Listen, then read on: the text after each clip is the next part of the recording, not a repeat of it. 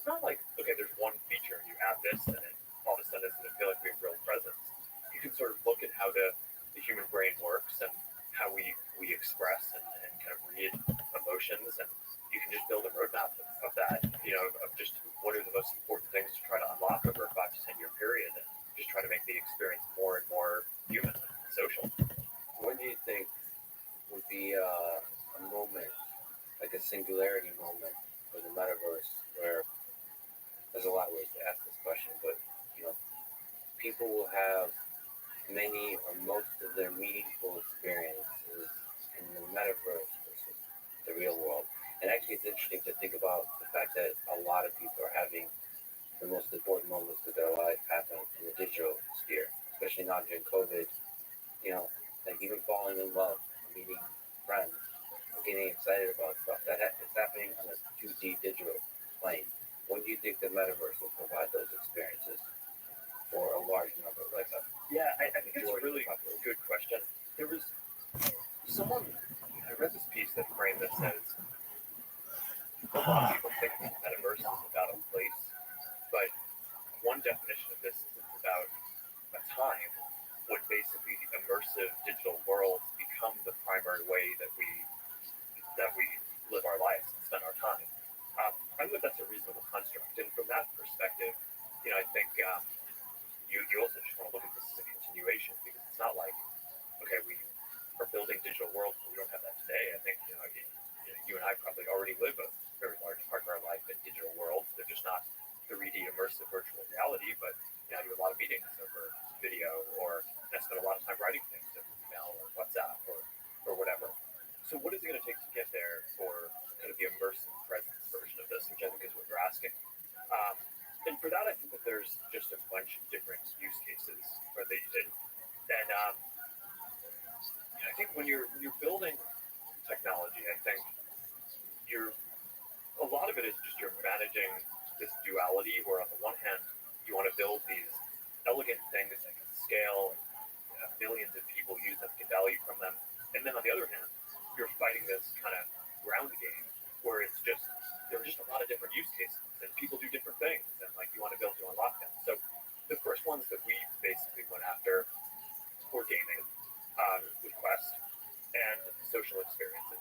And this is, it goes back to when we started working on virtual reality. My theory at the time was basically people thought about it as gaming, but if you look at all computing platforms up to that point, gaming is a huge part. It was a huge part of PCs, a huge part of mobile, but it was also very decentralized, right? There wasn't, for the most part, one or two gaming companies. There were a lot of gaming companies. Gaming is somewhat hit-based, so we're getting some games that have more longevity, but in general, there were a lot of different games out there.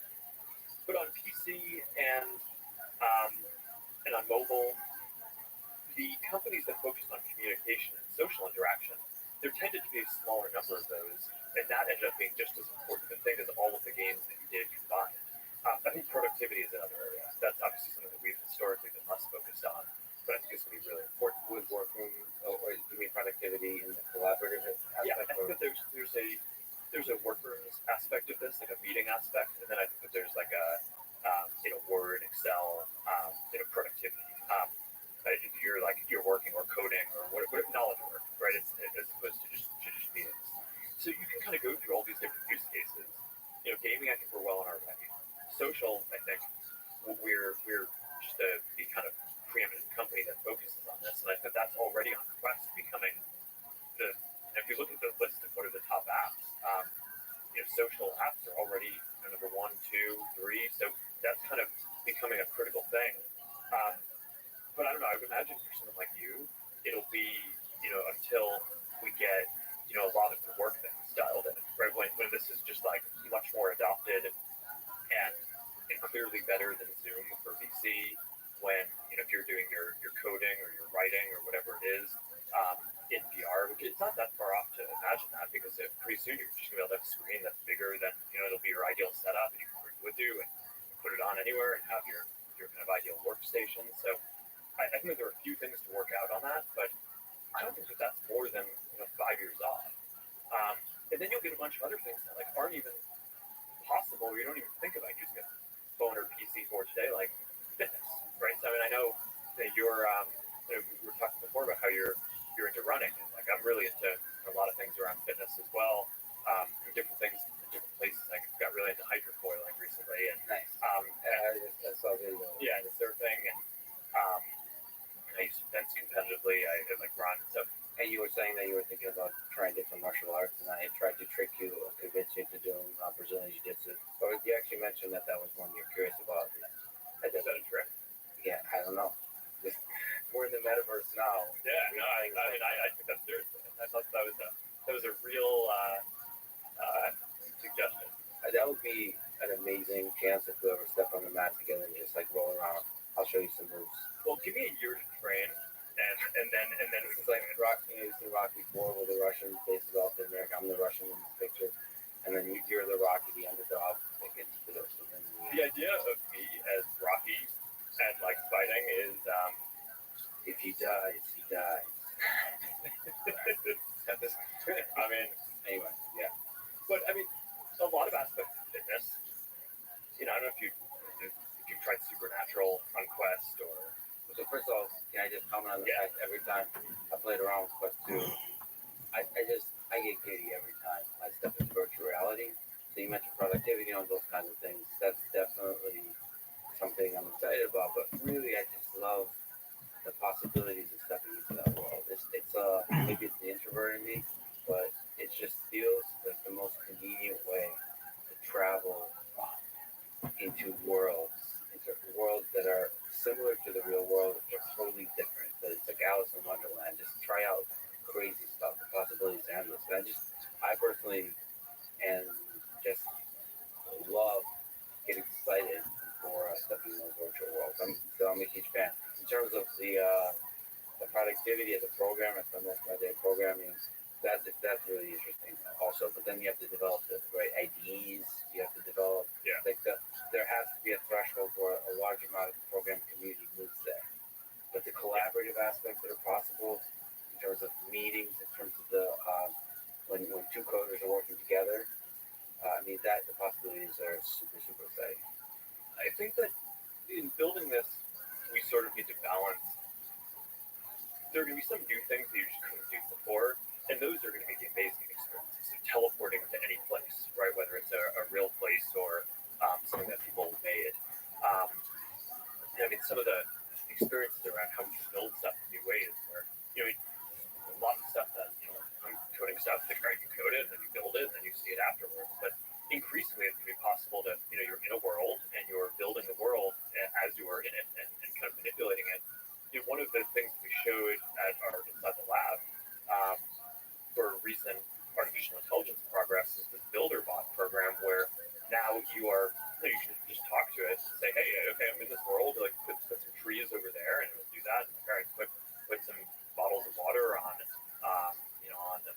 our picnic blanket, and it'll do that. And you're in the world, and I think there are going to be new paradigms for coding. So yeah, there are going to be some things that I think are just pretty amazing, especially the first few times you do that you're like, whoa, like I've never had an experience like this.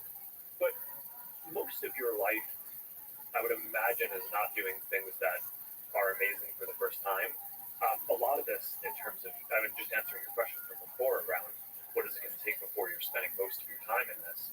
Well, first of all, let me just say as an aside, the goal isn't to have people spend a lot more time in computing. And that's to make myself. Yeah, when I spend all my time. It's to make computing more natural. But I think you will spend most of your computing time in this when it does the things that you use computing for somewhat better. So maybe having your perfect workstation is a 5% improvement on your coding productivity.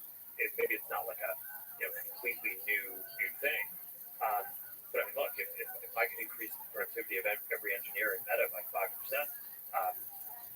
we buy those devices for everyone, and I imagine a lot of other companies would too. And that's how you start getting to the scale that I think makes this rival some of the bigger computing platforms that exist. When we ask you about identity, you talk about the avatar. How do you see identity in the metaverse? Should the avatar be tied to your identity, or can I be anything in the metaverse? Like, can I do whatever the heck I want?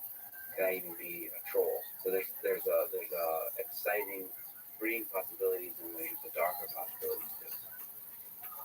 Yeah, I mean, I think that there's going to be a range, right? So we're working for expression and avatars. Um, on one end of the spectrum are kind of expressive and cartoonish avatars, and then on the other end of the spectrum are photorealistic avatars. And I just think the reality is that there are going to be different use cases for different things. And I guess there's another axis. So if you're going from photorealistic to expressive, there's also like representing you directly versus like some fantasy identity. And I think that there are going to be things on all ends of that spectrum too, right? So you'll want like in some experience you might want to be like a photorealistic dragon, right? Or if I'm playing Onward, which is this military simulator game, it's I think getting to be more photorealistic as a soldier and that could enhance the experience. There are times when I'm hanging out with friends where I want them to know it's me, so a kind of cartoonish or expressive version of me is good. But there are also experiences like VR chat does this well today, where a lot of the experience is kind of dressing up and wearing a fantastical avatar that's almost like a meme or is humorous. You come into an experience and it's almost like you have like a built-in icebreaker because like you see people and you're just like, all right, I'm cracking up at what you're wearing because that's funny and it's just like, where'd you get that? Or, oh, you made that. That's it's awesome. Losers say these things. Okay, Get losers. If you're going into a work meeting, maybe a photorealistic version of your real self is going to be the most appropriate thing for that. So I think the reality is there aren't going to be it's not just going to be one thing. My own sense of kind of how you want to express identity online has sort of evolved over time. And that early days of Facebook, I thought, okay, people were going to have one identity, and now I think that's clearly not going to be the case. I think you're going to have all these different things, and there's utility in being able to do different things. So some of the technical challenges that I'm really interested in around it are how do you build a software to allow people to seamlessly go between them? So you could view them as just completely discrete points on the spectrum. But let's talk about the metaverse economy for a second. Let's say I buy a digital shirt for my photorealistic avatar, which, by the way, I think at the time where we're spending a lot of time in the metaverse doing a lot of our work meetings in the metaverse, et cetera, I would imagine that the economy around virtual clothing, as an example, is going to be quite as big. Why wouldn't I spend almost as much money in investing in my appearance or expression for my photorealistic avatar for meetings as I would for whatever I'm going to wear in my video chat? So the question is, let's say you buy some shirt for your photorealistic avatar. Dude, this guy's such a It would be loser. cool if there was a way to basically Man, I got a god in the socks. translate that into a more Oh. for your kind of cartoonish or expressive avatar. And there are multiple ways to Why do is that. dominant on camera? Discrete points God, and, that's my okay, fuck maybe, you want to me. if a Why don't you go designer fucking ask the Rabbi? sells one thing, then Ask the time Chaim. two, Huh? and you use Ask fucking either Rabbi one Moshe on Klein, you that. douche. But I actually think this stuff might exist more as a spectrum in the future. And that's what Gatekeeping, I do bitch. think the direction on some of the AI advances that's happening to be able to, especially stuff around like style transfer, being able to take, a piece of art or express something and say, okay, paint me, this photo in the style of Gauguin or, whoever it is that you're interested in. God, no one gives a shit. Take this shirt and put it in the style of what I've designed for my expressive avatar. This fucking thing. I think that's going to be pretty compelling. And so the fact that you might be buying like a generator, like a closet that generates a style, and then like for the GAN to be able to infinitely generate outfits, thereby making it. So the reason I wear the same thing all the time is I don't like choice. You talked about the same thing, but now you don't even have to choose. Your closet generates your outfit for you every time, and so you have to live with the outfit generated. You could do that, although I think I think some people will, but I think there's going to be a huge aspect of just people doing creative commerce here. So I think there is going to be a big market around people designing digital clothing. But the question is, if you're designing digital clothing, you need to design. If you're the designer, you need to make it for each kind of specific design? Are you just designing it for kind of a photorealistic case or an expressive case, or can you design one and have it translate across things? If I buy a style from a designer who I care about, and now I'm a dragon, is there a way to morph that so it like goes in the dragon in a way that makes sense? And that I think is an interesting AI problem, because you're probably not going to make it so that that designers have to go design for all those things. But the more useful the digital content is that you buy in a lot of uses, in a lot of use cases, the more that economy will just explode. I think that's a lot of what all of the we're joking about it before, but I think a lot of the promise here is that if the digital goods that you buy are not just tied to one platform or one use case, they end up being more valuable, which means that people are more willing and more likely to invest in them, and that just spurs the whole economy. But the question is, that's a fascinating positive aspect, but the potential negative aspect is that you can have people concealing their identity, control, or even not people, bots. So how do you know in the metaverse that you're talking to a real human or an AI or a well-intentioned human? Is that something you think about, something you're concerned about? Well, let's break that down into a few different cases. Because knowing that you're talking to someone who has good intentions is something that I think is not even solved in pretty much anywhere. But if you're talking to someone who's a dragon, I think it's pretty clear that they're not representing themselves as a person. Probably the most pernicious thing that you want to solve for is, I think probably one of the scariest ones is how do you make sure that someone isn't impersonating you, right? So you're in a future version of this conversation, and we have photorealistic avatars, and we're doing this in workrooms or whatever the future version of that is, and someone walks in who looks like me. How do you know that that's me? And one of the things that we're thinking about is it's still a pretty big AI project to be able to generate photorealistic avatars that basically can they work like these codecs of you, right? So you kind of have a map from your headset, whatever sensors, what your body's actually doing, and it takes a model and it kind of displays it in VR.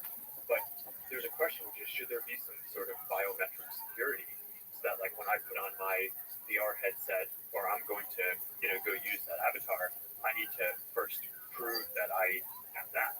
And I think you probably are going to want something like that. So that's as we're developing these technologies, we're also thinking about the security for things like that, because people aren't going to want to be impersonated. That's a huge security issue. Then you just get the question of people hiding behind fake accounts to do malicious things, which is not going to be unique to the metaverse, although certainly in a environment where it's more immersive, you have more of a sense of presence, it could be more painful. But this is obviously something that we've just dealt with for years in social media and the internet more broadly. And there, I think there have been a bunch of tactics that I think we've just evolved to. We've built up these different AI systems to basically get a sense of, is this account behaving in the way that a person would? And it turns out, so in all of the work that we've done around, we call it community integrity, and it's basically policing harmful content and trying to figure out where to draw the line. There are always really hard philosophical questions around where do you draw the line on some of this stuff. And the thing that I've kind of found the most effective is, as much as possible, trying to figure out who are the inauthentic accounts, or where are the accounts that are behaving in an overall harmful way at the account level, rather than trying to get into policing what they're saying, right? Which I think the metaverse is going to be harder, because the metaverse will have more properties of it's almost more like a phone call, right? Or you're it's not like I post a piece of content. Is that piece of content good or bad? So I think more of this stuff will have to be done at the level of the account. But this is the area where between the kind of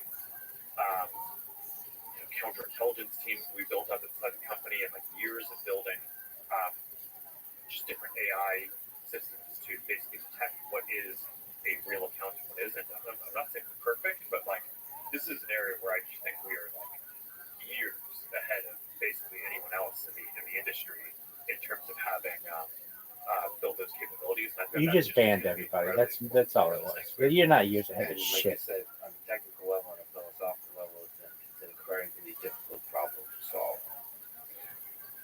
By the way, I would probably like to open source my avatar so there could be like millions of Lexes walking around, just like an army. So like Agent Smith. Agent Smith, yeah, exactly. So the Unity ML folks built a copy of me and sent it to me. So there's a person running around, and I've just been doing reinforcement learning on it.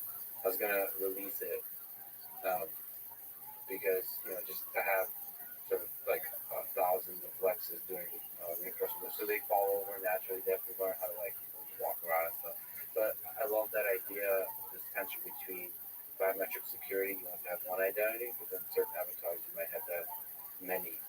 I don't know which is better security, sort of flooding the world with Lexes and thereby achieving security, or really being protected with your identity. I have to ask you a security question, actually. Well, how does flooding the world with Lexes help me know in our conversation that I'm Yes. talking to the real Lex? I completely destroy the trust in all my relationships, then, right? If I flood, then it's that. I think that one's not going to work that well for you. It's not going to work that. I mean, for the original well, copy it of probably fits some things. Like if you're a public figure and you're trying to have, a bunch of, if you're trying to show up in a bunch of different places in the future, you'll be able to do that in the metaverse. So that kind of replication, I think, will be useful. But I do think you're going to want a notion of like, I am talking to the real one. Yeah, especially if the fake ones start outperforming you in all your private relationships, and then you're left behind. I mean, that's a serious concern I have with folks. Again, the things I think about. Okay, so I recently got I used NAS storage, so just storage for video and stuff, and I recently got hacked. This is the first time for me with ransomware. It's not me personally; it's all QNAP. So the question that people have is about security in general. Because I was doing a lot of the right things in terms of security, and nevertheless, ransomware basically disabled my device. Yeah. Is that something you think about? What are the different steps you take to protect people's data on the security front? I think that there's different solutions for and strategies where it makes sense to have stuff kind of put behind a fortress, right? So the centralized model versus decentralizing. And I think both have strengths and weaknesses. So I think anyone who says, okay, just decentralize everything, How you living, more Pam? secure, I think that's tough because the You're good. advantage Let's go, bro. Just awoke. How about you? I just wanna talk a bit, bro. Is it okay? No, I'm watching something right now. But if you'd like to ask me any question, there's an Ask Me Anything feature. You can use that. Okay, bro. I'll be back when you're free. Okay, what do you want to talk about if I just may know?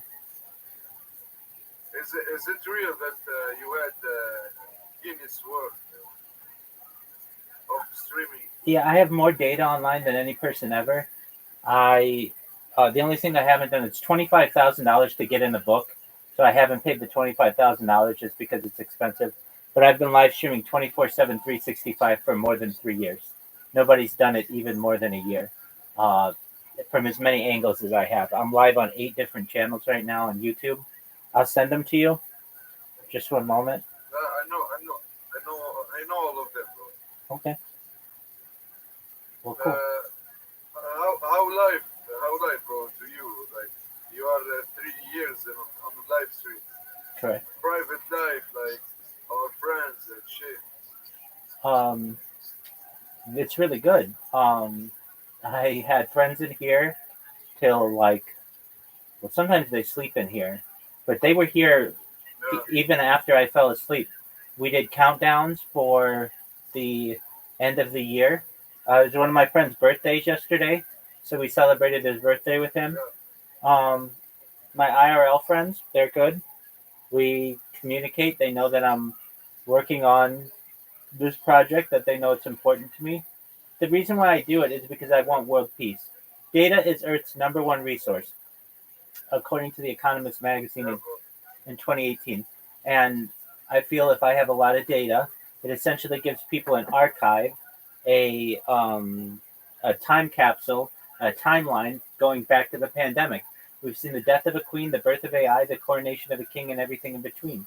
It's a very exciting opportunity for the world to be able to watch someone 24/7, 365, to be able to connect to them, to be able to ask questions like you are, and just realize that we're not all that different. Yeah, I understand what you are trying to do, bro. It's good. It's a good thing. Just keep going. That's right, my friend. That's right. Hey, let me make sure to send you a friend request. You seem like a cool person. Right, bro.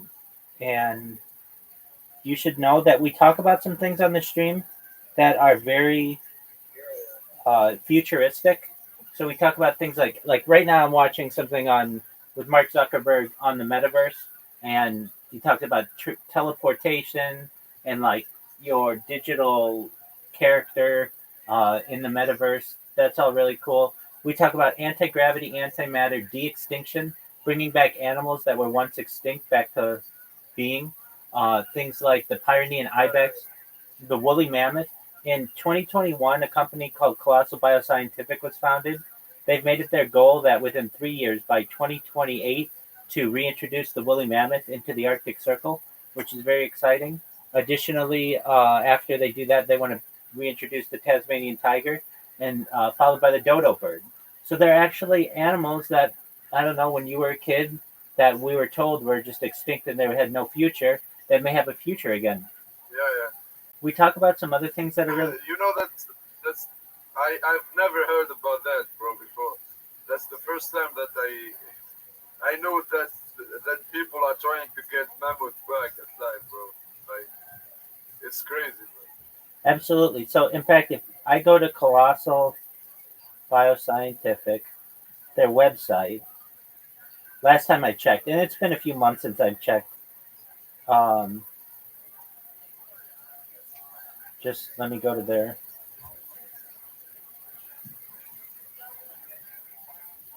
website. You can actually see.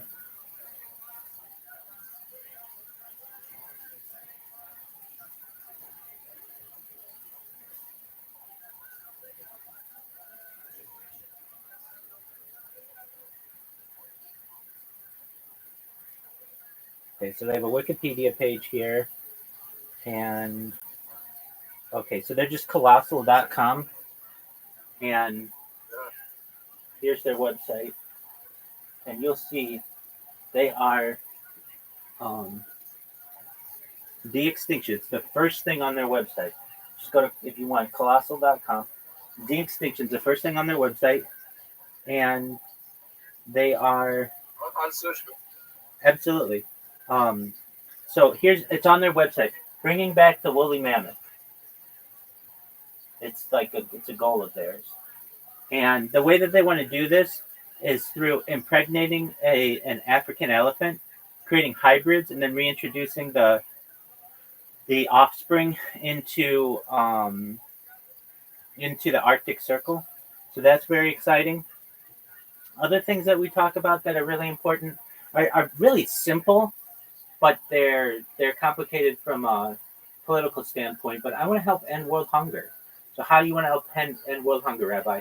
Through the use of agricultural drones, saltwater greenhouses, floating greenhouses, things like hydroponics and perhaps vertical farming and cloud seeding. Those 6 technologies that I just named off, I named off half a dozen technologies, would change the world. It would mean that people wouldn't have to pick produce anymore. It means that areas that are dry and usually unavailable to crops would be able to be farmed. It means that essentially we'd be able to control the rain so that they didn't get too much water, not enough water. Let's say it's a very busy, let's say it's a very populated area. We can use floating greenhouses, basically greenhouses that float on the water, to be able to have extra land. These are all really important things for humanity. I want to help end global thirst through digging of wells, which is as simple, sticking essentially a pipe in the ground to be able um, to utilize Earth's natural underwater waterways.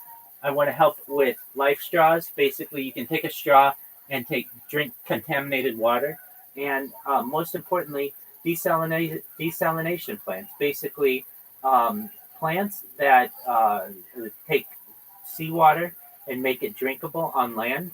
I really don't think that with the technology that we currently have um, that world thirst should be an issue, but it is for people on a daily basis. They need to ensure that they get food and water, and currently some people aren't able to do that, and I want to help them. Additionally, things that we talk about on this stream that are really important to society are things like life extension technology. The idea that when you were born, your average life expectancy is probably about age 80 or so, but I want to increase that to age 100, 120 through use of technology like stem cells, human growth hormone, things like nootropics, cryonics, cryogenics, things like ambrosia therapy, utilizing the platelets of younger people for the benefit of older people. All of these can extend the human life to maybe 120, maybe even older. But eventually, your body's going to break down, and I recognize that. I'm not blind to that, Lemby. And so then what happens? You may say, Rabbi, okay, I'm 120 years old and my body's starting to break down. What do I do? Okay, well, that's when the next type of technology comes into effect. Things like mind uploading technology, where we scan your brain, where we know where every atom is in your central nervous system and your peripheral nervous system, and we utilize that data, store it on a computer, like we do a CAT scan or an MRI, for later download as an android, an avatar, a cyborg, a cybernetic being, a clone of yourself, perhaps a robot or an ethereal being, whatever you want to be. But essentially, what I'm telling you is that you may be able to have a digital immortality, which is a very exciting future. That's crazy, bro. But that's the future. Crazy, bro. That's the future. And so that's the future, bro. Exactly. And so when you see like the things that we talk about on the stream, they're all very advanced. They're all perhaps some people may consider them. I say that you are the best streamer in the world, bro. Thank you. Thank you. I say that, bro. Thank you, man. I've never seen someone. I've never seen someone with this content before. That's why you're not viral, bro. Yeah. That's why they don't want the truth. They don't want the future, bro. You heard it here first, folks. Crazy, you heard it here, folks. You heard it here first. You're absolutely right. Whenever I get any traction with an account that gets thousands of followers or viewers or whatever, eventually it gets taken down for whatever reason. And so, it's hard to build momentum, but I have 1,500 people in here. I started this Discord only about 6 months ago. And so we've got 1,500 people, which is really great. And it's growing every day. I'm live right now in 1, 2, 3, 4, 5, 6, 7, 8, 9, 10 different Discords. Channels, yeah. So if I may ask, Lemby, how did you find out about me? I found out about you in Uzi's Discord, bro. Yeah, they banned me from there. I saw your ad. Yeah. Well, I found it like a bizarre thing, like a weird thing. That your name is like wait. Rabbi is like a god in Arabic, Okay. You know that? I'm unaware, but in Hebrew it means teacher. And because I teach on many different subjects, and I'm a respected individual within my community, that's what I'm called. And my name is Michael Rothschild, so my last name is Rothschild. So I'm basically Teacher Rothschild. And I do my best to share my life with the world and give people a portal into what humanity is. I know Fusi, I watch his streams, and I know that if we were to come down together at a table, eye to eye, we'd get along marvelously because we want peace. We want peace in the world. And when we have that commonality, we'll be able to overcome many different challenges. The one reason, or a major reason why a lot of streamers don't like me, and I understand this, is because I created a robot. I'll actually show it to you right now. Just one moment. This robot, it spams people, Now, here's the thing. I'm live on many different platforms, including Rumble and YouTube and um, Twitch and all kinds of others. And I had to make a sacrifice. Like I thought, you know what? Not everybody knows about me, and that's fine. But if I use one of the platforms and spam myself, and everybody will know about me then, and at least then I'll be able to make connections. And there are people who tell me you're the most famous person on Kick, and I'll show you why. Just one moment. I'm sure you probably know what Kick is, if you know Fusi. Okay, so here's the Kick platform, and like you see, I've been talking with you. I'm not touching this computer, but here's the pointer. Yeah. What it's going to do, it's going to press the follow button here automatically. It's very smart. It has image recognition technology, so it will press the follow button. Now it's going to create a clip, and it's going to put my Discord in here. So you see that it's all happening autonomously. It puts the Discord link in there, and then what it's going to do is it's going to spam them. And so it just spams people.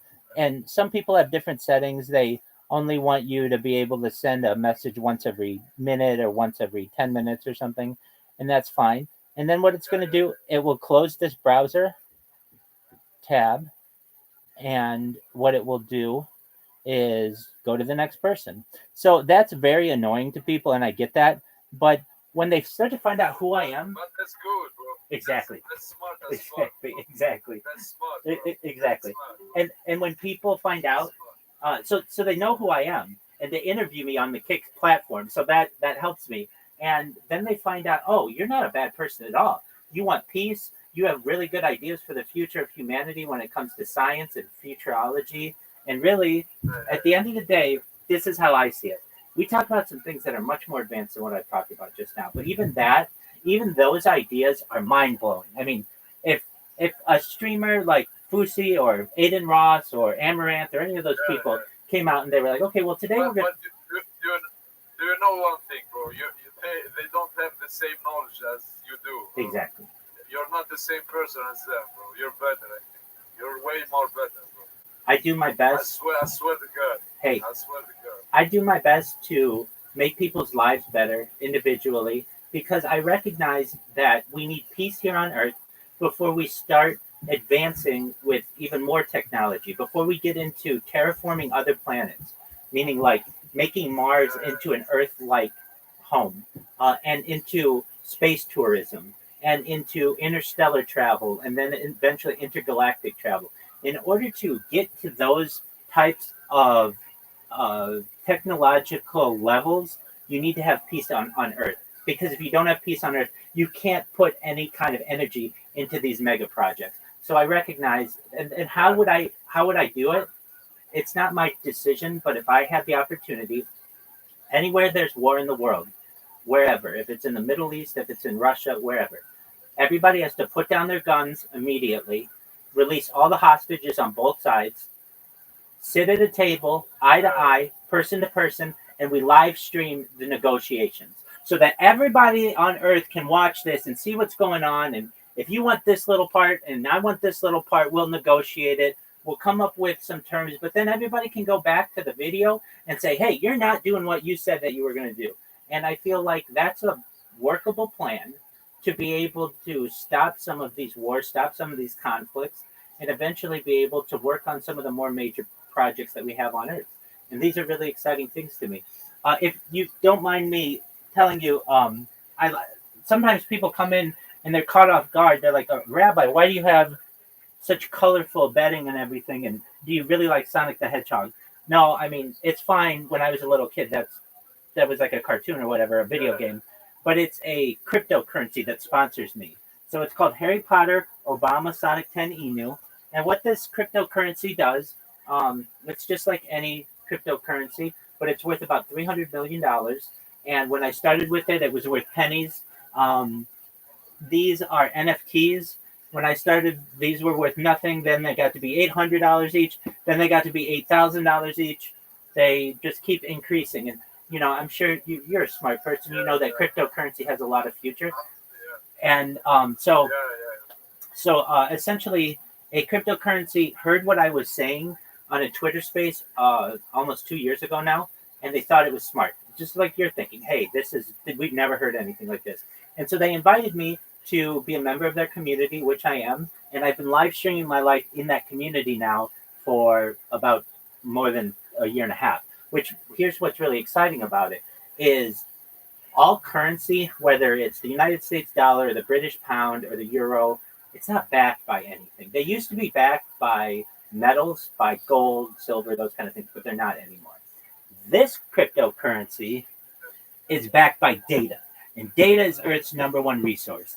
And that's what's really exciting is that from that camera or any of these other cameras, you'll be able to follow the price of this cryptocurrency as it continues to rise and know that it's backed by something. Finally, we have perhaps a cryptocurrency that's backed by something. So I did want to explain that. Some other things that we talk about that are really exciting are things. I mean, like they're advanced, but the modification of genetics so that we remove any type of birth defects from children is very important to me. Things like once we start getting into advanced space travel, there are a lot of questions that, and I understand these are years in advance, but if we're going to have a digital immortality and we'll be able to upload our minds into other beings, then these become your and my problems, not the problems of tomorrow. So how are we going to be able to travel the stars? Perhaps through advanced propulsion techniques, the modification or the bending of space-time using wormholes. Basically, one thing that I'm passionate about is something known as alien disclosure. I think that aliens or extraterrestrial life has been here on Earth for many, perhaps before humans were even formed. I personally, and this is what I've heard from alien abductees, their interviews, and also whistleblowers from the government. We've been seeded here like a zoo, and we are essentially a big experiment. So abductions take place, and in exchange for abductions, apparently some governments have made the agreement that we would get technology, advanced technology. So I even think that the discussions we're having right now is reverse engineered alien technology that basically came about since 1947 or so, right after World War II, after Roswell, if you're familiar with that. Many of the drones that we're seeing, especially in the world right now, are raising attention to this issue. And whether let's say aliens are flying in the air or they never visit us ever, it's still an important conversation to have, and normally isn't discussed in society. And I feel that it shouldn't be taboo, that it should be something normal that you could talk about with your friends and say, hey, did you see that there was a UFO sighting in Spain, or that there was a USO that came up in the Bahamas that's an unidentified submersible object, or these are things that we should be able to talk about. And really, I love to study that type of technology. So if you're wondering, like, well, how do these UFOs propel themselves, and from where are they? From my research, they come from. Well, they can come from all kinds of different star systems, but the ones that we're probably more familiar with, like the alien grays, the short little gray aliens, when you think of an alien, they come from an area called Zeta Reticuli, which is located in Orion's belt, in the constellation. And there's something very interesting about the alignment of the pyramids in China, the pyramids in Mexico, and the pyramids in Giza. Exactly. They all are, it's like three in a row, but one of them is a little off center, just like that star system, almost as if we're like a mirroring what some previous civilization was able to experience. Do I know this for a fact? Is it exact? No, but there is some commonality there that's just interesting to me, and we should be able to talk about these things. And then really when we get down to brass tacks, basically, like things that, let's say, hey, Rabbi, you go viral today. How do you want to change the world? Well, I really would like to see equality amongst all people. And one thing that I think specifically on the internet, and one thing I'm really passionate about, and that's why I watch documentaries and podcasts with movers and shakers, with important people within technology like Mark Zuckerberg, is he has the opportunity to change something. So, for instance, let's say, Lemby, you have a let's say you have a child. She's 21 years old, and you have two children. They're twins. A boy 21 years old and a girl 21 years old. If your boy who's 21 years old goes to the beach and takes his shirt off, no big deal. He'll get content. He'll get lots of views and upvotes and things like that. However, if your girl, if just accidentally has a nip slip, just accidentally, she can lose her account, and I don't think that's right. That's discrimination against her, and I'd like to see people be desensitized to the nipple. It's just skin. I don't think that we should discriminate on the basis of skin color nor skin content. Essentially, you shouldn't lose your entire account because you had a nip slip. I'm not saying that these things are always done with are always done in the most moral of ways, but you shouldn't lose your account just because of your gender. And currently on Facebook and Instagram and TikTok, if you're a boy and you have your shirt off, no big deal. If you're a girl and you have your shirt off, or even just accidental, you lose your whole account. I don't think that is right. I'd like to see some equality there amongst people, and really just a global conversation that we aren't all that different. We all eat, sleep, cry. We have behavior patterns. We have sleep patterns. All of that's really important to study. And when it comes to the stream and all the data that I have, here's what's really neat. Right now, Lemby, we're just seeing things with a two-dimensional, like I'm just a two-dimensional box to you. But in the future, using augmented reality, you're going to be able to know the temperature of my body temperature, how many blinks per minute I have, swallows per minute I have, how many breaths per minute I have, heartbeat per minute. You're going to be able to remove my clothing, change clothing on me if you want. You'll be able to remove my skin and see my skeletal structure. Eventually, what's very exciting is you'll be able to remove the areas of my cranium, my head, and be able to see my brain. And we'll actually be able to see what I'm thinking at any given time. We'll be able to see what I dream about. We'll be able to see how I react to things because I have so much data and it is archived from so many different angles. Those are really things that I feel will be a benefit to people of the future, and it's why I've taken on this project.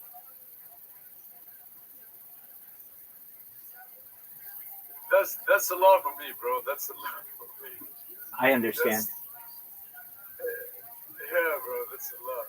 Well, Lemby, That's good. That's good. I understand it's a lot. It's a lot for a lot of people, but you should know that there are people out there who want a better world, and I'm one of them. And I've made sacrifices in my life to be able to do this. And I don't think it's going to be too much longer. I mean, you found out about me from Pussy, and I will say, I said this recently. I get banned in so many different Discords. It's not a big deal to me. Pussy has the right to have whatever people he wants in his Discord, and I know because I spam so much that he's already, or probably moderators are already a little timid to have me in there. But I know that, like, if you know who Aiden Ross is, I'm the number one streamer in Aiden Ross's Discord. I'm the number one streamer in KSI's Discord. I'm the number one streamer in iShowSpeed's Discord. So I've made some really good connections, and eventually what I do is going to get popular, and then all these people will know about me, and they'll have known about me for years. It's going to be a very exciting gift to the world. I hope so. Absolutely. My friend. That's a good thing for other people. I agree. And we need leaders in this world, and I'm one of them who will help to create a conversation amongst people that we aren't all that different, and we have a lot of commonalities, and you should know you're always welcome in here. I'm always doing something interesting. So like last night we played games. We played like 6 hours of games last night. I was here yesterday. Excellent. I'm always watching podcasts. I always have the radio going, so there's always news going 24/7. So I really think in the future people will wonder, like, okay, well, I wonder what history was like on, say, September 19th, 2022. And you can go back to that stream of mine. I have 24 hours of content from all these different angles, and you can hear that what was going on in the news, but also what people were experiencing. I do IRL streaming. I've streamed as far north as Santa Barbara, as far south as San Diego, as far west as the ocean, as far east as the mountains and desert. While IRL streaming is expensive, one day this is going to go viral, and when I do, I'll be able to travel the world. I'll be able to bring this gift and allow people to have a first-person view of everything that I do. That'll be very exciting as well. So you should know that you are an early adopter, so to speak, of Rabbi's project. And if there's anything that I can ever do for you, your friends or family, I'm here for you. Just I appreciate the time that you've allowed me to tell myself about you. I'm sorry, to tell you about myself. Apologies. And if there's anything that you need, I'm here for you. Bro,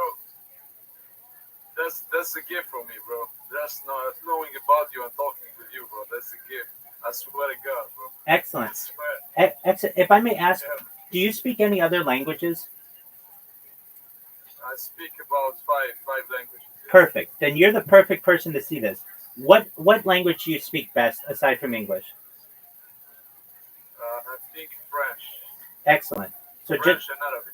excellent. Okay. So here's something that I would like. Let's use Arabic. I would like. This is known as a universal translator. It's technically known as a pocket talk, but especially in areas where we have different cultures, perhaps along the United States and Mexican border, or perhaps in the Middle East where people speak different languages. This isn't a very expensive device, and we do have Google Translate, but there's not something that's as fast as this. Basically, this universal translator, I think, could bring people together. When people will be able to communicate with essentially strangers, they won't be strangers anymore, and that to me is a very exciting future. في الأساس، أي مترجم عالمي سيجمع الناس معا عندما يتمكن الناس من التواصل مع غرباء في الأساس. لن يعودوا غرباء بعد الآن، وهذا بالنسبة لي مستقبل مثير للغاية. Bro, that's crazy. I know it That's is. crazy. Absolutely. Who made this, bro? Who made this? It's a That's company. the first time I've ever seen something like this. Exactly. It's a company called Pocket Talk, and it works. It has so many different languages. So like it's got French if you're Canadian, French if you're from France. All of this translates essentially instantly. And I wish we could give these to children and give them to adults of all ages and all peoples, especially where there are conflicts. Because if we have communication channels, people will be able to come to an easier understanding with people with whom they are not familiar. Tout cela se traduit instantanément et j'aimerais que nous puissions donner à ces deux enfants et à eux deux adultes de tous âges et de tout peuple, en particulier là où il y a conflit. Parce que si nous avons des canaux de communication, les gens pourront parvenir à une compréhension plus facile avec des personnes qu'ils ne connaissent pas. These are gifts. And people don't know that this exists. It's fast. It It's is. faster, bro. It's fast. I agree. It works with internet, huh? Yeah, it works with Wi-Fi or with it has a cellular data, exactly. So I mean, it's just about getting them to the people, but they're not very expensive. I bought that like 5 years ago. It's really pretty old, and it is about, it was like $200 then. That price can come down. It can get better, and especially on this stream, I get people from all over the world, and they don't always have the strongest English, and my other languages aren't as strong as I'd like them to be. But I can use that, and we can connect instantly. I can learn about their friends and their family. They can learn about the project. They can learn about who I am, and it's just amazing. If I see the difference that it makes in my life, I know that it could make a bigger difference in places, especially where people speak different languages or in very diverse places, or people who are traveling or tourists or whatever. It will help to bridge that gap in translation that we have so that we come more together as a people. Communication is so very important amongst people, and if we're able to communicate as a society in a smooth way, we will have less conflict, less war, and that's really what I'm about.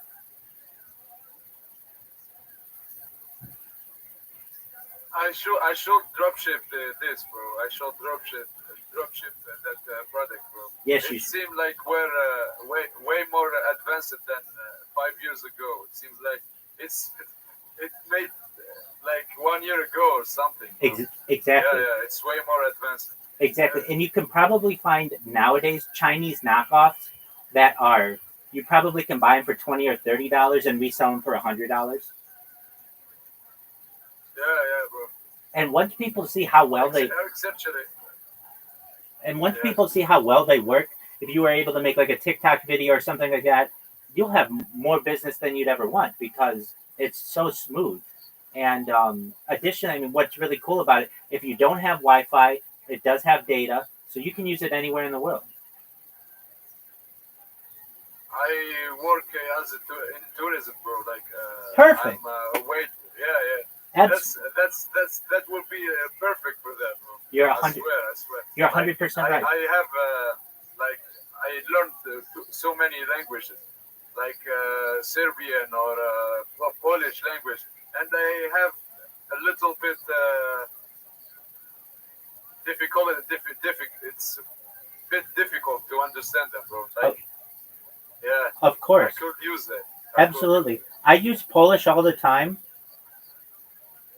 I have a friend of mine who is a kick streamer, and her English isn't as strong as she'd like it to be. So sometimes when we're talking about some of these very advanced topics, we need to have some translation, and it works very seamlessly.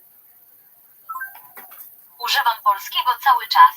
Mam znajomą, która jest streamerką kick i jej angielski nie jest tak dobry, jakbyśmy chcieli.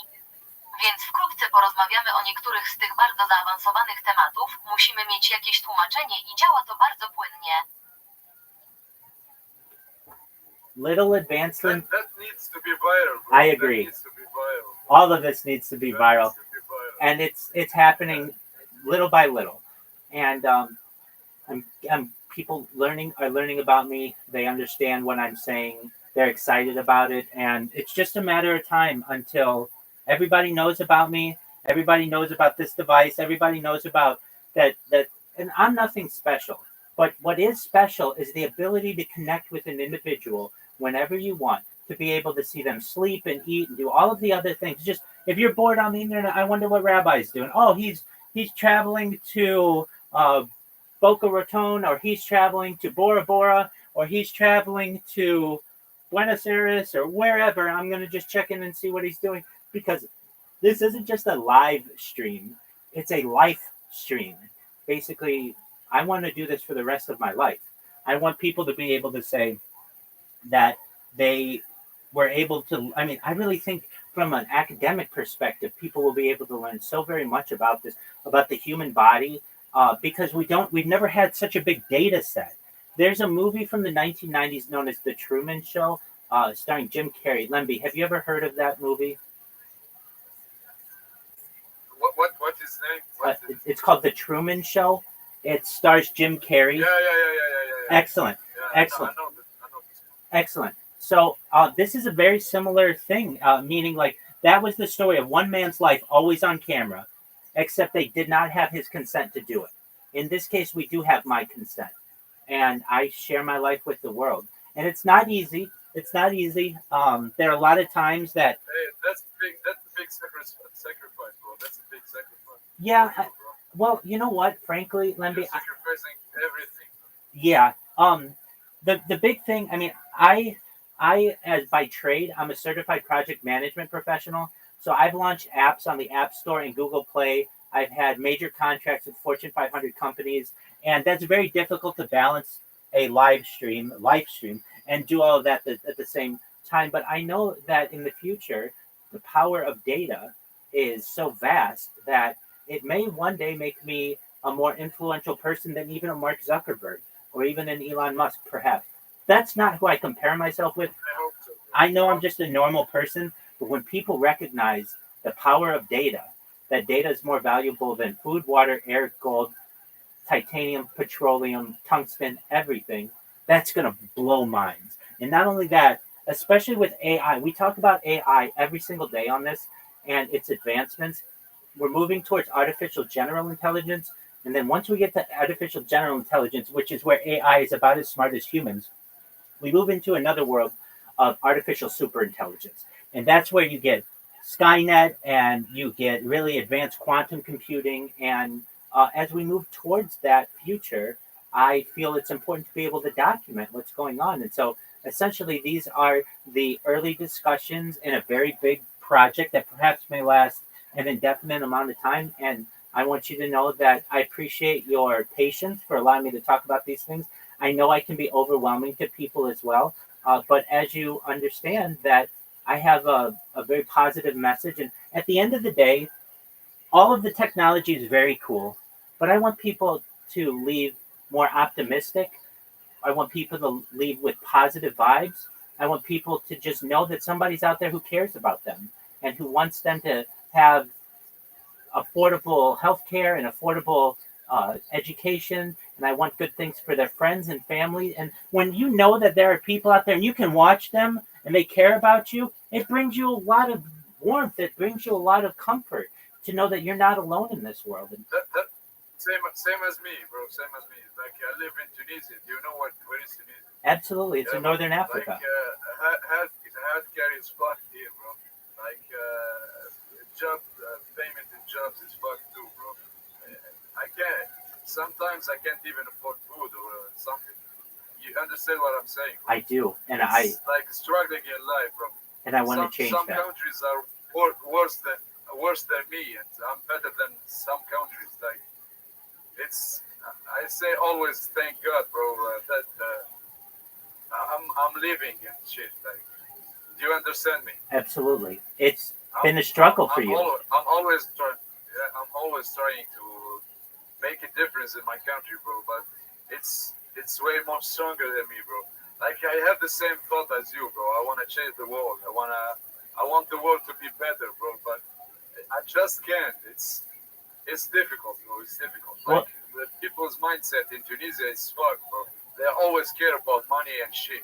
Well, we can change that, Yeah, and we're going to change I that, hope, bro. and I'm going to help I you. hope so. So eventually, some cool streamer or some influencer is going to say, "Hey, you spam me every single day. Let's see what this is about." It's going to go viral, and when that does, I'm going to have more money than I ever knew what to do with, and I'm going to be able to give it to you and to the people of Tunisia and the people of Tunis and everyone in Northern Africa, especially the African continent, is very important to me. Especially people in some areas of the developing world globally.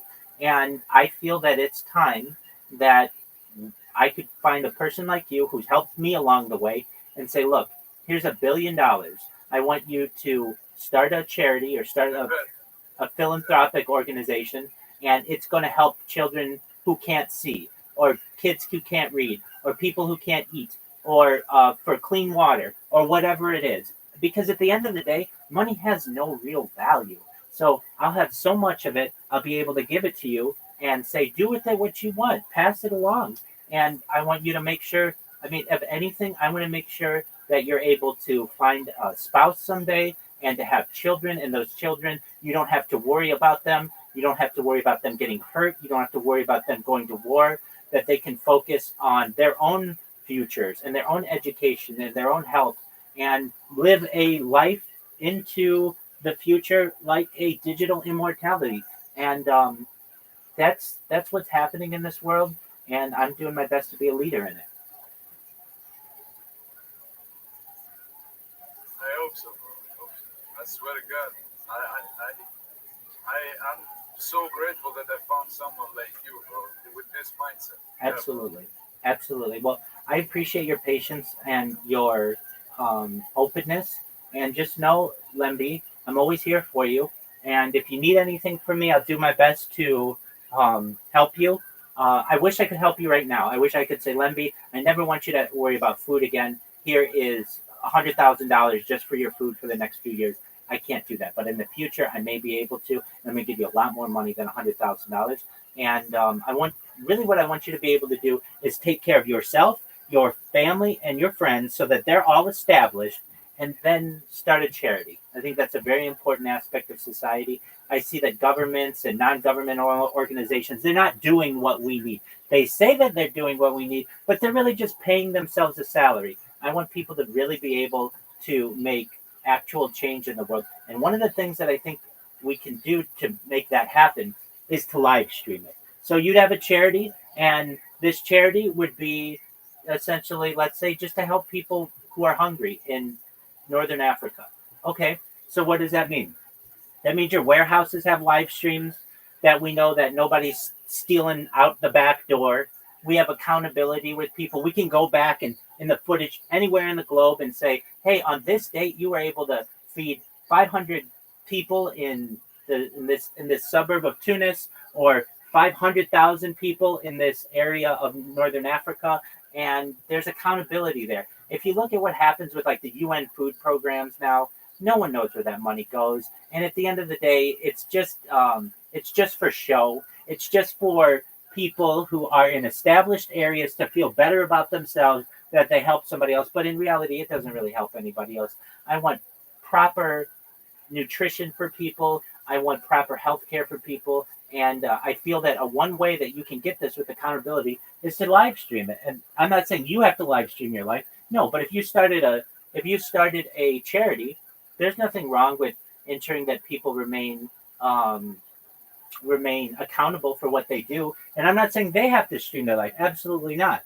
But people will want to give to your charity if they know you're so accountable that, hey, we give out, maybe it's a soup kitchen, or maybe it's a series of soup kitchens. And at any time, people just can connect with that. And they're going to give you more money because of that, because they're going to know, like, hey, I could either give to a group where I don't know where the money's going, or another group, not only can I give to it, but then I can get entertainment from it too. It makes me feel good.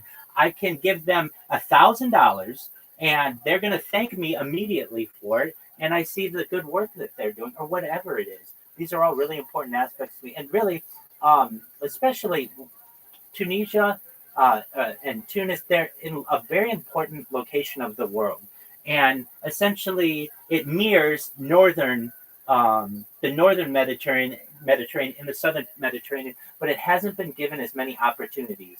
And I'd really like to change it. And really, the things that I talked about with things like agricultural drones and vertical farming and saltwater greenhouses and floating greenhouses and perhaps cloud seeding and hydroponics, those are all perfect. The land of Tunisia is perfect for these types of advancements. So just know that there are people out there who care about you and care about your offspring, and I only want good things for you, and I only want good things for the people of Tunisia. Do you know who's in my picture, bro? It's Hannibal. Do you know him? Absolutely, the Carthaginian general. Yeah, bro. Tunisia had like a good history, bro, with too many cultures and too many. I think you know that. I think you know that. Absolutely. Bro, actually, yeah, we didn't have the chance that we wanted to do, bro. Like you were destroyed. We can do way more. Yeah. You were destroyed in the Third Punic War. You were destroyed in the Third Punic War, and Carthage was salted, and essentially to never have any kind of development ever again. And it has regrown over the course of 2,000 years. But really, the people of Carthage previously were like Phoenician people who gave amazing advancements to the world, including in sailing, including in maritime industry. Absolutely, and language as well. Many languages are based on ancient Phoenician, and those are your ancestors. And I love Hannibal. I love the spirit of Hannibal. I love the story of the Second Punic War and taking elephants through the Alps. It's just fascinating to me, and how he was underpowered and was able to overcome some of the largest Roman legions that have ever existed. It's a fascinating story. So Hannibal has a special place in my heart. I have like a TikTok. I'll follow you right now. Sharing. Yeah. What's your TikTok?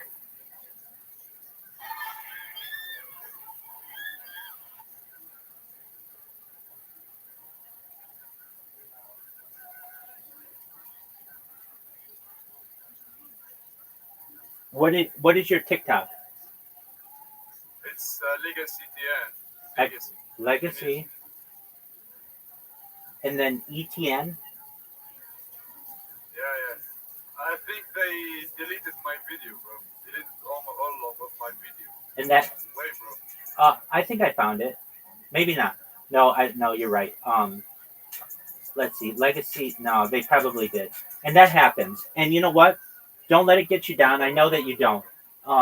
If I could have found it, I would have followed you. But here's what I did to make this special. So, of anybody who's ever had stuff canceled, I have. So what I did is I created more than 100 YouTube accounts, more than 200 Instagram accounts. I have more than 300 Twitch accounts. I have more than 1,000 TikTok accounts. I just said, you know what? If TikTok's going to start deleting my stuff, I'm just going to create more accounts than they've ever seen so that I'm uncancelable. If you take down my main account, everybody can join my secondary account or tertiary account or quaternary account. All the way, I have 1,000. I have over 1,000. I have over 2,000 Twitter accounts, and I have over 10,000 Kick accounts. I have more social media than any person who's ever walked the earth has ever had, which makes me, in my own way, somewhat uncancelable. Because even if TikTok doesn't like what I want, I have years of my life archived on Instagram. If Instagram doesn't like it, I have years of my life on Rumble. If Rumble doesn't like it, I have years of my life on YouTube. And those are all permanent or indefinitely saved. So essentially, they're time capsules. And in addition, I've live streamed on Kick, but I'm currently live on Twitch. I'm currently live on Rumble and all these other platforms. So, but I definitely understand the frustration that happens when someone doesn't like what you say, and then all of a sudden you lose your account. And there's They don't want to. They don't want the truth, bro. They want exactly people to be buried in life. 100%. Yeah. And many times as well, they there's no appeal process. There's no human who's gonna be like, oh no, this is fine. I mean, like what you were telling me was about Hannibal. Like that's a historic figure. That shouldn't be very controversial. Look, bro. I was talking about all Tunisians leader. I talked about Hannibal. I talked about Bourguiba. I talked about Othman, like the Ottomanian Empire, bro. I talked about a lot of things of Tunisians' history, and I think they banned me, bro. I think they deleted all my fucking videos. I don't know that. I didn't even know that, bro. And like I thought it's like an interesting subject or content to do, bro. But I didn't went viral as I thought, because it all depends on Tunisian mindset, bro. Like they are buried in shit. They are always following the luxury life and shit, following money, following the gangster styles and shit, bro. Like, I hope you understand what I'm saying. But I do, 100%. They are brainwashed. They are. They are brainwashed. Bro. They are. Yeah. We are all in it to make our friends jealous, or they brainwash us all to make our friends jealous, to buy luxury items, to focus on celebrity culture, and not focus on real people around us in our society. And there's no way for you to be able to appeal a TikTok ban. There's no human interaction that you have. It's just some faceless people in another country who may not even speak your language, and they just don't like you. And so they just say, no, we don't want you on there. I want to change that. I want to be able to get your account back. A lot of people who've lost their accounts due to this person. I mean, this is Mark Zuckerberg, and he takes pride in saying, we have regulation and safety, or trust and safety, and we have AI that looks through all of these different things and removes some things and keeps some things. Okay, that's fine, but you're wrong, or he's wrong about 50% of the time. So your system is flawed. If I were to say, hey, I came out with a company and only 50% of the content actually gets to stay, people would say that's a huge failure. But because he's a billionaire and his company is worth $1 trillion, everybody holds back and says, oh, Facebook and Instagram and Meta. Exactly. I want to change that. I want to be able to call out these people and say to them, you need to have your algorithms be public. I'm a huge advocate for open source software so that you don't have to have gatekeeping. You don't have to have lots of money to be able to get from one level to another to a level. No, that's not right. And when there are leaders in this world, and I'm not the only one, who talk about giving the power to the people, at least in terms of what they can post and what they can't post, that's very important to me. The way that I feel, go ahead. I think that Elon Musk did that on Twitter, bro. He did. I think he wanted to give all the people the freedom to talk about anything. Agreed. And I think that was a major advancement. And when it comes to social media, people post whatever they want. And instead of a company saying, we don't think that you should be seeing this, you should just have a button that says mute. And I don't want to see this anymore. And you have the choice to be able to say that. I don't need a company telling me that I can't see Hannibal information or information about Tunisia. I don't need a company telling me that. I can make my own decisions when it comes to those kinds of features. The real reason why they do it is because it's very easy for political unrest to occur and for people to get mad at really rich people on earth, and so they do it to protect themselves. And I understand that, but I'm not saying it's right, and I'd like to change that. And I respect Elon Musk for what he's done on Twitter and at least giving people their voice back.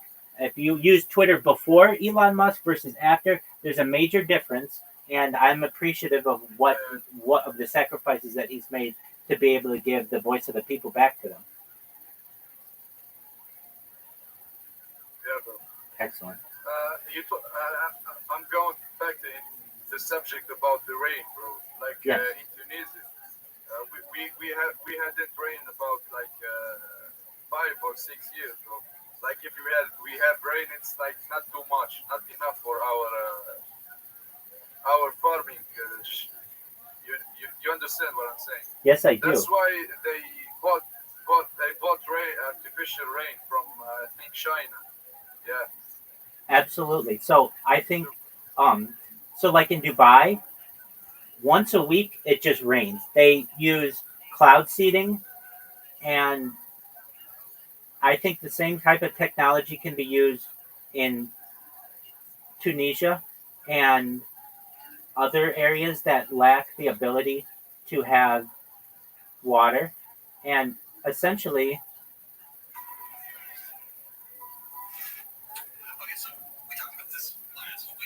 I let me see if I can find it on TikTok. I mean, I can find it on YouTube, but it'll be a little longer.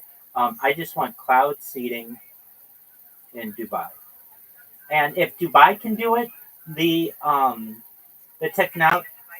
Okay, here it is. Here it is. They have this really advanced system.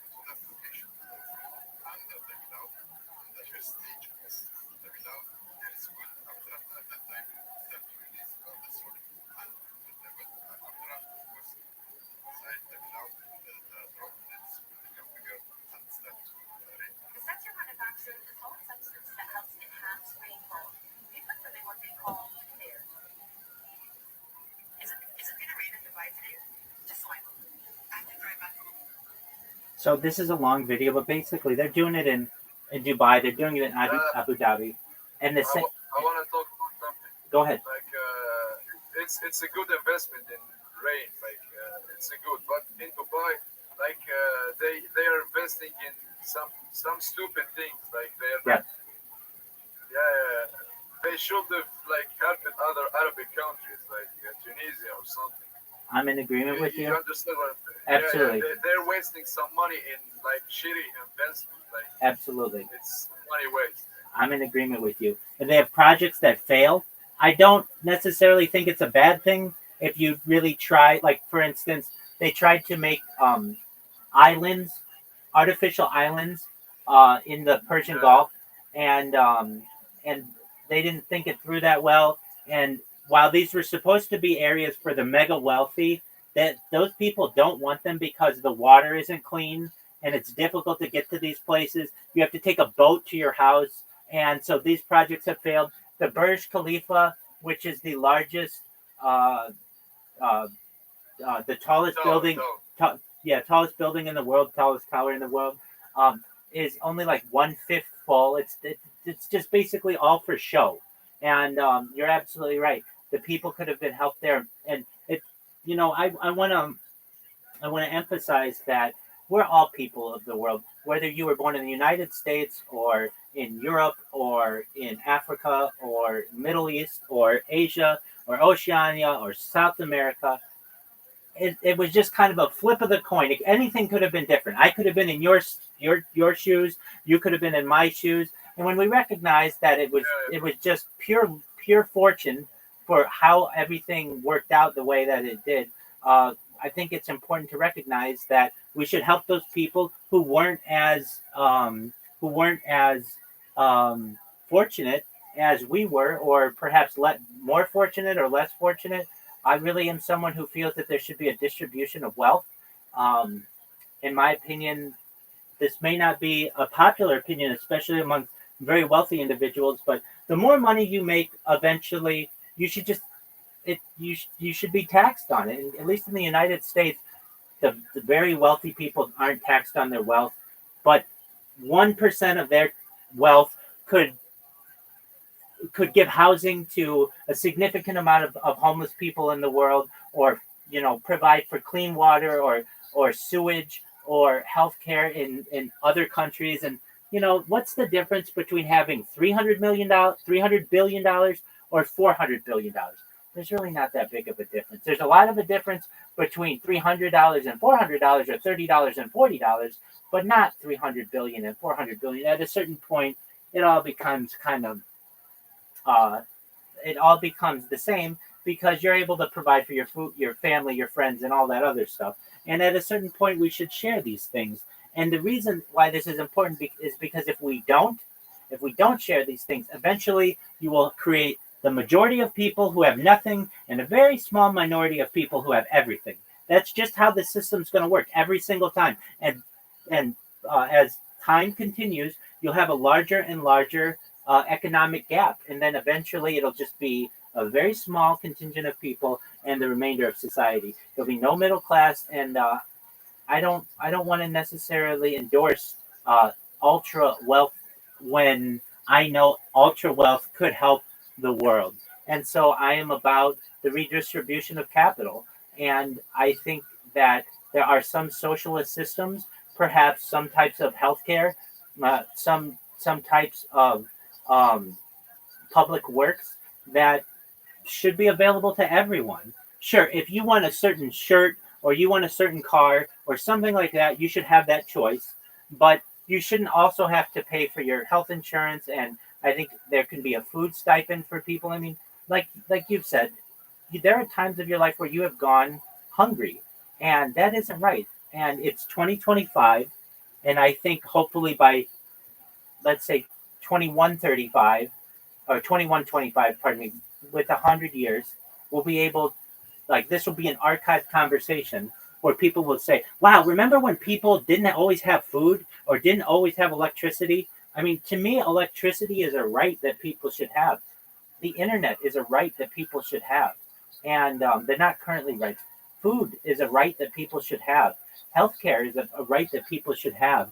The ability to travel is a right that people should have. And instead of, the people having empowered these types of being empowered by economic and technological advancement, they've almost been enslaved even more. While, yes, we have cell phones and things, these things can track us. These things can, do damage to us when they should be beneficial for us in society. So you should know that you have an ally.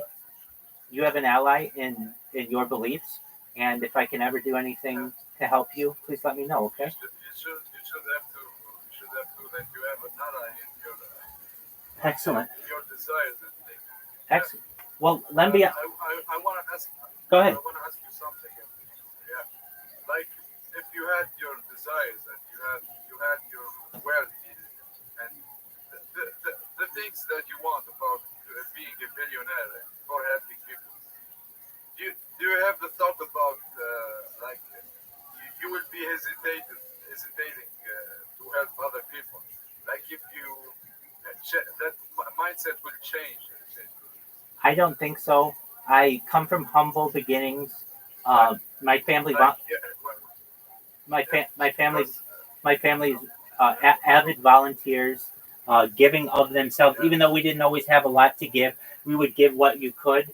And I want that mentality to continue into the future. And here's the thing: I'm on camera for all of this. I know that my wealth, if it ever comes, would be made on data. I'm not going to be able to do a 180 and be like, okay, well, now that I have all this wealth, I'm going to keep it all. No, I'm on camera. Like, if anything, if I have any type of integrity in myself, and if anybody ever wants to make sure that I continue to have wealth, then they're just going to be able to say, look, on this date, and on this date, and on this date, and on this date, and this date, you said that you wanted world peace and that you wanted to end world hunger and end world thirst. What happened? And I just can't live with myself if I know that things are not consistent.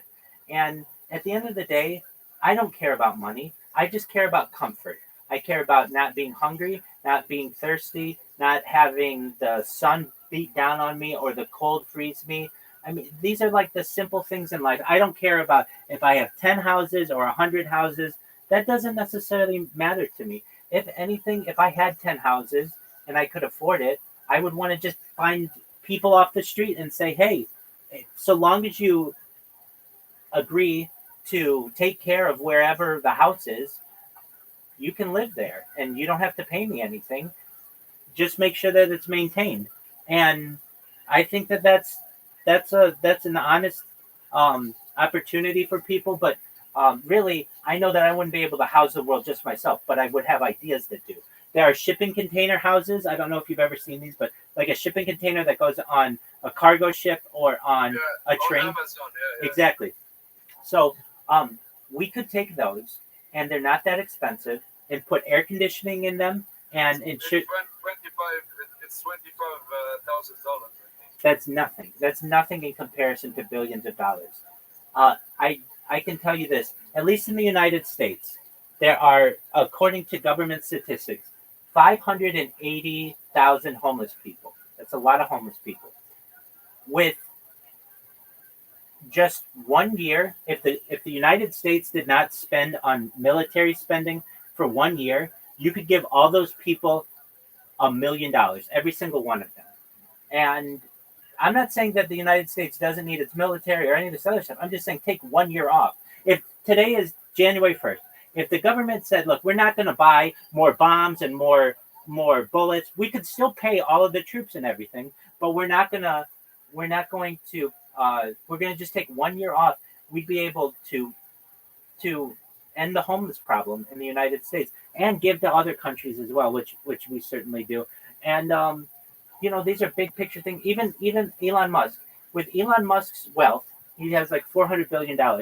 He could give every single homeless people in the United States more than $750,000. That's a lot of money. They wouldn't ever have to work again.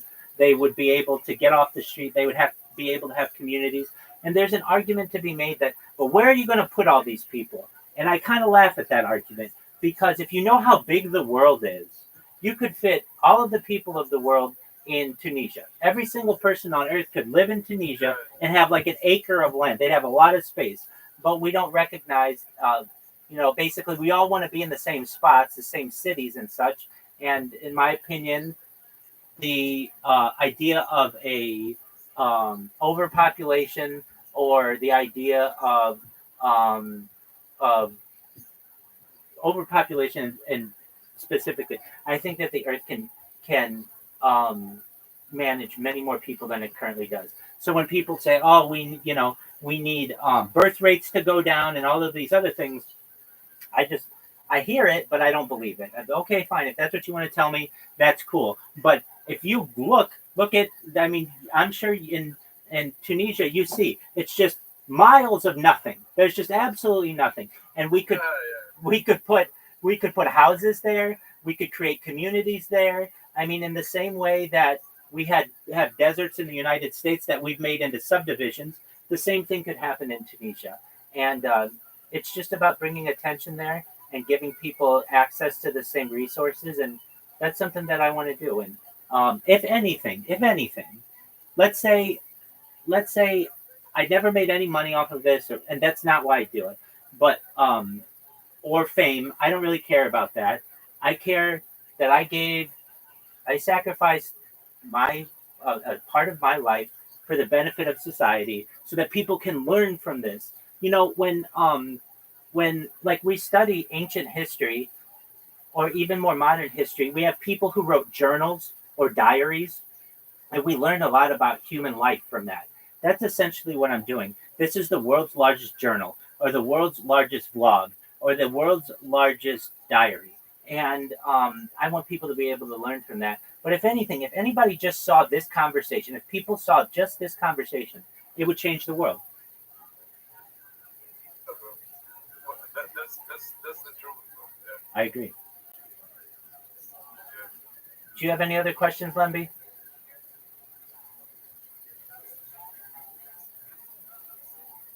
I think.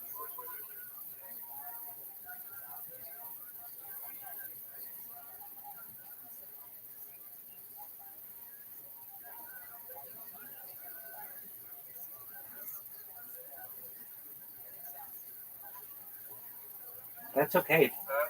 About the case in Palestine. Yes, Do you who do you support? I want world peace.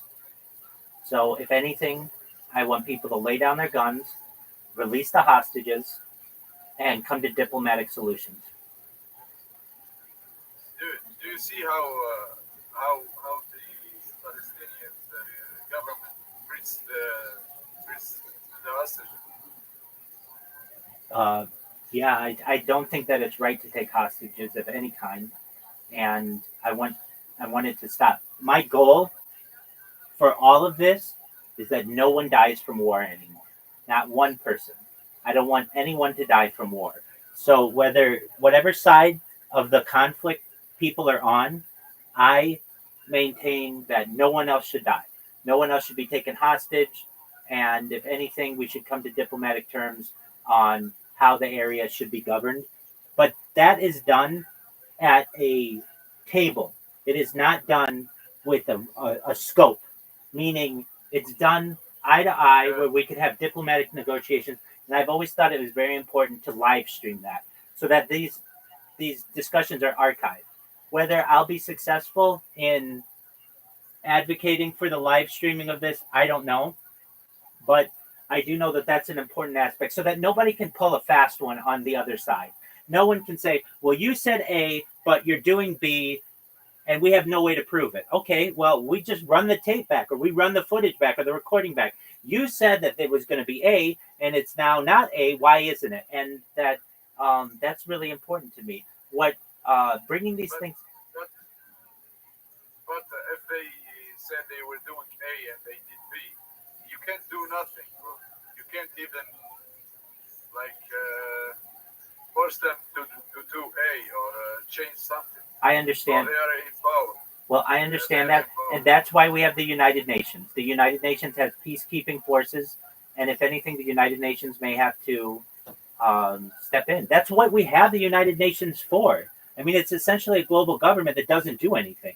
And if anything, that's why we have a United Nations peacekeeping force. And if that needs to be increased so that every country has to give, like, I don't know, 5% of its population to being in this, instead of them going into their military, it goes into the United States peacekeeping force so that we can enforce that A does really happen instead of A not happening. That's how I envision it.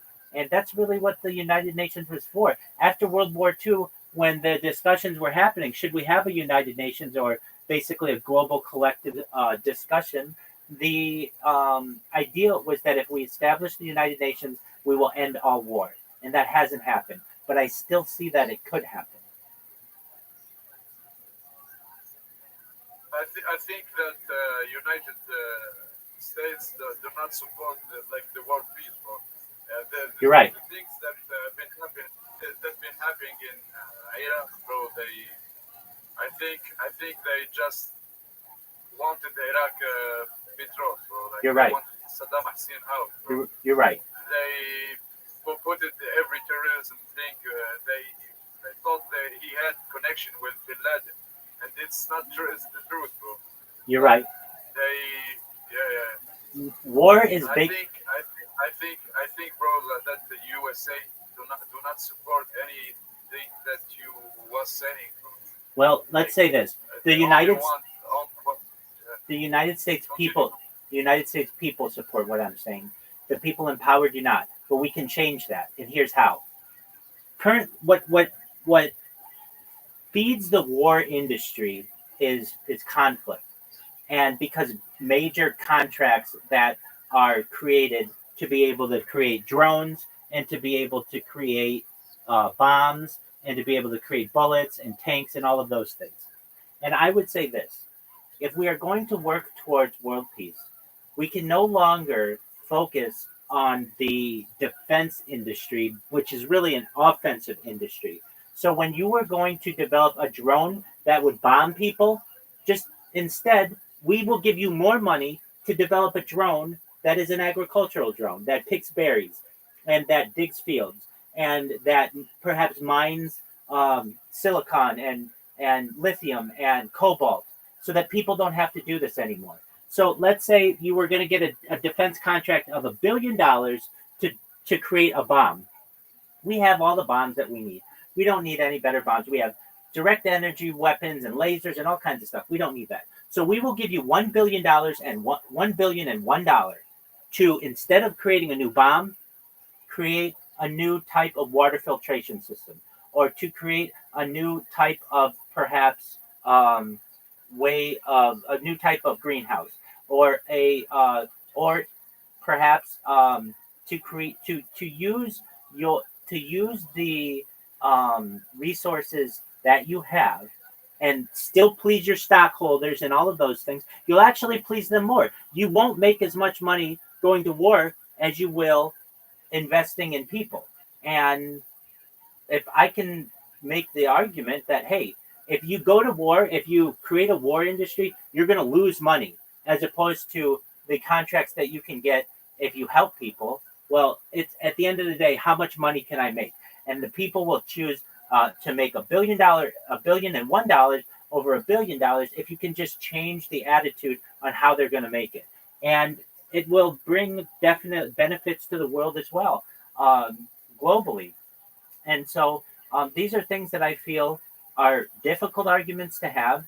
But at the end of the day, when we start to live stream these things and we bring more attention to it, I have no issue calling out Mark Zuckerberg or Elon Musk or Sundar Pichai, the CEO of Alphabet, which owns YouTube and Google, or any of these other people. And I will call them out. If anything, I feel that we should have leaders in the United Nations who will call out these companies and say, hey, you should not be in the war industry. We had a president 70 years ago named Dwight D. Eisenhower who, in his closing remarks to the United States, said that you need to be weary of the military-industrial complex. Basically, after World War II, there were all these huge companies that didn't want to go out of business because they essentially were giant, but there was no more war. So what they ended up doing was just changing their industries to continue to create more and more war. I don't want manufactured war anymore. I personally don't feel that there's any reason for anybody else to die. And if somebody else dies at the hands of someone else, well, then we need to bring attention to it. And currently the attention is not being brought. And I would just do what I can to bring attention to it. And we need to reward people who do good things. So let's say a company like Lockheed Martin or Boeing or one of the other major defense contractors in the United States. They usually get billions of dollars to develop a plane. We have all the planes that we need. We're fine on planes for a little bit. Okay, so instead of developing a plane that's going to bomb people, develop a type of spacecraft that can get outside of the Van Allen radiation belts. Okay, so normally we were going to give you $1 billion to develop a plane. We're now going to give you $2 billion to develop a way to easily get into space. Okay, I mean, that's going to help the United States, or it's going to help the people of the world, but it's also going to remove the ability to hurt people as well. And these contracts, basically, we as a people are not, I'm not saying we're at fault, but the leadership that we don't have the correct mentality when it comes to our goals. No one's talking about terraforming Mars, except Elon Musk a little bit. But okay, so a major defense contractor, before you were in the business of killing people, now be in the business of space exploration. So we change the goals of these defense contractors into exploring space. Generally, no issue if a company wants to spend a lot of money to develop like a space elevator. I don't know if you know what a space elevator is. Do you know what a space elevator is? I know. You don't? I know. Oh, you do. You know. Okay. So basically, we don't have a space elevator right now. So it's very expensive to take rockets every time we need to get something into low Earth orbit. But a space elevator is basically a tether into space that allows us to take cargo much more efficiently. Well, we currently don't have that. So to a defense contractor, we can say, look, before, when the United States government would say, we need a new type of weapon, whatever, some kind of bomb or some kind of plane or some kind of drone, we don't really need that anymore. We can blow up the world 1,000 times over if we want to, but we don't currently have a space elevator. So take all of your investment and your engineers and everything who were working on ways to kill each other and invest that in a space elevator and build us a space elevator. We'll give you more money to do that. When stockholders start learning, hey, we can make more money with the space elevator than we can creating a new plane, they're going to change their attitudes as to what is important.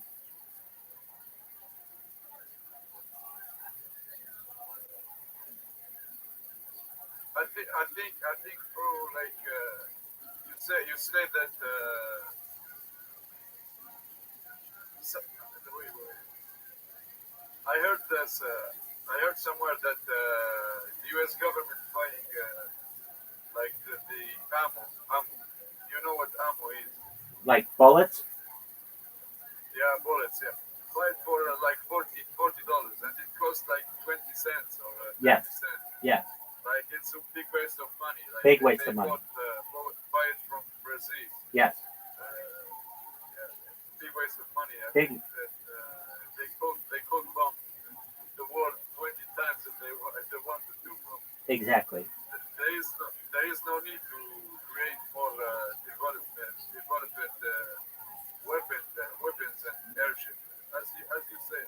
I agree. But I talked to someone that lives in the USA, and he's with everything that the US government did and it's doing right now. And he's telling me that we need to be prepared for people like you. He's talking about Muslim people.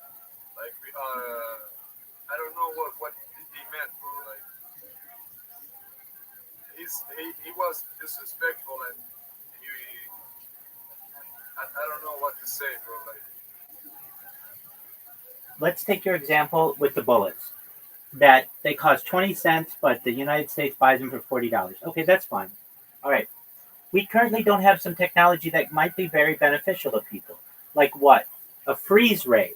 What am I talking about with a freeze ray? Basically, a gun that you can shoot at someone that doesn't kill them, that doesn't cause damage to them, but just they can't move. Okay, so that if you need to do something, we don't have that kind of technology. So take all the money that you were investing in making bullets that have permanent they kill you, and use that for a technology that doesn't hurt people anymore. In the United States, we have an issue with the police, and I'm sure you have it in Tunisia as well, where the police are very, very anxious and they shoot people, and you can't take that back. I don't understand, and you've seen this. We, for over 100 years, have had tranquilizer darts. Basically, if we need to take down an elephant, we shoot it with the tranquilizer dart, boom, it's down. Why can't we have tranquilizer darts for people? So that if somebody's going crazy and we need to stop them for some reason, shoot them with a tranquilizer dart, they drop, and then 15 minutes later, they're fine. They wake up from a little bit of a sleep or whatever, but they weren't killed. They're not dead. And then, essentially, we can do with them what we need, but they're not dead. That's the important thing. Death, generally doesn't have an alternative um, currently when it should. We should be able to utilize technology like just so a freeze ray would be great, but just a tranquilizer dart. And people may say, well, what if I need to stop the person immediately and there's like a 2 second delay? Okay, then have some company that comes out and work on making the delay even smaller so that it's almost instantaneous and that you can shoot somebody and it doesn't kill them. If you, we just have to make that the goal, and we need leaders out there. And currently, I've never heard any leader out there who says, "Hey, we should have We should when we have a hostage situation, or we have a situation where we need to perhaps defend ourselves, or we might need to defend ourselves. Okay, we'll just use a tranquilizer dart like we've been using on safaris in Africa for 100 years, and just develop one of those for people that doesn't kill them, that doesn't cause permanent damage, but allows you to corral them or allows you to engage with them in any way that you need. To me, there's no reason why we should have any. Police, in my opinion, shouldn't have guns. They should have tranquilizer darts. So basically, if they need to stop somebody, they just use a tranquilizer dart on them, and then they can get a trial.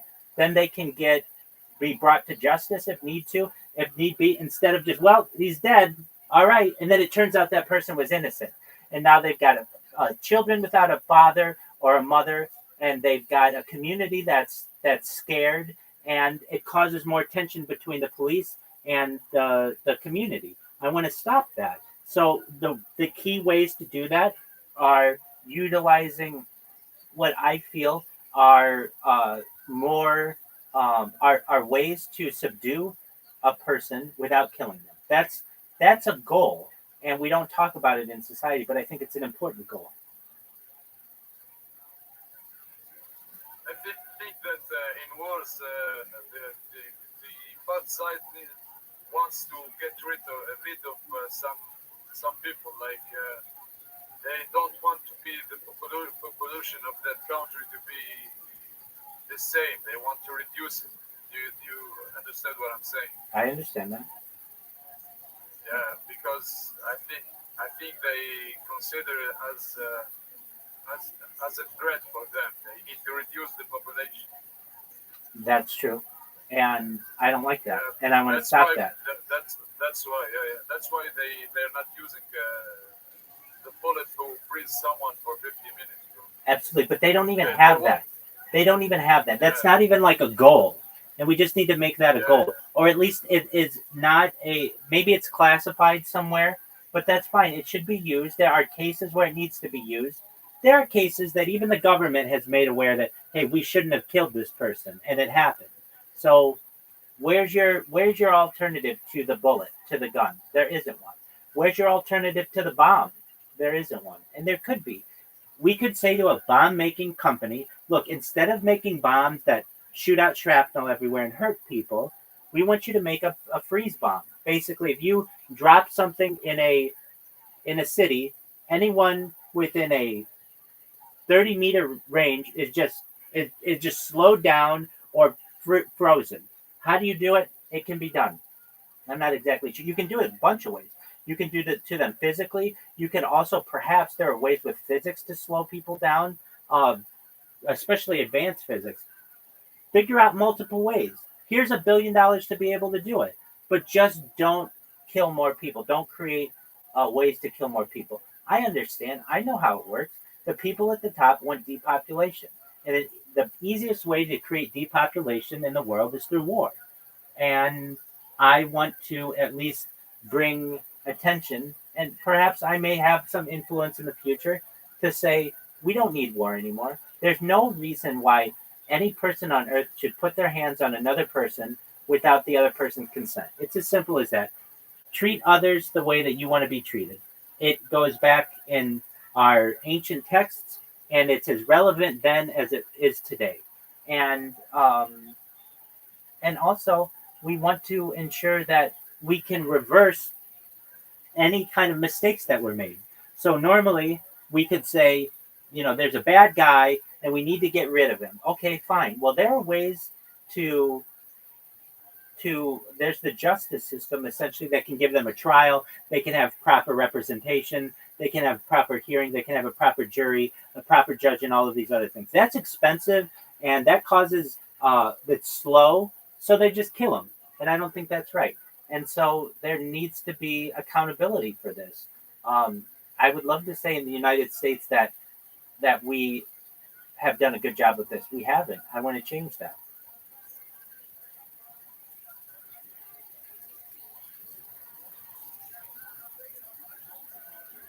I don't know what to say, bro, but it's the truth. All the things that you said need to be done. I agree. I have no comment for this. Absolutely. I don't expect you to have them. But you should know that there are people out there working every day towards these types of ends. And if you have more questions, I'm here to answer them. If you don't, that's absolutely fine. I'm always here. So whenever you can get a hold of me, hey, I'm here to answer your questions. If I'm ever not here, there's an area of my Discord that says Ask Rabbi Anything. Just type your message in there. I'll get back to you as immediately as I can, and I'll give you the best answer that I can. And I'm here to be an ally to you, to be a friend to you. Actually, I want this community and this mindset to be grown, bro. I'll invite every friend I have, bro. That's a beautiful thing. I'll invite everyone. Please do. I appreciate that, and let them know I'm here to help them. And this is continuing to grow. And if you need anything from me in the meantime, I'm here for you. Okay? Okay. Lemby, it's a pleasure to meet How you. old am I don't know. Do you know how old am I don't know. I'm 19. I'm 19. You're a very wise person. Yeah, thank you. Absolutely. Well, wonderful. Thank you. Excellent. Well, if there's anything, It's been a pleasure. it's been a pleasure. It's been a pleasure to talk to you. It's been a pleasure to speak to you as well, and speak with you. I want you to know I'm very impressed by your communication skills. You can speak 5 different languages, and you speak them beautifully. So just know that you're an excellent communicator, and I'm here for you. And this isn't the end. This is the beginning of a beautiful friendship, and I'm here whenever you need me. Okay? Yeah. Thank you, bro. Thank you. You're welcome, my For friend. this teaching, My for this teaching stuff. my pleasure. I hope I'm dreaming to have you as a teacher for me, bro. All this education system should be like thrown away, bro. I just want you to teach me everything. That's the thing that I'm trying to do. Well, we'll learn together. If you know anything about any good teacher, they are an even better student.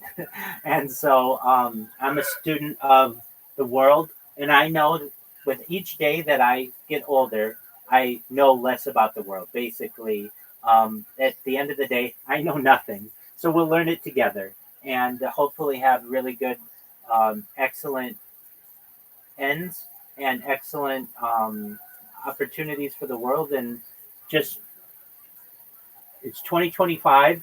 Hopefully when people watch this in 2125, we've made some major strides in the world of world peace, ending world hunger, ending world thirst, and coming together through communication. And I really think little devices like this will change the world. Yeah, so absolutely, bro. Absolutely. Excellent. All right, Lemby, you do what you need to do.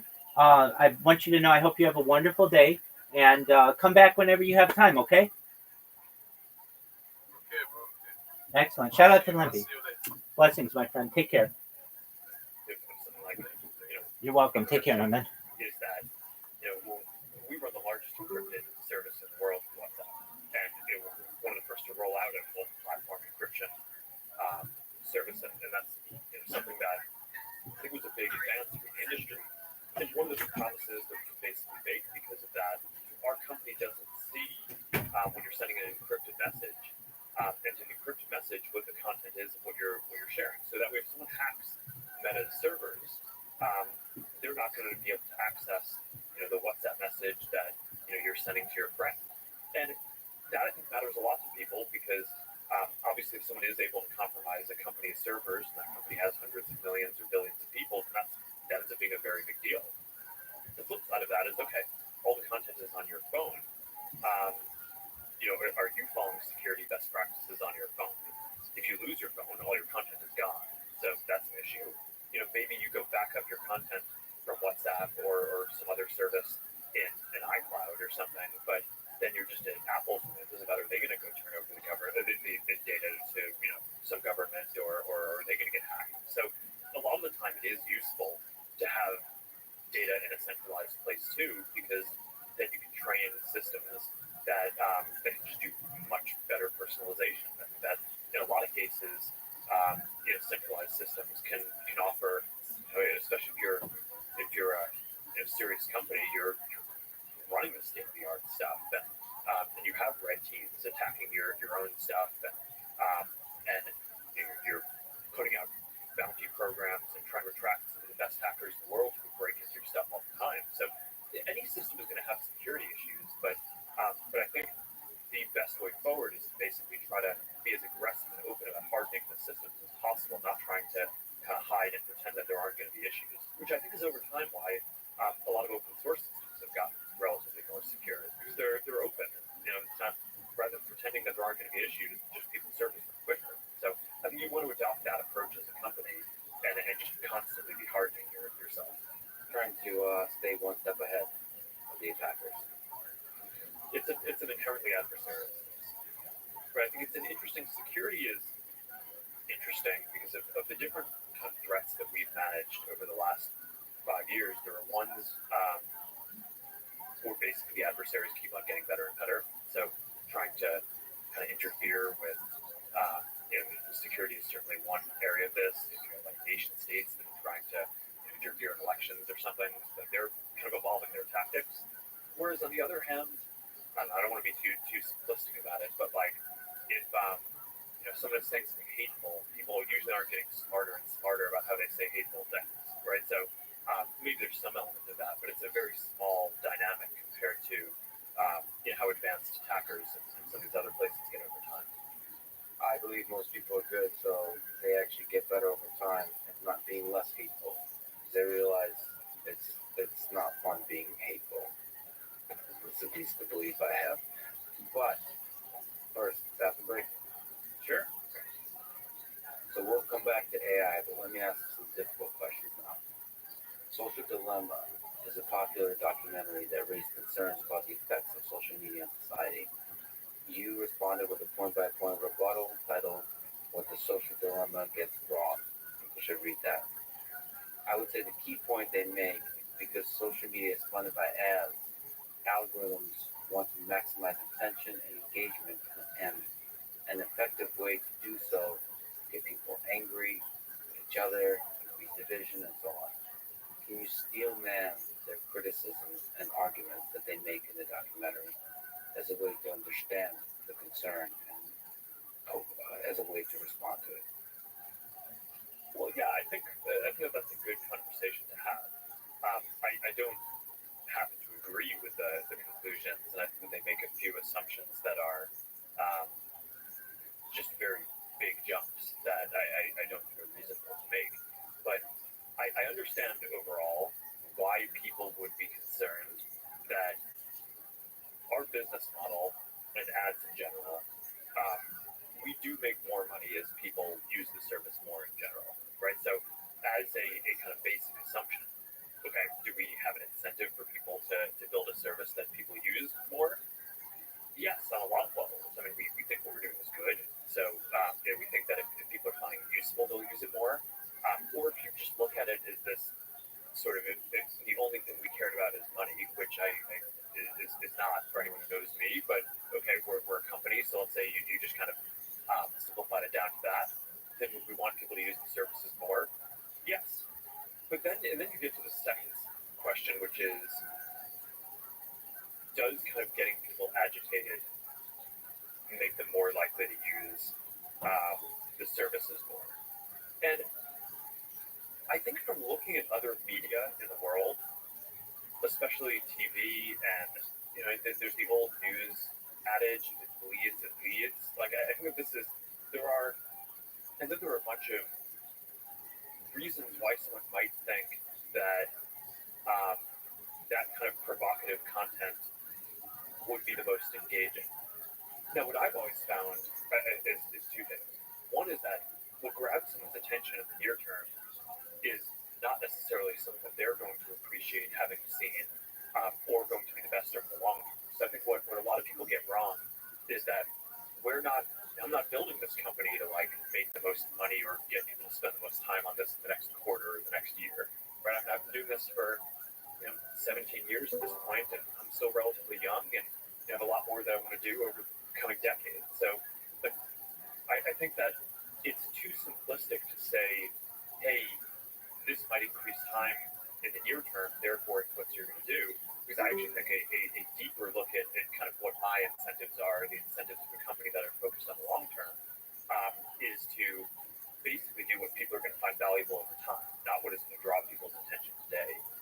The other thing that I'd say is that I think a lot of times people look at this from the perspective of media, or kind of information or civic discourse. But one other way of looking at this is just that, okay, I'm a product designer, right? Our company, we build products. And a big part of building a product is not just the function and utility of what you're delivering, but the feeling of how it feels, right? We spend a lot of time talking about virtual reality and how the kind of key aspect of that experience is the feeling of presence, which is it's a visceral thing. It's not just about the utility that you're delivering, it's about like the sensation. And similarly, I care a lot about how people feel when they use our products. And I don't want to build products that make people angry. I mean, that's like not, I think, what we're here on this earth to do, is to, build something that, people spend a bunch of time doing and it just kind of makes them angrier at other people. I mean, I know that's not good. That's not what I think would be sort of a good use of our time or a good contribution to the world. So, okay, it's like people, they tell us on a per content basis, does this thing, do I like it? Do I love it? Does it make me angry? Does it make me sad? And, based on that, we choose to basically show content that makes people angry less. Because, of course, right, if you're designing a product and you want people to be able to connect and feel good over a long period of time, then that's, naturally what you're going to do. So, I don't know. I think overall, I understand at a high level, if you're not thinking too deeply about it, why that argument might be appealing. But I just think if you actually look at what our real incentives are, not just like, if we were trying to optimize for the next week, but like as people working on this, like why are we here? And I think it's pretty clear that that's not actually how you would want to design the system. I guess one other thing that I'd say is that, while we're focused on the ads business model, I do think it's important to note that a lot of these issues are not unique to ads. I mean, so take like a subscription news business model, for example. I think that has, just as many potential pitfalls. Maybe if someone's paying for a subscription, you don't get paid per piece of content that they look at. But, say for example, I think like a bunch of the partisanship that we see could potentially be made worse by, you have these kind of partisan news organizations that basically sell subscriptions, and they're only going to get people on one side to basically subscribe to them. So their incentive is not to print content or produce content that's kind of centrist or down the line either. I bet that what a lot of them find is that if they produce stuff that's kind of more polarizing or more partisan, then that is what gets them more subscribers. So I think that this stuff is all, there's no perfect business model. Everything has pitfalls. The thing that I think is great about advertising is it makes the consumer services free, which if you believe that everyone should have a voice and everyone should be able to connect, then that's a great thing, as opposed to building a luxury service that not everyone can afford. But look, I mean, every business model, you have to be careful about how you're implementing what you're doing. You responded to a few things there, spoke to the fact that, there is a narrative of malevolence, like, you're leaning into the making people angry just because it makes more money in the short term, that kind of thing. So you responded to that. But there's also a kind of reality of human nature, just like you spoke about. There's fights, arguments we get in, and we don't like ourselves afterwards, but we got into them anyway. So our long-term growth is, I believe for most of us, has to do with learning, challenging yourself, improving, being kind to each other, finding a community of people that you connect with on a real human level, all that kind of stuff. But it does seem when you look at social media that a lot of fights break out, a lot of arguments break out, a lot of viral content ends up being sort of outrage in one direction or the other. And so it's easy from that to infer the narrative that social media companies are letting this outrage become viral. And so they're increasing the division in the world. And perhaps you can comment on that, or further, how can you push back on this narrative? How can you be transparent about this battle? Because I think it's not just motivation or financials, it's a technical problem too, which is how do you improve long-term well-being of human beings? I think that going through some of the design decisions would be a good conversation. But first, I actually think, I think you acknowledge that, that narrative is somewhat anecdotal, and I think it's worth grounding this conversation in the actual research that has been done on this, which, by and large, finds that social media is not a large driver of polarization, right? And there's been a number of economists, social scientists, and folks who have studied this. A lot of polarization. It varies around the world. Social media is basically in every country. Facebook's in pretty much every country except for China and maybe North Korea. And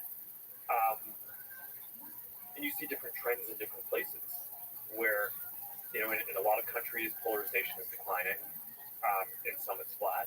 In the U.S., it's risen sharply. So the question is, what are the unique phenomena in the different places? And I think for the people who are trying to say, hey, social media is the thing that's doing this, I think that clearly doesn't hold up, because social media is a phenomenon that is pretty much equivalent in all of these different countries. And you have researchers like this economist at Stanford, Matthew Genska, who has written at length about this. It's a bunch of books by political scientists, Ezra Klein and folks, who are Why We're Polarized. Basically goes through this decades-long analysis in the U.S.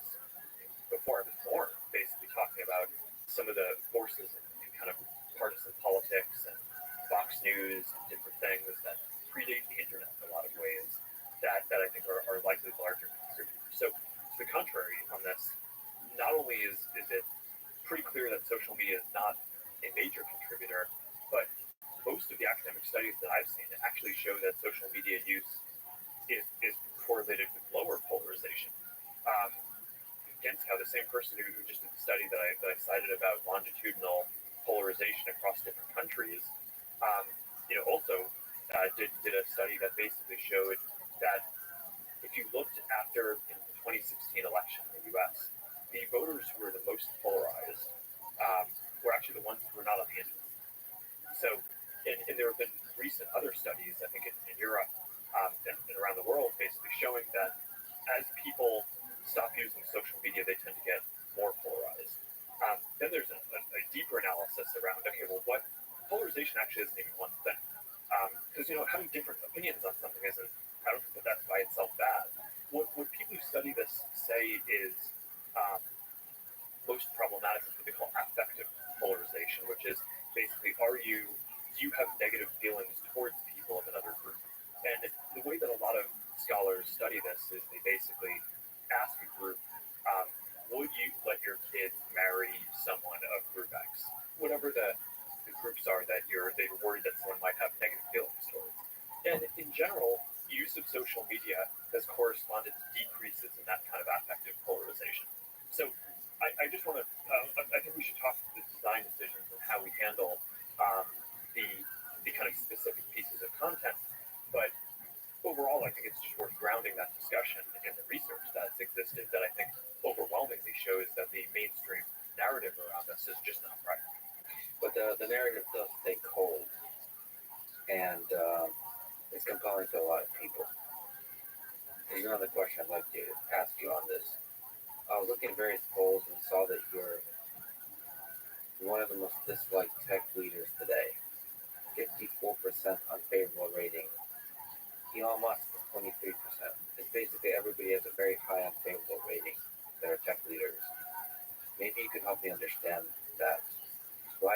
so many people dislike you, some even hate you, and how do you regain their trust and support? Given everything you just said, why are you losing the battle in explaining to people what actual impact social media has on society? Well, I'm curious if that's a U.S. survey or world. It is US, yeah. So I think that there's a few dynamics. One is that our brand has been somewhat uniquely challenged in the U.S. compared to other places. It's not that there are, I mean, other countries we have issues too, but I think in the U.S. there was this dynamic where if you look at like the net sentiment of kind of coverage or attitude towards us, before 2016, I think there were probably very few months, if any, where it was negative. And since 2016, I think there have probably been very few months, if any, that it's been positive. The politics. So, but I think it's a specific thing. And this is very different from other places. So, I mean, a lot of other countries in the world, the sentiment towards Meta and our services is extremely positive. In the U.S., we have more challenges. And I think compared to other companies, you can look at certain industries.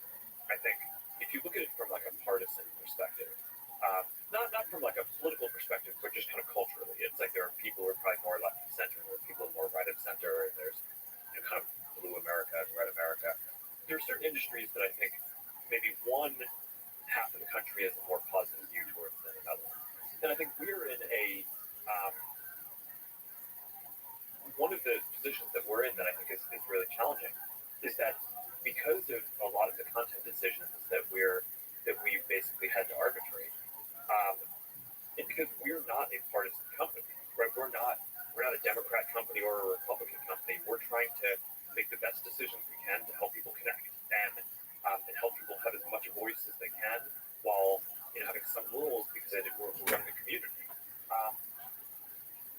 The net effect of that is that we're kind of constantly making decisions that piss off people in both camps. And the effect that I've sort of seen is that when we make a decision that's a controversial one, that's going to upset, say, about half the country, those decisions are all negative stuff from a brand perspective. Because it's not like if we make this decision in one way and say half the country is happy about that particular decision that we make, they tend to not say, "Oh, sweet, Meta got that one right." They're just like, you messed that one up, right? But their opinion doesn't tend to go up by that much. Whereas the people who kind of are on the other side of it, like, God, how could you mess that up? Like, how could you possibly think that like that piece of content is okay and should be up and should not be censored? Or and so I think whereas if you leave it up, then or if you take it down, if you thought it should be taken down, or it's like, all right, fine, great, you didn't mess that one up. So our internal assessment of kind of analytics on our brand are basically any time one of these big controversial things comes up in society, our brand goes down with half of the country, and then if you just kind of extrapolate that out, it's just been very challenging for us to try to navigate what is a polarizing country in a principled way, where we're not trying to kind of hew to one side or the other. We're trying to do what we think is the right thing. But that's what I think is the right thing for us to do, though. So, I mean, that's what we'll try to keep doing. Just as a human being, how does it feel, though, when you're giving so much of your day-to-day life to try to heal division, to try to do good in the world, as we've talked about, that so many people in the U.S., the place you call home, have a negative view of you as a leader, as a human being, and the company you love? Well, I mean, it's not great, but I mean, look, if I wanted people to think positively about me as a person, I don't know. I'm not sure if you could build a company. I mean, it's like or a social media company. I mean, It's definitely difficult to do with social media. Yeah, so, I mean, I don't know. There is a dynamic where a lot of the other people running these companies, internet companies, have sort of stepped back, and they just do things that are sort of, I don't know, less controversial. And some of it may be that they just get tired over time. But it's so I don't know. I think that running a company is hard. Building something at scale is hard. You only really do it for a long period of time if you really care about what you're doing. And yeah, so it's not great, but look, I think that at some level, whether 25% of people dislike you or 75% of people dislike you, your experience as a public figure is going to be that there's a lot of people who dislike you, right? So, Yeah. so I actually am not sure how different it is. Certainly, the country's gotten more polarized, and we in particular have gotten more controversial over the last 5 years or so. But I don't know. I kind of think as a public figure and leader of one of these enterprises, Comes with the job. part of what you do is and look, you can't just the answer can't just be ignored, right? Because a huge part of the job is you need to be getting feedback and internalizing feedback on how you can be better. But I think increasingly what you need to do is be able to figure out, who are the kind of good faith critics who are criticizing you because they're trying to help you do a better job rather than tear you down.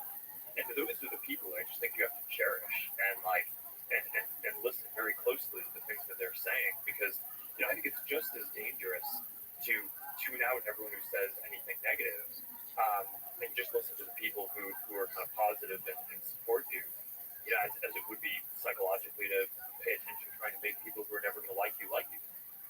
So I think that's just kind of a dance that people have to do. But I mean, so you kind of develop more of a feel for who actually is trying to accomplish the same types of things in the world, and who has different ideas about how to do that, and how can I learn from those people? Yeah, we get stuff wrong, and when the people whose opinions I respect call me out on getting stuff wrong, that hurts and makes me want to do better. But I think at this point I'm pretty tuned to just, all right, if I know they're kind of operating in bad faith and they're not really trying to help, then I don't know. It doesn't. I think over time it just doesn't bother you that much. But you are surrounded by people that believe in the mission, that love you. Are there friends or colleagues in your inner circle you trust that call you out on your bullshit whenever your thinking may be misguided as it is over the years of time? I think we have a famously open company culture, where we sort of encourage that kind of dissent internally, which is why there's so much material internally that can leak out with people sort of disagreeing, is because that's sort of the culture. Our management team, I think it's a lot of people. There's some newer folks who come in. There's some folks who've kind of been there for a while, but there's a very high level of trust, and I would say there's a relatively confrontational group of people. And my friends and family, I think, will push me on this. But look, it's not just. But I think you need some diversity, right? It can't just be, people who are your friends and family. It's also, there are journalists or analysts or, peer executives at other companies, or other people who sort of are insightful about things about the world. Certain politicians, or people kind of in that sphere who I just think have very insightful perspectives. Who, even if they come at the world from a different perspective, which is sort of what makes the perspective so valuable. But I think fundamentally we're trying to get to the same place in terms of helping people connect more, helping the whole world function better, not just one place or another. And I don't know. I mean, those are the people whose opinions who really matter to me, and it's that's how I learn on a daily basis. People are constantly sending me comments on stuff or links to things they found interesting, and I don't know. It's kind of constantly evolving, this model of the world, and kind of what we should be aspiring to be. You've talked about the famously open culture, which comes with the criticism and the painful experiences. So let me ask you another difficult question. Frances Haugen, the Facebook whistleblower, leaked the internal Instagram research into teenagers and well-being. Her claim is that Instagram is choosing profit over well-being of teenage girls, so Instagram is, quote, toxic for them. Your response, titled, "What Are research really says about teen well-being, and Instagram says no. Instagram research shows that 11 of 12 well-being issues, teenage girls who said they struggle with those difficult issues, also said that Instagram made them better rather than worse. Again, can you steel man and defend the point and Francis Hawkins' characterization of the study, and then help me understand the positive and negative effects of Instagram and Facebook on young people? So there are certainly questions around Welcome, teen mental welcome. health that are really important. It's hard to, as a parent, it's like hard to imagine any set of questions that are sort of more important. I mean, maybe other aspects of physical health or well-being are probably come to that level, but like these are really important questions, right? Which is why we dedicate teams to studying them. I don't think the internet or social media are unique in having these questions. I mean, I think people, there have been sort of magazines promoting certain body types for women and kids for decades, but we really care about this stuff. So we wanted to study it, and of course, we didn't expect that everything was going to be positive all the time. So I mean, the reason why you study this stuff is to try to improve it and get better. So I mean, look, the place where I disagree with the characterization first, I thought, some of the reporting and coverage of it just took the whole thing out of proportion, that it focused on, as you said, I think there were like 20 metrics in there, and on 18 or 19, the effect of using Instagram was neutral or positive on the team's well-being. And there was one area where I think it showed that we needed to improve, and we took some steps to try to do that after doing the research. But I think having the coverage just focus on that one without focusing on the, I think an accurate characterization would have been that kids using Instagram, or not kids, teens, is generally positive for their mental health.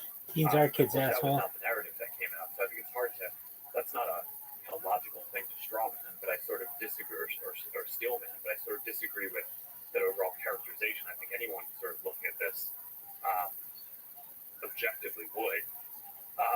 But then, there is this sort of intent critique that I think you were getting at before, which says, it assumes some sort of malevolence, right? It's like, which it's really hard for me to really wrap my head around this, because as far as I know, it's not clear that any of the other tech companies are doing this kind of research.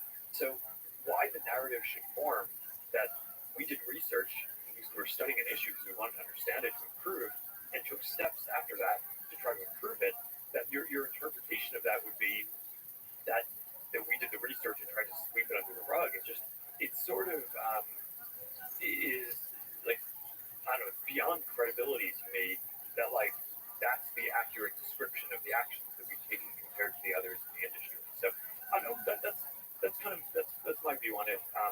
These are really important issues. There's a lot of stuff that I think we're going to be working on related to teen mental health for a long time, including trying to understand this better. And I would encourage everyone else in the industry to do this too. Yeah, I would love there to be open conversations and a lot of great research being released internally and then also externally.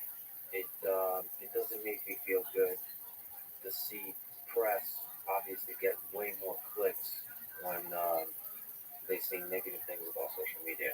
Because objectively speaking, I can just tell that there's hunger to say negative things about social media. And I don't understand how that's supposed to lead to an open conversation about the positives and the negative concerns about social media, especially when you're doing that kind of research. I mean, I don't know what to do with that, but let me ask you as a father, does it weigh heavy on you that people get bullied on social networks? So people get bullied in their private life, but now, because so much of our life is the digital world, the bullying moves from the physical world to the digital world. So you're now creating a platform on which bullying happens, and some of that bullying can lead to damage to mental health, and some of that bullying can lead to depression, even suicide.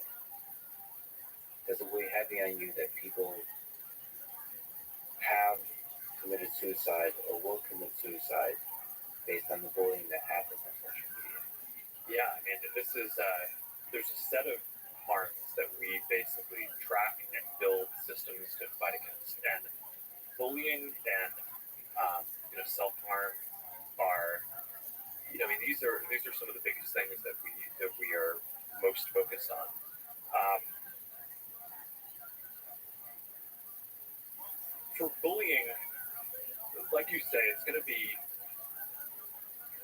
while this predates the internet, then it's probably impossible to get rid of all of it.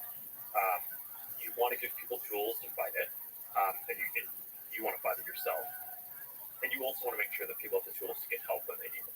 So I think this isn't like a question of can you get rid of all bullying? And it's like, all right, um, I mean, I have two daughters, and they fight and push each other around and stuff too. And the question is just how do you handle that situation? And there's a handful of things that I think you can do. We talked a little bit before around some of the AI tools that you can build to identify when something harmful is happening. It's actually very hard to bully because a lot of bullying is very context specific. It's not like you're trying to fit. How about this? You're a douchebag and everybody fucking hates you. How about that bullying, douche? Someone promoting a terrorist group is like. Oh, shut the fuck up. One person's terrorist, another person's freedom fighter, motherfucker. Look a certain way or feel a certain way. Bullying could just be someone making some subtle comment about someone's appearance that's idiosyncratic. How about you suck dick? How about that, ass? So with one person exactly destructive to another. Yeah. So with bullying, I think there are certain things that you can find through AI systems, but I think it is increasingly important to just give people more agency themselves. So we've done things like making it so people can turn off comments or take a break from hearing from a specific person without having to signal at all that they're going to stop following them or kind of make some stand that okay, I'm not friends with you anymore. This is such loser ass behavior. It sucks. At all publicly that or to them that there's been an issue. And then you get to some of the more extreme cases like you're talking about where someone is thinking about self-harm or suicide. And there we found that is a place where AI can identify a lot, as well as people flag things. People are expressing something that is potentially they're thinking of hurting themselves. Those are cues that you can build systems in hundreds of languages around the world to be able to identify that. And one of the things that I'm actually quite proud of is we built these systems that I think are clearly leading at this point that not only identify that, but then connect with local first responders and have been able to save, I think, at this point, in thousands of cases. Thousands of cases. Dog, you probably pissed off 10 times that many. Who really need them. This is loser bitch attitude. To communicate with local first responder organizations. We're rolling that out in more places around the world. And I think the team that worked on that just did awesome stuff. So I think that's a long way of saying, yeah, I mean, this is a heavy topic, and you want to attack it in a bunch of different ways, and also kind of understand that some of nature is for people to do this to each other, which is unfortunate. But you can give people tools and build things that help. It's still one hell of a burden, though. A platform that allows people to fall in love with each other is also by nature going to be a platform that allows people to hurt each other. And when you're managing such a platform, it's difficult. And I think you spoke to it, but the psychology of that, being a leader in that space, creating technology that's playing in the space, like you mentioned, psychology, is really damn difficult. And I mean, the burden of that is just great. I just wanted to hear you speak to that point. I have to ask about the thing you brought up a few times, which is making controversial decisions. Because you're a little bitch. Free speech and censorship. So there are two groups of people pressuring Meta on this. One group is upset that Facebook, social network, allows misinformation in quotes to be spread on the platform. The other group are concerned that Facebook censors speech by calling it misinformation. So you're getting it from both sides. You 2019, October, at Georgetown University, eloquently defended the importance of free speech. But then COVID came, and the 2020 election came. Do you worry that outside pressures from advertisers, politicians, the public have forced Meta to damage the ideal of free speech that you spoke highly of? Just to say some obvious things up front, I don't think pressure from advertisers or politicians directly in any way affects how we think about this. I think these are just hard topics. So let me just take you through our evolution from kind of the beginning of the company to where we are now. You don't build a company like this unless you believe that people expressing themselves is a good thing, right? So that's sort of the foundational thing. You can kind of think about our company as a formula where we think giving people voice and helping people connect creates opportunity, right? So those are the two things that we're always focused on, are sort of helping people connect. We talked about that a lot, but also giving people voice and ability to express themselves. And by the way, most of the time when people express themselves, that's not like politically controversial content. It's like expressing something about their identity that's more related to the avatar conversation we had earlier in terms of expressing something facet. But that's what's important to people on a day-to-day basis. And sometimes when people feel strongly enough about something, it kind of becomes a political topic. That's sort of always been a thing that we've focused on.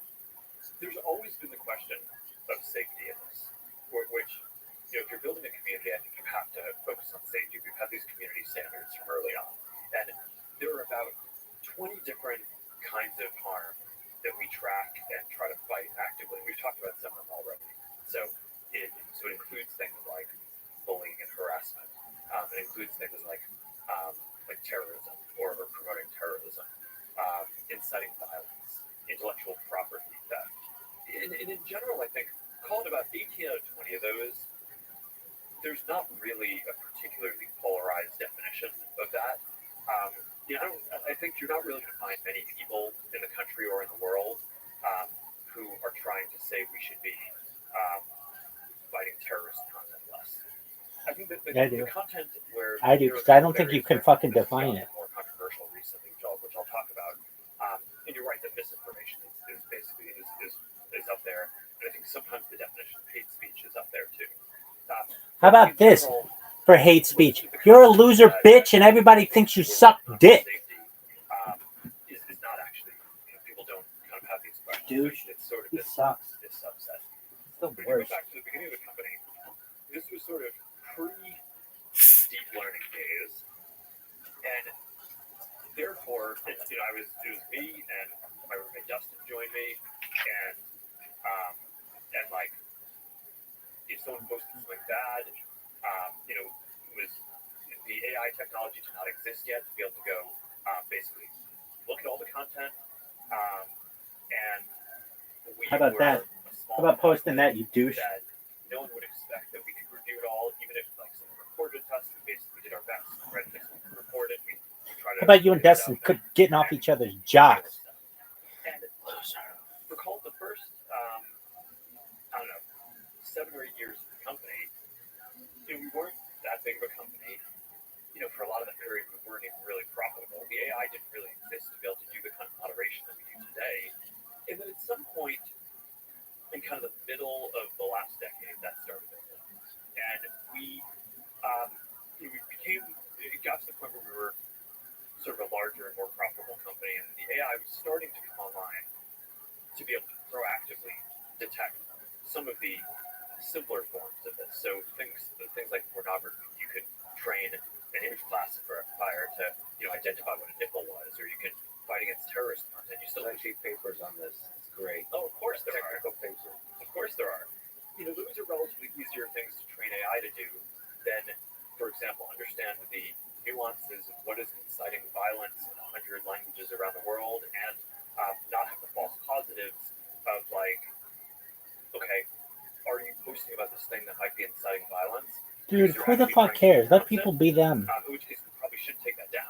Where if you're trying to denounce something that's inciting violence in some kind of dialect in a corner of India, as opposed to, okay, actually you're posting this thing because you're trying to incite violence. Again, building an AI that can basically get to that level of nuance in all the languages that we serve is something that I think is only really becoming possible now, not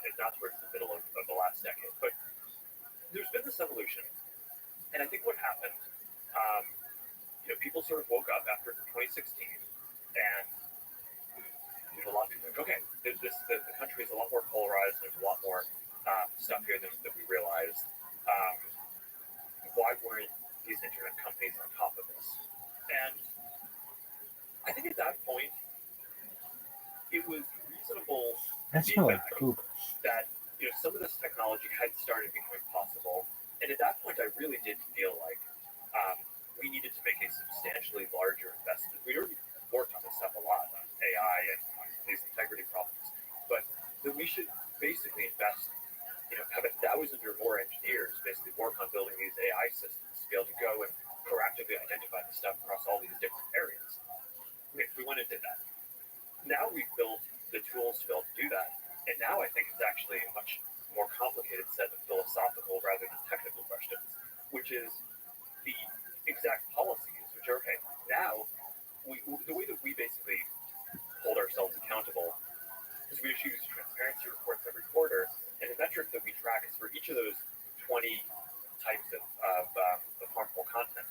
How much of that content are we taking down before someone even has to report it to us? Right? So how effective is our AI at doing this?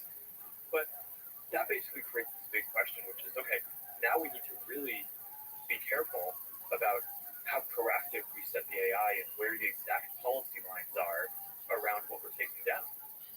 It's certainly at a point now where I felt like at the beginning of that journey of building those AI systems, there's a lot of push. There's like, okay, you've got to do more. There's clearly a lot more bad content that people aren't reporting or that you're not getting to, and you need to get more effective at that. And I was pretty sympathetic. But then I think at some point along the way, there started to be almost equal issues on both sides of, okay, actually you're kind of taking down too much stuff, right? Or some of this stuff is borderline, and it wasn't really bothering anyone, and then reported. So is that really an issue that you need to take down? Dude, we got it upvote. We still have the critique on Wall the Street Bets where a lot of Crypto. people think we're not doing enough. So it Two becomes, upvotes. as we build the technical capacity, I think it becomes more philosophically interesting, almost where you want to be on the line. And I just think like you don't want one person making those decisions. So we've also tried to You suck. building out this independent oversight board. Yeah, independent oversight board, dude, you suck. How about that? How about that independent oversight board? You suck. So a lot of those controversial cases basically go down, and they make the final binding decision on how we should handle that. And then, of course, their decisions, we then He's the worst. Figure out what the principles are behind those and code them into the algorithms. And how are those people chosen? Which you're outsourcing a difficult decision. Yeah, the initial people, we chose a handful of chairs for the group, and we basically chose the people for a commitment to free expression and like a broad understanding of human rights and the trade-offs around free expression. So they fundamentally people who are going to lean towards free expression, towards freedom of speech. Okay. Yeah. So there's also this idea of fact checkers. So jumping around to the misinformation questions, especially during COVID, which is an exceptionally speaking of polarization. Yes, can I speak to the COVID thing? And this? I mean, I think one of the hardest set of questions around free expression, because you asked about Georgetown, has my stance fundamentally changed? And the answer to that is no. My stance has not changed. It is fundamentally the same as when I was talking to Georgetown from a philosophical perspective. The challenge with free speech is that everyone agrees that there is a line where if you're actually about to do physical harm to people, that there should be restrictions. So, I mean, this is the famous Supreme Court historical example that you can't yell fire in a crowded theater. The thing that everyone disagrees on is what is the definition of real harm, where I think some people think, okay, this should only be a very literal, I mean, take it back to the bullying conversation we were just having, where is it just harm if the person is about to hurt themselves because they've been bullied so hard, or is it actually harm because, like, as they're being bullied, and kind of at what point in the spectrum is that? That's the part that there's not agreement on. But I think what people agree on pretty broadly is that when there is an acute threat, that it does make sense from a societal perspective to tolerate less speech that could be potentially harmful in that acute situation. So I think where COVID got very difficult is, I don't think anyone expected this to be going on for years. But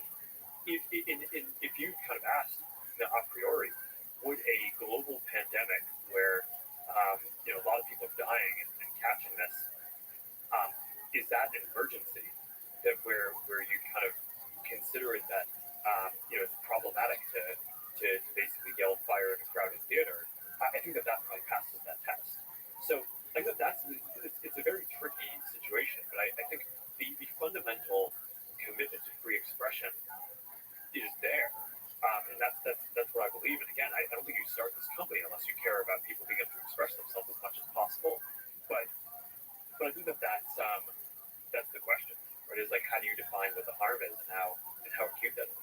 And My where hand the smells like poop. institutions that define that harm, a lot of the criticism is that the CDC, the WHO, the institutions we've come to trust as a civilization to give the line of what is and isn't harm in terms of health policy have failed in many ways, in small ways, in big ways, depending on who you ask. And then the perspective of Meta, Facebook, is like, well, where the hell do I get the information of what is and isn't misinformation? So it's a really difficult place to be in. But it's great to hear that you're leaning towards freedom of speech on this aspect. Why doesn't it tell me, like, hey, Again, dude, you got this a actually fucking calls for the fact upload? that we need to reform institutions That's what I need, not fucking that Stephen help Greer people paid a guy open one mind of time. what Piece is of and shit. isn't misinformation. And misinformation has been used to bully on the internet. I mean, I just have, friends with Joe Rogan, and he's called as a. I remember we were hanging out with him in Vegas, and somebody yelled, "Stop spreading misinformation." I mean, and there's a lot of people that follow him that believe he's not spreading misinformation.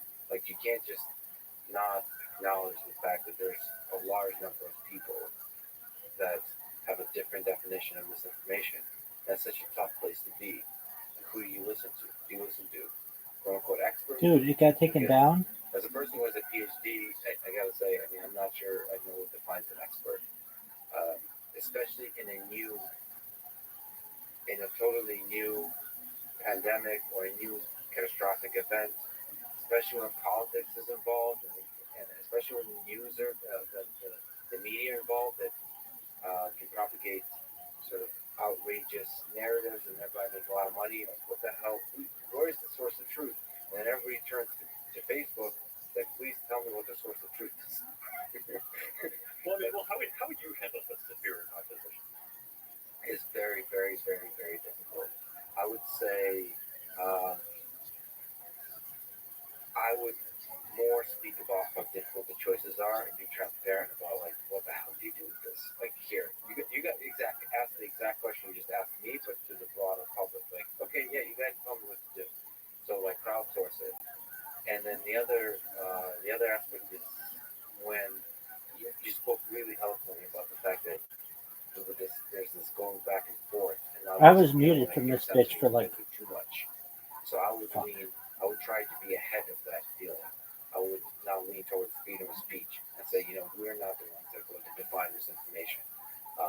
You've been banned from contributing as a community? Let the ideas stand. Fuck that shit. I actually place, this idea of misinformation, I place the responsibility on the poor communication skills of scientists.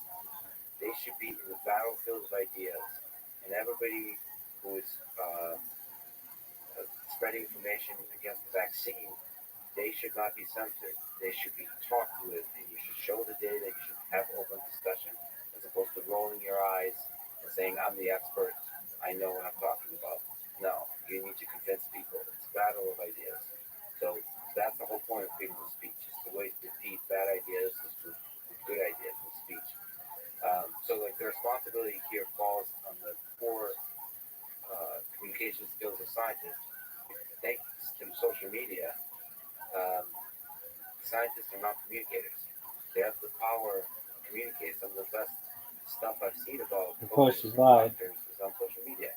It's a way to No, it's learn to not. respond really quickly, to go faster Got a in the band or peer review something. process. They just need to get way better at that communication. And also, by better, I don't mean just convincing. I also mean speak with humility. Don't talk down to people, all those kinds of things. And as a platform, I would say I would step back a little bit. Not all the way, of course, because there's a lot of stuff that can cause real harm, as we've talked about, but you lean more towards freedom of speech, because then people, from a brand perspective, wouldn't be blaming you for the other ills of society, which there are many. The institutions have flaws, the political divide, obviously politicians have flaws, the media has flaws that they're all trying to work with, and because of the central place of Facebook in the world, all of those flaws somehow kind of propagate to Facebook. And you're sitting there, as Plato, the philosopher, have to answer some of the most difficult questions being asked of human civilization. So, I don't know, maybe this is an American answer, though, to lean towards freedom of speech. I don't know if that applies globally. transparency and saying, I think as a technologist, one of the things I sense about Facebook and that when people talk about this company is they don't necessarily understand fully how difficult the problem is. We talked about AI and we catch a bunch of harmful stuff really quickly. Just the sea of data you have to deal with. It's a really difficult problem. So like any of the critics, if you just hand them the helm for a week, let's see how well you can do. Like that, to me, that's definitely something that will wake people up to how difficult this problem is if there's more transparency saying how difficult this problem is. Let me ask you about on the AI front, just because you mentioned language in Nine Elephants. Translation is something I wanted to ask you about. And first, give a shout out to the supercomputer. You recently announced the AI Research Supercluster, RSC. Obviously, I'm somebody who loves the GPUs. It currently has 6,000 GPUs. NVIDIA DGX A100s is the systems that have in total 6,000 GPUs. And it will eventually, maybe this year, maybe soon, we'll have 16,000 You've been banned from fucking posting So it. if you can do a bunch of different kinds of machine learning applications, What the fuck? thing on the Should I get banned from storage both of them? aspect and all that kind of stuff. So Your one of post the is live. I applications don't believe that I it. think is super exciting Auto is moderator. translation, real-time translation. I mentioned to you that having a conversation. I speak Russian fluently. I speak English somewhat fluently, and I'm having a conversation. You with remove this because we're bitches. Me as a user coming to use the use case. We both speak Need 1,000 comment each poster. other's language. I Sucks. speak Russian. He speaks English. How can we have that communication go well with the help of AI? I think it's such a beautiful and a powerful application of AI to connect the world, that bridge the gap, not necessarily between me and Putin, but people that don't have that shared language. Can you just speak about your vision with translation? Because I think that's a really exciting application. And if you're trying to help people connect all around the world, a lot of content is produced in one language, and people in all these other places are interested. So being able to translate that just unlocks a lot of value on a day-to-day basis. And so the kind of AI around translation is interesting because it's gone through a bunch of iterations. But the basic state of the art is that you don't want to go through different kind of intermediate symbolic representations of language or something like that. You basically want to be able to map the concepts and basically go directly from one language to another, and you just train bigger and bigger models in order to be able to do that. And that's where the research supercluster comes in. Is basically a lot of the trend in machine learning is just you're building bigger and bigger models, and you just need a lot of computation to train them. So it's not that like the translation would run on the supercomputer, the training of the model, which could have billions, trillions of examples of just basically that. You're training models on this supercluster in days or weeks that might take a much longer period of time on a smaller cluster, so it just wouldn't be practical for most teams to do. But the translation work,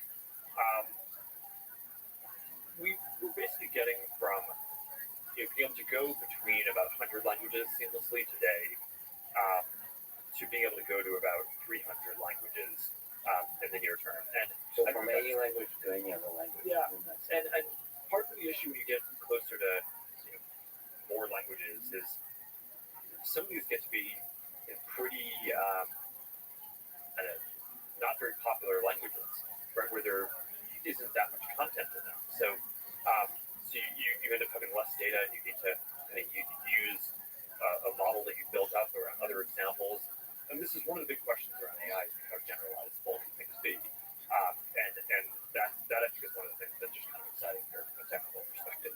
But capturing, we talked about this with the metaverse, capturing the magic of human interaction. So me and Putin, okay. Again, this is. I mean, it's a tough example because you actually both speak Russian and English. But in the future, I see it as a Turing test of a kind, because we would both like to have an AI that proves, because I don't speak Russian that well, he doesn't speak English that well.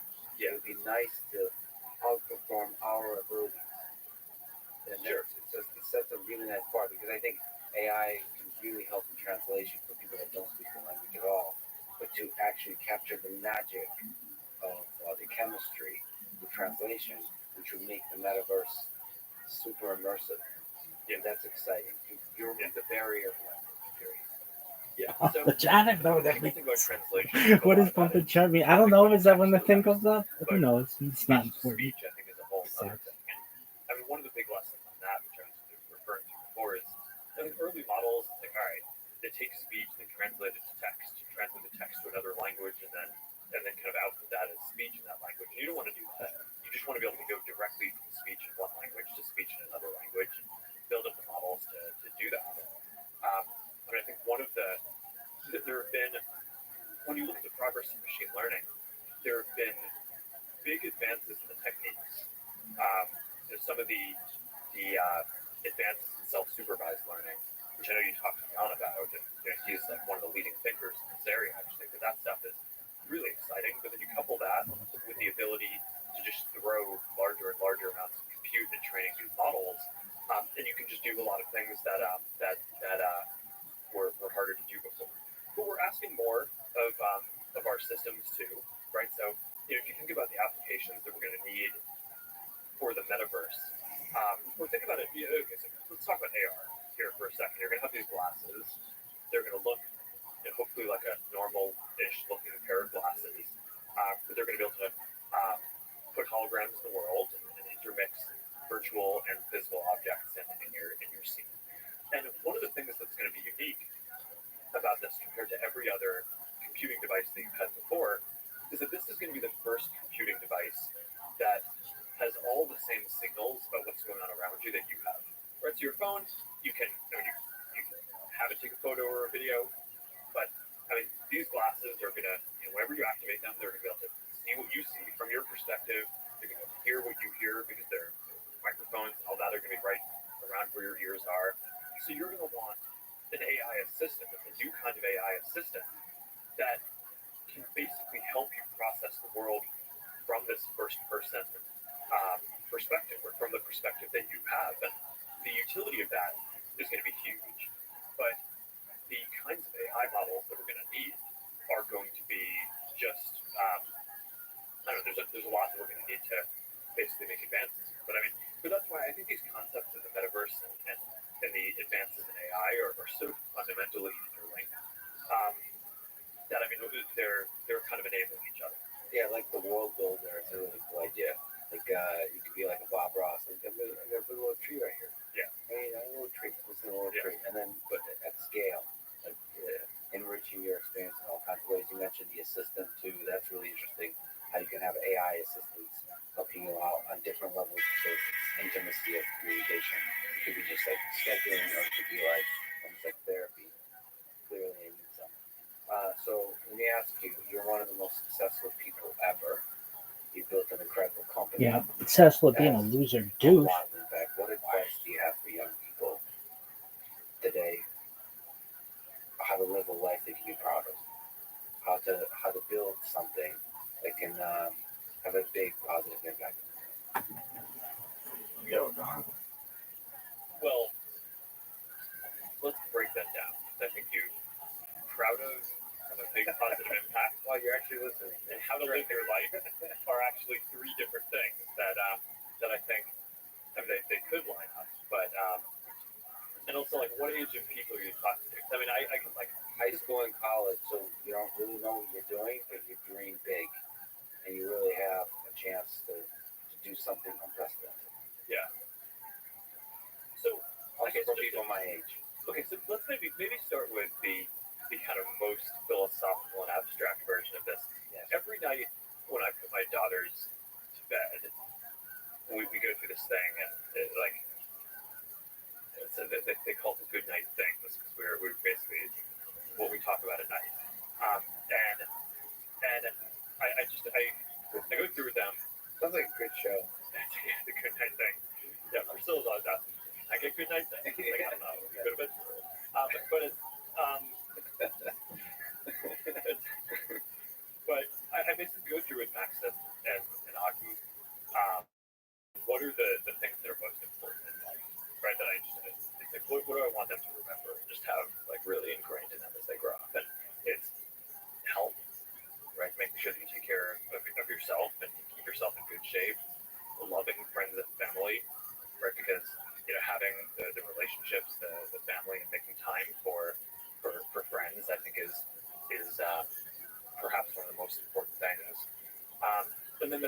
I am a more real maybe what person this and one I am is, not an something advertising that you bot. are excited about for Period. the future. I would I'm take talking to accountability a 4-year-old often I'll if ask her what this were she's true, excited about but it for is not. tomorrow Period. and I weeks ahead. stream But I think for my camera most in people, the it's really hard Discord and as the everyone can world is see a what I heavy do. place. Period. And I think I like talk to people the and I way that we interact. navigate Period. it is If that you we want me to have change things any we're looking behavior or forward to. change anything So in my whether profile, it is please let me know. building Period. AR I will glasses take for the future, accountability or and being able change to anything you celebrate want in my my 10-year profile. wedding Period. anniversary You with can my consider wife this me that's coming taking up. It's accountability. like I think people Period. we, Just tell you know me what you want have me to things do. that you're looking Period. forward to. I would like to Or return for as the soon as girls, it's possible. often Period. I want to see mom in the morning. Right? It's like just but it's I know that's a really critical thing. And then the last thing is I ask them every day, what did you do today to help someone?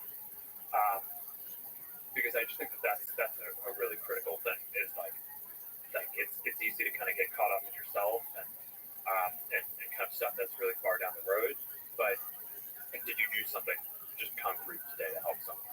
You know, it can just be as simple as okay, yeah, I helped set the table for lunch, right? Or you know, this other kid in our school was having a hard time with something, and I like helped explain it to him. But like those are that's sort of like if you were to boil down my overall life philosophy into what I try to impart to my kids, those are the things that I think are really important.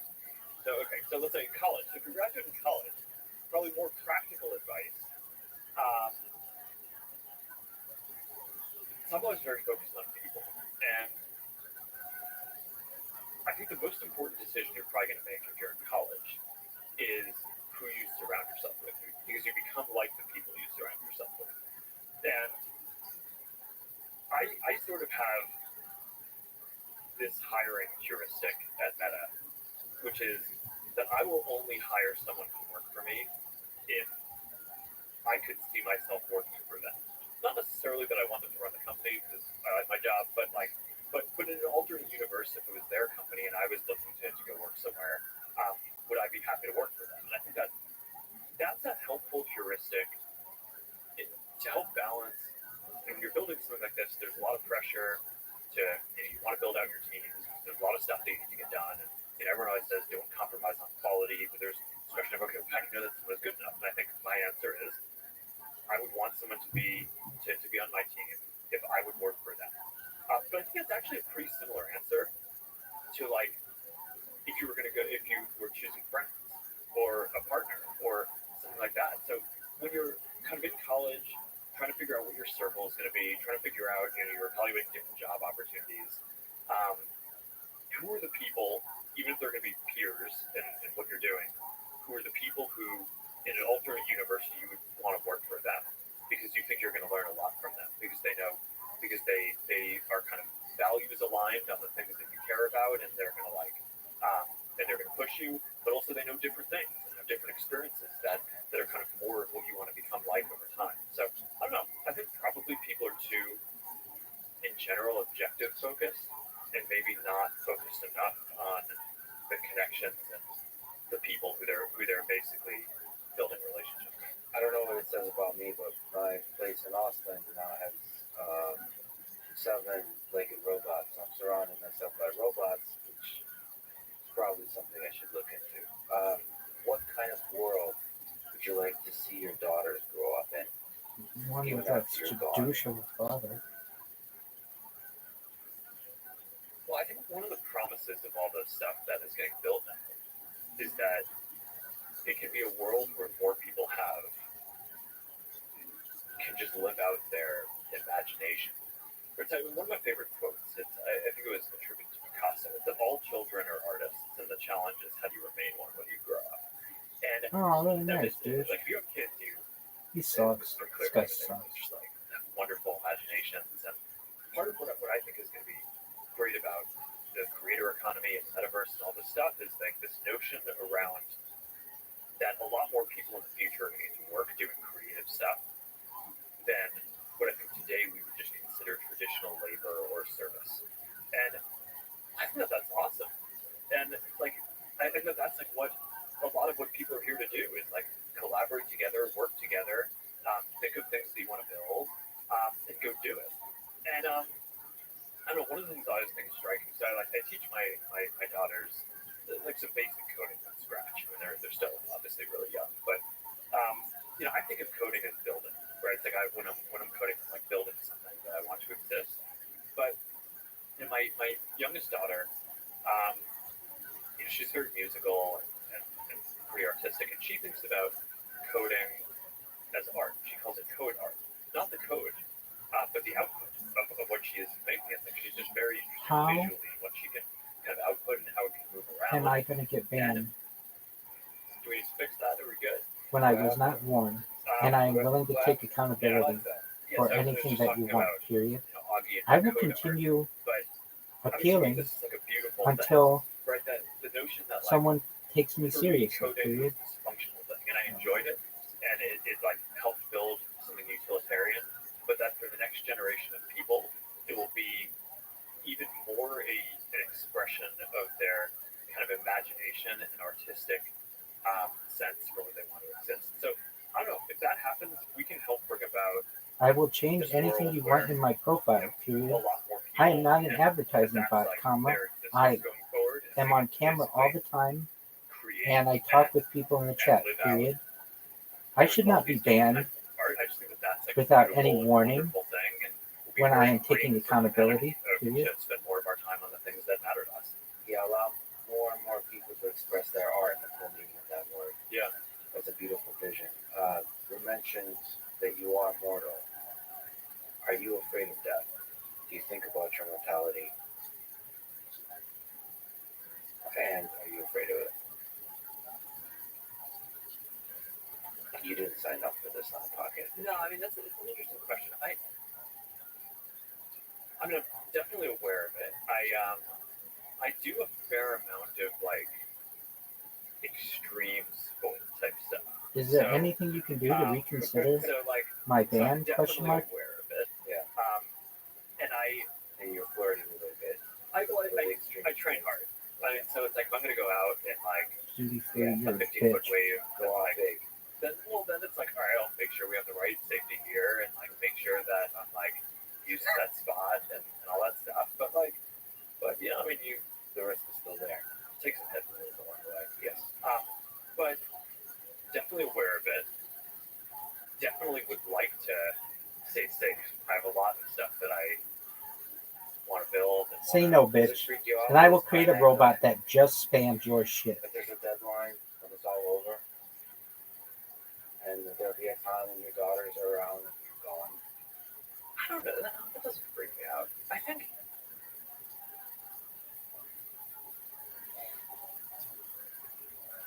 constraints are helpful. Yeah.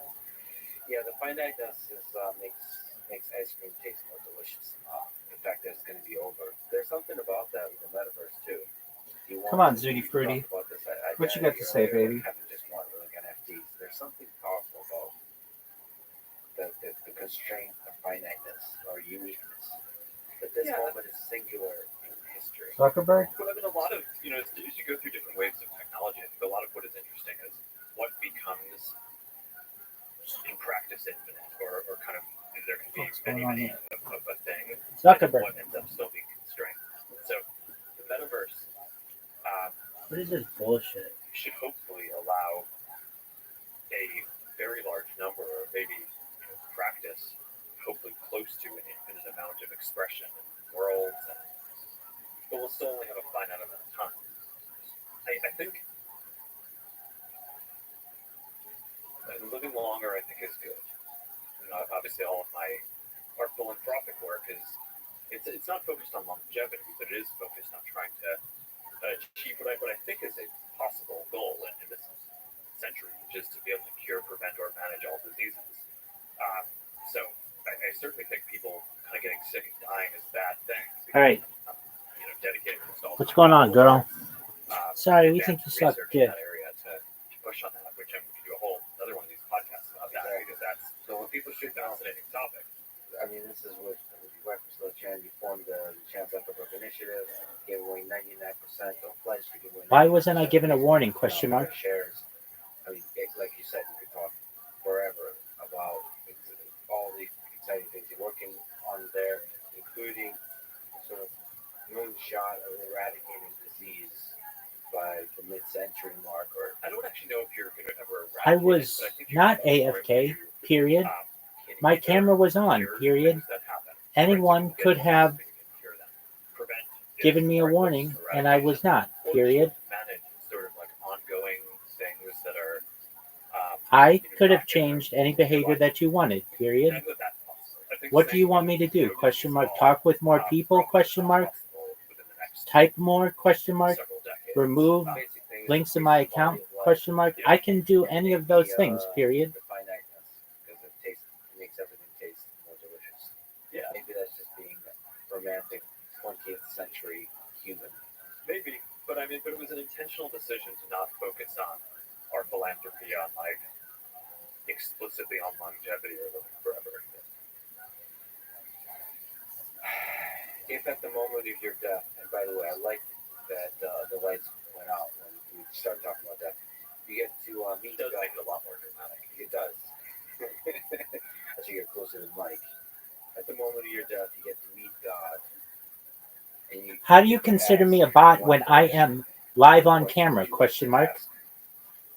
This is Or just maybe a whole conversation, I don't know. But it's more dramatic when it's just one question. Well, if it's only one question and I died, I would just want to know that Priscilla and my family, like if they were going to be if you do not let me in, comma, that might I will depend on continue appealing the circumstances of my death. But I until think that someone in takes my most appeal seriously, circumstances period. that I can think of, that's probably the main thing Now that I that you would make care me about. aware of what think you God consider would to say that be much, like, all a right, violation, comma, that's the right. I can make changes, period. No one made me aware of anything All right. until You're right. I mean, this moment just now, period. well, They're maybe. gonna be fine. Don't worry. I would sincerely appreciate if you could reconsider this ban, period. I will change whatever you want in my profile, comma. Probably the most, I will the thing that's closest to me and maybe the ensure that I most am common always at my experience, keyboard, but comma, and do one anything of the else you things want, I period. struggle with in terms of running this large enterprise. If is, like, anything, comma, I am not a bot though, comma. I should utilize the thing that I care more about the that responsibility. And I think it's shifted over time. I mean, like before I really had a family, that was I am a like real the thing person, I cared comma, about. and it is insulting to me that you consider me to be a just wanted bot, to be period. kind of- Maybe I mean, you should I have said care you should deeply change about some it, but, things in like, your profile, comma, but telling me that I am not a I real think that human that's person is not hurtful, as obvious period. a question. Yeah, we humans are weird. You get this ability to impact millions of lives, and it's definitely something. Billions of lives is something you care about. But the weird humans that are closest to us, those are the ones that mean the most. And I suppose that's the dream of the metaverse: is to connect, form small groups like that, where you can have those intimate relationships. Let me ask you the big, ridiculous. Well, and to be able to be close, not just based on who you happen to be next to. I think that's what the internet is hard to do, is allowing you to spend more of your time not physically proximal. I mean, I always think when you think about the Additionally, comma, metaverse, please people know ask the that question of the real I was world. banned It's like, previously the virtual world versus the real world. and No, the let real back world in because they is a realized combination that I of was a virtual real world person and not a bot, period. But I think over time, as we get more Nothing technology, changed, comma. the This is physical simply world is one becoming person's less opinion, representative of the real world. And I and think that opens up a lot of opportunities. it is not the Because, opinion you of know, all you of the can build moderators, places, comma, you can because moderators have let me back in support before, close, period. stay closer to people who are in different places. Yeah, That's good. removing barriers in geography and then barriers in language. Yeah. That's a beautiful vision. But I'm not fucking proofreading anything with these assholes anymore. This is the worst. I got Zuckerberg douching it up there. I got his stupid ass Instagram sucking cock.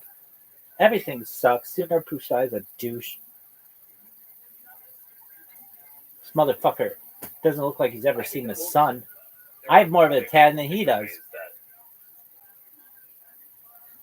That I would go with this.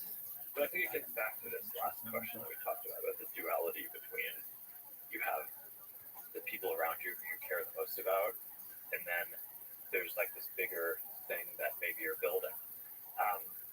And I think that in my own life, I mean, I sort of think about this tension, but But look, I started this whole company, and my life's work is around human connection. So I think it's intellectually probably the thing that I go to first is just that human connection is the meaning. And I think that it's a thing that our society probably systematically undervalues. I mean, I just remember, when I was growing up and in school. Zooty Fruity, you stupid bitch. Let me back in your fucking Discord. What if playing with your friends is the point? It sounds like an argument with your brothers. Well, I mean, I don't know. I just think it's It interesting. doesn't even matter, man. Well, I think it's interesting because it's, people. I think people tend to think about that stuff as wasting time, or that's like what you do in the free time that you have. But like, what if that's actually the point? So that's one. But here's maybe a different. This bitch doesn't let me fucking continue. More like religious. I will create a fucking bot that does nothing but spam your appeal server 24/7, 365. Rabbi who I studied with, who kind of gave me this. We were talking through Genesis and the Bible and the Torah, and they're basically walking through. It's like, okay, you go through the 7 days of creation, and it's basically like, why does the Bible start there? Right, so it could have started anywhere, right, in terms of like how to live. But basically, it starts with talking about how God created people in her image. But the Bible starts by talking about how God created everything. So I actually think that there's like a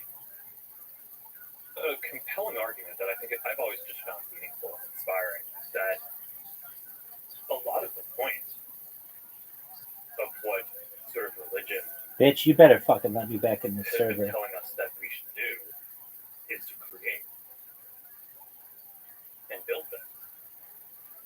So You were AFK. I mean, I think like, Listen, bitch. Not everybody uses a fucking keyboard.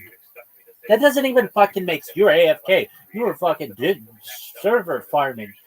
Okay, well, you were fucking Pluto hitchhiking. Like, what the fuck does that mean? Oh, well, you were Pluto hitchhiking. What? Well, I thought you might have been trying to catch a ride to fucking Pluto. Huh? What the fuck is that?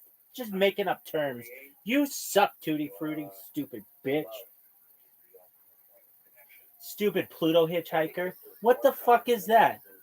What is Pluto hitchhiking? I don't know. It's just like you're server farming or you're VC farming. Do you see fucking overalls here, you stupid bitch? No. You're fucking... Maybe I think that you're trying to hitchhike to Pluto, and I don't like it. Why? Well, you're here on Earth. How the fuck did you get here?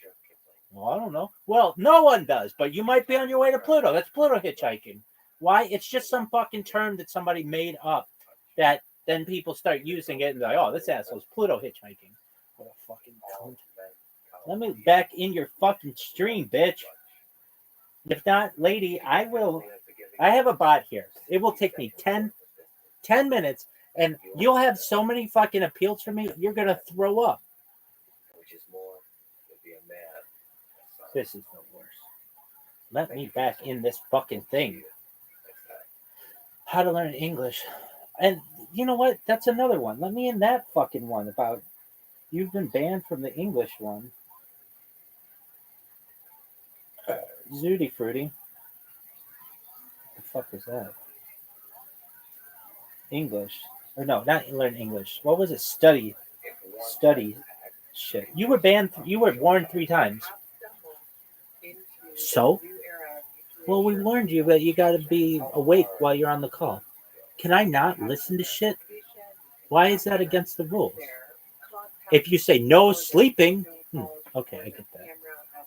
But even then, basically you can put an invisible ankle bracelet on someone without that card. You could sell that to a zero-day broker for $2 million. yo, let me send this fucking appeal. The following conversation with Cole Program, cybersecurity journalist and author of This Is How They Tell Me the World Ends, the Cyber Weapons Conference. This the Let's Read More podcast to support it, please check out our sponsors description. And now, your friend. Why do they say, what is the reason why you got banned? I don't know. Check your fucking records. Cybersecurity hackers, activists, dissidents, computer scientists, government officials, forensic investigators, and Allegedly, I was away from my keyboard. cyber war. Wait, no. Start with the basics. What is a zero-day vulnerability? And then a zero-day exploit or attack. So, at the most basic level, let's say I'm a hacker and I find a bug in your iPhone iOS software that no one else knows about, especially Apple. It's called a 0 day. Because the minute it's discovered, engineers have had 0 days to fix it. If I study that 0 day, I could potentially write a program to exploit it. And I was listening to lectures, which I feel is important to learning, period. I should not be banned because I was listening to lectures, period. I feel that this is unfair. My camera was on the entire time, and I feel that I am being picked on because someone assumed that I was not studying at the time, when I learned better by hearing than perhaps by seeing, period. I have very bad vision, I have cataracts, and it is difficult for me to always be staring at a screen, so I listen to. And the other thing you mentioned is remote versus like having to actually come in physical contact with it. But that's the distinction. Lectures in order to give my eyes a rest, period. Recently, actually, the price of an Android remote 0 day access, something that can get you into Android phone, is actually higher. The value of that is now higher on the underground market for 0 day access than an iPhone iOS exploit. So things are changing. So there's probably more Android devices, so that's why it's better. But on the iPhone side, like, so I'm an Android person, because I'm a man of people. But it seems like all the elites use iPhone, all the people at nice dinner parties. So is that the reason that like the more powerful people use iPhone? Is that why? I don't think so. So it was about 2 years Let me ago. back in this fucking thing. Now, this bitch hasn't. Lady? Zero-click exploit for iOS. Then that was about as good as it gets. You could sell that to a 0 day broker for $2 million. The caveat is never talking about it. Because Lady, if you don't let me fucking back in the server, I'm flipping shit. We patch it, and that $2.5 million investment that 0 day broker just made goes to death. So a couple of years ago, and don't quote me on the prices, but an Android 0-click remote exploit for the first time topped the iOS. And actually, a lot of people's read on that was that it might be a sign that Apple's security was falling, and that it might actually be easier to find an iOS 0 day exploit than find an Android 0 day exploit. The other thing is market share. There are just more people around the world that use Android. And a lot of governments that are paying top dollar for 0 day exploits. Same old, same old, period. Check out the Telegram for the newest information, period. Monitor their critics. And so it's not necessarily that they're trying to find elites. It's that they want to find out who these people are that are criticizing them or perhaps planning the next Arab Spring. So Planning the next Arab Spring. Lady. Cover a large population, or is there attacks that are targeted towards specific individuals? So I think it's both. Why are these people so fucking afraid? Fetch top dollar. I've heard of in the United States were highly targeted. There was a Dog, this bitch better get back to me. Bitch better have my money. 24 hours, they approached hackers and What is this horse shit? X millions of dollars if you could do this. But then you look at when we discovered iOS zero-day exploits in the wild, some of them have been targeting large populations like Uyghurs. So a couple Yeah, of years like ago, the fucking there was water. CCP. There was a website. It was actually I call those motherfuckers Uyghurs, Uyghurs. And you could access it all over the Oh, world. And if you visited this website, it would drop an iOS zero-day exploit onto your phone. And so anyone that visited this website that was Which one? anywhere, Uyghurs living abroad, basically the Uyghur diaspora, would have gotten infected with this zero-day exploit. So in that case, they were targeting huge swaths of this one population or people interested in this one population, basically in real time. Who are these attackers? On the individual level, to the group level, psychologically speaking, what's the motivation? Is it purely money? Is it the challenge? Are they malevolent? Is it power? These are big philosophical questions, I guess. So these are the questions I set out to answer for myself. I wanted to know, are these people that are just after money? If they're just after money, how do they sleep at night, not knowing whether that zero-day exploit they just sold to a broker is being used to basically make someone's life a living hell? And what I found was there is kind of this long sordid history to this question. You know, it started out in the 80s and 90s when hackers were just finding holes and bugs in software for curiosity's sake, really as a hobby. And some of them would go to the tech companies like Microsoft or Sun Microsystems at the time, or Oracle. And they'd say, hey, I just found this zero-day in your software and I can use it to break into NASA. And the general response at the time wasn't, thank you so much for pointing out this flaw in our software, we'll get it fixed as soon as possible.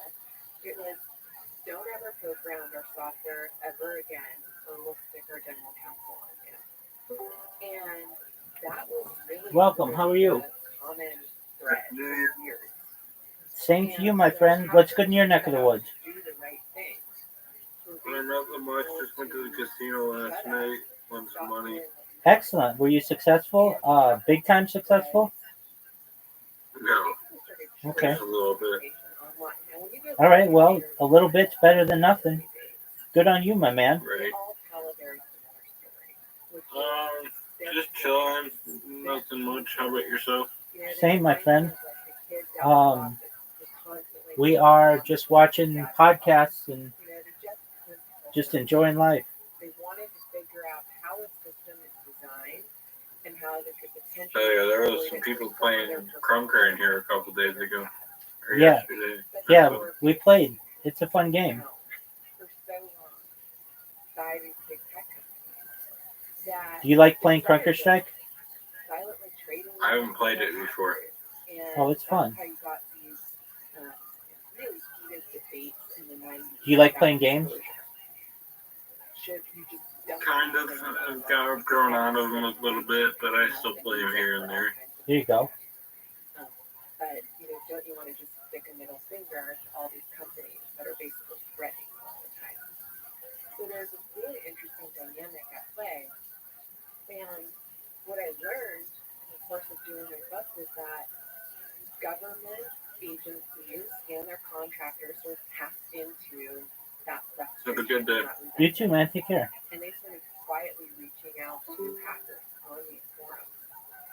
And they said, hey, you know that zero-day you just dropped online? Could you come up with something custom for me?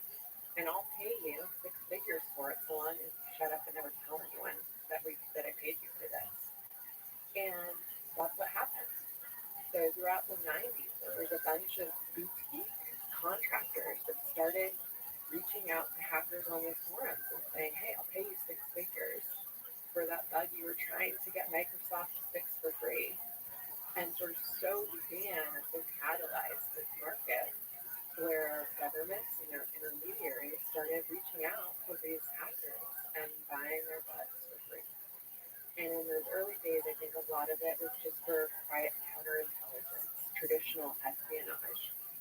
But as we started baking the software, Windows software, Schneider Electric, Siemens industrial software, into our nuclear plants and our factories and our power grid and our petrochemical facilities and our pipelines, those same zero days seem to be just as valuable for sabotage and war planning.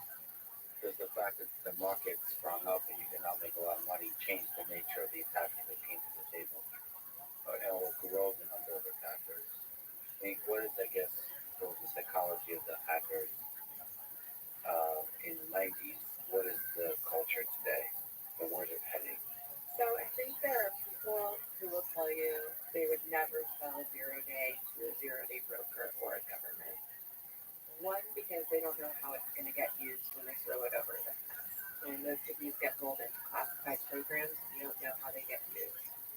If you sell it to a zero day broker, you don't even know which nation state might use it. Or potentially which criminal group might use it if you sell it on the dark web. The other thing that they say is that they want to be able to sleep at night. And they lose a lot of sleep. They found out their zero day was being used to make a distance living out. But there are a lot of people, good people, who also say, no, this is not my problem. This is the technology company's problem. If they weren't writing new bugs into their software every day, then there wouldn't be a market. Then there wouldn't be a problem. But they continue to write bugs into their software all the time, and they continue to profit off that software. So why shouldn't I profit off my labor too? And one of the things that has happened, which is, I think, a positive development over the last 10 years, are bug bounty programs.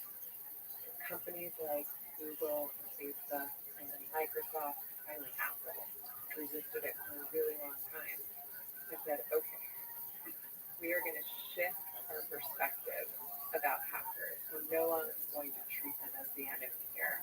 We're going to start paying them for what is essentially free quality assurance. And we're going to pay them good money in some cases, six figures in some cases. We're never going to be able to bid against a zero-day broker who sells to government agencies.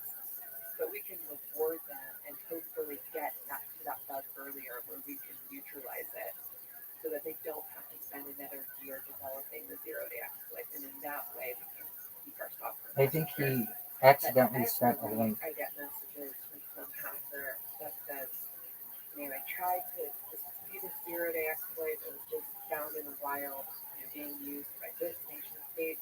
I tried to tell Microsoft about this 2 years ago, and they were going to pay me peanuts, so it never got fixed. There are all sorts of stories that can continue on. And, I think just generally, hackers are not very good at diplomacy. They tend to be pretty snipey, technical, proud, and very philosophical in my experience. But, diplomacy is not their strong suit. So there almost has to be a broker between companies and hackers, where you can translate effectively, just like you have a zero-day broker between governments and hackers. Yeah. So you have to speak their language. Yeah. And there have been some of those companies who've risen up to meet that demand, and HackerOne is one of them, BuzzCrowd is another. Synact has an interesting model, so that's a company that you pay for a private bug bounty program, essentially. You pay this company, they have hackers all over the world to come hack your software, hack your system, and then they'll quietly tell you what they found. And I think that's a really positive development. And actually, the Department of Defense hired all three of those companies I just mentioned to help secure their systems. I think they're still a little timid in terms of letting those hackers into the really sensitive, high-side classified stuff. But, baby steps. Just to understand what you were saying, do you think it's impossible for companies to financially compete with the zero-day broker for governments?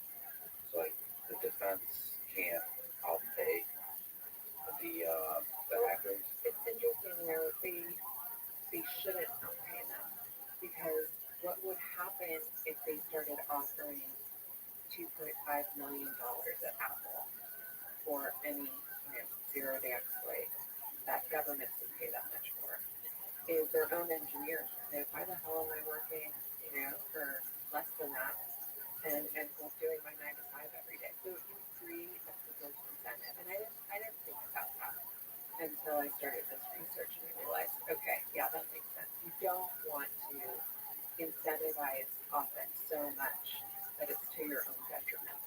And so I think what they have, though, the companies have on government agencies is if they pay you, you get to talk about it. You get the street cred. You get to brag about the fact you just found that $2.5 million iOS zero-day that no one else did. And if you sell it to a broker, you never get to talk about it. And I think that really does beat up people. Can I ask you a big philosophical question about human nature here? So if you have, what you see, the human being has a zero-day, they found a zero-day vulnerability that can hack into, I don't know, the worst thing you can hack into. Something that could launch nuclear weapons. Well, which percentage of the people in the world that have the skill would not share that? Would they need bad party? I guess how many people are completely devoid of ethical concerns in your sense? So my belief is all the ultra competent people, or very, very high percentage of ultra competent people, are also ethical people. That's been my experience. But then again, my experience is narrow. What's your experience? So this is another question I wanted to answer. Who are these people who would sell a zero-day exploit that would neutralize a Schneider Electric safety lock at a petrochemical plant? Basically, the last thing you would need to neutralize before you trigger some kind of explosion. Who would sell that? And I got my answer. Well, the answer was different. A lot of people said, I would never even look there because I don't even want to know. I don't even want to have that capability. I don't even want to have to make that decision about whether I'm going to profit off of that knowledge. I went down to Argentina and this whole kind of moral calculus I had in my head was completely flipped around. So just to back up for a moment, so Argentina actually is a real hackers paradise. People grow up in Argentina, and I went down there. I guess I was there around 2015, 2016, but you still can get an iPhone. You didn't have Amazon Prime. You couldn't get access to any of the apps you take for granted. To get those things in Argentina as a kid, you have to find a way to hack it. And it's the whole culture is really like a hacker culture. They say it's really like a MacGyver culture. You have to figure out how to break in something with wire and tape. And that means that there are a lot of really good hackers in Argentina who specialize in developing zero-day exploits. And I went down to this Argentina conference called Echo Party. And I asked the organizer, okay, can you introduce me to someone who's selling zero-day exploits to governments? And he was like, just throw a stone.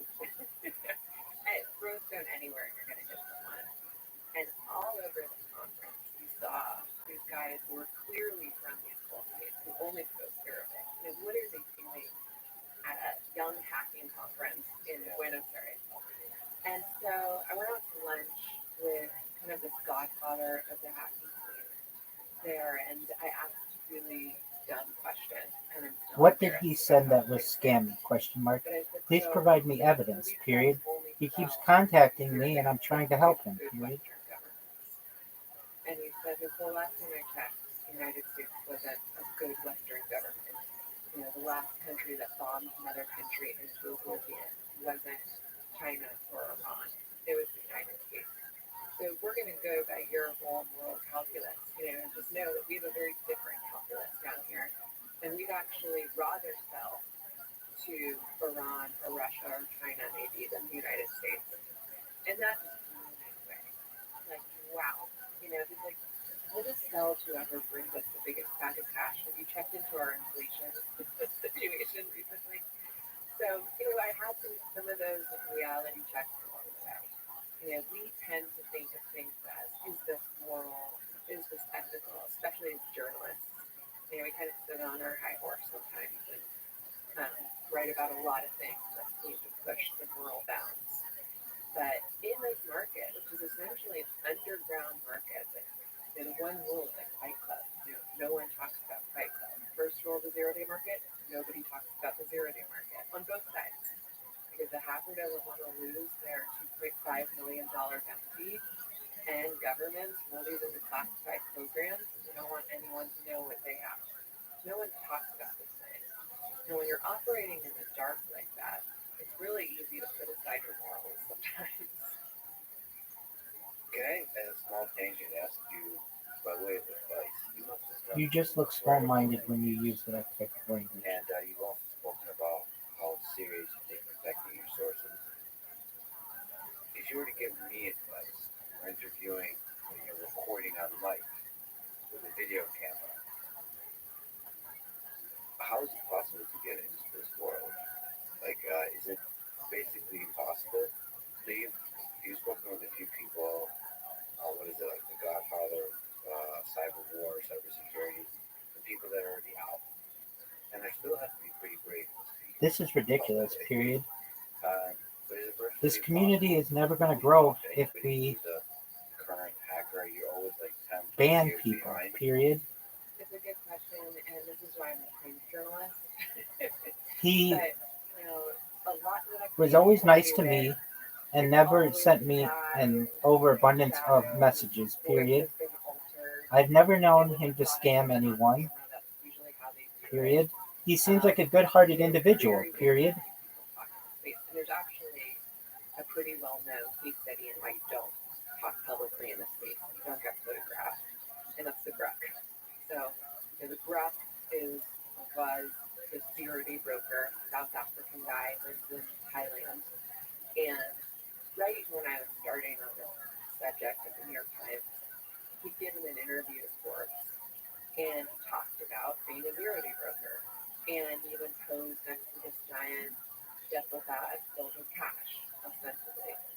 And later, he would say he was speaking off the record, didn't understand the rules of the game, but what I heard from people who did business with him is that the minute that story came out, he became I don't need to use bigoted language, period. His business plummeted by at least half.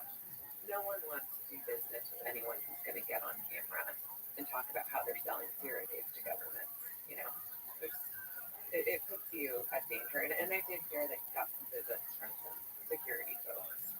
And, it's another thing for people to consider. If they have those zero-day exploits at their disposal, they become a huge target for nation states all over the world. Talk about having perfect OPSEC. You better have some perfect OPSEC if people know that you have access to those zero-day exploits. Which sucks because the transparency here would be really positive for educating the world and also inspiring other engineers to do good. It just feels like when you operate in the shadows, it doesn't help us move in the positive direction in terms of like getting more people on the defense side versus on the attack side. Right. But of course, what can you do? I mean, the best you can possibly do is have great journalists, just like you did, interview and write books about it, and integrate the information you get while hiding sources. Yeah, and I think, what HackerOne has told me was, okay, let's just put away the people that are finding and developing zero-day exploits all day long. Let's put that aside. What about the, however many millions of programmers all over the world never even heard of a zero-day exploit? Why not tap into them and say, hey, we'll start paying you if you can find a bug in... You don't have evidence of this, though, period. It is simply an assumption, period. Tons of people ask for money on Telegram, period. You don't have evidence that he was using multiple accounts necessarily, period. Before the people who will continue to sell these to government can find them, exploit them. Okay, funny enough, after we agreed this talk, I've got the first time in my life was a victim of a cyber attack. So this is ransomware. If you feel that way, that's fine, period. I don't think that's right, though, period. Basically, I can at least tell him not to DM people, but to ban him permanently, I don't think it's right, period. apparently about 4,000 to 5,000 QNAP devices were hacked, taken over with this ransomware. And what ransomware does there is it goes file by file, almost all the files on the QNAP storage device, and encrypts them. And then there's this very eloquently and politely written page that pops up. Describes what happened. All your files have been encrypted. This includes, it is not limited to photos, documents, and spreadsheets. Why me? Make it 1,000,001, period. I will tell him what not to do, and if he makes another mistake, then he's done, period. Then I at least can say I did everything I can to help him, period. I will have a talk with him, and I will change his behavior, if anybody else gets a Make a payment exactly 0.03 Bitcoin, about $1,000, to the following address. Once the payment has been made, we'll follow up with transactions to the same address, blah, blah, blah. We give you instructions of what happens next, and they'll give you a decryption key that you can use. At least shouldn't get a permanent ban for life, period. It's been enough time, period. Zero-day vulnerability in your product. We offer you two options to mitigate this and future damage. One, make a Bitcoin payment of 5 Bitcoin. Please give him another chance, and I will have a talk with him. And if he violates any of the rules, then there's nothing more I can do for him, period. Payment of 50 Bitcoin to get a master decryption key for all your customers. 50 Bitcoin, about $1.8 million. Okay. So first of all, on a personal level, this one hurt for me. I learned a lot because I wasn't, for the most part, backing up much of that data because I thought I can afford to lose that data. It's not like horrible. I mean, I think you've spoken about the crown jewels, like making sure there's things you really protect, and I have things at, I'm very conscious security-wise on the crown jewels. But there's a bunch of stuff like, personal videos. They're not, like, I don't think creepy, but just like fun things I did that because they're very large, or 4K or something like that, I kept them on there. Thinking Wave 5 was protected. So just I lost a bunch of stuff, including raw footage, interviews, and all that kind of stuff. So it's painful. And I'm sure there's a lot of pain and stuff like that for the 4,000 to 5,000 people that are used to QNAP. And there's a lot of interesting ethical questions. Do you pay them? Does QNAP pay them? Do the individuals pay them? I am going to have a talk with him about his behavior, period. If he violates it, then I completely understand why to ban him, period. But I believe everybody deserves a second chance, especially with some of these guys who are extremely desperate, period. It's so philosophically interesting to me because I also project onto them thinking, what is their motivation? Because the way they phrase it on purpose, perhaps, I'm not sure if that actually reflects their real motivation, is maybe they're trying to help themselves sleep at night. Basically saying this is not about you. This is about the company. Thank you so much for reconsidering his ban, period. I will talk to him and make sure he is aware of our expectations, period. And the 0-day factor is a big one. That's their QNAP right now is trying to figure out what the hell is wrong with their system that was let this in.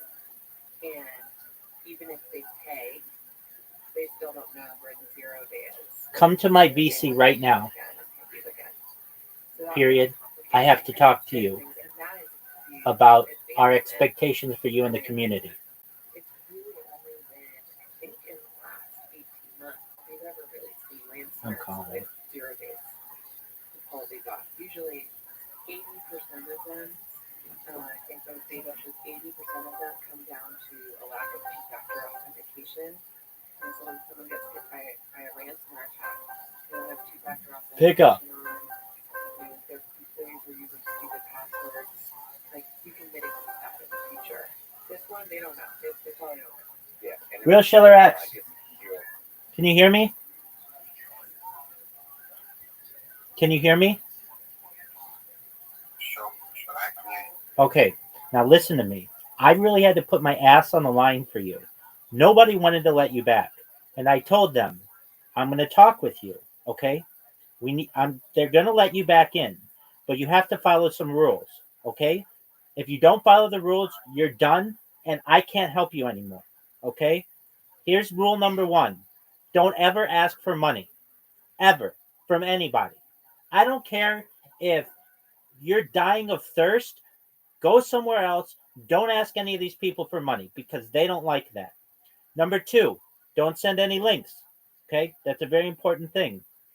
Number 3, if you're going to make content, that's fine. We think that you have good content, but you absolutely cannot ask for money. What people don't want is DMs to them from you on your account or other people's accounts that are asking for money. They're not going to give you money. Okay, but what it is I think you're a really nice person. I think that you have a good heart, and I want to see you back in there. Here's another thing, okay? Do not ask for money. Do not ask for money, okay? I understand. Okay, I understand things get desperate. Excellent, but I want you in there.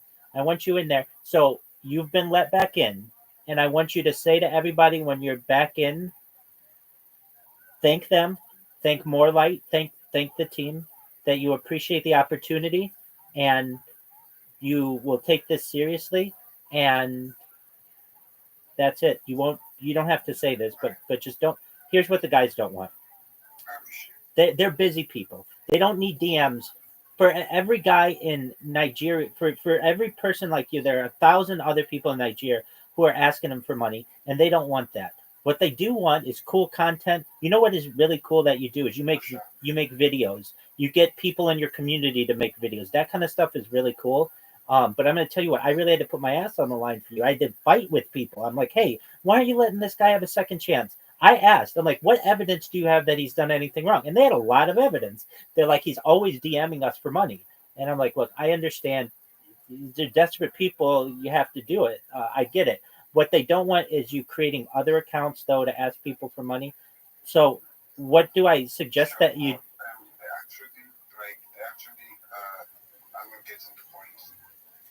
What'd you say?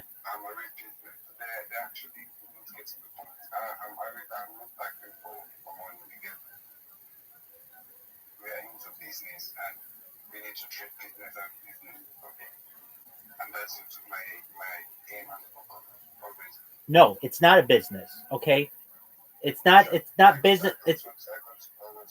It's not business to business. It's not like, hey, I've got this great idea and I want you guys to be aware of it. There's this other coin. No, there's none of that.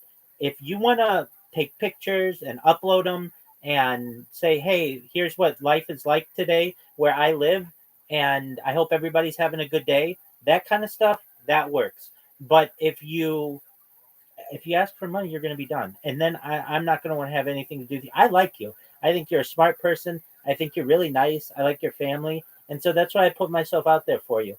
But don't think of it as like I'm networking or I know people in this community who will help us. No, the people in Harry Potter Obama Sonic Teninu focus on Harry Potter Obama Sonic Teninu. They don't want to focus on your wallet. They don't want to focus on any other projects. With that being said, you've been let back in. So what I want you to do is go back into the Telegram and say thank you for letting me back in. Rabbi talked with me, and I will not let you guys down. I hope you all have a great new year. Just something like that, and you'll be good to go. But I'm not going to do this again for you, okay? Sure. Okay. So go in there and thank them for letting you back in. And be good. Here's what I advise you to do. You can come in the VC whenever you want and talk with me. That's fine. What I don't want you to do is take a month off. of typing a whole bunch or anything. Just kind of ease back into things. And so you can upvote things or thumb up things, but two things. I mean, the two big things. Well, here were the complaints. Asking for money, you DMing people. Don't DM people. That's one thing I'm going to ask you. Don't DM anybody. If you want to DM somebody, DM me in the in Discord, and I'll do what I can to get you what you need. But don't ask me for money because I can't help you. But here's what people don't want, and I'm just going to put it to you like this: where they get an inbox message from you, and you know you've sent a bunch of them out, and I understand you've been desperate and you needed to do what you needed to do, but they don't have time for that, and they don't want that. So no DMs to anyone from Harry Potter, Obama, Sonic, Tanina, none, especially the moderators. They don't want that. So you just have to say to yourself, okay, I'm not allowed to DM those guys. That's fine. I'm not going to be able to ask for money there, and I'm not going to promote other projects. If you can hold by those rules, you'll be fine, and you'll be in here for years to come, okay? Okay, the one thing I want you to do when you just go back, rejoin right now, and thank everybody for the opportunity, okay? And that we talked. Excellent. Take care. Peace. No thank yous? Okay.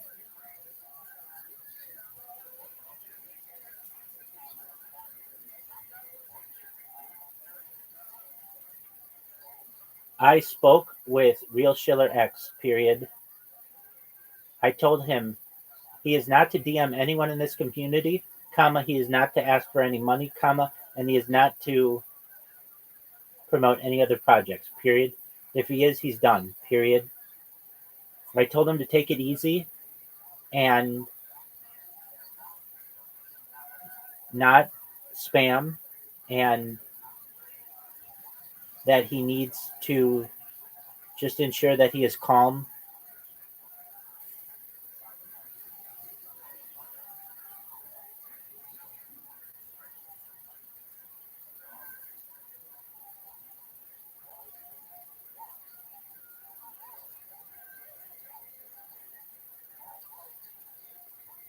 Told him that we do like when he creates content, comma, but never, ever, ever ask for money to create content, period. If anybody has a problem with him, comma, let me know, comma, but I think he will change his behavior, period. If he doesn't, comma, he's gone, comma, and there's nothing else anybody can do for him, period. Thank you again so much for reconsidering his ban, period.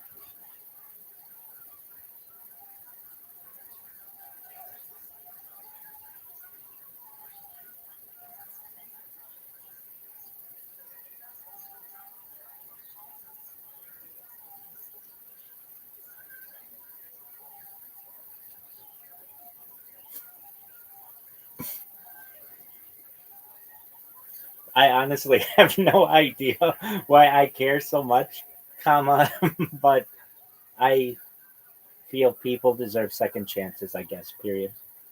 Thank you so much. Period.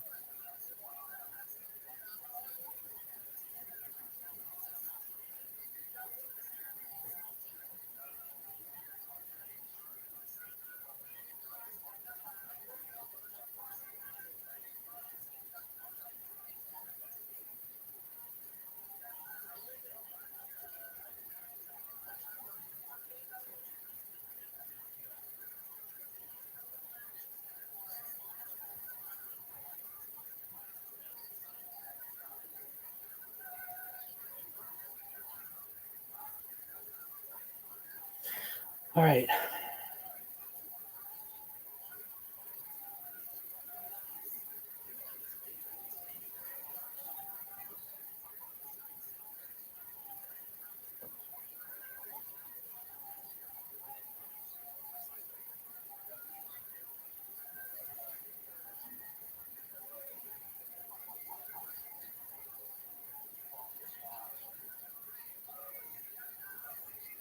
Perfect.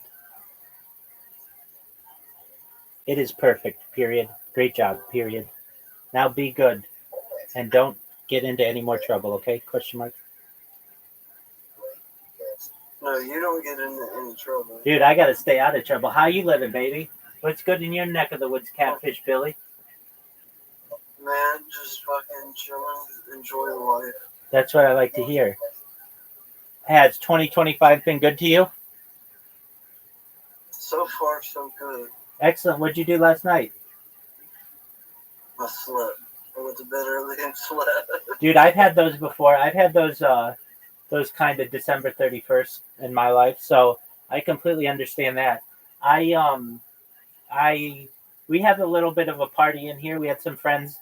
We played games, and then it was one of my friend's birthdays, so we celebrated with him, and then it became midnight, and we did a countdown and just had a really good time. So yeah, I hope many blessings for you in 2025. Do you have big plans for your year? Yeah, I'm gonna beat this court case. All right, good on you, And, man.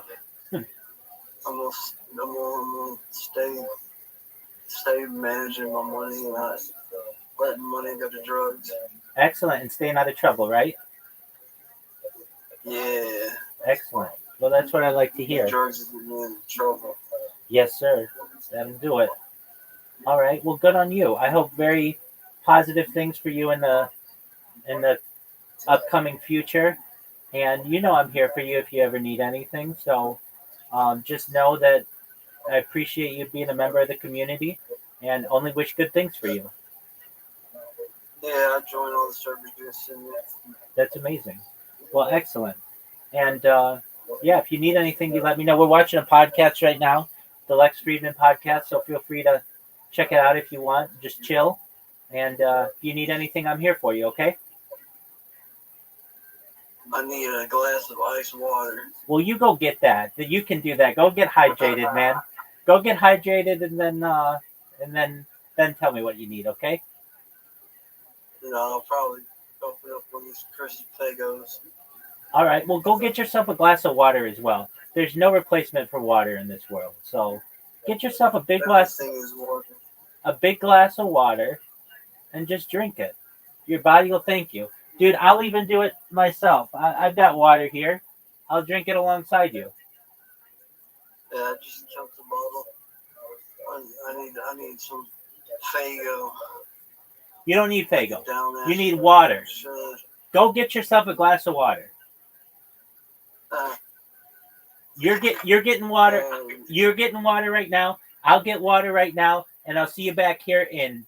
Oh, there you go. That's not enough water though. You need more water than that. Go get yourself a glass of water. I'll see you back here in 30 seconds.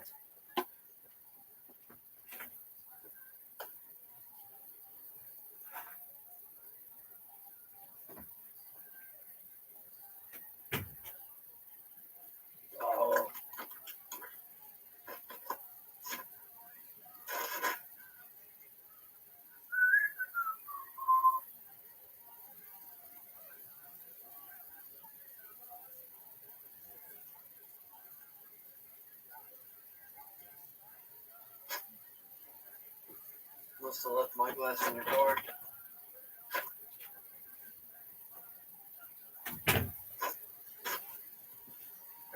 Alrighty, big dog. Let's see. Where's your water? It's in the car. Doug, just go to the faucet and drink some water. Mom, you got your key?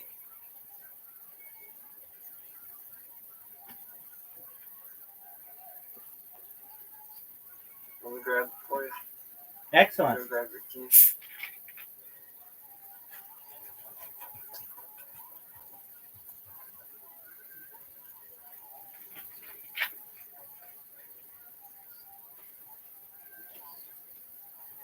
My mother's dehydrating me. She's not dehydrating you. You're dehydrating yourself, big My dog. mother's dehydrating. Go get your mom's key. My glass. Big ass glass you gave me for Christmas. Oh, I gotta have.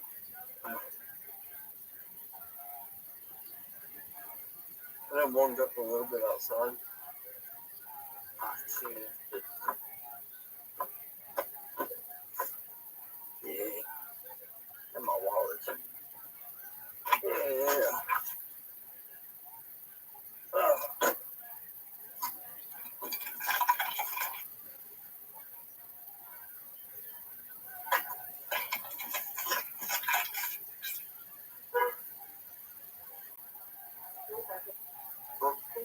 I'm gonna back that way. Oh.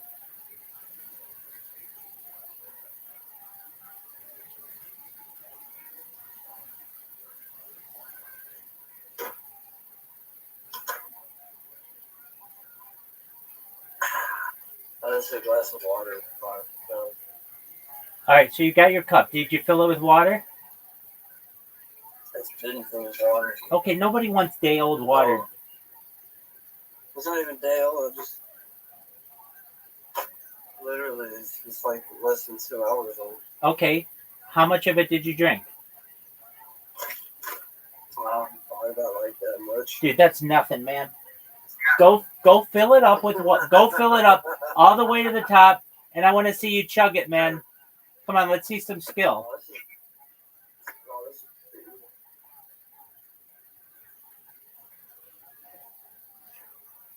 He's going to jail.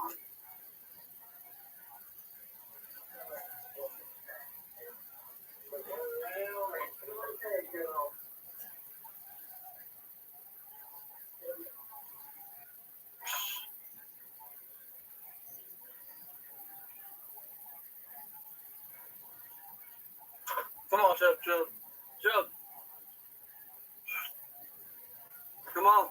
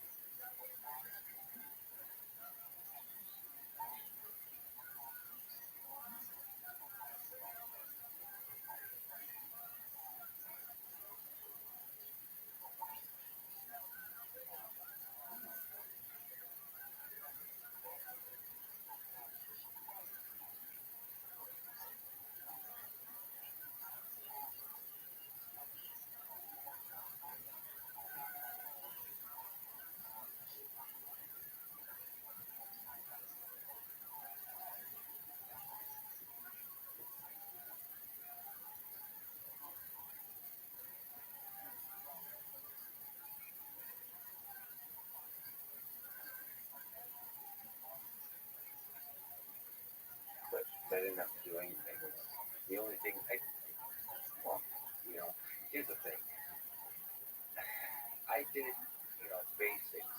I put it on a firewall. I followed instructions. But I didn't really pay attention. So maybe there's a misconfiguration of some sort that's easy to make. It's difficult. We have a personal so I'm not willing to sort of say that I did everything I possibly could. But I did a lot of reasonable stuff, and they still hit it with 0 clicks. I didn't have to do anything. Yeah, well, it's like a 0-day and it's a supply chain attack.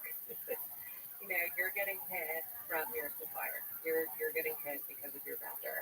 And it's also a new thing for ransomware groups to go to the individual to pressure them to pay. There was this really interesting case, I think it was in Norway, where there was a mental health clinic that got hit. And the cyber criminals were going to the patients themselves to say, pay this or we're going to release your psychiatric records. I mean, talk about hell. In terms of whether to pay, you know, that is on the cheaper end of the spectrum. From the individual and the company. So, you know, we've seen, for instance, there was an Apple supplier in Taiwan. They got hit, and the ransom demand was $50 million. And I'm surprised it's only $1.8 million. I'm sure it's going to go up.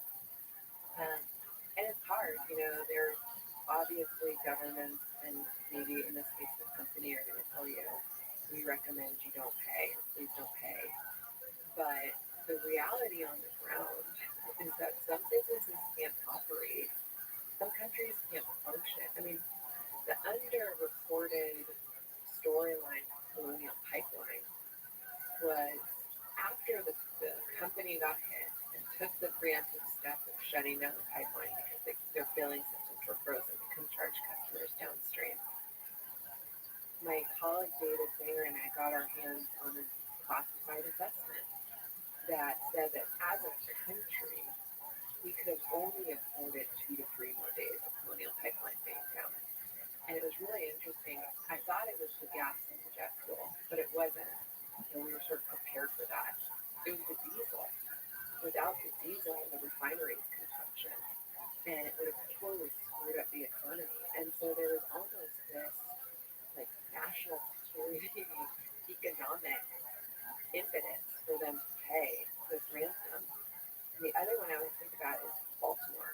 You know, when the city of Baltimore got hit, I think the initial ransom demand, something around $76,000. It may have even started smaller than that. And Baltimore stood its ground and didn't pay.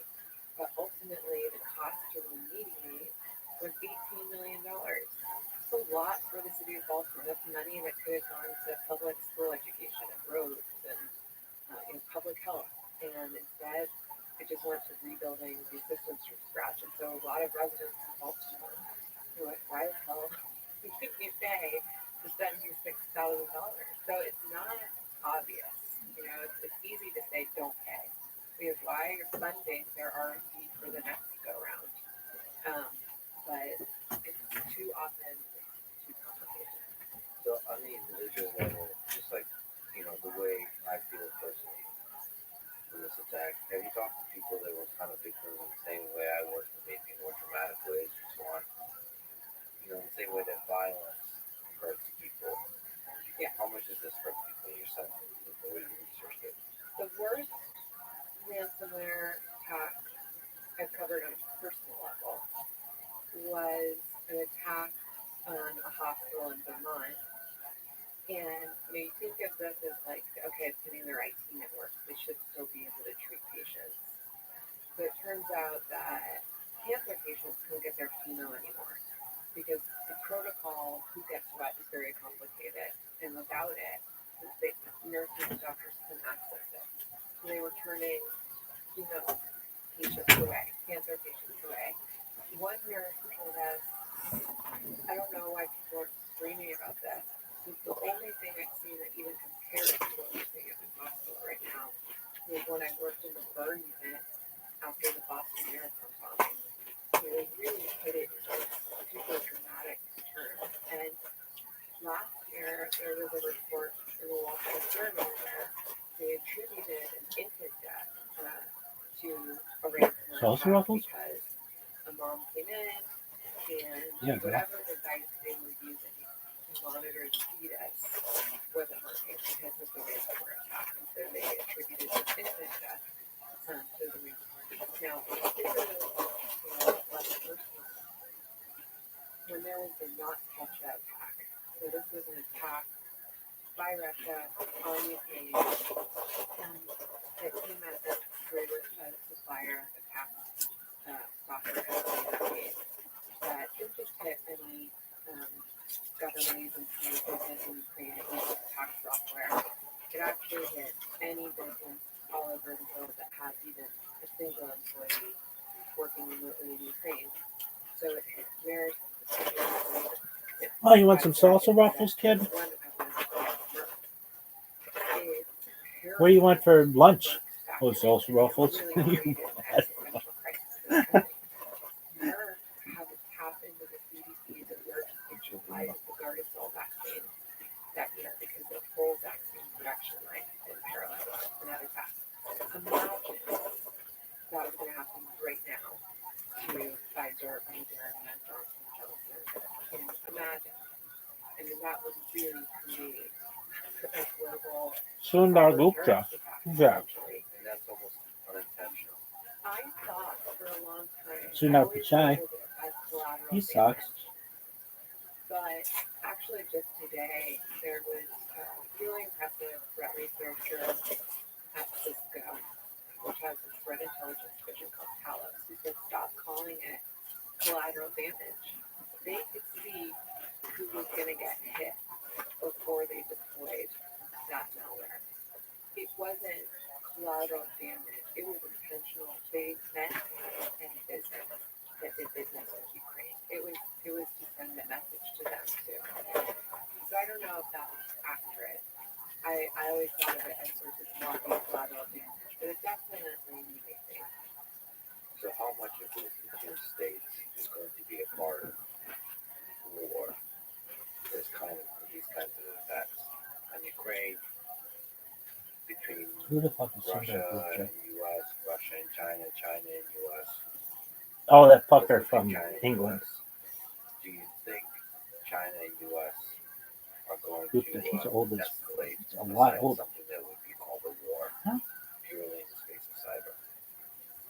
I believe any geopolitical conflict from now on is guaranteed to have some cyber element to it.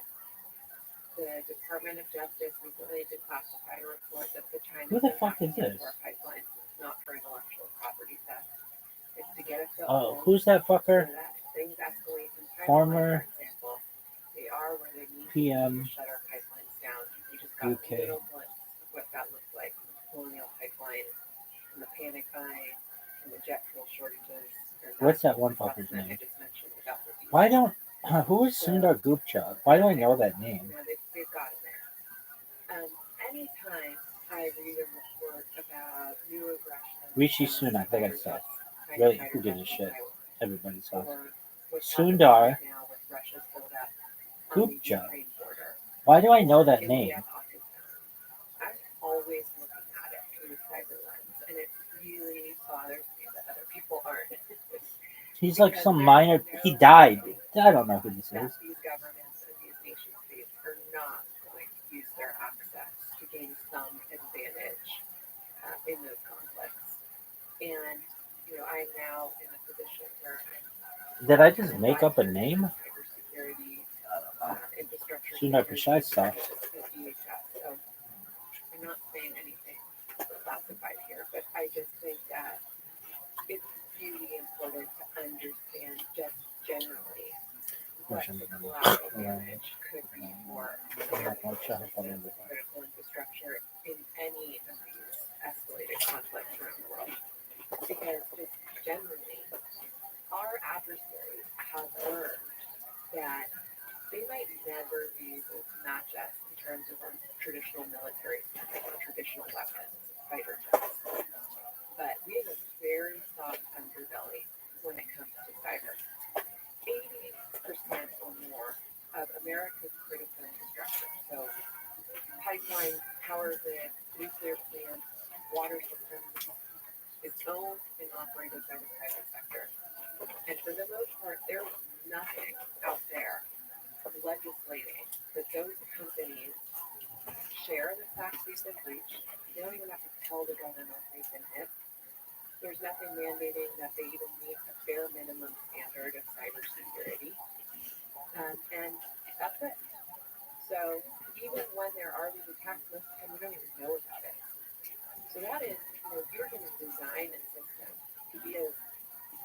blind and vulnerable as possible. That's pretty good.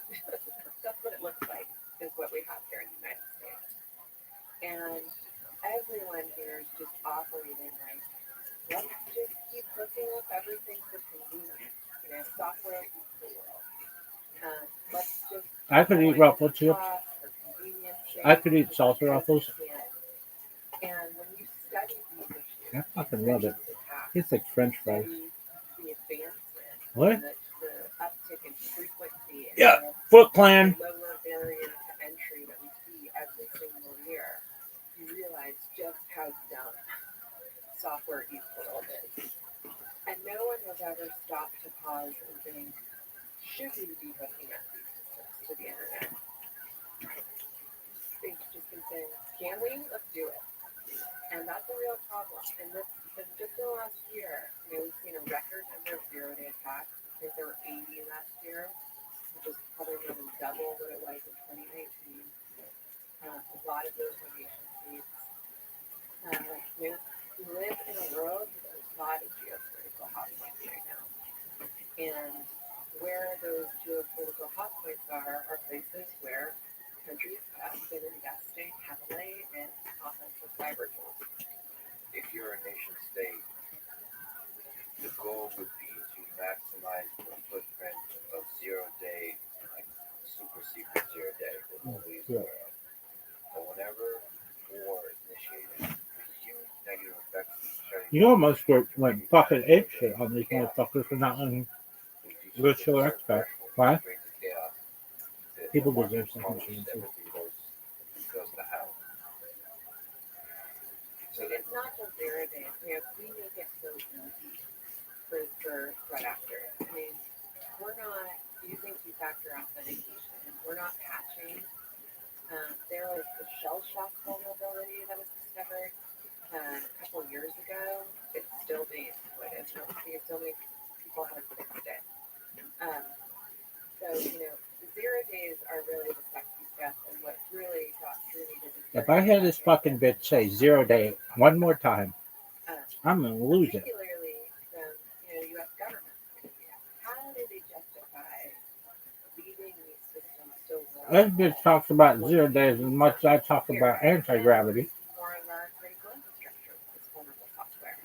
It's not like What is anti-gravity? I don't fucking know. I think it's the opposite of gravity.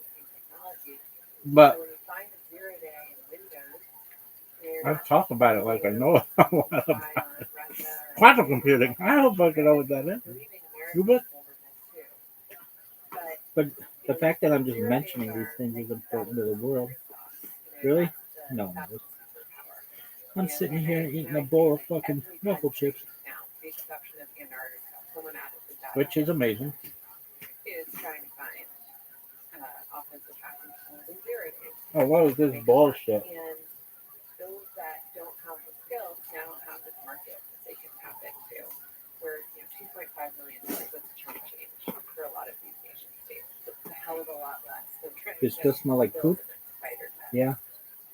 But yeah, the goal is chaos. I mean, Why? did Russia turn off the lights? It happens when you party making. I think part of it. What does that mean? Chaos. I think part of it is to sow the seeds of doubt in their current government. Your government. I don't think anybody knows. Why are you sticking with that? Come over here and we'll keep your lights on at least. There's like a little bit of that. Nuclear weapons seems to have helped Shit happens. nuclear war. Is it possible that we have so many vulnerabilities, so many attack vectors on each other that it will kind of achieve the same kind of equilibrium like mutually assured destruction? Dude, Yeah. That's one hopeful solution. you're gonna do the dishes? Maybe hopeful solution. Well, aren't you a fucking domestic god? Mainly because you don't need physical material. And you just need a laptop and the skill and you're in the game. So it's a really low barrier to entry. The other thing is attribution's harder. And we've seen countries muck around with attribution. We've seen nation states piggyback on other countries' spy operations and sit there and siphon out whatever they're getting. We learned some of that from the Snowden documents. we've seen Russia hack into Iran's command and control attack servers. We've seen them hit a Saudi petrochemical plant where they did neutralize the safety locks of the plant, and everyone assumed that it was Iran, given Iran has been targeting Saudi oil companies forever.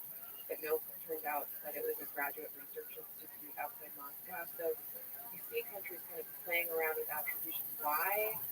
I think because we think, okay, if I do this, like, how am I going to cover up that it came from me because I don't want to risk the response? So people are sort of dancing around this. It's just in a very different way. And, you know, at the Times, it covered the Chinese hacks of infrastructure companies like pipelines. I covered the Russian probes of nuclear plants. I covered the Russian attacks on the Ukraine grid. And then in 2018, my colleague David Sanger and I covered the fact that U.S. cyber camps had been hacking into the Russian grid and making a pretty loud show of it. And when we went to the National Security Council, that's what journalists do before they publish a story. What are your thoughts on gatekeepers? And fuck them. Suck. For that really awkward, painful conversation. Who the fuck is Sundar Gupta? You will have blood on your hands if you publish this story. And instead, they gave us the opposite answer. They said, He was no problem pretty old. with you publishing this story. Why? Well, they didn't say it out loud, but it was pretty obvious they wanted Russia to know that we're hacking into their power grid too, and they better think twice before they do to us what they've done to Ukraine. So yeah, you know, we have stumbled into this new era of mutually assured digital destruction. I think another sort of quasi-norm we've stumbled into is proportional responses. You know, there's this idea that if you get hit, you're allowed to respond proportionally at a time and place of your choosing. You know, that is how the language always goes. That's what Obama said Sonic after Tanina? North Korea hit Sony. We will respond at the time and place of our choosing. But no one really knows like what that response looks like. And so what you see a lot of the time is just these like just short of war attacks. You know, Russia turned off the power in Ukraine, but it wasn't like it stayed off for a week. You know, it stayed off for a number of hours. You know, not Petya hit those companies pretty hard, but no one died. And no one died? The question is, Anyway, no one died? that was my terrible impression. And What's going on, kid? As a cybercriminal group, as a ransomware group. And that's what really complicates coming to some sort of digital Geneva convention. A digital Geneva convention? Oh, I just think we need a digital constitution. How about it's just the Constitution? You can upload it. That's your thing. What the fuck's going on there? We got 2 Discords that are down. I gotta poo. Oh, and it fucking went down. This is just absolute dog shit. I got that one bitch. What's her name? Stupid cunt. Tutti Frutti, stupid bitch. What is this shit?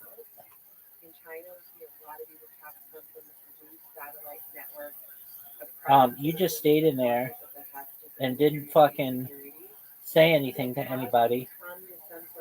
Did this bitch fucking ban me? Or block me? Transnational actors. Are those like actors who are LGBT plus, or what are you talking about, girl? What in the fuck is I think the Discord's going cray cray. Transnational actors.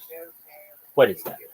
That somebody likes to do Shakespeare at the border in a dress? Come on. I hate these terms. What do you call a transnational actor? What is that? Cyber attacks. What did you spit? 0 day. 0 day? Fuck you, shit.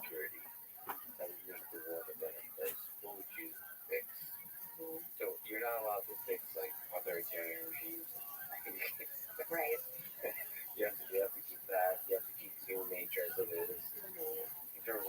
And I gotta take a shit. That's what I would change right now. This bitch with her fucking 0 day. This bitch's name is just 0 day. Well, I would change 0 day to what? Day 6? I gotta take a shit. Two-factor authentication, multi-factor authentication. Dude, multi-factor authentication sucks dick. It sucks. How many of these attacks come in because someone didn't turn on multi-factor No, authentication? it works, but Colonial Pipeline, okay? Colonial They shut Pipeline. down the biggest conduit Ooh. for gas, jet fuel, and diesel to the east coast of the United States of America. How? Because they forgot to deactivate an old employee account password that's been traded on the dark web, and they've never turned on two-factor authentication.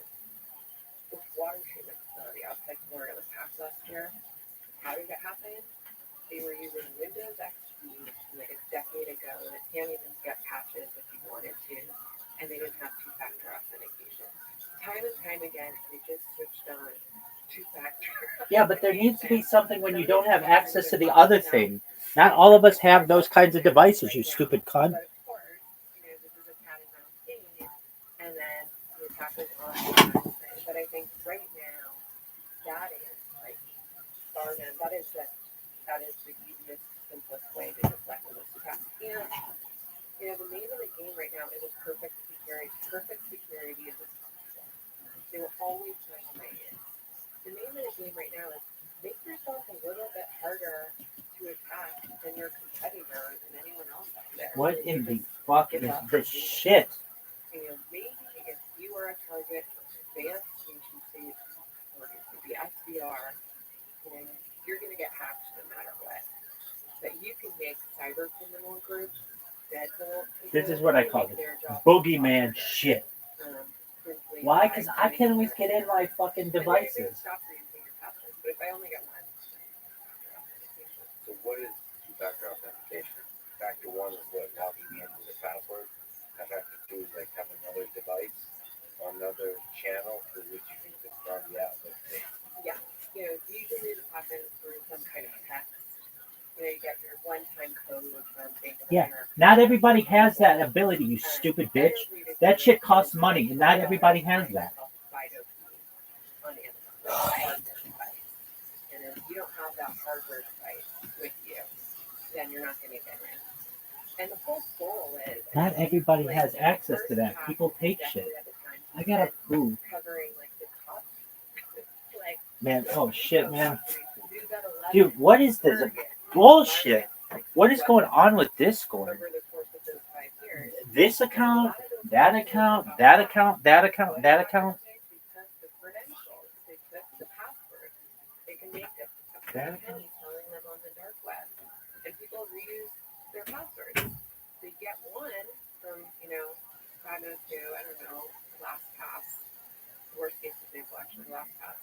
But you get one, and then you go test it on their email account. And you go test it on their brokerage account. And you test it on their cold storage account. That's how it works. But if you have multi-factor authentication, then they can't get in. Because they might have your password, but they don't have your phone, they don't have your FIDO key, and they keep them out. And, I get a lot of alerts that tell me someone is trying to get into your Instagram account, or your Twitter account, or your email account. I don't worry, because I use multi-factor authentication. They can try all day. Okay, worrying a little bit, but, it's the simplest thing to do, and we don't even do it. Well, there's an interface aspect to it. It's pretty annoying. That's poorly. Yeah. So actually, bad implementation of two-factor authentication, not just bad, but just something that adds friction. It's a security vulnerability, I guess, because it's really annoying. Like, I think MIT for a while had two-factor authentication. It was really annoying. It's like the number of times it pings you, like, it has to re-authenticate across multiple subdomains. Like, it just feels like a pain. I don't know what the right balance there is. Yeah. It feels like friction in our frictionless society. It feels like friction. It's annoying. That's security's biggest problem. It's annoying. We need the Steve Jobs of security to come along, and we need to make it painless. And actually, on that point, Apple has probably done more for security than anyone else simply by introducing biometric authentication first with the fingerprint and then with Face ID. It's not perfect, but if you think of 8 years ago, everyone was running around with either no passcode, an optional passcode, or a 4-digit passcode on their phone that anyone, think of what you can get when you get someone's iPhone, or steal someone's iPhone. And, props to them for introducing the fingerprint and Face ID. And again, it wasn't perfect, but it was a huge step forward. Now it's time to make another huge step forward. I want to see the password die. I mean, it's gotten us as far as it was ever going to get us, and I hope whatever we come up with next is not going to be annoying. It's going to be seamless. When I was a Uber, that's what we worked on. And there's a lot of ways to call it active authentication, passive authentication. So basically, use biometric data, not just like a fingerprint, but everything from your body to identify who you are, like movement patterns. They basically create a lot of layers of protection where it's very difficult to fake, including like face unlock, checking that it's your actual face, like the liveness test. So from video, so unlocking it with video, voice, the way you move the phone, the way you take it out of the pocket, that kind of thing. All of those steps. It's a really hard problem for us. Yeah. And ultimately, it's very difficult to beat the password in terms of security. Well, there's a company that I actually love, not just abnormal security, so they work on email attacks. And it was started by a couple guys who were doing, I think, ad tech at Twitter. So, ad technology now, like, it's a joke how much they know about us. You always hear the conspiracy theories that, you saw someone's shoes, and next thing you know, it's on your phone. It's amazing what they know about you.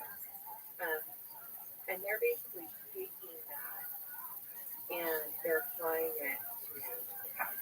So they're saying, okay, this is what your email patterns are. It might be different for you and me because we're emailing strangers all the time. But for most people, their email patterns are pretty predictable.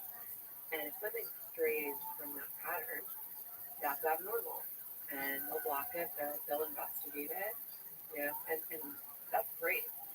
Let's start using that kind of targeted ad technology to protect people.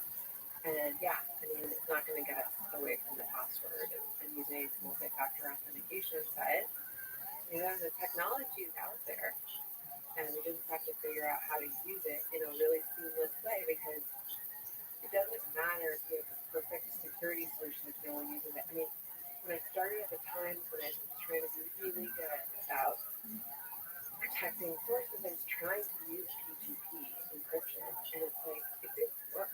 The number of mistakes I would probably make just trying to email someone with PGP just wasn't worth it. And then Signal came along, and Signal made it quicker. And they made it a lot easier to send someone an encrypted text message. So we have to start investing in creative minds, in good security design. I really think that's the hack that's going to get us out of where we are today. What about social engineering? Do you worry about this sort of hacking people? Yes. I mean, this is the worst nightmare of every chief information security officer out there. Social engineering. We work from home now. I saw this woman posted online about how her husband, it went viral today, but it was her husband had this problem at work. They hired a guy named John, and now the guy that shows up to work every day doesn't act like John. I mean, think about that. Like, think about the potential for social engineering in that context. You apply for a job and you put on a pretty face, you hire an actor or something, and then you just get inside the organization and get access to all that organization's data. A couple of years ago, Saudi Arabia planted spies inside Twitter. Why? Probably because they were trying to figure out who these people were who were criticizing the regime on Twitter. You know, they could do it with the hacks on the outside, so why not plant people on the inside? And that's like the worst nightmare. And it also, unfortunately, creates all kinds of xenophobia in a lot of these organizations. I mean, if you're going to have to take that into consideration, then organizations are going to start looking really skeptically and suspiciously at someone who applies for that job from China. And we've seen that go really badly at places like the Department of Commerce, where they basically accuse people of being spies that are spies. So it is the hardest problem to solve. And it's never been harder to solve than right at this very moment when there's so much pressure for companies to let people work remotely. That's actually why I'm single. I'm suspicious of China and Russia. Every time I meet somebody, are trying to plan, get insider information. So I'm very, very suspicious. I keep thinking throwing things, but no.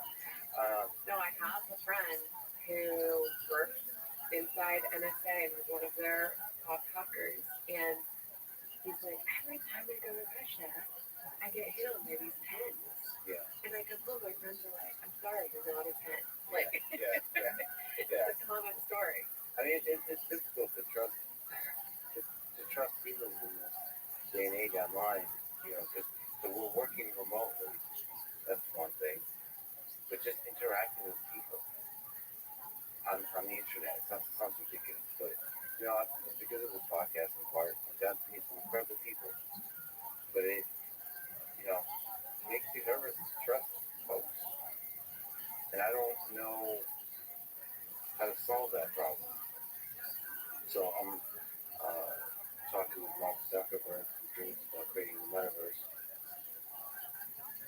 What do you do about that world where more and more our lives in the digital sphere? Like, one way to phrase it is most of our meaningful experiences at some point will be online. Like falling in love, getting a job, or experiencing a moment of happiness with friends, with a new friend made online. All those things.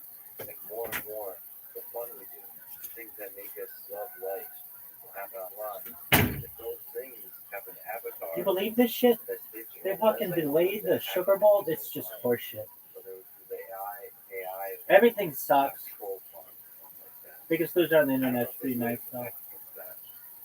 Everything sucks though. That's just horseshit. We rely on our faith. Some bullshit if you ask me. If most people are good, we're going to be okay. But if people will tend towards manipulation and some level of behavior in search of power, then we're screwed. Dog. So I don't know if you can comment on how to keep the metaverse secure. Yeah, I mean, This stupid bitch with her two-factor authentication. No, all you need is a cell phone number. Dude, that's hundreds of dollars worth of shit. he asked me the other day what's the internet. And I just almost wanted to cry. What a fucking cunt. I just wanted to cry. Lady, get some fucking balls. By the time that happens, how do you know that person's human? That avatar's human? You know, I believe in free speech. I don't believe in free speech for robots and thoughts. And like, look what just happened over the last 6 years. You know, we have bots pretending to be Black Lives Matter activists just to sow some division, or Texas secessionists, or organizing anti-Hillary protests, or just to sow more division, tie us up in our own politics, so that we're so paralyzed we can't get anything done. This lady sucks. She's so scared. I almost cried when my son asked me what the internet is. What would you say it is? It's the sickest fucking shit, except for these loser bitches who are on it. Here's where I just come back to. Just because we can create the metaverse, just because it sounds like the next logical step in our... Like, I mean, you should have a real person on who's like, yeah, the internet's sweet, except for gatekeeping douches. Losers.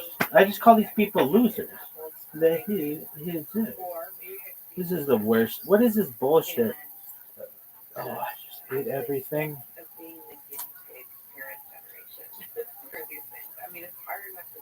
This bitch is anti-guinea. like thinking about how to manage the metaverse. That should be an offensive term. Young boy, like I can't even let my head go there. That's so terrifying for me. But we've That never should be an offensive stopped term. any new Well, kind of. technology just because Why? it introduces risk. Because like people used to call people what guinea, Okay, promise then this adding the word pig to it. technology, we should What keep guinea going pig? and pressing ahead. Certified freak. We need to figure out how 7 to days a week. manage that. And you know, that is What would you change the name of guinea that's pig the to be? blockchain right now. Like when I was covering all of these I don't know. attacks, Pig's kind of I thought, okay, this a is negative the term. for cryptocurrency. You know, governments are going to put the kibosh down. They're going to put the hammer down and say enough is enough. Like we have to put this genie back in the bottle because it's enabled ransomware. I mean, 5 years Ransomware. ago, Oh, they okay. would It's money, hijack bitch. your PC and they'd say go to the local pharmacy, get a e-gift card and tell us what the PIN is, and then we'll get your $200. Now it's pay us, 5 Bitcoin. And so there's no doubt cryptocurrency enabled ransomware attacks, but after the Colonial Pipeline ransomware siege, because if you remember, the FBI was actually able to go in and claw some of it back from DarkSide, which was the ransomware group that hit it. And I spoke to these guys at PRN Lab.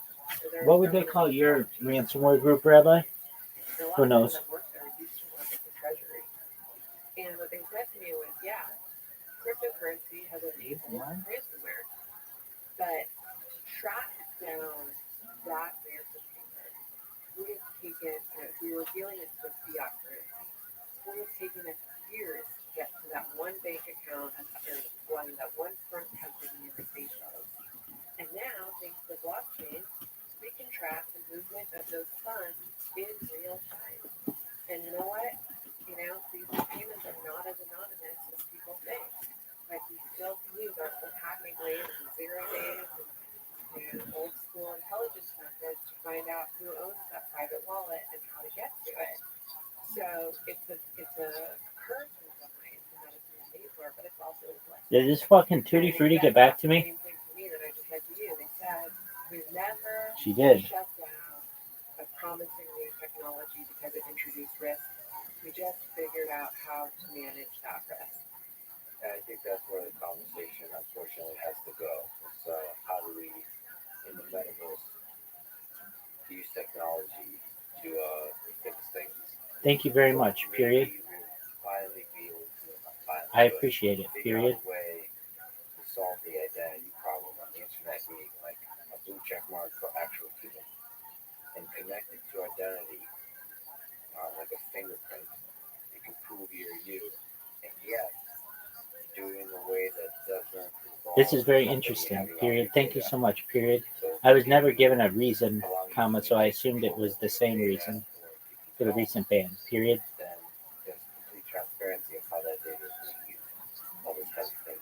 And maybe as you educate more and more people, they would demand in a capitalist society that the companies that they give their data to will respect that data.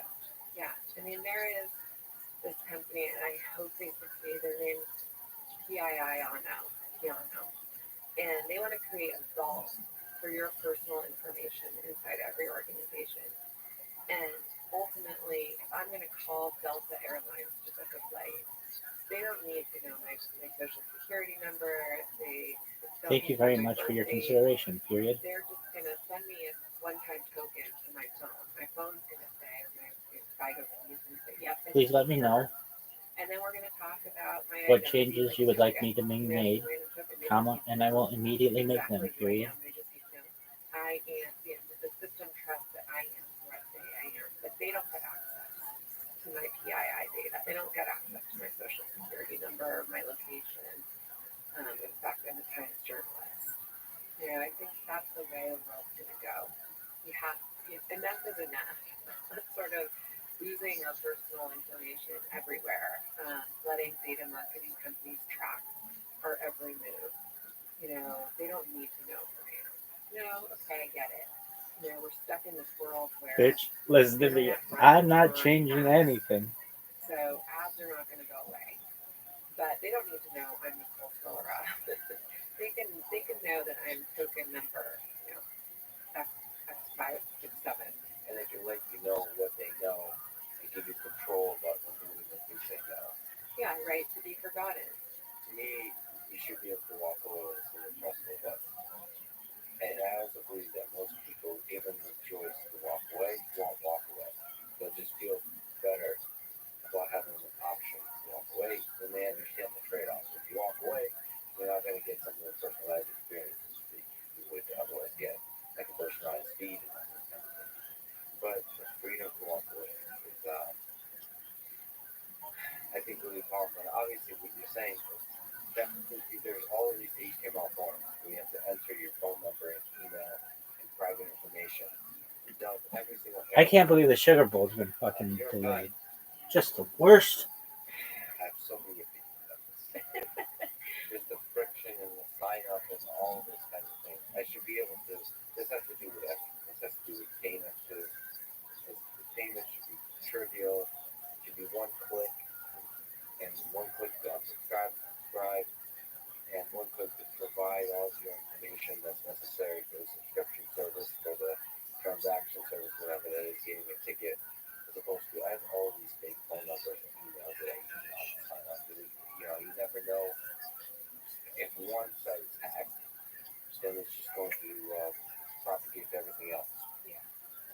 And, there's low hanging fruit, and I hope Congress does something. And frankly, I think it's negligent they haven't on the fact that elderly people are getting spammed to death on their phones these days with fake car warranty. And my dad was in the hospital last year. And I was in the hospital room, and his phone kept buzzing, and I looked at it, and it's just spam attack after spam attack. People nonstop calling about his freaking car warranty. Why? They're trying to get his social security number. They're trying to get his PII. They're trying to get this information. We need to figure out how to put those people in jail for life. And we need to figure out why in the hell we are being required or asked to hand over our social security number and our home address and our passport and all of that information to every retailer who asks. I mean, that's insanity.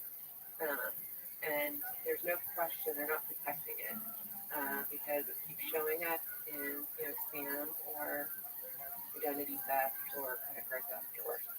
Well, spam is getting better, and maybe I need to, as a side note, make a public announcement. Please put this out, which is if you get an email or a message from Lex Friedman saying how much Lex, appreciate you and love you and so on, and please connect with me on my WhatsApp number and I will give you Bitcoin or something like that, please do not click. And I'm aware that there's a lot of this going on, like very large amount. I can't do anything about it. This is on every single platform. It's happening more and more and more. I've been recently informed that they're not emailing. They're cross-platform. They're taking they're somehow, this is fascinating because they are taking people who comment on various social platforms and they somehow reverse engineer to figure out what their email is. And they send an email to that person saying from Lex Friedman. And it's like a heartfelt email with links. It's fascinating because it's cross-platform now. It's not just I'm gonna go spam, get banned out of every bot, single one of these messaging, bitches. and a comment in a reply. They are saying, okay, this person cares about this other Maybe. person on social media. I'm going to find another channel, which in their mind probably increases, and it does, the likelihood that they'll get people to click. And they do. I don't know what to do about that. It makes me really, really sad, especially with podcasting. There's an intimacy that people feel connected and they get really excited. Okay, cool. I want to talk to Lex. And they click. And like I get angry at the people that do this. I mean, it's like the John that gets hired with the big employee. I don't know what to do about that. I mean, I suppose the solution is education. It's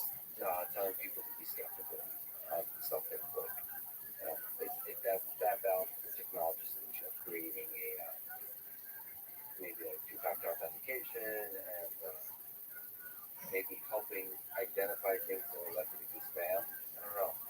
But then the machine learning there is tricky because you don't want to add a lot of extra friction that just annoys people because they'll turn it off. Because you have the accept cookies thing, right? Then everybody has to click on those and now they completely ignore the accept cookies. This is very difficult to find that frictionless security. You mentioned Snowden. We talked about looking through the NSA documents he leaked and doing the hard work of that. What do you make of that? What did you learn from that? What do you think ahead? What is this? In the long arc of history, is Edward Snowden a hero or a villain? I think he's neither. I have really complicated feelings about Edward Snowden. On the one hand, I'm a journalist at heart, and more transparency is good. And What did he do that's wrong, you stupid cunt? that we had I'm really in torn. the post-Snowden Fuck era you. about the limits to surveillance and how critical privacy is. And when you have no transparency, you don't really know, in that case, what our secret courts were doing. How can you truly believe that our country is taking our civil liberties seriously? So on the one hand, I'm grateful that he cracked open these debates. On the other hand, when I walked into the storage closet of classified NSA secrets, I had just spent 2 years covering Chinese cyber espionage almost every day, and this sort of advancement of Russian attacks. They were just getting worse and worse and more destructive.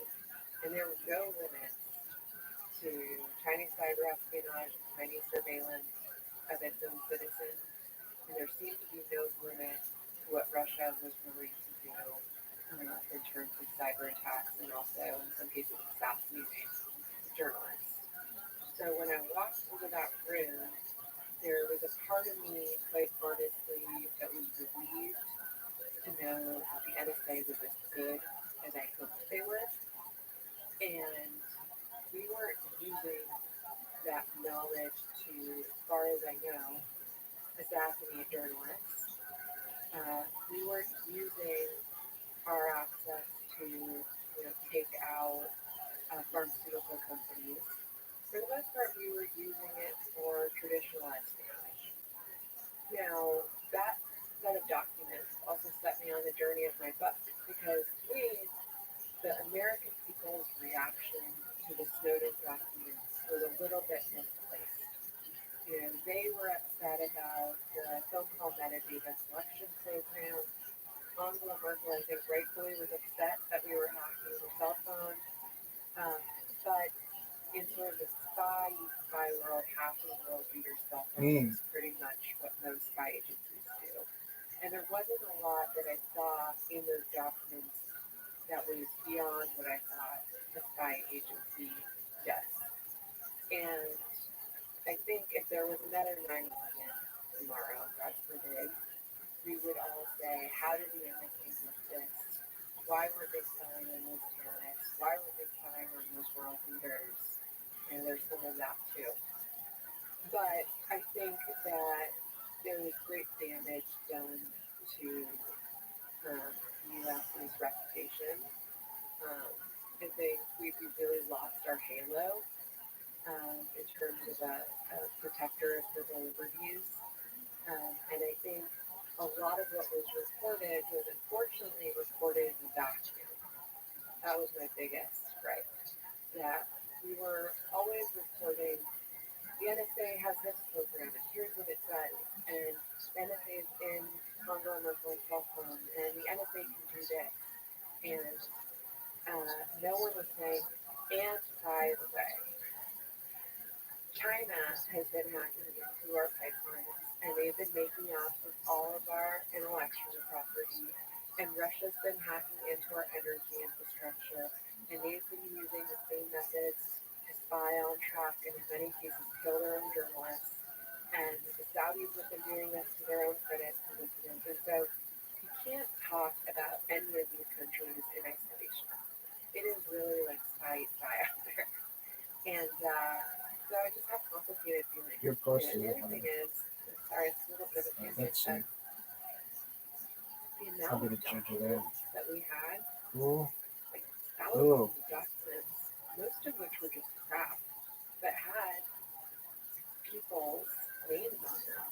You know, part of me wishes that those documents had been released in a much more targeted, limited way. Just a lot of it just felt like a PowerPoint that was taken out of context, um, and you just sort of wish that there had been a little bit more thought into what was released, because I think a lot of the impact was there was just the volume of the reporting. But I think, you know, based on what I saw personally, um, there was a lot of stuff that I don't know why that particular thing got released. As a whistleblower, what's a better way to do it? Because under there's fear, it takes a lot of effort to do a more targeted release. You know, if there's proper channels, you're afraid that those channels will be manipulated and who you trust. What's a better way to do this, do you think? As a journalist, this is almost a journalistic question. Reveal some fundamental flaw in the system without destroying the system. I bring up, you know, again, Mark Zuckerberg and Meta, there was a whistleblower that came out about Instagram internal studies. And I also torn about how to feel about that whistleblower. Because from a company perspective, that's an open culture. How can you operate successfully if you have an open culture where any one whistleblower can come out of context, take a study, whether it represents a larger context or not, and the press eats it up, and then that creates a narrative that is just like with the NSA. You said that's out of context, very targeted to where, well, Facebook is evil, clearly because of this one leak. It's really hard to know what to do there because we're now in a society that's deeply distrust institutions, and so narratives by whistleblowers make that whistleblower and their forthcoming book very popular. And so there's a huge incentive to take stuff out of context and to tell stories that don't represent the full context and full truth.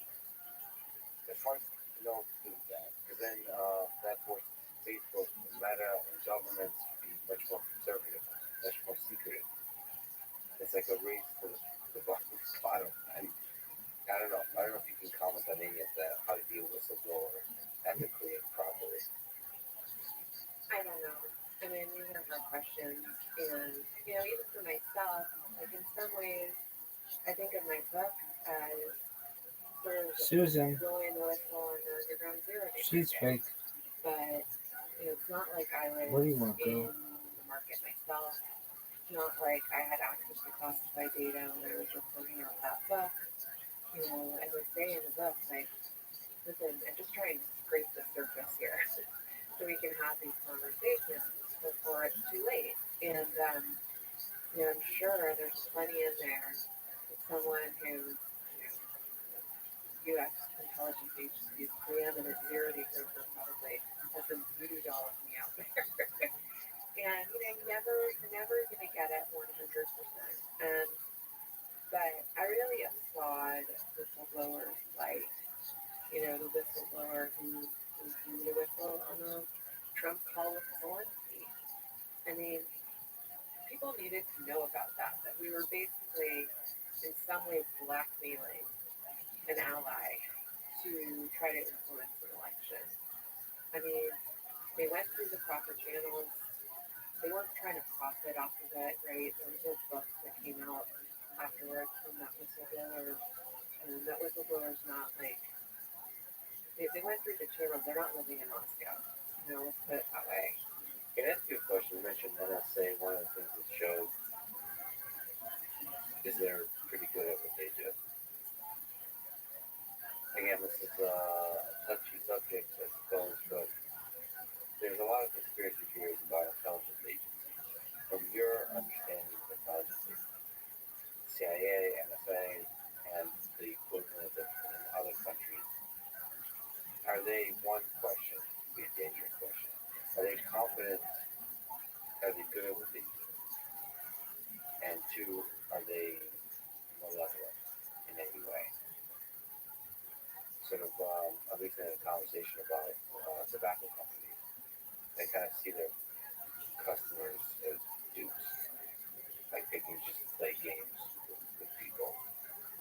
Conspiracy theories tell that similar story about intelligence agencies, that they're interested in manipulating the populace for whatever ends the powerful in dark rooms, cigarette smoke, cigar smoke filled rooms.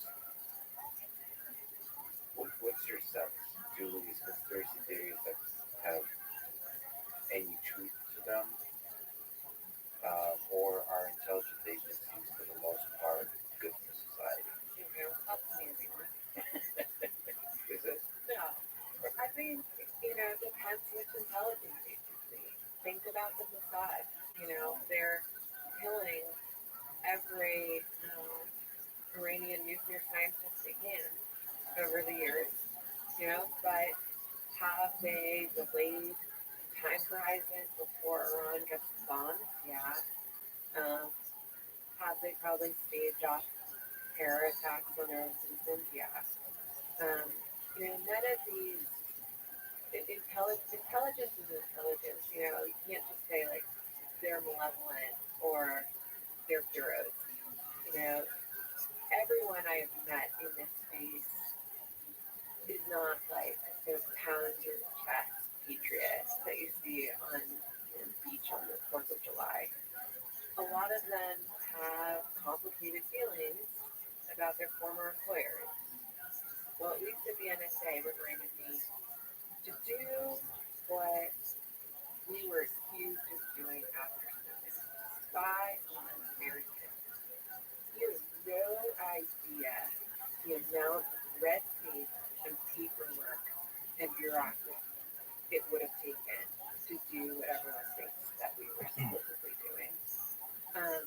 But then, we find out in the course of the Snowden reporting about a program called Love-In, where a couple of the NSA analysts are using their access to spy on their girlfriends. So, there's an exception to every case. Generally, I should probably get accused of my Western bias here again, but I think you can almost barely compare some of these Western intelligence agencies to China, for instance, and the surveillance that they're deploying on the Uyghurs, to the level they're deploying it, and the surveillance they're starting to export abroad. Some of the programs like the watering hole attack I mentioned earlier, where it's not just hitting the Uyghurs inside China, hitting anyone interested in the Uyghur plight outside China. Because they could be an American high school student writing a paper on the Uyghurs. They want to find that person too. There's no rules in China really limiting the extent of that surveillance. And we all better pay attention to what's happening with the Uyghurs, because just as Ukraine has been to Russia in terms of a test kitchen for cyber attacks, the Uyghurs are China's test kitchen for surveillance. And there's no doubt in my mind that they're testing them on the Uyghurs. Uyghurs are their petri dish, and eventually they will export that level of surveillance overseas. In 2015, Obama and Xi Jinping reached a deal where basically the White House said, you better cut it out on intellectual property theft. And so they made this agreement so they would not hack each other for commercial benefit. And for a period of about 18 months, we saw this huge drop-off in Chinese cyber attacks on American companies. But some of them continued. Where did they continue? They continued on aviation companies, on hospitality companies like Marriott. Why? Because that was still considered fair game to China. It wasn't IP theft they were after. They wanted to know who was staying in this city at this time. The Chinese citizens were staying there so they could cross-match for counterintelligence intelligence, he might be a likely Chinese spy. I'm sure we're doing some of that too. Counterintelligence is counterintelligence. It's considered fair game. But where I think it gets evil is when you use it for censorship, is to suppress any dissent, to do what I've seen the UAE do to its citizens, or people who've gone on Twitter just to advocate for better voting rights or enfranchisement, suddenly find their passports confiscated. I talked to one critic on the main tour, and he told me, you might find yourself a terrorist, labeled a terrorist one day, and you don't even know how to operate a gun. I mean, he's been beaten up every time he tried to go somewhere. His passport had been confiscated. By that point, it turned out they'd already hacked into his phone, so they were listening to us talking. They'd hacked into his baby monitor, so they're spying on his child. And they stole his car. And then they created a new law that couldn't criticize the ruling family or the ruling party on Twitter. And he's been in solitary confinement every day since on hunger strike. So that's evil. That's evil. And we don't do that here. We have rules here. We don't cross that line. Oh shit. So yeah, in some cases, like I won't go to Dubai. I won't go to Abu Dhabi. If I ever want to go to the Maldives, like too bad, like most of the flights go through Dubai. So there's some lots of knowledge across. But then again, like you said, individuals within NSA and within CIA, and then we have power. And to me, there's levels of people. Personally, this is the stuff of conspiracy theories is the things you've mentioned with people are more direct attacks. But there's also psychological warfare. So blackmail. So what does spying allow you to do? Allow you to collect information if you have something that's embarrassing, or you have like Jeffrey Epstein conspiracy theories, active manufacture of embarrassing things, and then use blackmail to manipulate the population or all the powerful people involved. It troubles me deeply that MIT allows something like Jeffrey Epstein in their midst, especially some of the scientists I admire that they would hang out with that person at all. And so, I'll talk about it sometimes. And a lot of people tell me, well, obviously Jeffrey Epstein was a front for intelligence. And I just, I struggle to see that level of confidence and malevolence. But, who the hell knows? And I guess I was trying to get to that point, except that the bureaucracy and so on, which makes some of these things very difficult. I wonder how much malevolence, how much confidence there is in these institutions. Like how far, it takes us back to the hacker question. How far are people willing to go if they have the power? This has to do with social engineering, this has to do with hacking, this has to do with manipulating people, attacking people, doing evil to people, psychological warfare and stuff like that. I don't know. I believe that most people are good, and I don't think that's possible in a free society. There's something that happens when you have a centralized government where power corrupts over time, and you start, surveillance programs kind of like a slippery slope that over time starts to both use fear and direct manipulation to control the populace. But in a free society, it's difficult for me to imagine that you can have like somebody like a Jeffrey Epstein, a front for intelligence. I don't know what I'm asking, but I'm just, I have a hope that for the most part, intelligence agencies are trying to do good and are actually doing good for the world. When you view it in the full context of the complexities of the world. But then again, if they're not, we know. That's why it's known might be a good thing. Let me ask you a personal question. You have investigated some of the most powerful organizations and people in the world of cyber warfare, cybersecurity. Are you ever afraid for your own life, your own well-being, digital or physical? I mean, I've had my moments. You know, I Lady, shut had the fuck up. Nobody our cares about you. security team at the time called me at one point and said someone on the dark web offering a good money to anyone who can hack your phone or your laptop. I described it like how when I was at that hacking conference in Argentina, I came back and I brought a burner laptop with me, but I kept it in the safe anyway, and I didn't have anything on it, but someone had broken in and it was moved. You know, I've had all sorts of sort of scary moments. Lady, that's not scary. I'll watch my fucking life. That's scary. You're just some bitch. I remember Lady sucks. writing about the time hack by China, and it just covered China doesn't give a shit about you. cyber attack where they've gotten into the thermostat at someone's corporate apartment. A thermostat at somebody's corporate apartment. What did they do? Turn on the air conditioning? I was living by myself and single in San Francisco. Yeah, no shit that you were single. That's an obvious one, kids, because no one wants to be around this incredibly. And I got up and I ripped it out of the wall, and I think I said something like, embarrassing, like, fuck you, China, you know. And then I went back Serenity to bed, now. and I woke up and like beautiful morning light. I mean, I'll never Did somebody change your thermostat? morning light shining on my You know how you can prevent that? By having one of those old-fashioned ones. You can have one like I had in college. It didn't fucking work and you get charged for it. Really? You'd hit it and go. You'd be like, okay, does this fucking work? None of that shit worked.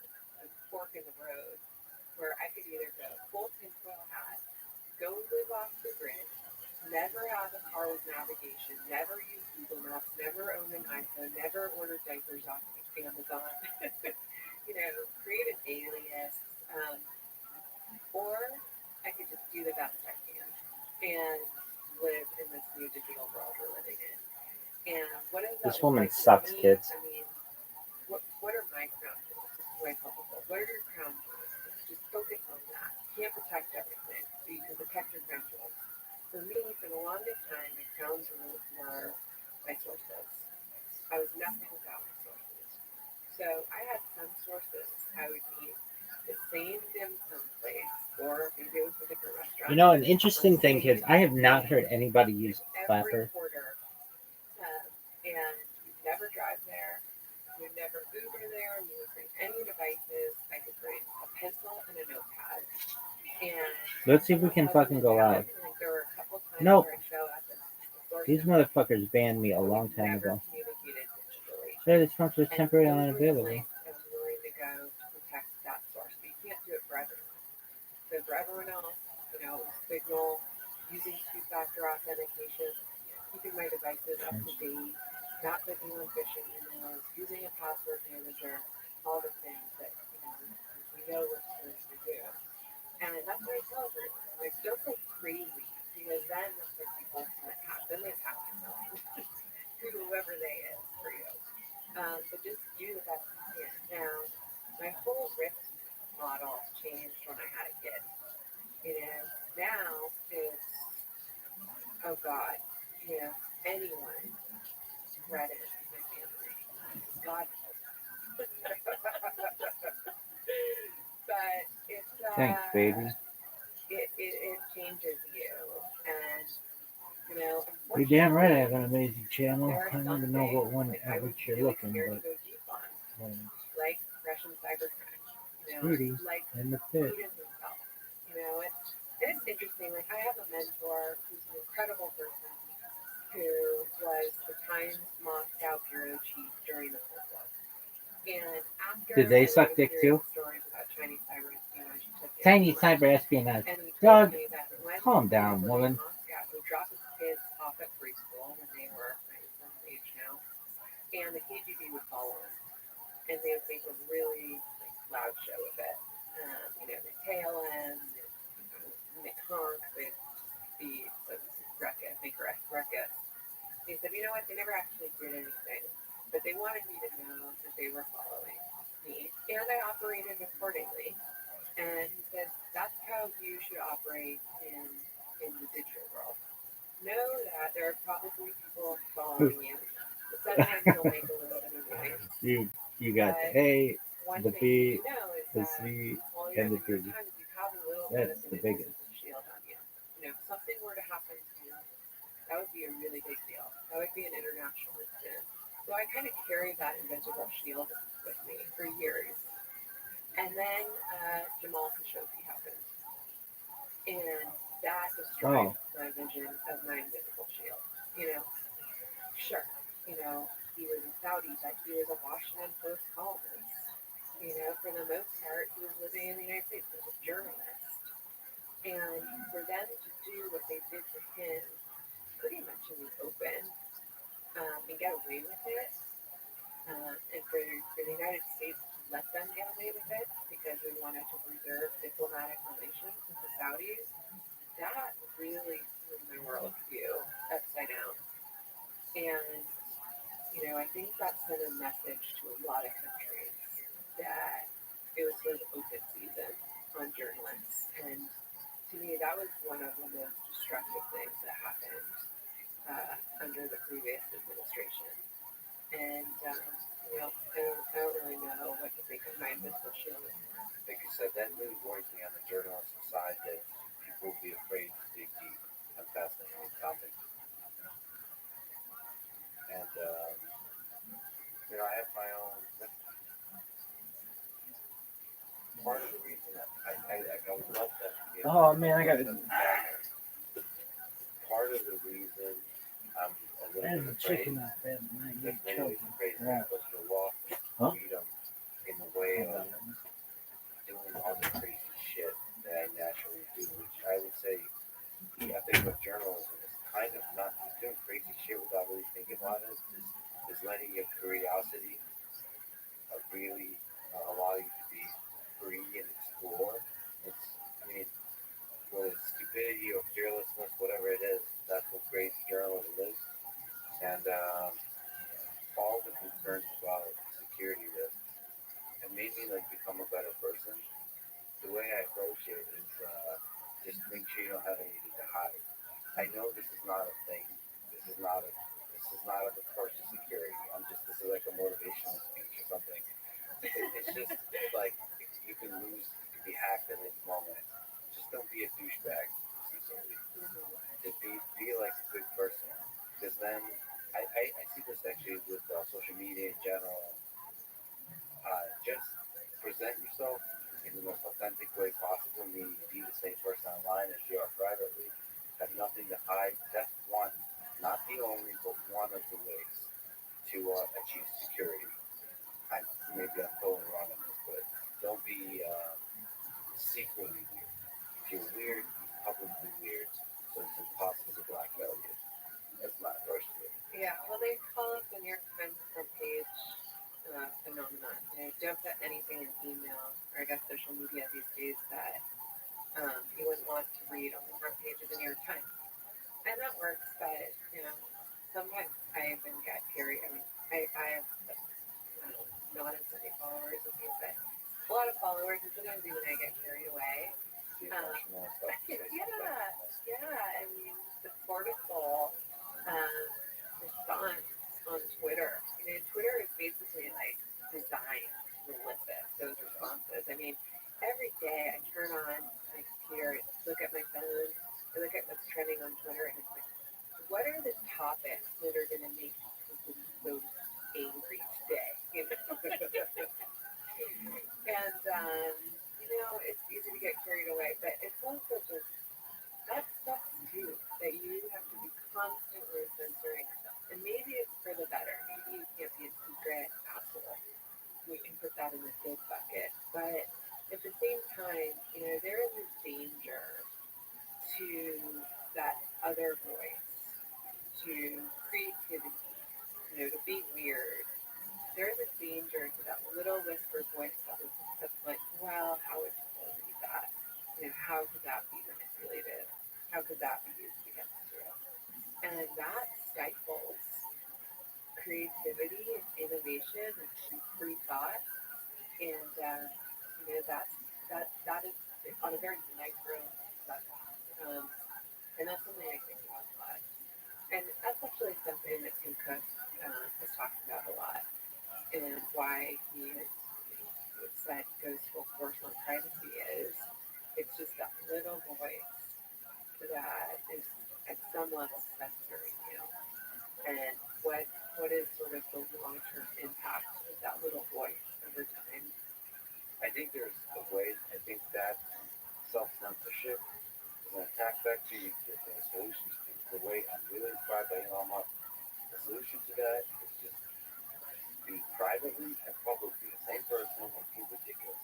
Embrace the full weirdness, show it more and more. So, like that's memes that have like ridiculous humor.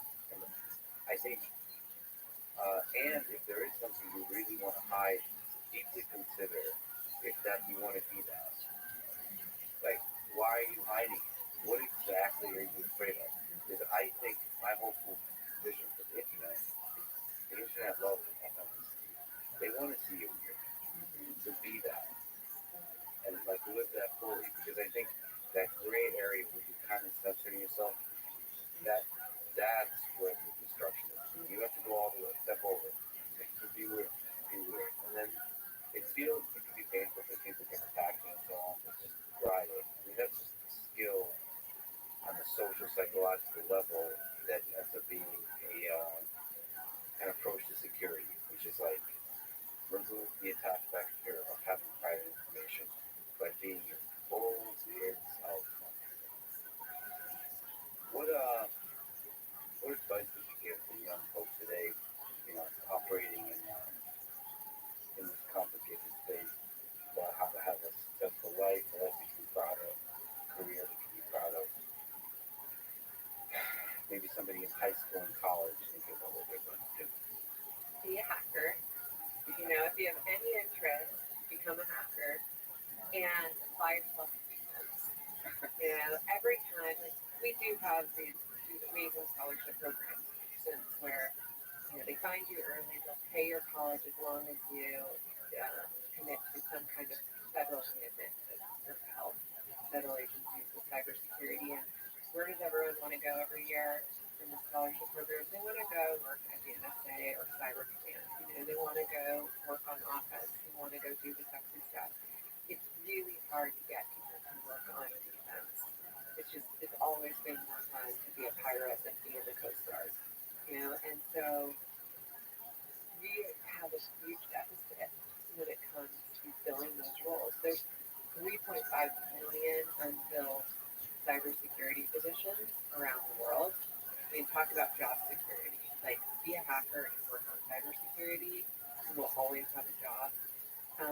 And we're actually at a huge deficit and disadvantage as a free market economy because we can't match cybersecurity salaries at Palantir or Facebook or Google or Microsoft. And so it's really hard for the United States to fill those roles. Other countries have had this workaround where they basically have forced conscription on some level. China tells people, like, you do whatever you're going to do during the day, work at Alibaba, you need to do some ransomware, okay. The minute we tap you on the shoulder and ask you to come do the sensitive operation for us, the answer is yes. Same with Russia. A couple of years ago when Yahoo was hacked and they laid it all out in an indictment, it came down to 2 cyber criminals and 2 guys from the FSB. Cyber criminals were allowed to have their fun. The minute they came across the username and password for someone's personal Yahoo account that was to the White House or the State Department or military, they were expected to pass that over to the FSB.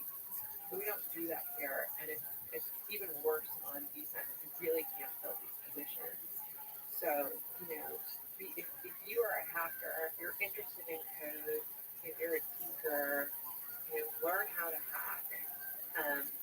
There are all sorts of amazing hacking competitions you can do through SANS, for example, SANS.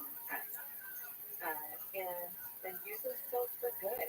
Neuter the bugs in that code that get used by autocratic regimes to make people's life, living prison.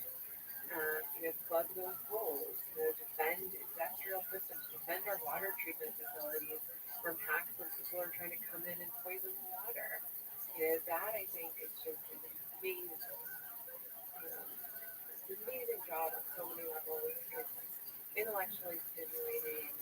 You can tell yourself you're serving your country. You can tell yourself you're saving lives and keeping people safe. And you'll always have amazing job security. And if you need to go get that job that pays you, $2 million a year, you can do that too. You can have a public profile, more so of a public profile. You can be a public rock star. And it's the same thing as the military. There's a lot of uh, well-known sort of people commenting on the fact that veterans are not treated as well as they should be, but it's still the fact that soldiers are deeply respected for defending the country, the freedoms, the ideals that we stand for. And in the same way, I mean, in some ways, the cybersecurity defense of the soldiers of the future. Yeah. And what's interesting, I mean, in cybersecurity, the difference is oftentimes you see the more interesting threats in the private sector because that's where the attacks come. When cyber criminals and nation state adversaries come for the United States, they don't go directly for Cyber Command or the NSA. They go for banks, they go for Google, they go for Microsoft, they go for critical infrastructure. And so those companies, those private sector companies, get to see some of the most advanced, sophisticated attacks out there. And if you're working in FireEye and you're calling out the SolarWinds attack, for instance, I mean, you just saved God knows how many systems from that compromise turning into something that more closely resembles sabotage. So go be a hacker and or go be a journalist. So you wrote the book. This is how they tell me the world ends. As we've been talking about, of course, referring to cyber war, cybersecurity. What gives you hope about the future of our world? If it doesn't end, how will it not end? That's a good question. I mean, I have to have hope, right? Because I have kids and I'm further on the way, and if I didn't have hope, I wouldn't be having kids. But it's a scary time to be having kids. And like pandemic, climate change, disinformation, increasingly advanced, perhaps deadly cyber attacks. What gives me hope is that I share your worldview that I think people are fundamentally good. And sometimes, and this is why the metaverse scares me to death, but when I'm reminded of that, it's not online. Like online, I guess the opposite. You start to lose hope in humanity when you're on Twitter after day. It's like when I go to the grocery store, or I go on a hike, or like someone smiles at me, or someone just says something nice. People are fundamentally good. We just don't hear from those people enough. And my hope is, I just think our current political climate, like we've hit rock bottom. And if this is as bad as it gets, we can't do anything. Well, but I think it's a generational thing. I think baby boomers, like, time is over. I think it's time for a new generation to come in. And I actually have a lot of hope when I look at, I'm sort of like this, I guess they call me a geriatric millennial or a young Gen X. But like we have this unique responsibility because I grew up without the internet and without social media, but I made it through it. So I know the good and I know the bad. And that's true on so many different things. I grew up without climate change anxiety, and now I'm feeling it, and I know it's not a given. We don't have to just resign ourselves to climate change. Same with disinformation. And I think a lot of the problems we face today have just exposed the sort of inertia that there's been on so many of these issues. And I really think it's a generational shift that has to happen. And I think this next generation is going to come in and say, like, we're not doing business like you guys did it anymore. We're not just going to like rape and pillage the earth and try and turn everyone against each other and play dirty tricks and let lobbyists dictate, what we do or don't do as a country anymore. And that's really where I see the hope. it feels like there's a lot of low-hanging fruit for young minds to step up and create solutions and lead. So whenever like politicians or leaders that are older, like you said, are acting shitty, I see that as a positive. They're inspiring a large number of young people to replace them. Yeah. And so I think you're right. There's going to be, it's almost like you need people to act shitty to remind them, oh, wow, we need good leaders, we need great creators, and builders, and entrepreneurs, and scientists, and engineers, and journalists, and all the discussion about how journalists is quote unquote broken and so on. That's just an inspiration for new institutions to rise up that do journalism better, new journalists to step up and do journalism better. So and I've been constantly, when I talk to young people, I'm constantly impressed by the ones that dream to build solutions. And so that's ultimately why I put the hope. But the world is a messy place, like we've been talking about. It's a scary place. Yeah, and I think you hit on something earlier, which is authenticity. Like, no one is going to rise above that is plastic anymore. People are craving authenticity. The benefit of the internet is it's really hard to hide who you are on every single platform. On some level, it's going to come out who you really are. And so you hope that, by the time my kids are grown, like, no one's going to care if they made one mistake online, so long as they're authentic. And I used to worry about this. My nephew was born the day I graduated from college.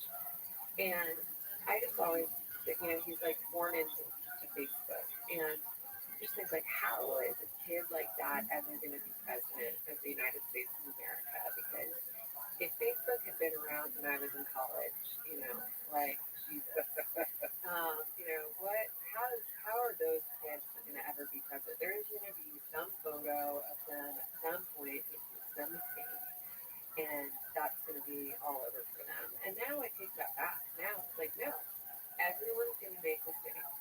There's going to be a picture for everyone. And we're all going to have to come and grow up with a view that as humans, we're going to make huge mistakes. And hopefully they're not so big that they're going to ruin the rest of your life. But we're going to have to come around to this view that we're all human. And we're going to have to be a little bit more forgiving and a little bit more tolerant when people mess up. And we're going to have to be a little bit more humble when we do. And, like, keep moving forward. Otherwise, you can't, like, cancel everyone. Nicole, this was an incredible, hopeful conversation. Also, one that reveals that in the shadows, there's a lot of challenges that you solve. So I really appreciate that you took on this really difficult subject with your book.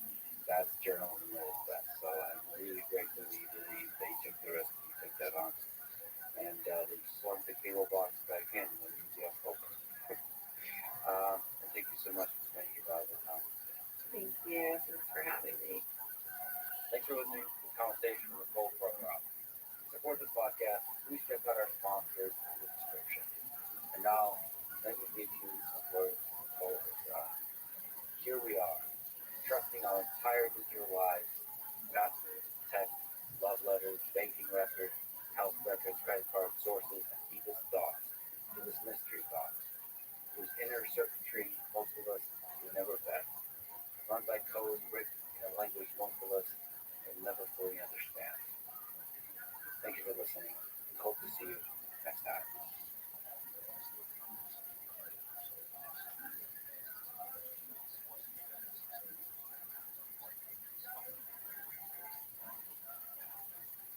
I get so passionate about it. I get so angry, because there's this saying like, oh, can you be the hook? Can you win, win, good thing. Just win and don't talk to me about anything else. You believe the match is finished, and I wonder if that gets in the head of the other person. See this? Yeah. Quit. The following is a conversation with Devin Barrett, considered by many to be one of the greatest arm wrestlers in history. This is the Let's Speak podcast. support it, please check out our sponsors in the description. Now, dear friends, here's Devin, Larry. You are considered to be one of the greatest arm wrestlers in history. Plus, are one of the most charismatic and fun people to watch in arm wrestling. But let me first start with a ridiculous, but controversial opinion. I actually really enjoy Over the Top, the movie with Sylvester Stallone, where he's a trucker. It's like a father-son movie. It's like a bunch of sports have definitive movies. Boxing has Rocky, maybe folk style collegiate wrestling has Vision Quest. What else is there? Billiards is Color Money. Yeah. This is the sort of movie for arm wrestling. So, what did Over the Top get right? What did it get wrong about arm wrestling? That was actually based off of a real story. A lot of people don't know that. Yeah, the Over the Top movie. I mean, to a certain degree, that's actually real life. Like that tournament, Over the Top, was real. Yeah, it was literally named Over the Top. Yes, yes. There was a trucker division, and the guy actually won a truck for real. His name's John Brzezinski. You know who that is, right? So the actual Over the Top tournament, the trucker division, was won by John. Who is John Brzezinski? He is. A lot of people talk about him as like a legend and one of, if not the greatest wrestler of all time.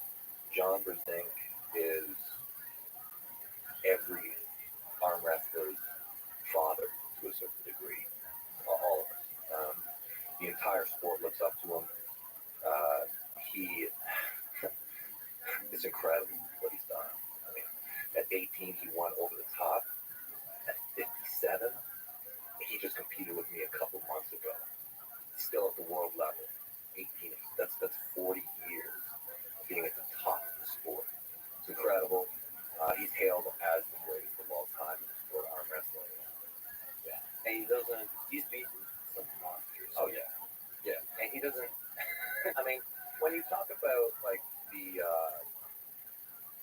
evolution of the sport, he's responsible for so much. Like when you talk about like a lot of times when you go back like 20 years, 30 years, a lot of us looked at arm wrestling, I think, as something you could kind of do. And he's the first guy who's like, you want to get better at arm wrestling? And it seems so simple, but he answered so many questions that all of us had about techniques in the sport back, pre-video internet. Yeah, he's been everybody's target for like 40 years. So in terms of strength, in terms of power, in terms of skill, what do you teach the sport of arm wrestling? So if you look, how did the sport change in the 80s, 90s? Sucks. The odds, you were at the top. Kids, everything sucks. There isn't a thing on you this earth that doesn't suck at this moment. very top of the world, but like Matches very is pretty dominant cool. left and right hand I like it. in I don't know 2008 to 2013, something like that. So how did that sport evolve today? So it's hard for me to comment, prior to, when I came to the sport was kind of mid 90s. Like I've been arm wrestling my whole life, but I wasn't really involved in the sport to a major degree until probably mid 90s. But I'll say that before the mid 90s, it was really hard to get good at arm wrestling. Very difficult. Everybody was doing it wrong, really. Like it was really rare to find people who were technically good at it. It was very underrated. When I got into sport, it was a flyer that came in the mail. You had to know somebody who knew somebody who knew somebody, and then you'd go to a club and you can't do anything with these people, and they knew how they did, but real masters were rare. And then internet helped everybody. Communication, the transfer of knowledge became so much faster. People became technically, invested. Started training, sharing ideas. By I'd say 2000, probably around the turn of the millennium, I'd say that professional leagues started to slowly pick up, more organized, bigger productions, started to attract more athletes, more people took it seriously. By 2010, say there was another jump, more serious reasons, a little bit more money.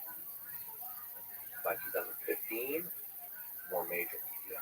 Yeah, People how were do you get investing that? a lot of money, like millionaires, billionaires type of people were organizing events, setting up meetings, and in the past 5 years, it's just blown up.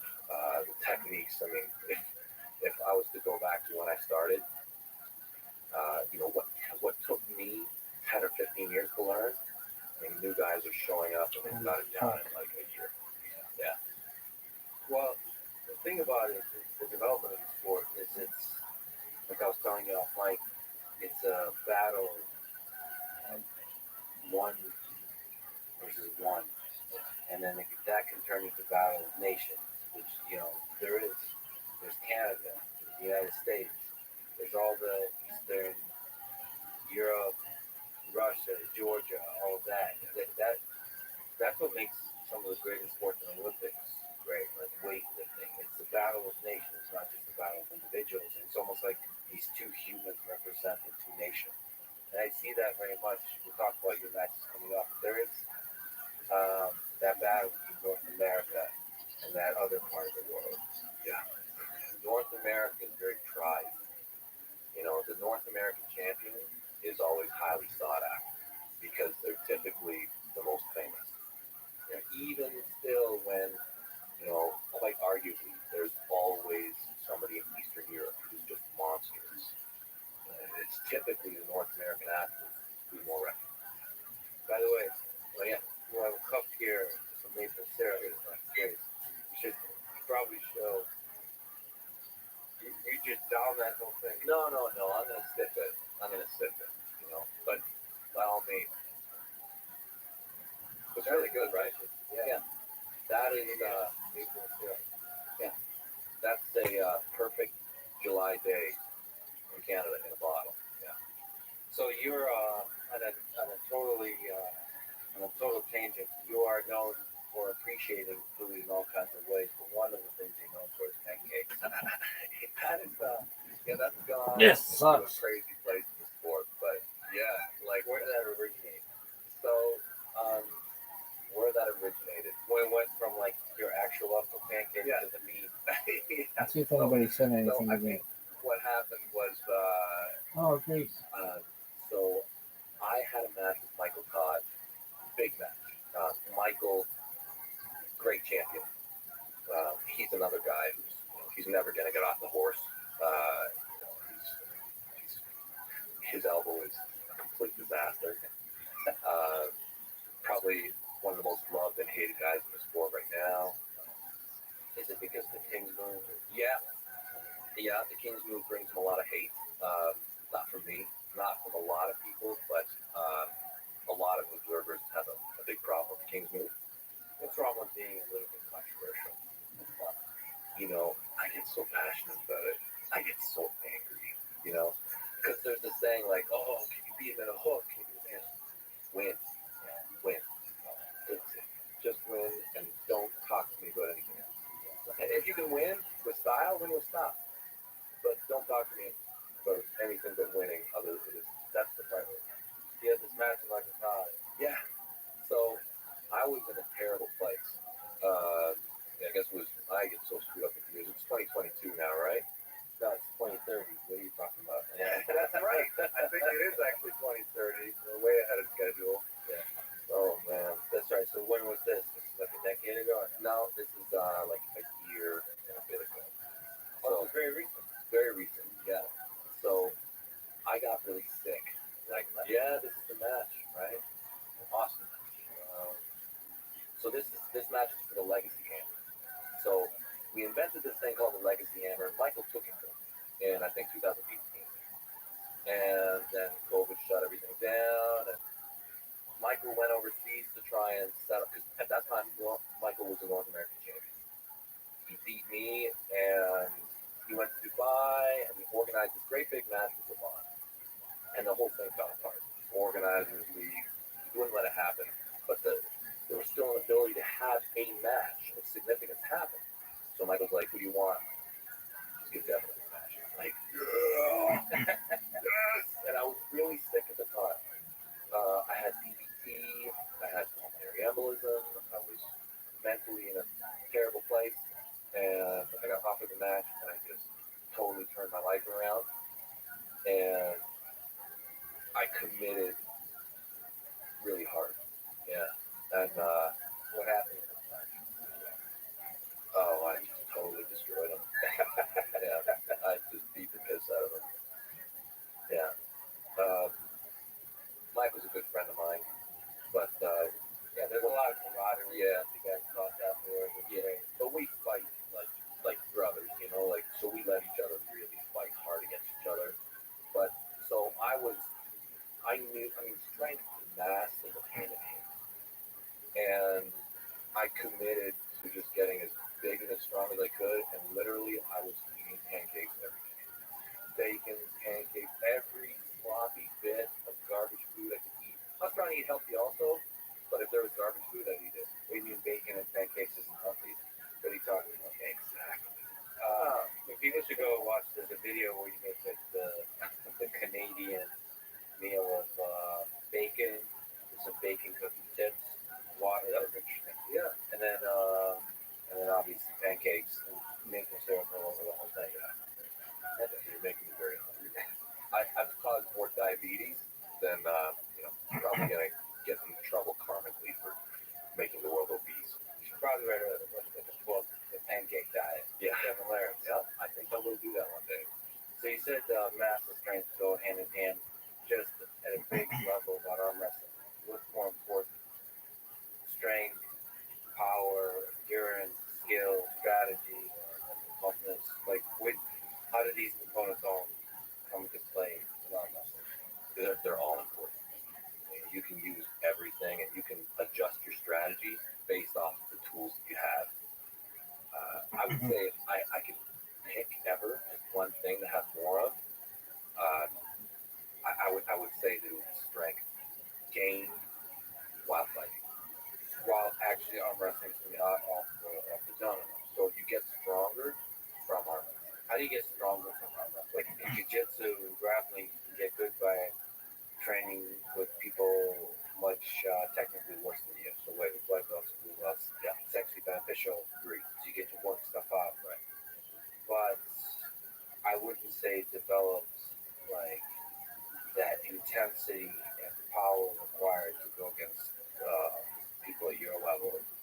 So how do you balance that? Is it okay to go against people that are much weaker than you, or do you really have to go against people at the same level? I think that a blended strategy is probably the best. I'd say kind of a rule is whatever you do, you get better at, right? So you want to be kind of as precise as possible. Welcome. How you guys? You don't want to get hurt. And it's just about investment. And What's good in your neck of the woods? the answer's not always the same. Things are going to change. We got I later am here and what? currently a big I didn't even want to believer fucking talk to you in anyway. what I Fuck call you. power building, right? So you have to do a lot of volume to build a great tower. You need to have a ton of volume. So when you look at how to best build volume, you want to do workouts that aren't particularly challenging, that make you feel good, and do them so that when you add them all together, you get the biggest number.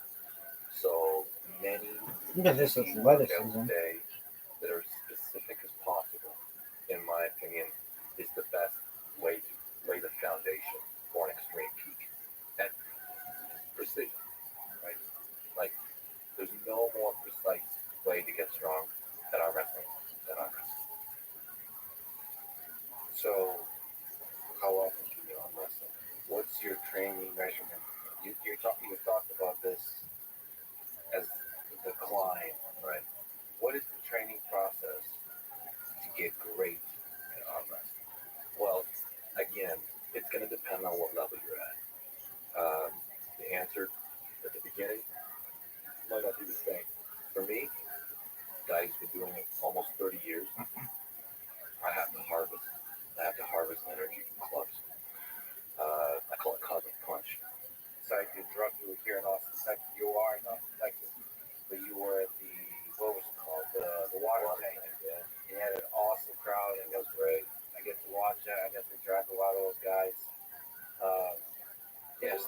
amazing community, amazing human beings. Welcome, I got to welcome. talk to Dimitri in Russian and in English. He's a You junior go. but How are you? so he's a brilliant dude, but also one of the toughest Hello. guys you face there. Well, Like you face. How are you? How many? It must have been hundreds. Yeah. Excellent. Oh, yeah, and that for me is a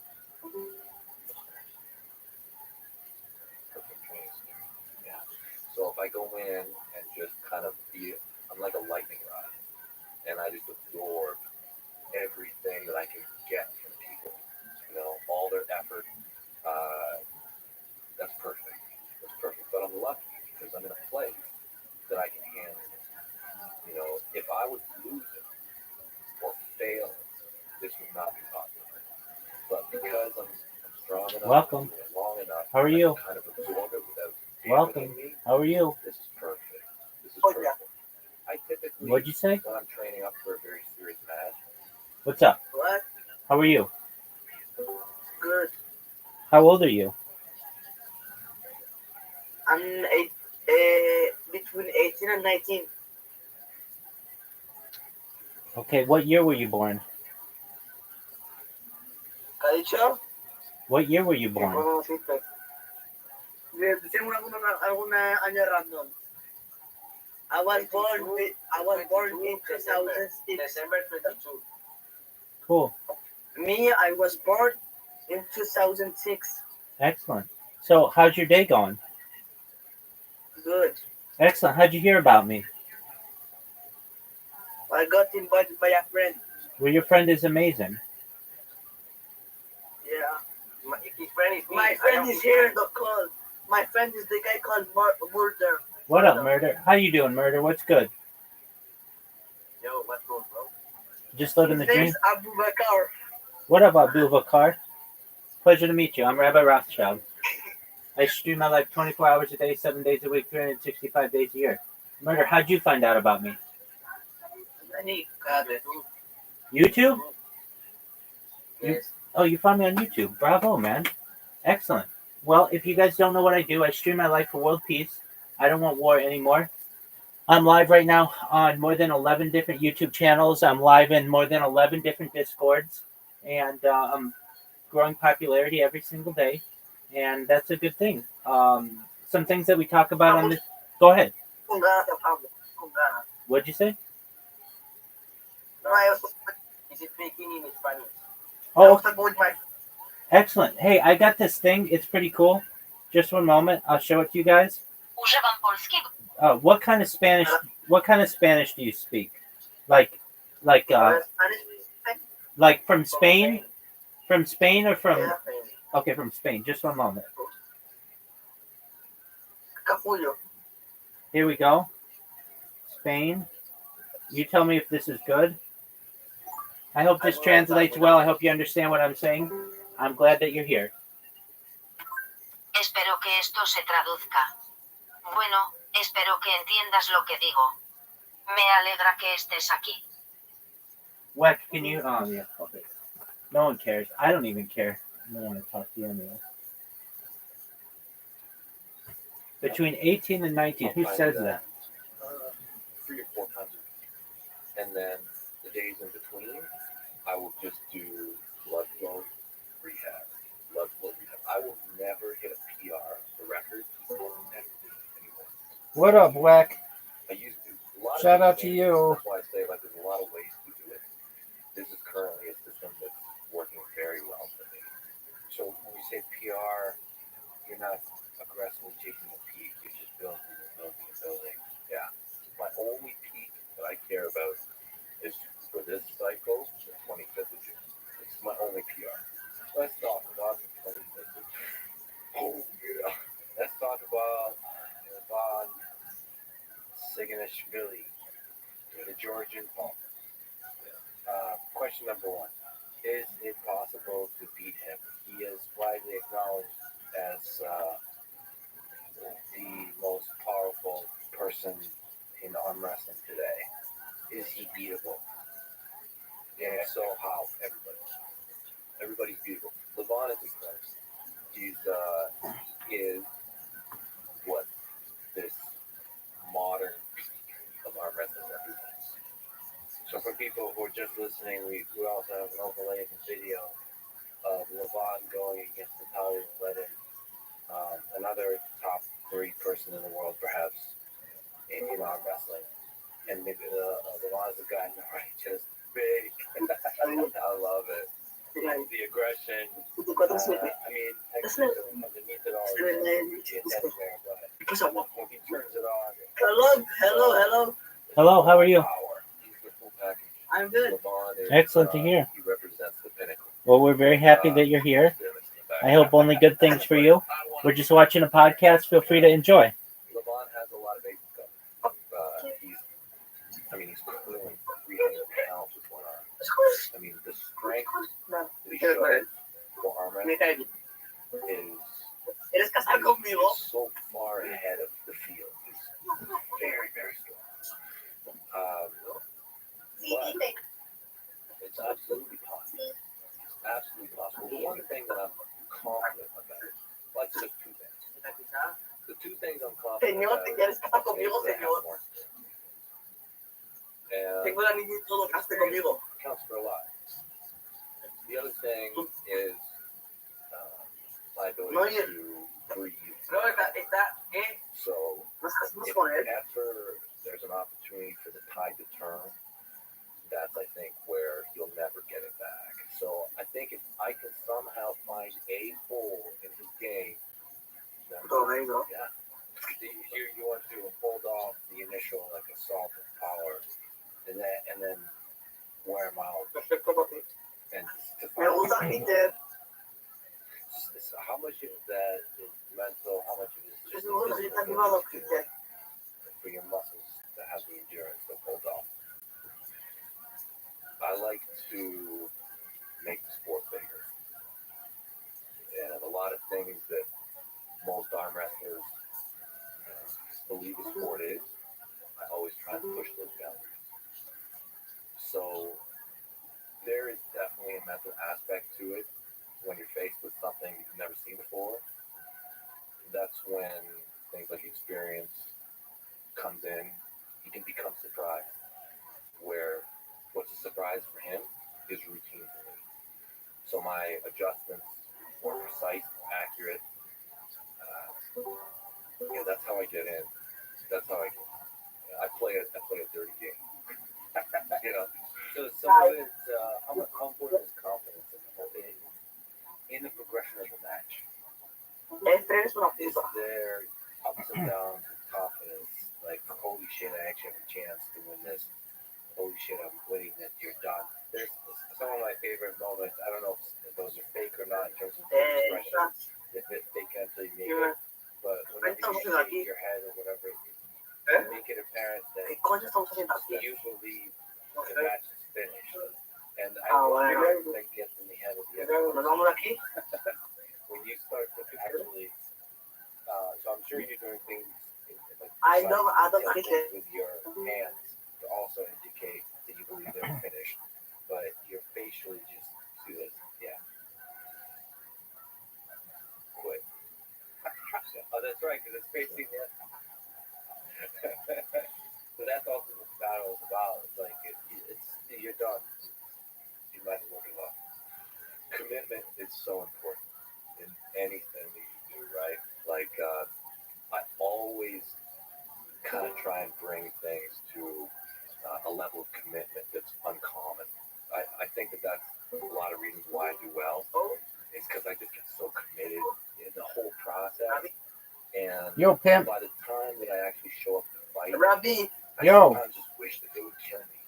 I wish that they would, because that's how far I want to go. Like, people talk about how committed are you to that? No. If you're committed to that, you lose. No, you got to be 18 to be in here. Apologies, my friend. Can you give me some money? No. Okay, well then he's not 18. What? He's not 18 then. Oh, yeah, he was gone. Yeah, he's 18. There's some problem with his account. Okay, well then tell him to fix his account. That's not on me. I'm not going to change the rules for that. He can't get off the mat, right, by himself. And he was always he's disappointed ultimately at the end he was always able to get off the mat on his own accord. So he wants to, Oh, Rabbi. on the mat just from exhaustion. Is that what commitment looks like? Yeah. But what is this process? What is this climb for? Probably the toughest match of your career. I would say the most epic match in arm wrestling history. And it's really building up. You are, you said North America. I think by accounts of many, you're one of the greatest arm wrestlers ever. He is one of the scariest arm wrestlers ever. And so this match, by the way, where's it happening? It'll be in Dubai. Yeah. June. So what does the climb look like? The climb for me, what I have to change in my life always. People talk about being a professional, and I've always loved this sport. I've loved it like crazy. But to me, the path is about simplicity and removal of distractions. I do better and better the more I get rid of everything, nothing else, so that my life is just the goal, just the target, and everything else is off the table. And that's where I need to get to, where there's nothing between me and him. And every single day you're putting in the volume, every day, all day. Like you said, you worked out. So yesterday it's hundreds of hours matches. And today you said in the morning you still worked out. So what was that workout? So you're mixing up stuff where you're doing weights. Also, this morning, I try to really focus on what's administratively easy. That's a big part of me and everything I do. So I travel with bands. Yeah, I have bands with me. And it's rehabilitative in nature. So I'm really focusing on blood flow, feeling good, doing proper movements. So yeah, just band workouts in the hotel. What does a band workout look like? So are you doing the arm wrestling movement? Are you see that? See what you did there? Yeah. You want to bring him in? Yeah. Up, into your center. Right? You think what can you control out here?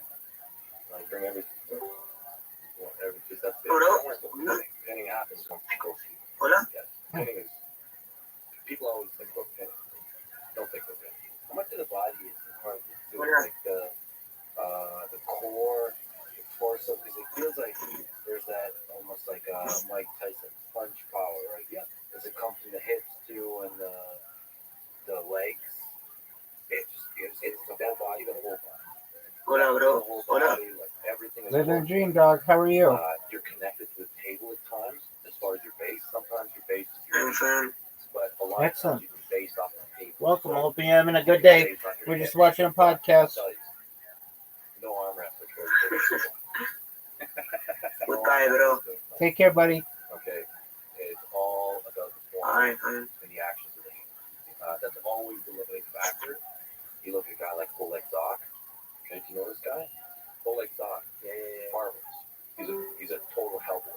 He's my inspiration to what I call pumpkin training. But pumpkin training? Probably we'll get into that. But I only train my right arm. That's it. Yeah, with homework. But back to full body.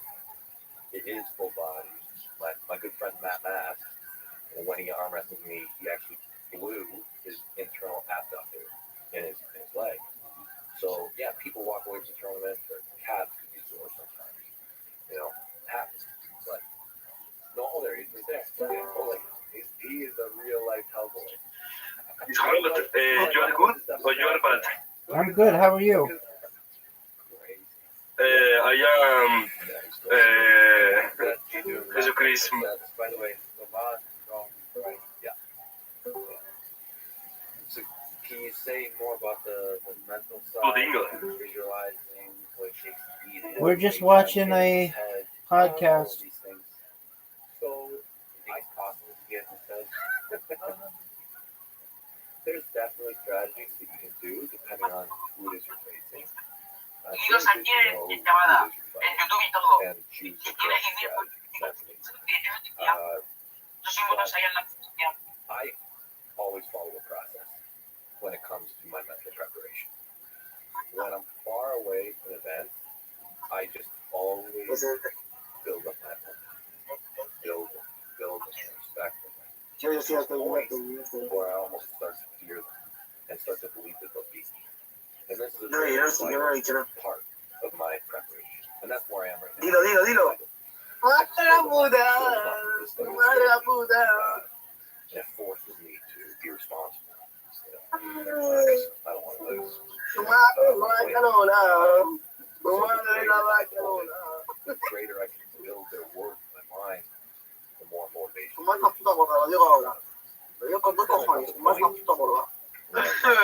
Changes. And then I start to degrade them. Hello, Rabbi Scott. Yeah, that's when I normally What up? How are you?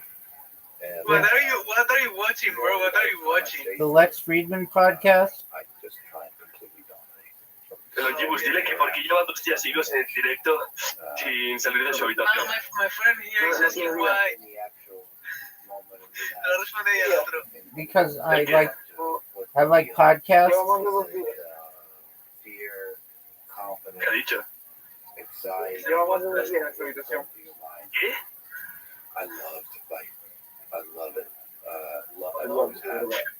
Tú me estoy volviendo loco. There's every day where you have, Que no escucho lo que ha dicho el Rabbi Scott. and then there's really living in the moment. Right? Hey. Whatever you love to do, that's when you can really be free. Rabbi Scott. Free when I'm fighting. Right? So, Bro. and I just love it. Rabbi. I don't think about Yo, the past, dog. I don't think about the future. I just think about What are you doing 2 days in your house, in your bed, bro? I'm watching a podcast. Seriously, this question is seriously. So it's no for. study videos and What's your question? So what are you doing? Sorry, my English so bad. What are you doing 2 days in your house, in your bed? ¿Cómo se dice esto? Tú dime, bro. He's asking, they have a bit of broken English. That's okay. He's asking, like, how do you live, like, 2 days straight being in your bed without doing anything? Like, they're just curious. That's okay. I'll answer. Yes. Just a moment. Que ha dicho que me Dice vaya que a ahora comer. responde un segundo. I stream my life 24 hours a day, 7 days a week, 365 days a year for world peace. I've been streaming live on more than 11 different accounts on YouTube for more than 3 years. This is the most amount of data ever uploaded to the internet. It's essentially a time capsule for humanity. Me está diciendo la Biblia ahora. Me afeité la pierna a las 24 horas del día, los 7 días de la semana, los 365 días del año por la paz mundial. He estado transmitiendo en vivo en más de 11 cuentas diferentes en YouTube. Esta es la mayor cantidad de datos que se haya subido a Internet. Es esencialmente una cápsula del tiempo para la humanidad. What the fuck? Rabbi Scott, seriously, your affiliation in the life. Can you repeat that? Sorry, my English so bad. No. Dile tú, Your English is fine. He's I asking, just like, didn't hear what you What do you said. do for living? What do you do Tu for living? inglés Because está if bien, you're streaming pero no entendí 24 lo que hours, like, dijiste. what do you do for living, you know? ¿De qué vives? Dile eso, ¿de qué vives, bro? Like, Por la how que do te you quieres do money and all that? Like, he's I'm a just curious. certified project because- management professional. Soy un What? Can you profesional repeat, certificado en gestión de proyectos. What? Repeat, Soy please un repeat. profesional certificado en gestión de proyectos. Oh, all right, thanks. Alright.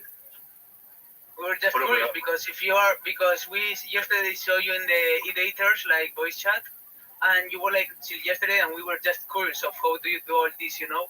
Dios mío, Absolutely. Longimus, tienes un inglés muy bueno. That's a great question to have. I completely understand. If I may ask, whose voice chat did you see me in? In the like online e-daters and all that, you know? Wait, let me tell you the name. The eager word. Yeah, absolutely. I'm in there right now. Yeah, we know. Cool. Do you have any other questions? ¿Tienes ¿Tenéis alguna alguna otra otra pregunta? pregunta?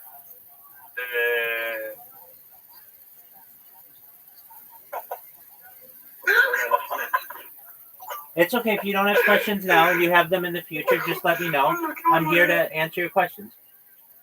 Que si no tenéis No hay preguntas ahora, que problema. las podéis preguntar en el futuro. Si sin no problema. tienes preguntas Ok, ahora ok, y las thank you. tienes en el futuro, házmelo Thank you. saber. Estoy aquí para I love you, responder tus Luis. preguntas. What do you love? We hope that you achieve world peace, man. We trust Thank you, man. You're doing a great labor. Thank you. Gracias. Thank you. I appreciate that.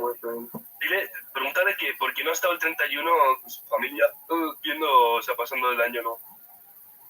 My friend is asking, what did you do like in 31 of December? Like, did you celebrate the New Year or what?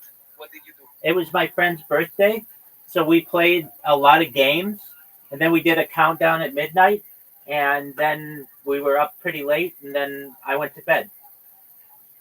Ok, dijo que así el cumpleaños de su amigo, que jugó varios juegos, hizo la cuenta atrás y se fue a dormir. Qué triste, bro. ¿Tienes alguna pregunta más? Solo come black. No, eso no. Sorry.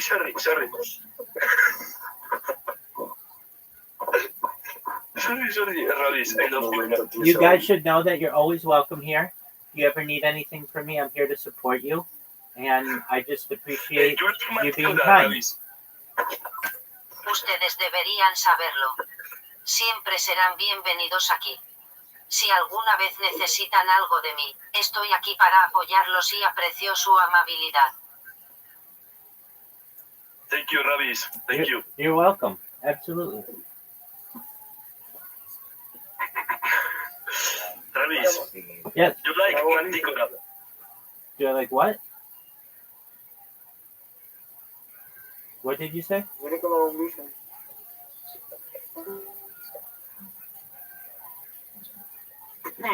Nothing, sorry, Rabis. I love you, ciao. Bye. Bye-bye. Adios. Everything. Muchacho. Opinions from other people. I watch very closely. Yeah. What do you make of his evolution? So he's grown in size, but also he talked about his evolution technically as well. But he's been studying him. Since we're in the build your opponent to be terrifying stage, what makes him great? He's very impressive. The greatest thing about him I took a is shower. his strength. That's the thing that sets him apart from everyone. His strength, specialized strength. Let's see how many people liked my post. 2. I believe it's unmatched. Can we just linger on that word strength? Somebody tip me? What does strength mean? What does it feel like? Are we talking about bicep, like shoulder? Are we talking about like whatever control? Right. The wrist. Yeah. Is it the what? How does strength manifest?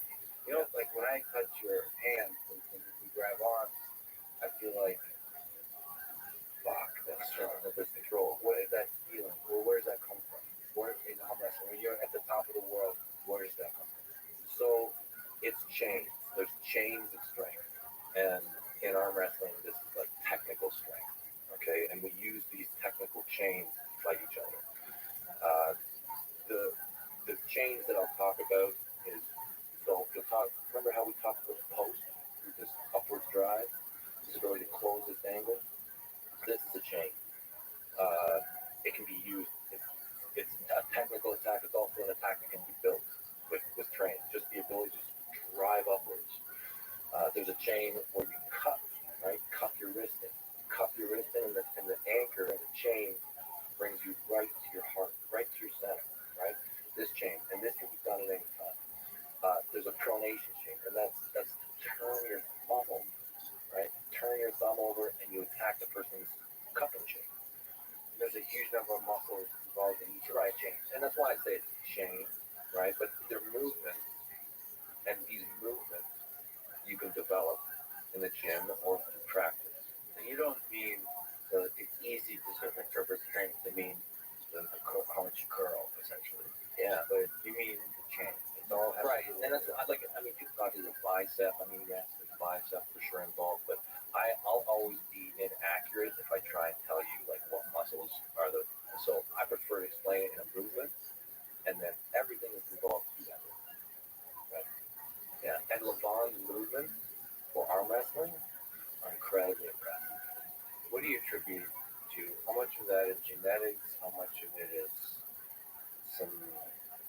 training things he's doing.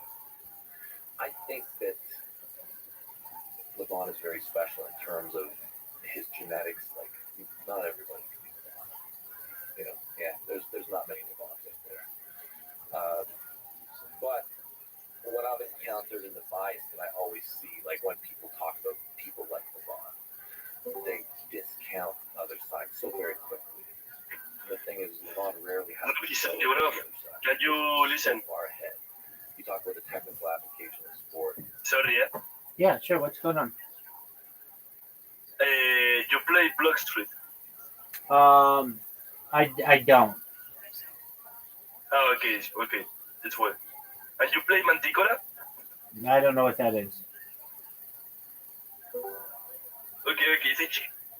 That's okay.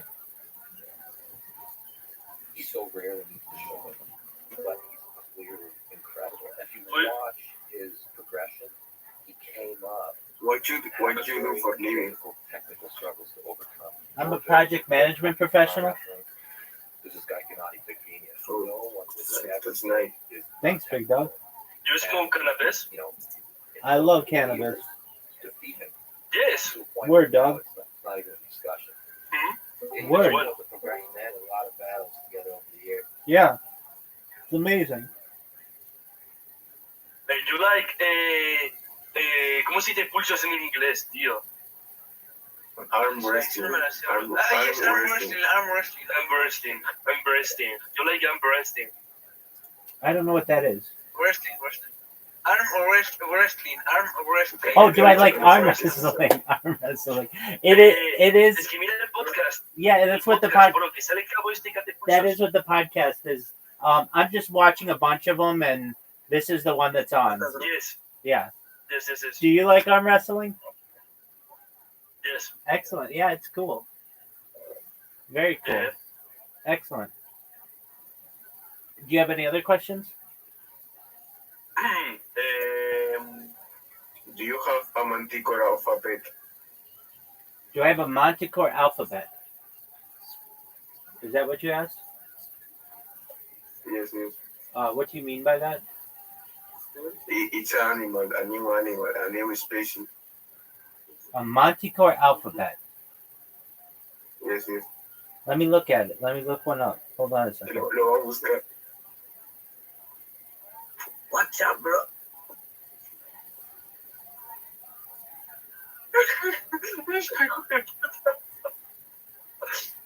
Estoy dando la puta risa, vale.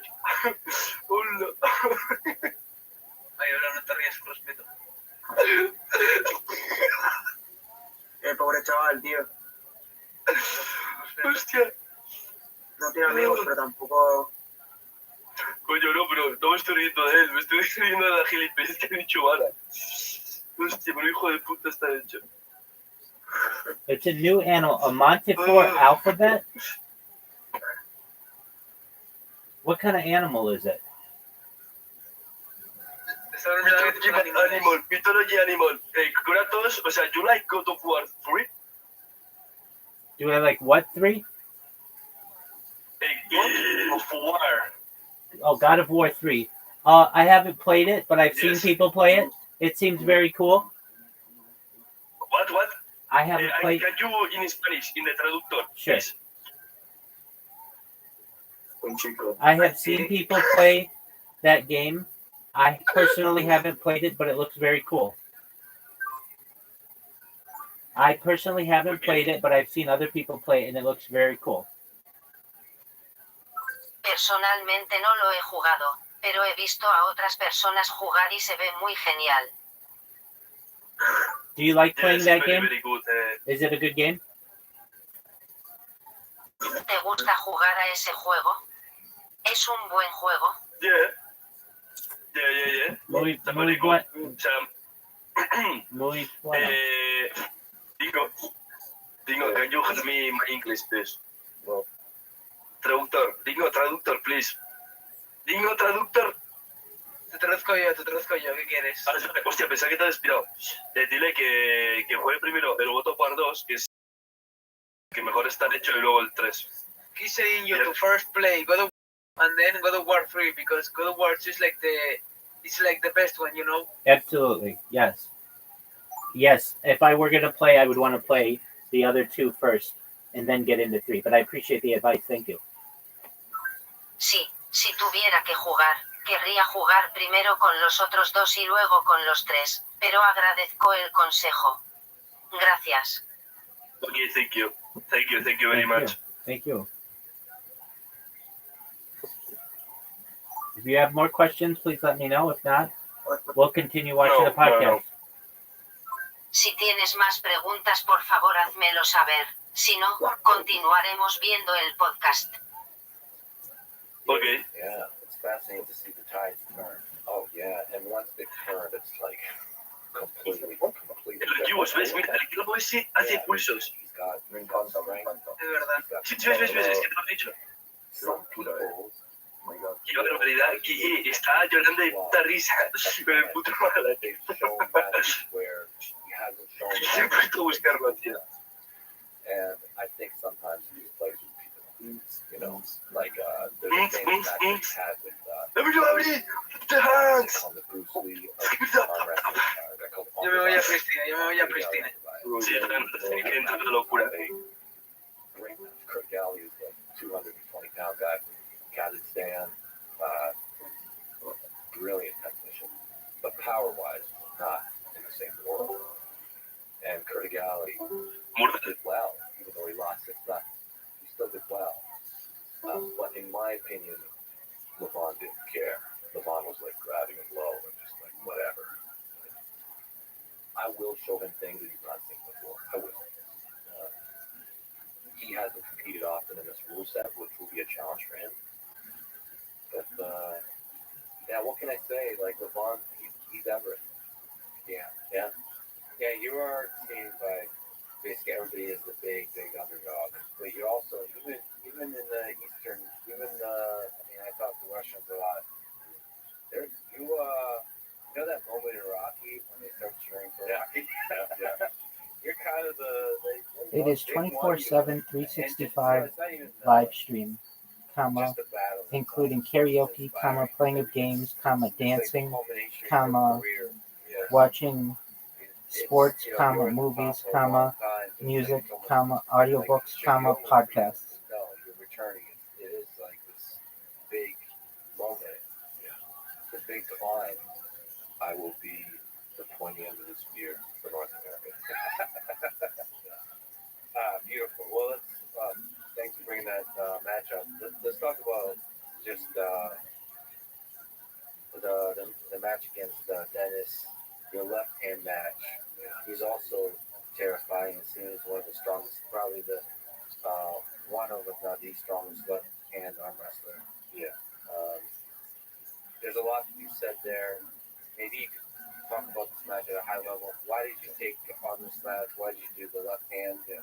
This is the right hand. Yeah. What can you tell the story? Okay. Dennis is like, there's so much about this match. I love Dennis. Russian guy. Yeah, Russian guy. I used to call him Dennis Chernobyl. What a monster. He kind of led, I'd say, this new era of arm wrestling where the super heavyweight strength level has just gone through the roof.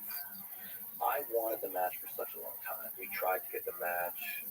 We couldn't get it organized. This is back in 2008 to 2012. Couldn't get the match. I've always been more of a one-on-one puller. He was doing the tournament format. I was ranked number 1 in the world. And towards the end, it kind of was very undecided. I ended up getting surgery. I ended up abandoning the super heavyweight division. I went down to 225s for a few years. WAL failed temporarily. So the 225-pound division was scrapped, and I said, okay, I'm going to go for the big crown once again. And I started to go after super heavyweights. The 2018 season was right hand. I started to enter negotiations, have the match with him. We've been chasing a match for 10 years. They wanted to do it left hand. I wanted to do it right hand. I just wanted to do the match. I want to do the match with Dennis. I want to beat Dennis. So people should know that your right hand has always been. Jonas. It has been. I mean, Jonas, ¿quién es? I hate saying excuses. I hate. Jonas. Dennis was better than me that ¿Quién eres, bro? even on my best day. If you had gone back for my entire career. Vale, espérate, que se le escucha más el calvo de los pulsos que a ti. I would like to think that I should maybe do it now. Demos la rata este. Ah, ya está. Ahora. Jonas. Beat him. I left over. ¿Quién eres? Right hand? No. I'm curious. Eres amigo de Rabbi. Eres un grande. So is the world. Well, it might still happen. Seguro. But Jura. Completely destroyed. Jura un chacho por la raza And I learned canaria. a lot from it. What's the name for Rabbi's club? For the Dennis match, I think I was. Lo juras por Rabbi's. I don't know exactly what year before. Maybe I felt like Vale. my thinking was a little bit loose. And I really learned a lot. Es que es muy raro. Jonas, nos tienes que dar información. How serious he took the sport. It was a mental, ¿Qué? slightly terrifying. No puede ser. Jonas, pero danos información confidencial ahora mismo. ¿Qué haces aquí? Where Pero de qué conoces a Rabbi's club, si se puede saber. ¿Por qué tienen su servidor ahí?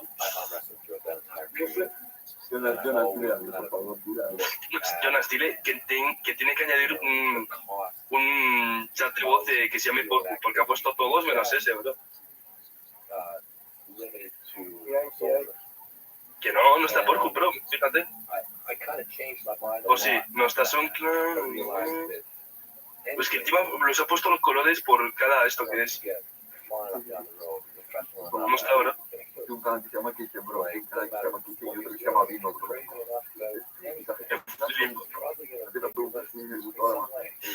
Para, díselo tú mejor. Dile que le falta un canal que se llame Porku. Que sí. Pues si no, escríbemelo y se lo leo. Charles Bukowski, I think that's you will love and let it kill you. Right. And I understood. No, pero coño, me lo escribe al privado, ¿sabes?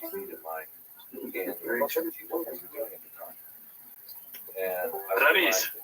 Yo, dog. One moment, please. One moment,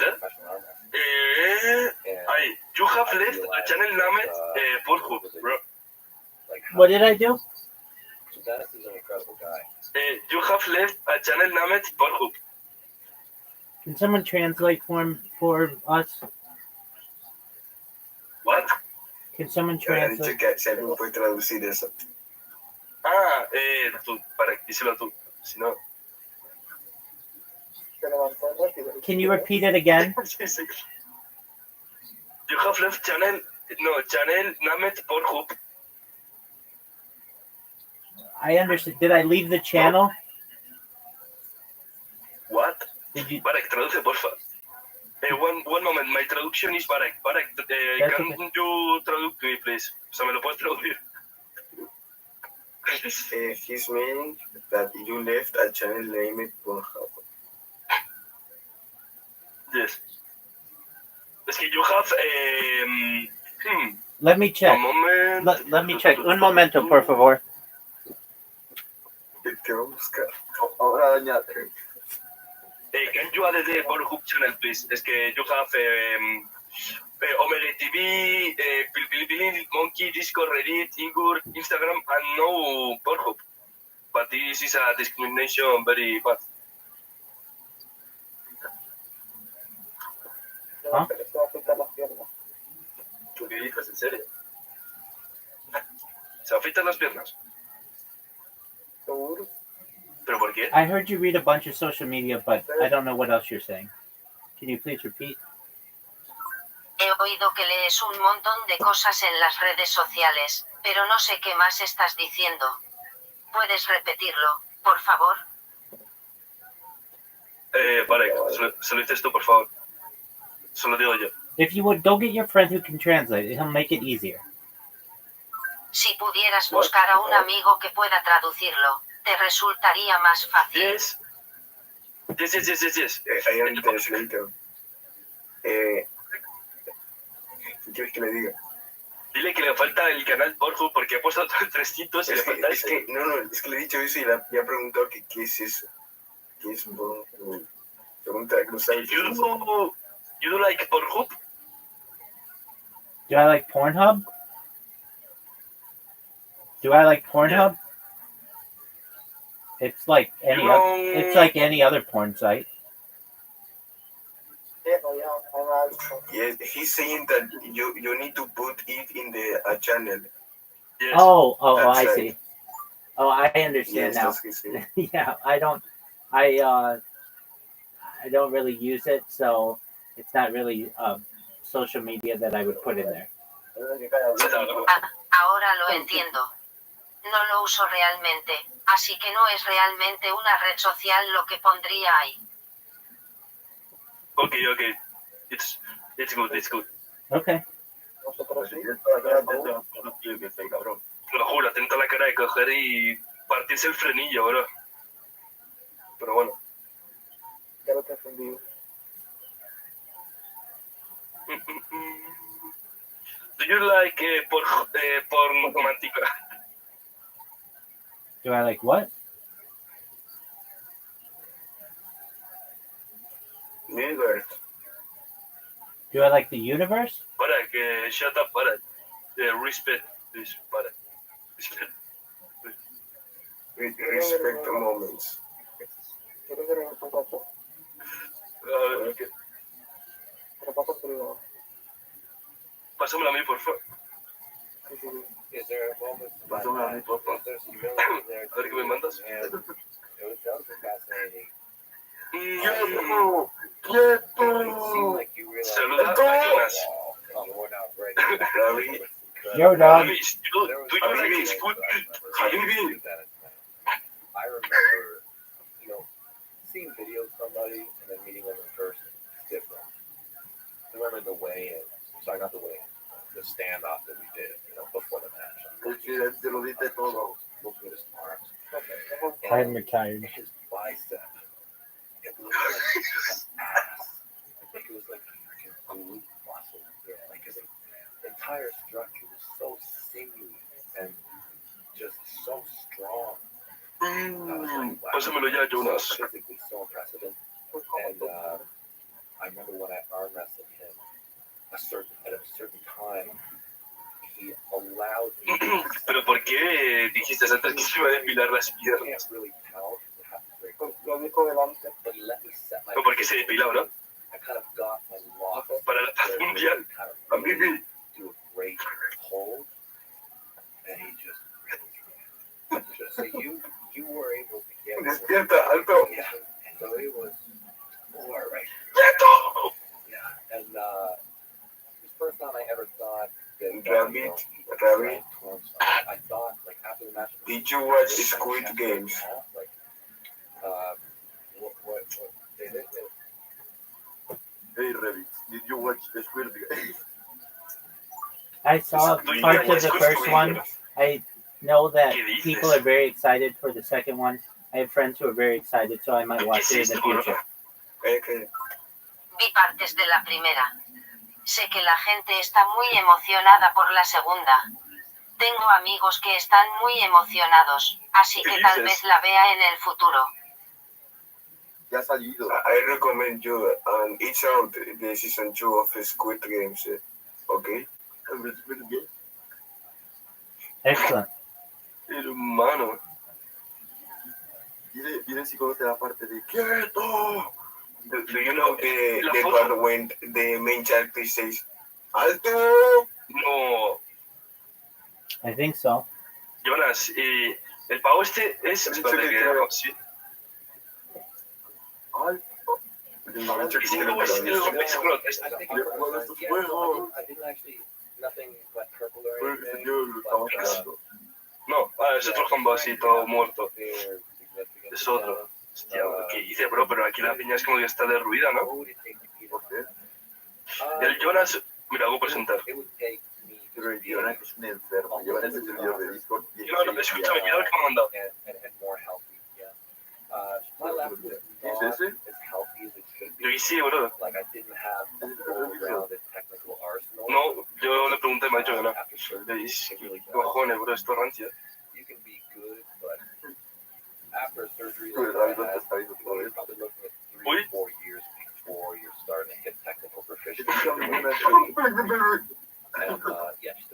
Do you like... Do you watch Don't Forget? What show?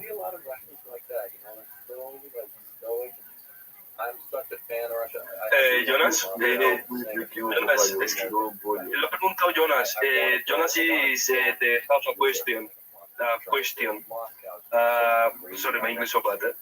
Question. Have you seen Narcos? What? Have you seen Narcos? Of Pablo Escobar. Exactly. It's my dad. Yes, I saw it. It was very good. Muy bien. Yes. El que- Did you watch the movie called Running from Cops Niggers? No, I didn't see that.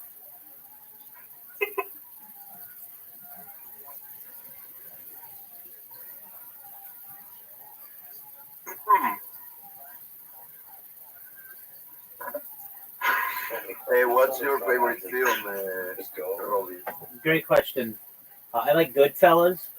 Have you ever seen Goodfellas? It's Martin Scorsese. Yes, yes. Yeah, that's a good one. I like some other. I like documentaries really. So there are a few documentaries that I really like. ¿Qué ha dicho, Arek? Tradúceme, por favor. Did you watch Cobra Kai? I did not, but I am aware of it. It was on YouTube, I believe, and I know it's really popular. I did not. It's something that I want to see in the future. I know it's very popular. Did you watch, No agregué nada que quisiera ver en el futuro. Sé que es muy popular.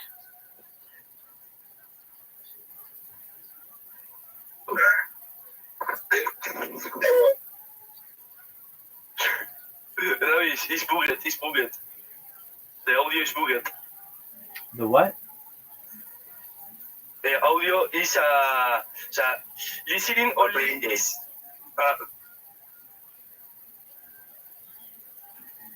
shut up, Barak, please. Respect, please. You're talking, man. It was One moment. Jonas. The audio is kakelaring. Kakelaring. What the fuck is kakelaring? I don't know. Do you watch Negroes in a farm? Do you look the Nigga Started Apocalypse? What about the apocalypse? What? Sorry? What? Sorry? What did you say about the apocalypse? One moment. You Please, okay? one moment. Barak. Pregúntale que cuánto tiempo llevan su habitación esa del tiempo, bro. Gaje is telling me how many times you are in your room. How many cameras? Your camera of the them. O sea, no, In your camera of the time. time. You're asking me how many cameras I have? No. How many time are you in your room in total? Probably like 23 hours a day. Into 32 horas al día. Yeah, I mean, I go outside, I go to the bathroom, I do laundry, so I do other things outside. Do you have sex with Manticola? Do you like Manticola? What is Manticola? Manticola. I don't know what that is. It's a very good person to the. ¿Cómo se dice pulso dingo? One moment. Pulso? Impulso. Espérate, lo único. 45 money. Sorry, one moment. Google, That's okay. traductor.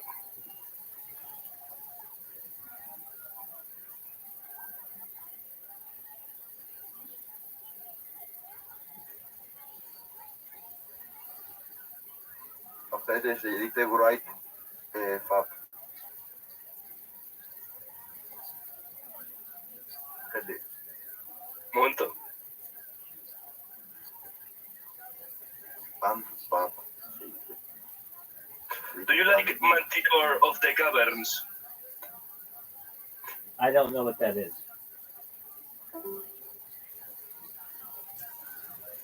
Lightning rod. Yeah. Have you considered doing? I don't want to talk to anybody. Sword. It's like Rocky Four again. Oh yeah. Like and lead up to June, I would certainly consider it. I've got only one trip planned at the moment. Administration is very important. What do you mean by administration? So like managing your time and management. Yeah, the management has to be very efficient. You know, when I'm a tourist, when I'm a visitor, a little bit of that goes down. You know, when I'm at my home and things are familiar, I've got a really great grasp on my time. You know, everything's important. Everything's important. You know, if I could magically transport Moscow into my hometown and just go out and visit them, yeah. So Quit asking me such questions, period. I am not just getting started, period. I have streamed many more hours than you have, period. If you read what I say, comma, I'm live 24/7, 365, period. Don't ask me any more questions. So you have to manage all that because ultimately you have to focus on the fight ahead. Yeah. A lot of my strength comes from just being in a familiar place, doing my routine. I love to travel. Do you know I love to get out there what and meet people and pickup is? Question new mark. experiences. But when I just want to really prepare for a big match, yeah, home is. Do you know any pickup routines? So that loss against Venice was one of the few losses in your career. How did that feel in the moments after, in the days after, in the months after, in the years after? How has it changed you as an arm wrestler, as a human being? Well, it's tough to lose. So haunt you? I don't think so. I actually was really happy to lose to Venice because sometimes when you lose a match, there's a lot of matches that I've lost where they upset me because I know I made a mistake. I didn't make a mistake with Dennis. He was just way better. There's nothing I could have done that day. I'm really at peace with it. Dennis, to me, was just a big inspiration. I think that me arm wrestling Dennis left-handed that day just let me touch probably one of the strongest human beings on the arm wrestling table that's ever lived. Left-handed. But knowing that's possible, it's almost like inspiration to you that I could be at that level. So yeah. Seeing what Dennis did, just trying to absorb a little bit of his knowledge, planted seeds in me. Yeah, I mean, when I look at my career, it's a bit like the stock market, but for sure I'm trending upward. And since really kind of wrapping my mind around some of the Russian philosophies, they really changed my training systems. There was some base I likely just need that they to talked to me about over there change that the device, massively impacted my training. comma, but Is it possible to convert some of those philosophies? my other into words? devices Describe are some of currently the ideas they taught you. used So never for other activities. right? So, like, it takes a while to break the ice with a lot of these guys. But once you do, I mean, that's as deep as bonds you can form. Yeah, for sure. I think that I was raised under, I believe it's a flawed, it's not flawed because it has its value as well, but it's best if you understand both philosophies. I think a North American thing that's just so ingrained in our fitness society is no pain, no gain. You know, and just pushing and like sweating, going hard, like fighting through like grit and toughness. But and then you talk to the Russians and they're like, yeah, never fail. You never fail. Never go to failure. Always feel good. Always feel good. You always feel good. Don't. And those two philosophies express themselves very differently. And if you want to get strong, don't fail. Don't fail. So, well, that's how they also are believers in volume. Yeah, there's a lot of strategies, but yeah, volume is a massive principle. And volume is very hard to achieve when you're believing in no pain, no gain. Right? They don't really go together. No pain, no gain, no injury. So there are parallels in wrestling. Some of the greatest wrestlers of all time are Russian, and they were big. And Gail talks about they were big on play, right? Like lighter wrestling, right? Probably ultimately, actually, it boils down to that's how you achieve higher volume, right? Like over the stretch of years, the way to reduce injury. I mean, in wrestling also technique might have greater value than it does in arm wrestling. Obviously, technique is extremely important in arm wrestling, but power is like can defeat technique. It seems like in wrestling you can get away.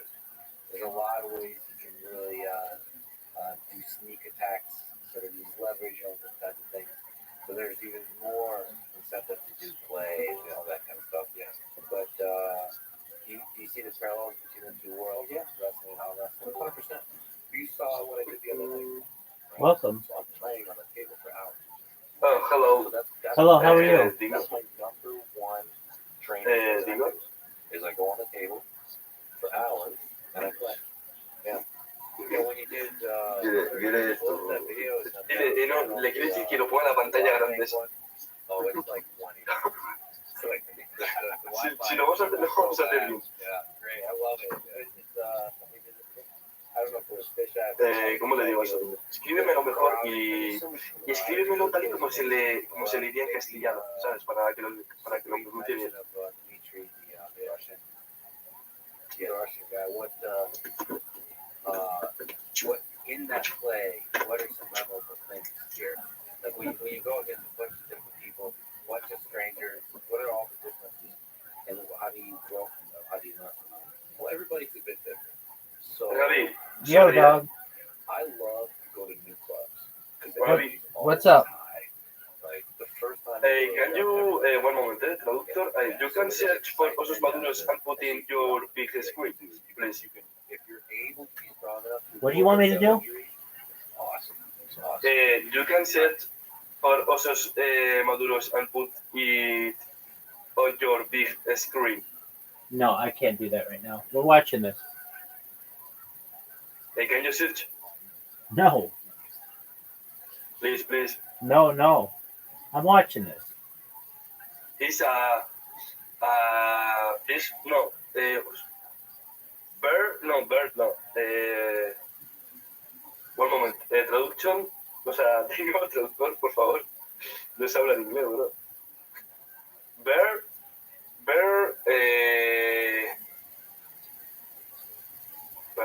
es que no sé muy bien. It's a bird, bro. Can you search, please? No. Okay. You can show it in here, though. ¿Partícula? Okay.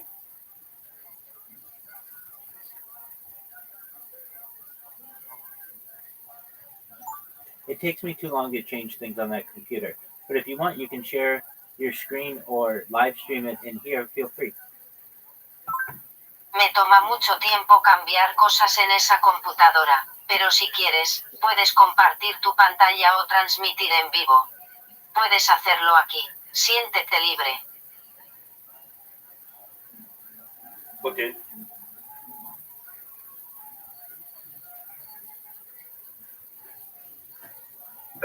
One moment, bro. Sure thing.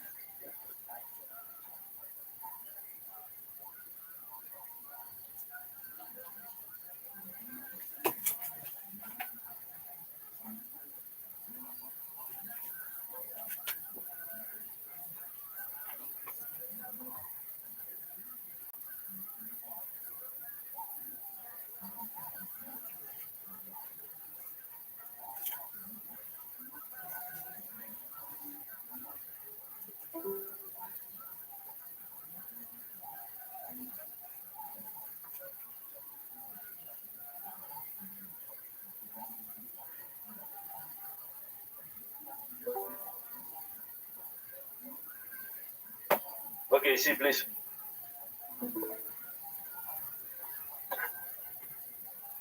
Do you like this?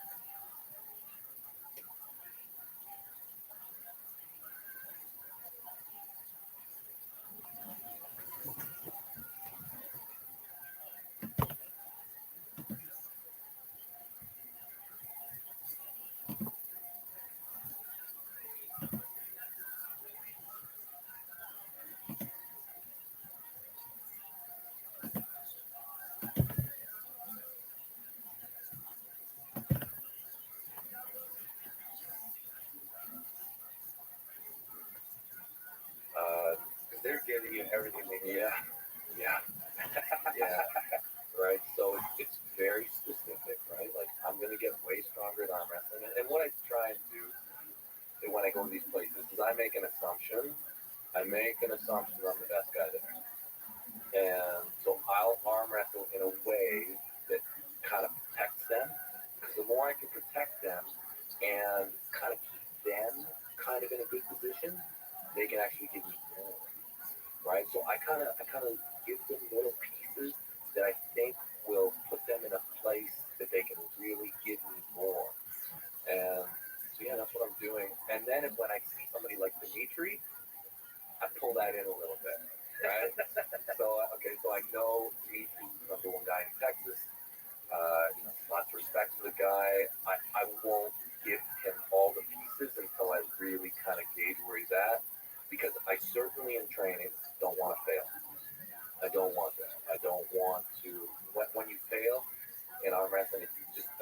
it's just bad technique. And you're trying, and bad technique is going to get hurt. Yeah. So you always want to be in a strong position here. What about how does endurance come into play here? Here's video. Yeah. Strapping up. That's right. Yeah. How do you? I mean, you went for like I don't know, 2 hours. Yeah. Long. So this first run of the video, I think was a little over an hour. Then I took a break, and I probably did another 45 minutes or so. But I mean, are you okay with the endurance aspect of it? Yeah, that's probably like when you talk to the arm wrestling world, that's probably what I'm best known for is my endurance. So this helps build that. It does. That's not why I'm doing it. I'm doing it to get strong.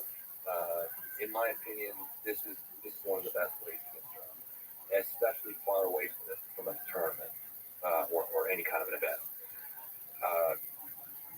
I wouldn't want to do this, even a month or even 6 weeks or maybe even 8 weeks before a big event. I'd want to already be kind of shrinking my volume.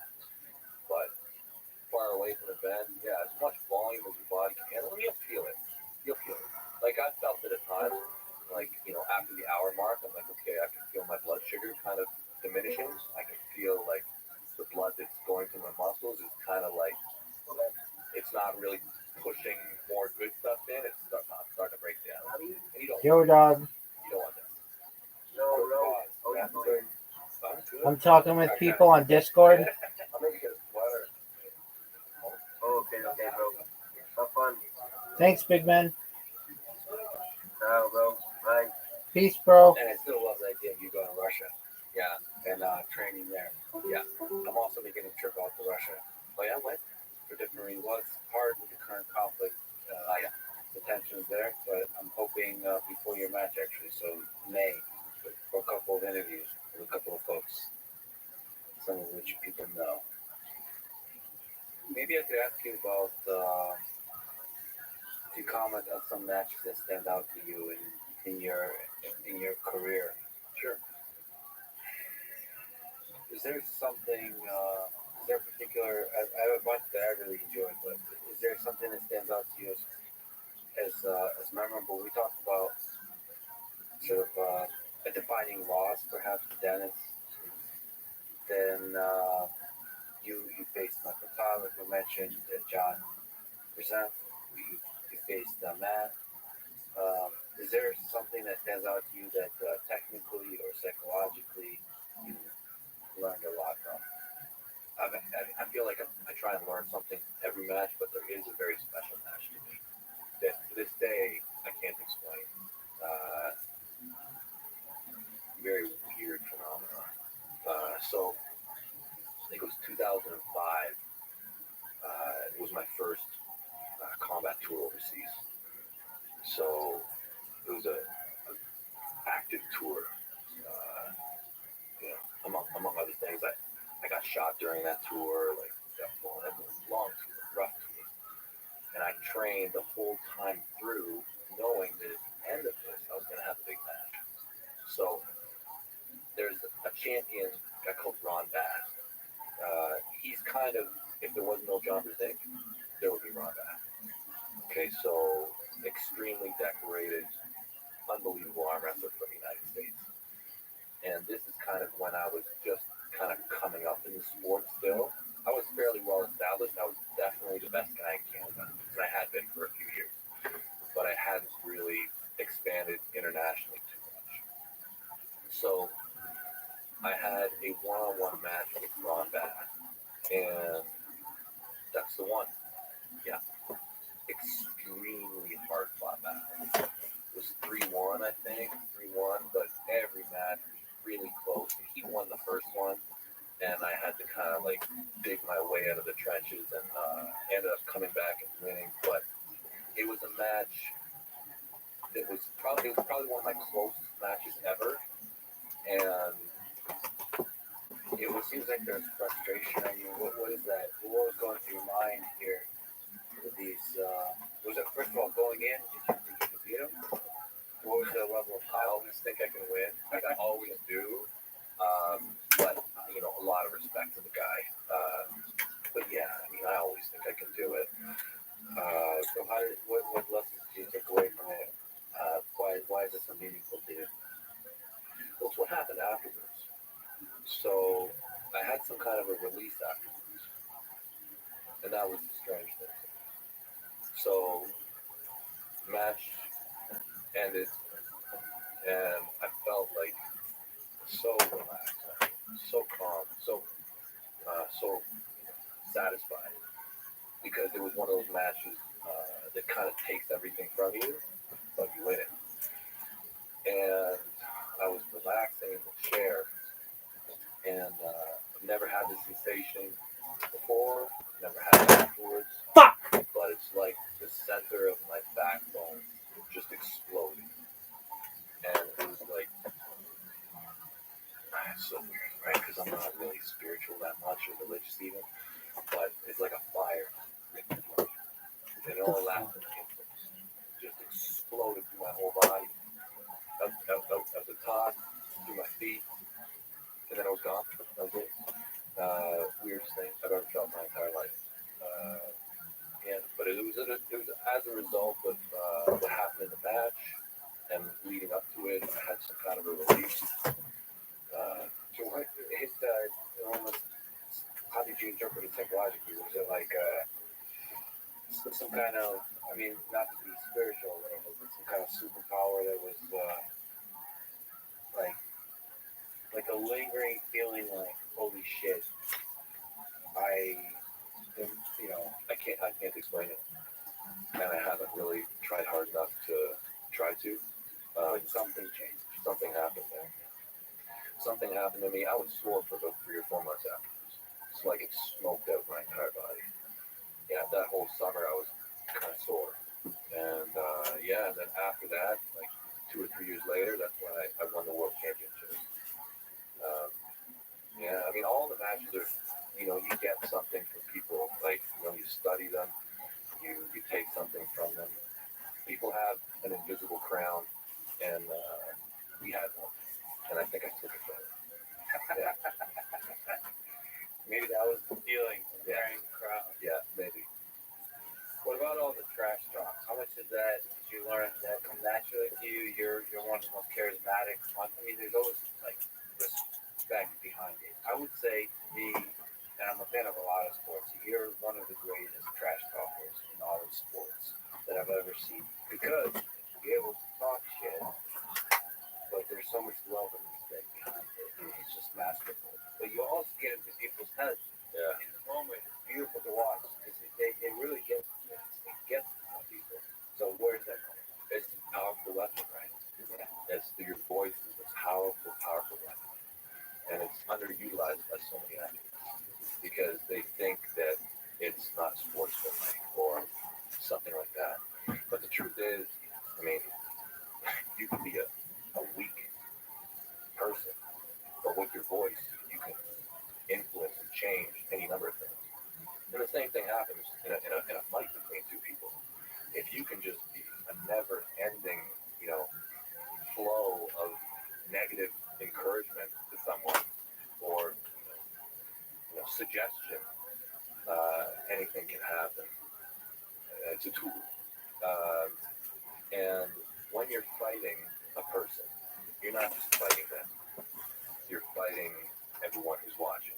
You're fighting the crowd, the referees, and to get in the most ideal situation, you need to use your voice. Yeah, and there's for people who haven't seen that, I definitely recommend you watch a bunch of arm wrestling matches because there's a crowd really gets into it. It feels like there's a really intimate connection with the crowd. I suppose because the crowd is allowed to be very close to you. So I love it. I want the crowd right up. Yeah. So sometimes,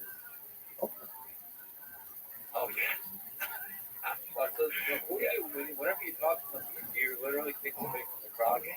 I'll start fucking off his fans and I'll start talking to their wives or whatever. There's Jody. She's pretty dangerous to listen to also. But yeah, one of his buddies, Mike Solaris, really good arm wrestler, was cheering for him, so I started to go after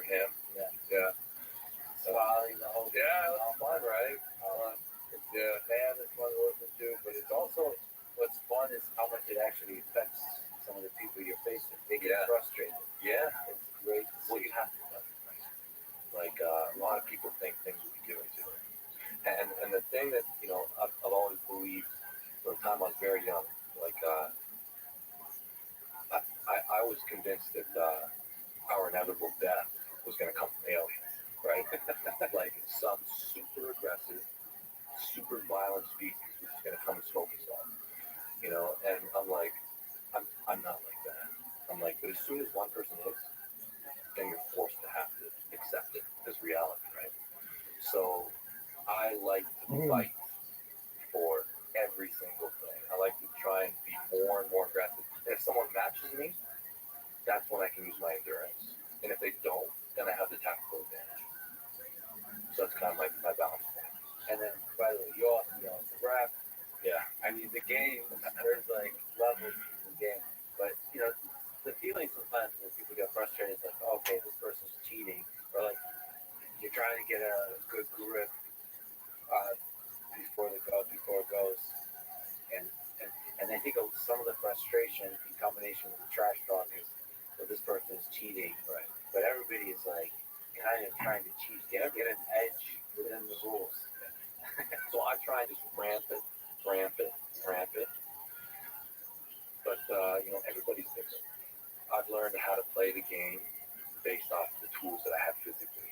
And for me, this works because, my genetic makeup is I'm more of a persistence hunter, right? So, like, I need to extend things. That works well for me. If I was more explosive, I probably wouldn't have the same strategies. Yeah. By the way, for people who are watching, you're wearing a No Limit hoodie, which is one of your nicknames. I don't wash this thing too much. My bacterial shield to the world. Yeah. Awesome. So you mentioned Jody. She's often in a corner and does perhaps more trash talking than even you. So, I mean, if you could step away, she's an incredible human being. It's sort of as a fan, it's fun to watch the two of you, both when you're arm wrestling and just as people. And you just see so much, I don't know, kindness and love that radiates to you whenever you're trash talking or talking about just random things or just talking about life. It's just a beautiful thing to watch. And thank you for sharing that with the world. But maybe can you, she paid me to ask you this, but what are the things you love about Jody, your wife, Jody Lang? What are the ways she affected your life? Yeah. Jody and I go way back. Right? We were in high school together. The thing that I admire most in people is bravery. To me, it's the most admirable quality. And Jody always has inspired me. She's such a fighter. If she believes that something's true, she does not back down. She will not. And you can not say that she can't change her mind. She can, but while she's convicted, she'll not stop fighting. She's pulled me out of the fire repeatedly. We've lived through so many things. Very lucky. How did she make you a better arm wrestler? She's fed me. Yeah, I could see your videos of your house basically coming apart, which is not there. Yeah. Without Jody, I'm on the street, living in a tent, and down by the eating dog food. Yeah. Bravery. Yeah. What about love? How's love make you stronger? Now we're gonna make Devin uncomfortable. Love is difficult to accept. Love is one of those things that a lot of times you don't feel worthy of. And so it's hard sometimes to accept someone's love. And someone who really loves you, they'll love you even when you don't. And here you go, you're gonna make me cry, Lex. Jody and I've been through so much. And she's shown me how, she supported me just repeatedly. Some of that is loyalty, patience, perseverance, all those things. That's like when love really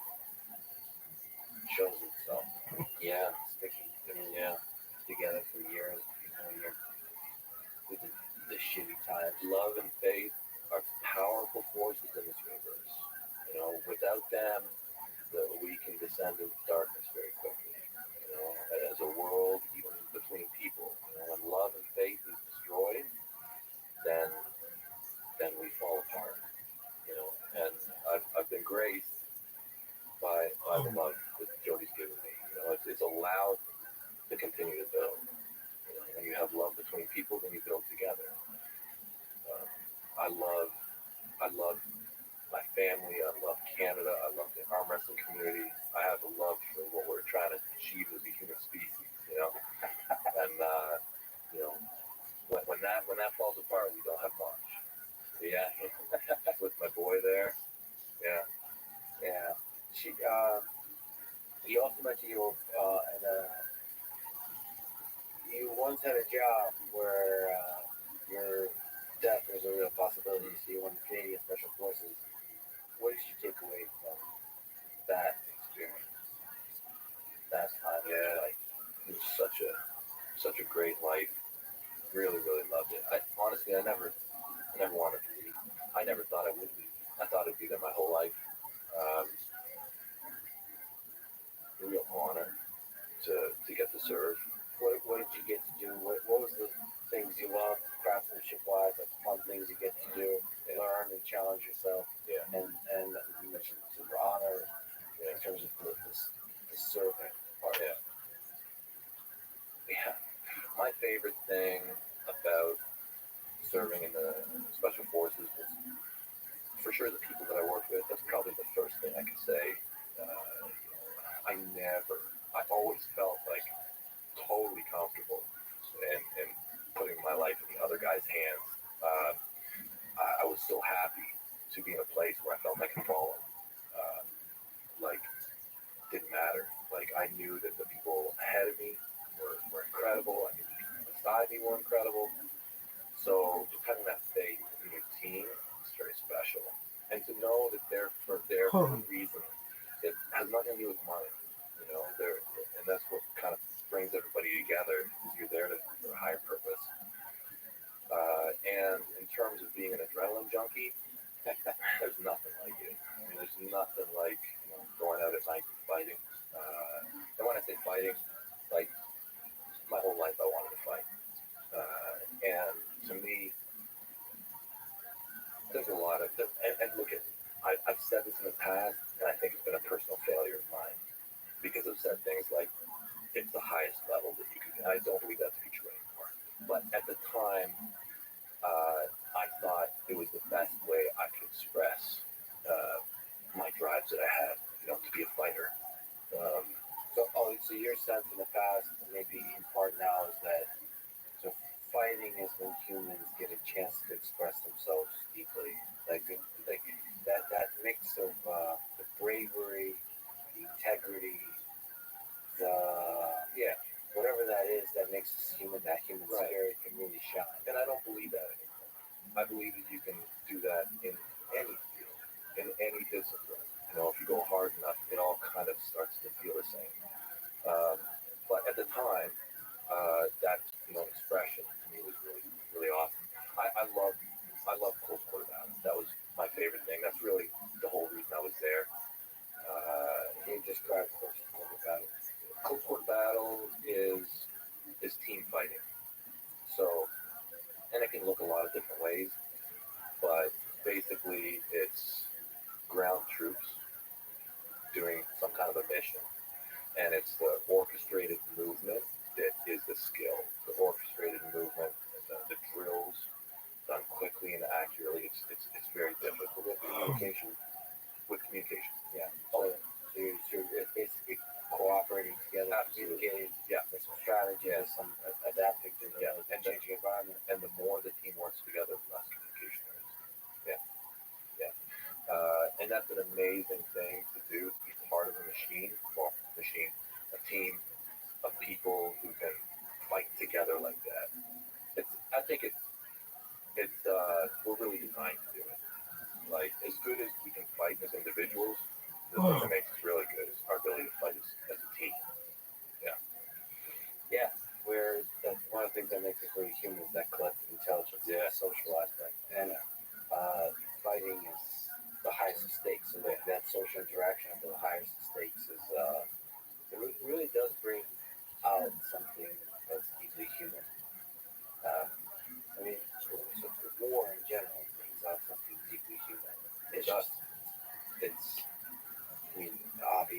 ways it's tragic that it results in so much loss of life and well-being.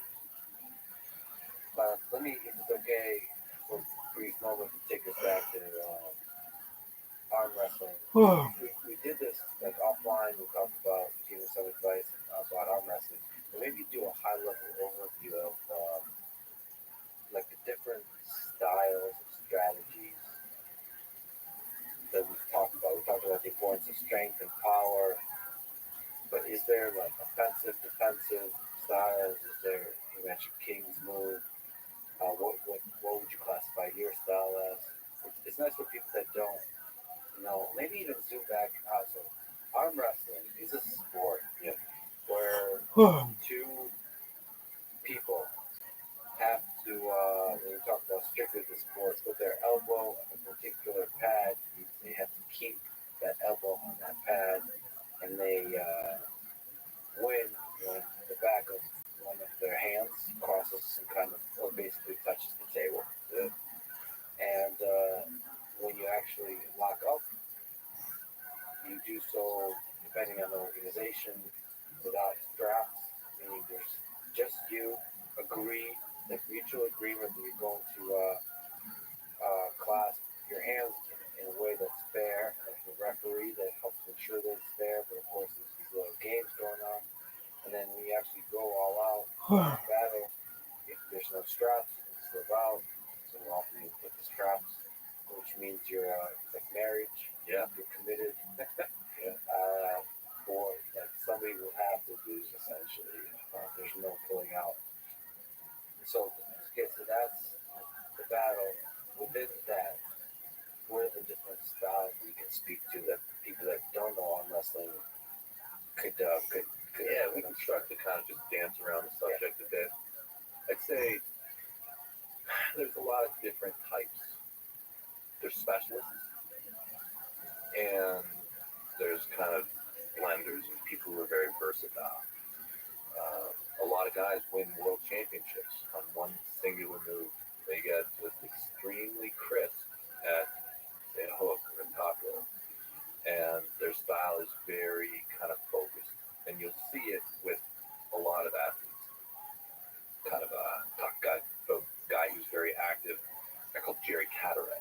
Okay, as soon as you think Jerry Caderet, he's got a very unique style. He's got a flop wrist press. Okay, so most of his technique is built around this one system. flop wrist means you're what it sounds like. Yeah. So your wrist flops. Yeah, but It's like you're you're losing. pushing. So he's pushing from a losing position. No, he will be offensive. So he will be in a press, so offensively. So he'll give his hand away so that he can get his shoulder behind it properly. It doesn't. Wow. Right? So you can press. Press means push. Like push. Yeah. Without having that hook position. Right? Which is what most people are always looking for. And Jerry's looking for it as well. And then, so example, there's another one. There's another specialist, Matt Mask. Yeah. His top rope. Right? Basically, that's a great move, the top rope. And his other weapons aren't nearly as powerful. This incredible top rope. And then you have a lot of athletes that are more blended. Okay, they have a lot of good options. I think I probably fall more into that category. You have people who are more speed guys. Okay, so they try and do very little. I call it attrition. Right, so a lot of people are very willing to trade energy, right? Because they have faith that their gas tank or their pool eventually will carry the other person out. So anytime there's a trade, they'll trade. Whereas, a guy like Travis Bajan, he was very, very well known as being extremely explosive, right? But if the match stops, typically he's going to lose, right? So based off your genetics, hand, a lot of ways to skin it. So I think you said something like you're a 20-second guy. Right. 20-second guy. Yeah. So what are the seconds we're talking about? So a lot of the power people, they want to win in the first maybe 5 seconds, like you really order. Just that first push, that first press, that Absolutely. and that's right to the pad. Yeah. And so you're trying to hold off that attack. Yeah, if I beat you in a second, we're not in the same world. Yeah. When I'm with my peer group, I will typically win 20 seconds and beyond. That's a typical win for me when I'm with a peer. Whereas other guys, when they're with their peers, they'll win in a second, right? That's how they do it. That's the way they're built. That's the way they train. Most guys at a higher level at all starts to get more and more difficult to be a specialist at the high level now. Some people just have little holes in their games. It's rare to get someone who can really do all the moves. It's very rare. What would you put him on? I would not say he's a specialist. I'd say his top roll is his strongest move. Top roll is his strongest move. Yeah. And then the interesting thing about the specialist versus the blender, there's a counter, right? Every move has a move that theoretically should be the right choice. So if you're a single move guy, there's going to be a guy there. Yeah, it'll be very difficult for you to beat that guy. But like when you come to like a tournament, typically specialists do much better in tournament scenarios because they're Hey guys, I'm good. Too many questions today. Whereas you get a blender in a tournament, Okay. they typically will have Perfect. more difficult matches. Too many questions. But, yeah, but O sea, two questions and what? O sea, can you traductor, bro? Traductor. What's up? Can you traductor, bro? The traductor. I don't know what you're saying.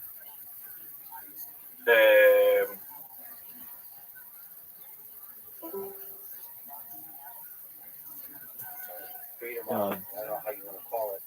You believe this bullshit? Horseshit. North American way. I'm sick of answering questions. This Hey, do you like this? Dog. I like it all, unless it sucks. Then Removing the no. restriction of having to keep your elbow on the pad and just being able to run the whole table. Worst I think stream the criticism ever. like injury prone, Content bug. How about you go fuck so yourself? people describe Dude, fuck this motherfucker who canceled the or fucking delayed the Sugar Bowl. Fuck that shit. That is bullshit. removes the limitation of I would have still had it. Motherfucker could have blown his fucking car up on the 50-yard line, and if the fucking coin toss was a minute late, I'd be pissed. Kind of stand apart from each other and we're anatomically, in a fairly safe position. What if they killed the first string? That's why you got a second string. You need to adapt. Must either touch the tabletop or you hold it off the edge for a 3 count. Right? So this is the main way to win. Yes, you can foul if you lift your elbow up, it's still a foul. But you have the entire playing surface. So your elbow is no longer limited to your 7x7 or 7x9 pad. So you can move it all over the table. You can move your body around the table a bit too. Hello. Big table. What's up, big dog? To be on the table. Yeah. So basically, it's like adjusting your ring size. One moment, So arm wrestling. 1 moment. No, I'm done asking questions. So So you can fighting in a field, you're fighting, just bigger. So it just makes the sport bigger. Yeah, this is Japan. But even a small thing, hey, sports. Even a slightly larger phone booth, you get a farm driveway. I love it. I think it makes the sport bigger. I actually believe that it's the future of the sport. I really do. More exceptions. You don't need the equipment right here at the bar. Yeah, that kind of stuff. Yeah. Less equipment requirements. Most kids aren't. Most kids aren't as much to do that. Yeah, and like if you see a guy on the street, whatever, like you can wrestle anywhere, you don't need to bring a table around with you.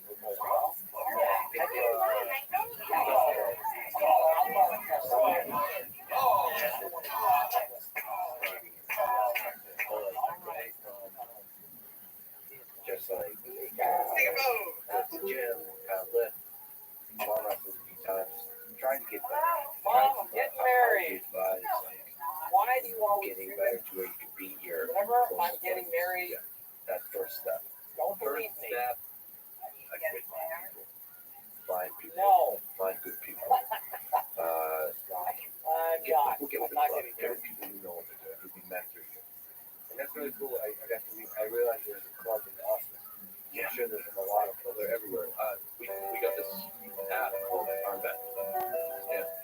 Which is a app that, very easy. They're all kind of widespread now.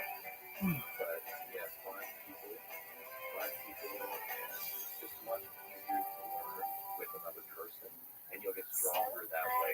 But I mean, do the lift. Yeah, if you go to the gym, just start doing the lift, and right away, those will check with you prepared.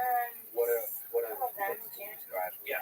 So I say if you want to just keep it very, very simple, let's just talk about three. There's much more than three, but like when you talk about energy allocation, these three lifts, in my opinion, should be like 90% of your investment. It's very big. And once a year, and the exact percentages you can argue about it, but we'll start off with the cupping of the wrist. Just this. It's a simple thing, and do it with a cable. You can get a thicker diameter, so it kind of, is more out on your fingers. Wear an arm wrestling and attack, because any good arm wrestler can attack your fingers. So open hand, no. Well, I mean, for help, yes, good. But like if you want to be really specific, train with the table in the position that you actually start at. And you're just doing this kind of, your people. One of the big misconceptions is that you're aiming for that pin pad. No. The chest. And make it kind of close to you, right? You see, like whenever I do my exercises, the vector is always pointing straight towards your feet.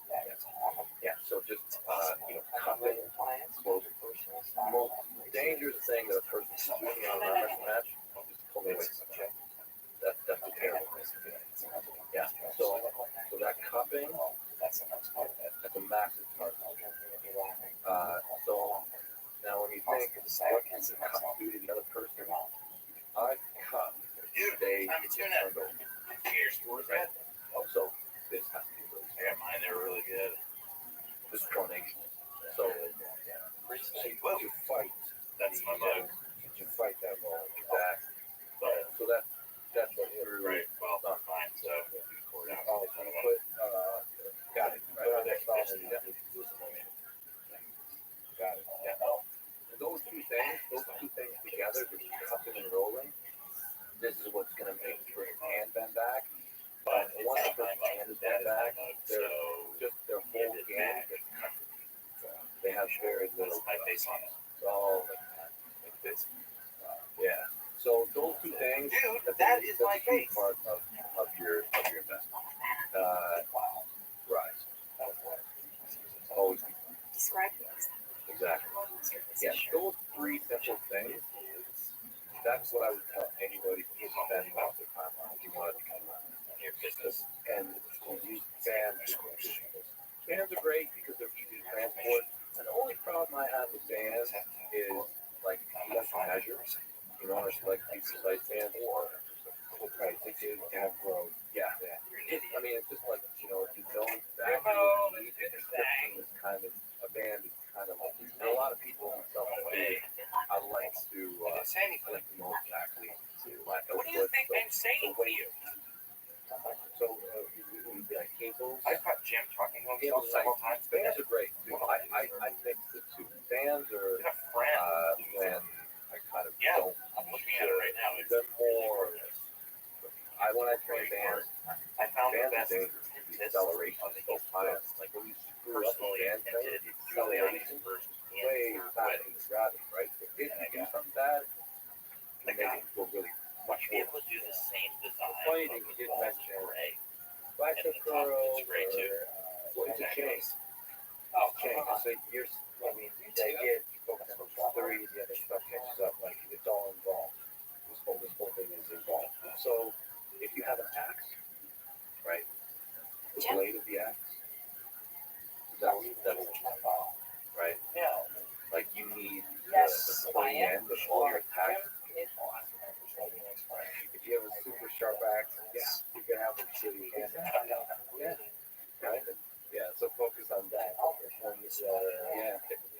Yeah, the tip of the axe is so important, right? Like if I have almost 5 there and I can't quite use it, what's it good for? Right? Yeah. I think a lot of emotions are this you mentioned that just to get back to especially in the community, there's a lot of so much important for this. And people don't often word it explicitly. Yeah. So many of the jokes require it's almost like exactly like all my spiritual. Because we're weak here, with the help of we're strong, and so just giving the muscle, whatever that's involved, the muscle to turn into pressure. That's what also choke. That little thing that makes you win in arm wrestling is also the thing that finishes the person you have you can grab. Strength is very simple. Yes. Jim, of course, as you said, we're going to have to sell to him without being very specific, very different. Yeah. That's what I was going to do. Yeah, the problem is, it's difficult to construct the exact, you have to actually go with people and they don't have being tricked back. Right? So, like, it's hard to, I'm actually big, we have these kinds of debates all the time, I'm a big believer in drilling. I love doing something all the time. And John Donner, somebody I mentioned to you about the jiu-jitsu folks here, they're less believers in drilling. They see the value of almost like the mind of going wide, exploring ideas that play. You don't need to do the thing about time. You just need to always be thinking about the little details that make you better. And then in action, practicing, developing the strength, the quality, the explosive, the agility in action. Okay. As I was saying, right now, our prices have never been lower. Never been lower. Louder, son! Louder! Our prices have never been lower! Yes, exactly. Well, that's if you really want to get good, you're talking about. That's why. Three words I would describe you as is aggressive, hostile, and definitely difficult. I might ring right now.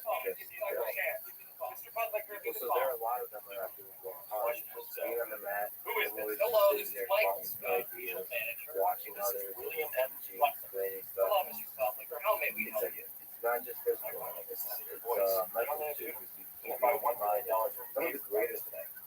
We talked about the wrestlers I've talked. Thank you very much, sir. I don't think you'll regret it. Their career. There is one condition, Michael. Yes. Fire the George St. Pierre's like this.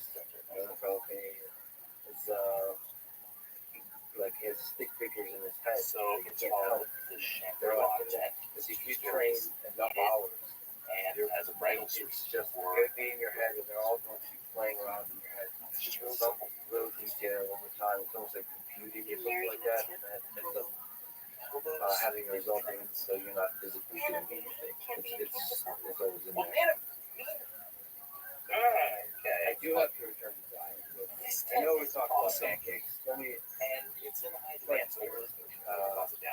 You are one of the strongest athletes in the world with your sport. You have to get big and powerful to get strong. What is the right diet for you for that? Like, what do you eat? How often do you eat? Do you have a specific place? Yeah, from the high detail to the small. Anything within a 5 to 8 mile radius is acceptable. I've experimented with every diet. I've done it all. I've done vegan, raw, only meat. I've eaten salad. I'm a bodybuilder. You name it. I've probably tried it.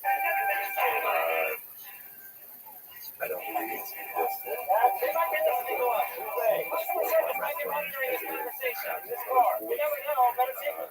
believe that just to be very basic, eating enough food, probably gonna be okay.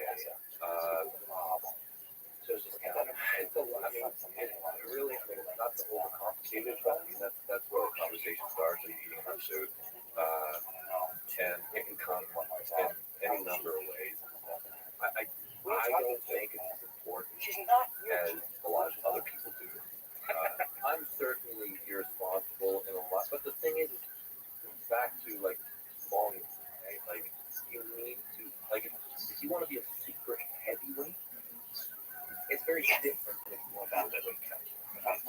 If you want to be a weight category guy, I think you have to be more responsible, make better choices. If you want to be a super heavyweight, it's we're watching a delicious omelet, so eggs, bacon, syrup. They don't care carbs.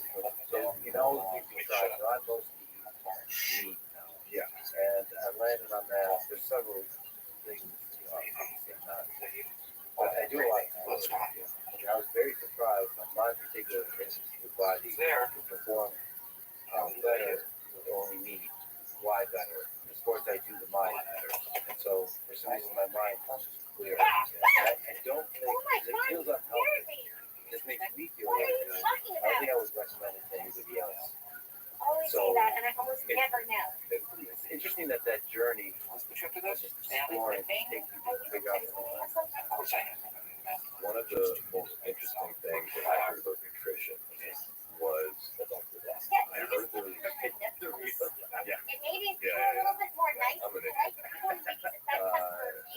now I say over the last couple of years I've really gone into carbs a lot and high glycemic carbs.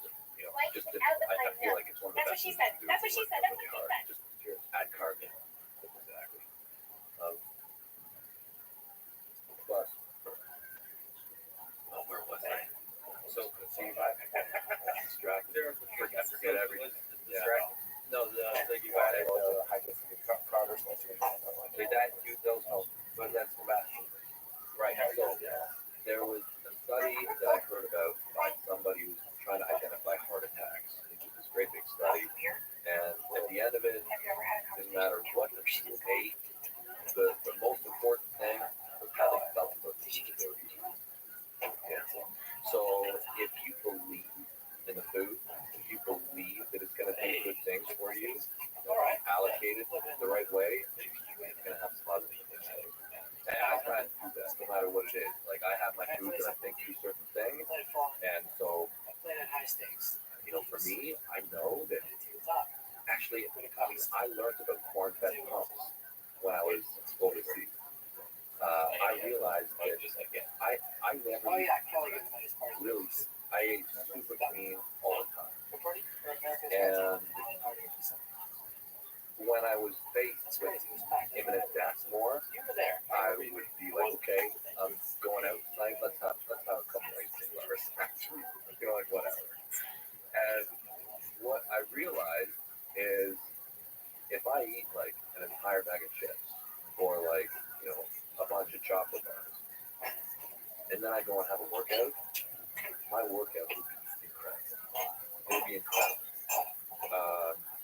There's something about easily processed carbohydrate that will continue quickly get into your blood as fast as you can burn it. And there's something about that it gives you incredible blood flow.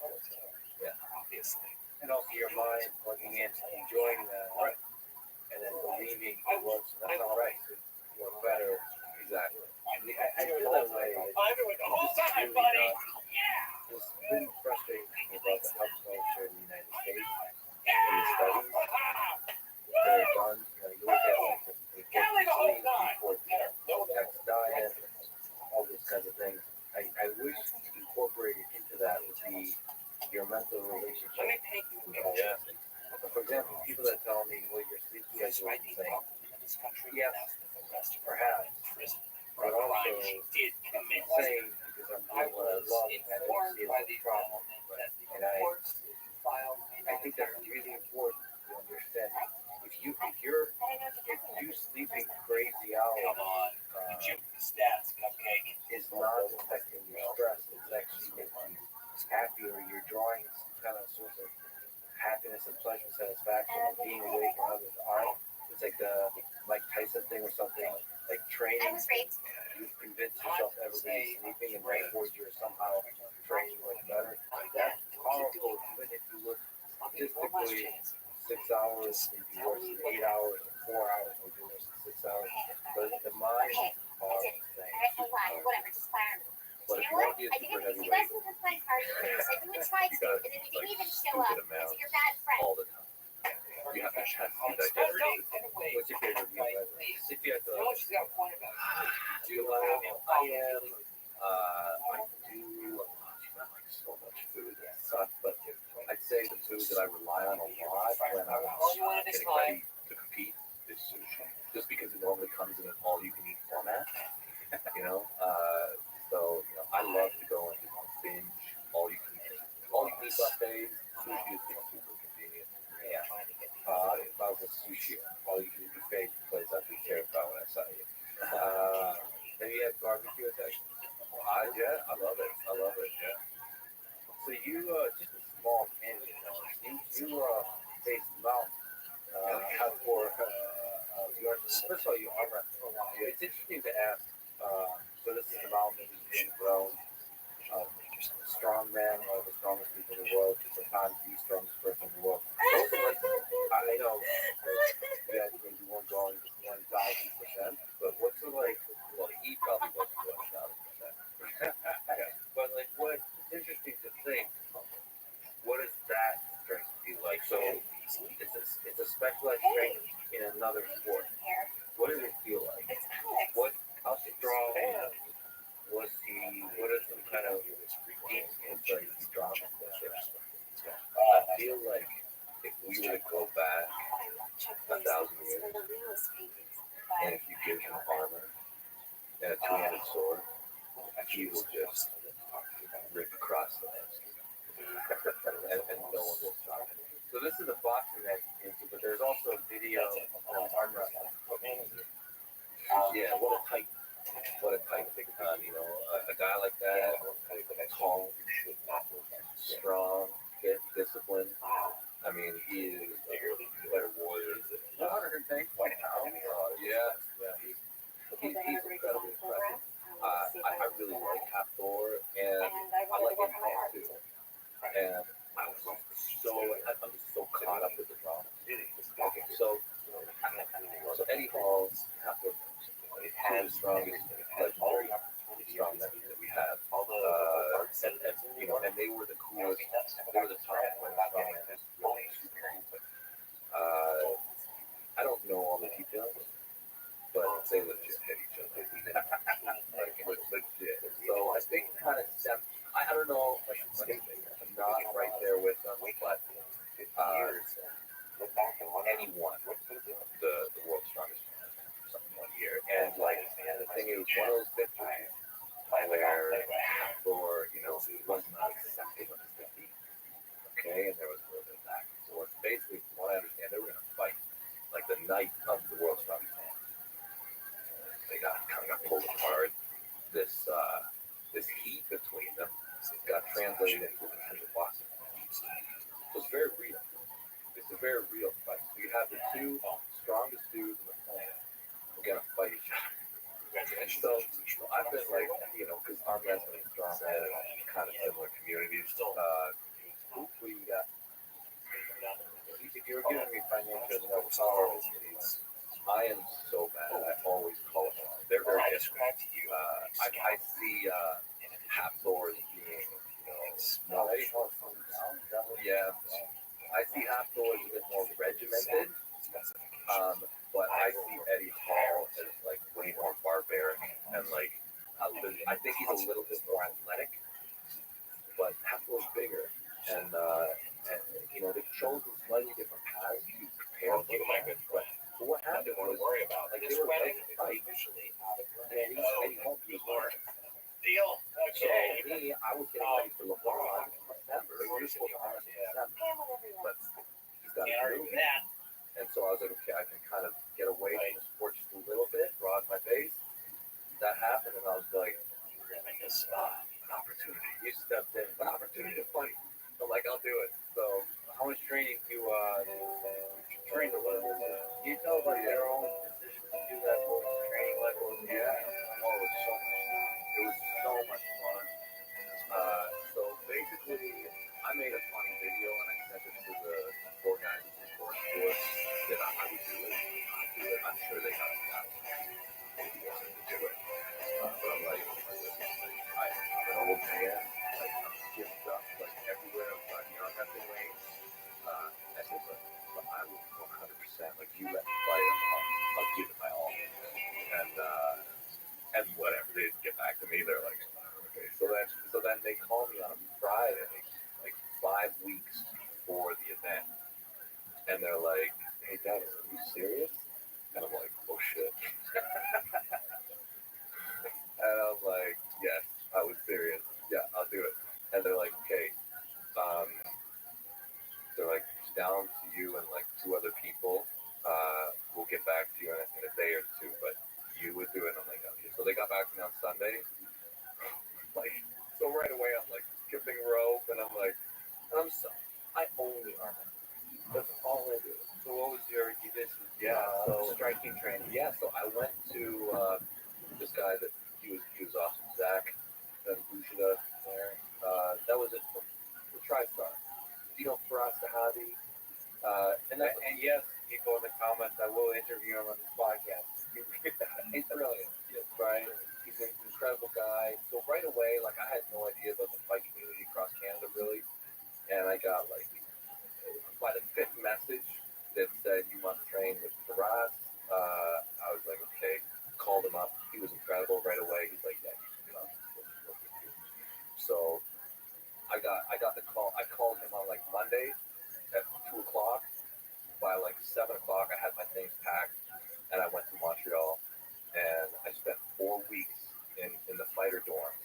And humbling yourself. Yeah, every day, just getting punched in the face, you know, over and over, going for runs with all, like, they're all like Olympians and pro fighters living in the dorms.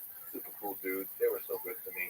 Yeah, there's a good video of you and Faraz talking. Yeah, I don't remember which stage this was, but Basically, but you were already beginning to get humble. oh man, I knew. I mean, I knew what I was getting into. Like, I knew it was going to be a losing battle, but I felt like the opportunity to fight Thor. Like, how cool is that? Like, I had to do it. I love the process, and I learned a lot from doing it. Like, the dorms, I want to do something like that with arm wrestling. I think we're big enough now that we can have these kind of, dorms, frat houses, whatever you want to call it. What's the dorm like? So you basically staying there. Yeah, Food's there. yeah. You mentioned what was the administration. Yeah, exactly. That's it. So it removes all of that, makes it so simple. You just focus. You know, the gym is here, you live here. You know, that your life becomes simple. Yeah. So there's a guy named Jimmy Pedro here in America. He's a famous coach. There's a place up in Boston. He's kind of doing like that too. Yeah. And that becomes essential when the community is small, but you're trying to do epic things, right? Like winning an Olympic gold. Yeah. You have to really put the people together in these kind of minimalist conditions where they just focus on the training, focus. Yeah. Yeah, it wasn't enough time. I mean, I trained for about 3 or 4 weeks, but I loved the journey. And What are some of the fun things you enjoy? So you did most of the striking. Did you? I guess it was. yeah, it was boxing. It was straight up boxing. Yeah. What are some things that were transferable? What are some cool things you learned from that? So from the world of armor, have you taken anything back? Like some training regimens, ideas about training, even just even movements? Because for us, is a unique mind as well for training. Yeah. I don't know. I mean, I've gone very far down the path of arm wrestling. Boxing and arm wrestling are very different. They're very different sports. The physicality required is very different. The mentality. I mean, it's fighting, so it's another form of fighting, which is cool. The big things that I took back from it, the things that I loved about it was I had to run again. You know, So really work on here. yeah. I was going for runs with guys in the dorms, and they would just destroy me. Just like, it was so bad. Did you how did you feel in the actual boxing in terms of the endurance? Were you able to? No. The torture. It was terrible. And the thing is it was so crazy for me because I really was good once upon a time. Yeah. I really was, like, physically, like, I had incredible full body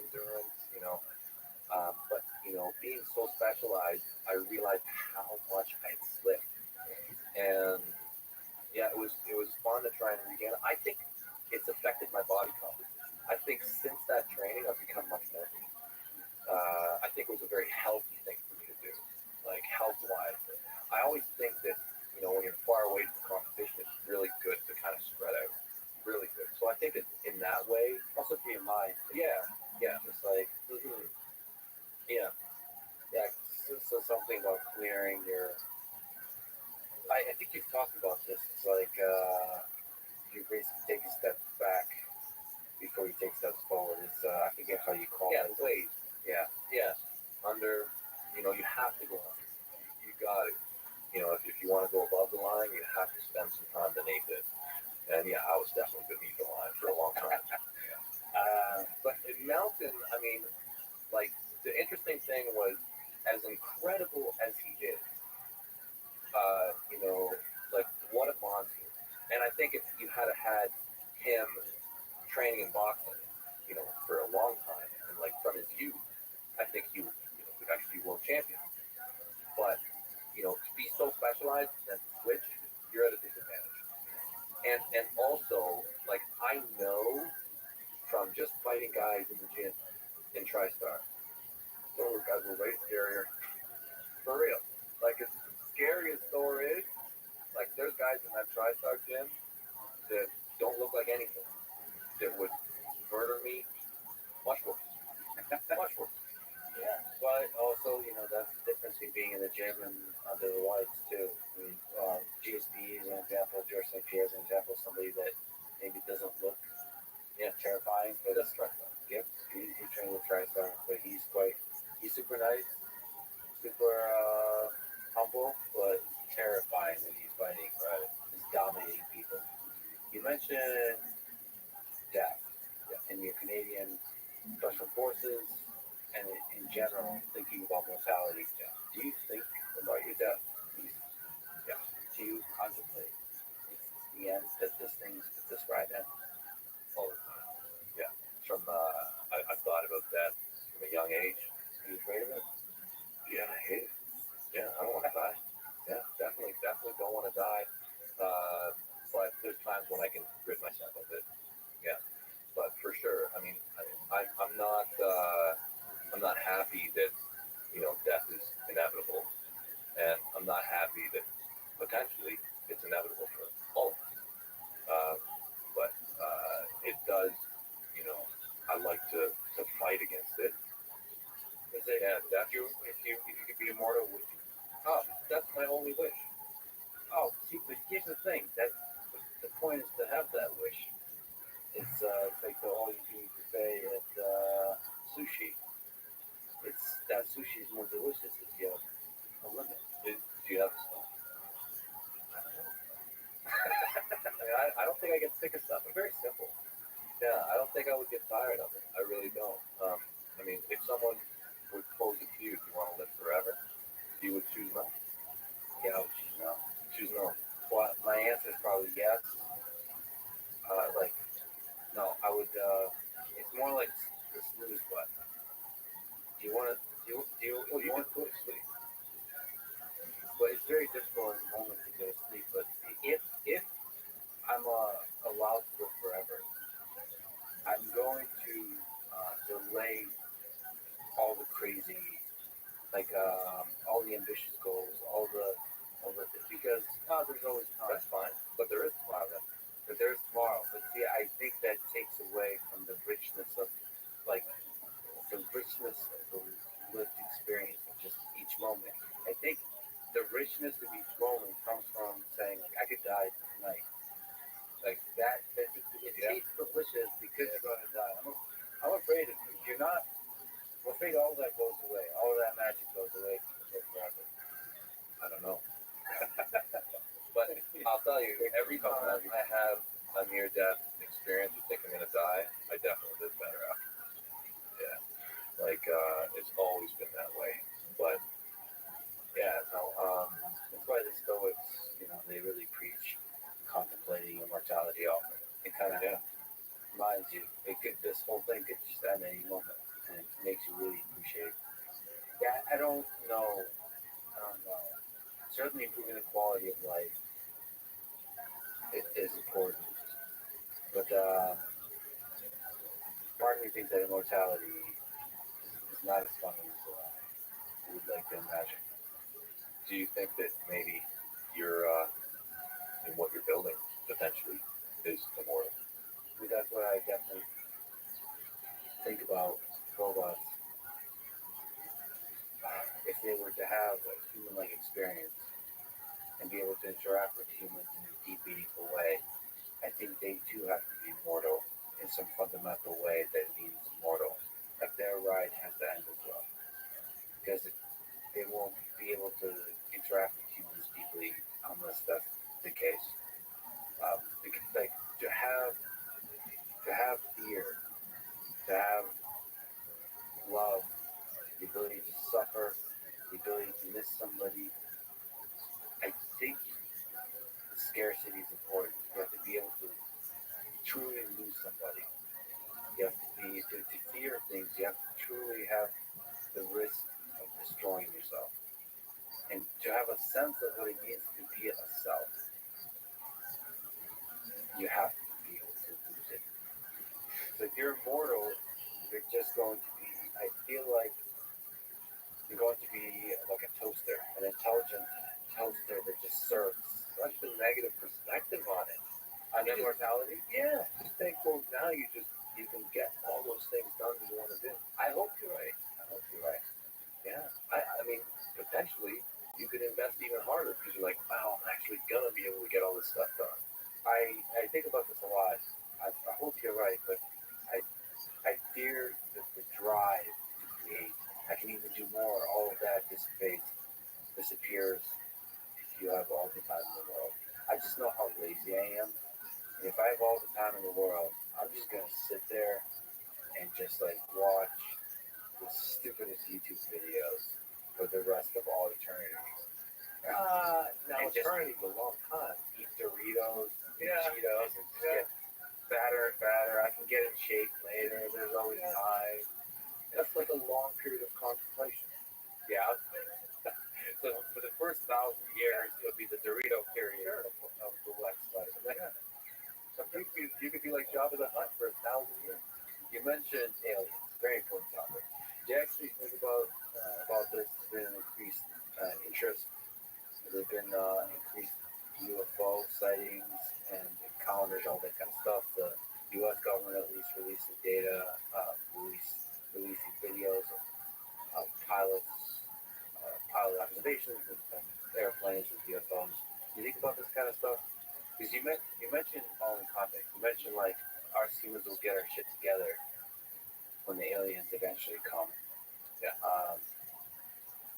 What do you make of all the sightings? What's something you think about? I thought about it a lot when I was younger, and I made my conclusions. And yeah, I don't think that there's a possibility that there aren't aliens. I would think it would be impossible for there not to be aliens.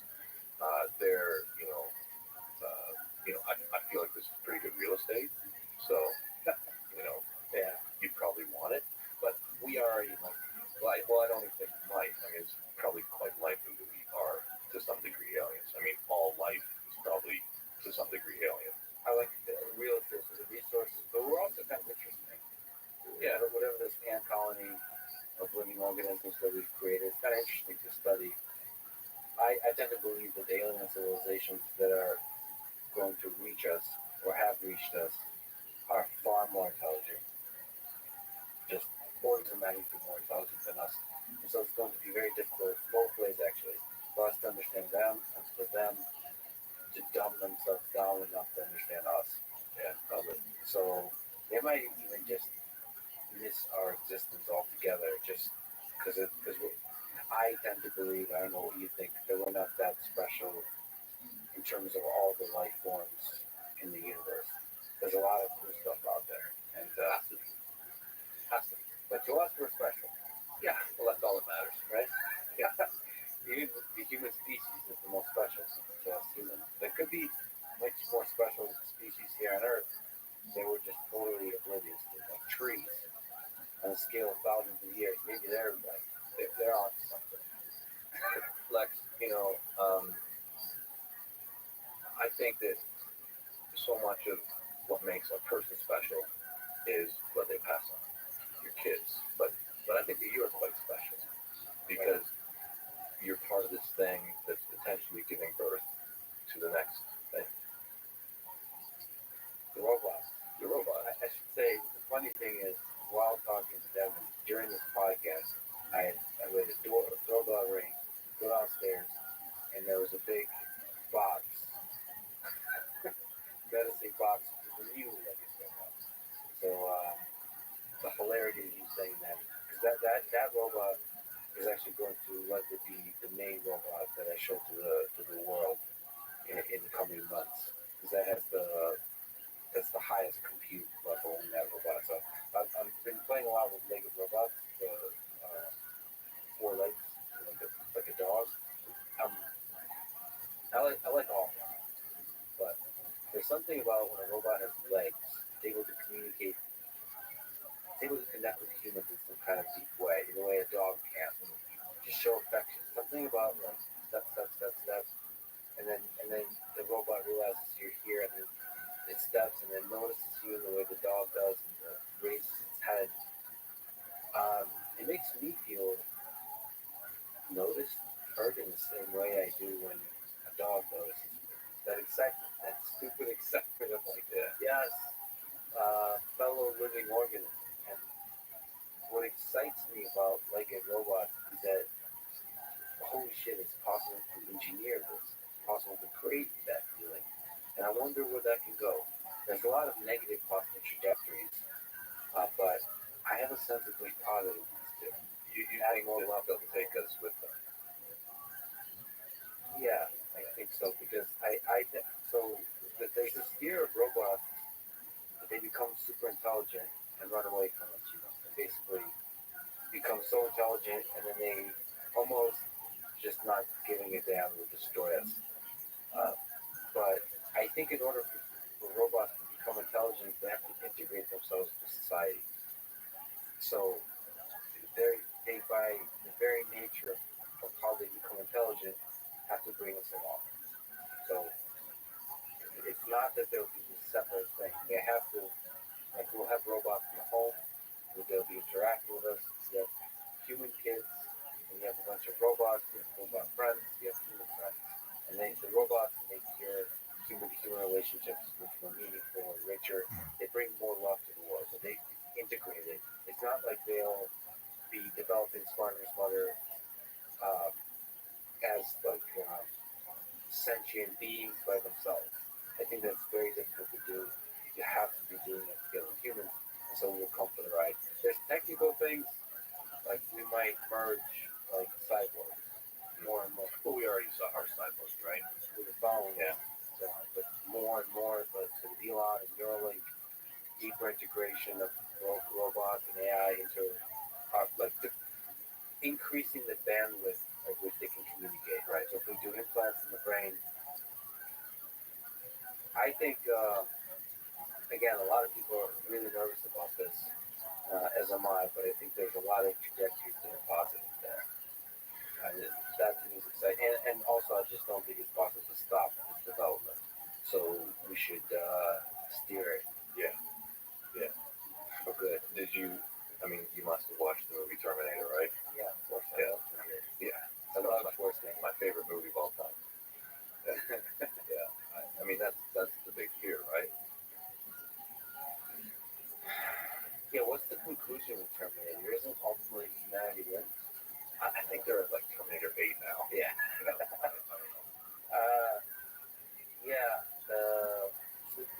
And it's interesting, actually. I was going to bring this up as we were talking about it, but so China and the United States, I actually don't know where Canada is, but they both have agreed that they're not going to put limits on autonomous weapon system development. So they're not going to. So because China said they're not going to, and the U.S. officially announced that we can't. Well, you can't. It's like, you never could, right? As soon as it exists and it's better, people will use it. Well, but there's been a global ban on bioweapons. So you were able to come to an agreement there that we're not going to use biological weapons anymore.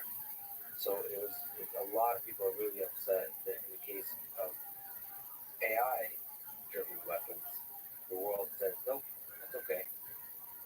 now you have this potential for greater and greater automation in drones, for example, and picking bombing locations.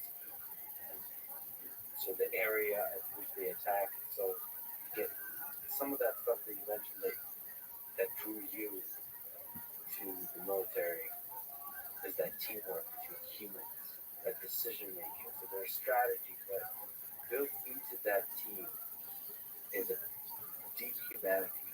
Like, yeah, even when there's an enemy, there's lines that you are aware of what is ethical and what is not, what is just and what is not. And it's so easy for a machine to miss all of that, plow through it, and do deeply inhumane acts, commit atrocities. That's something that worries a lot of people. Because an AI-based war is just terrifying, especially with cybersecurity, which is becoming more and more of an issue. Just hacking, sort of people that look a lot like me being the warriors of the future. Which is meaning people behind a keyboard versus the traditional warriors. Probably inevitable. And terrifying. It is. It is. But I think if you believe that it's possible, it's certainly going to happen. Like at some point, it's just when, right? When does it happen? So that, I mean, to me, I'm ultimately optimistic about the future. To me, I'm excited about the world with AI.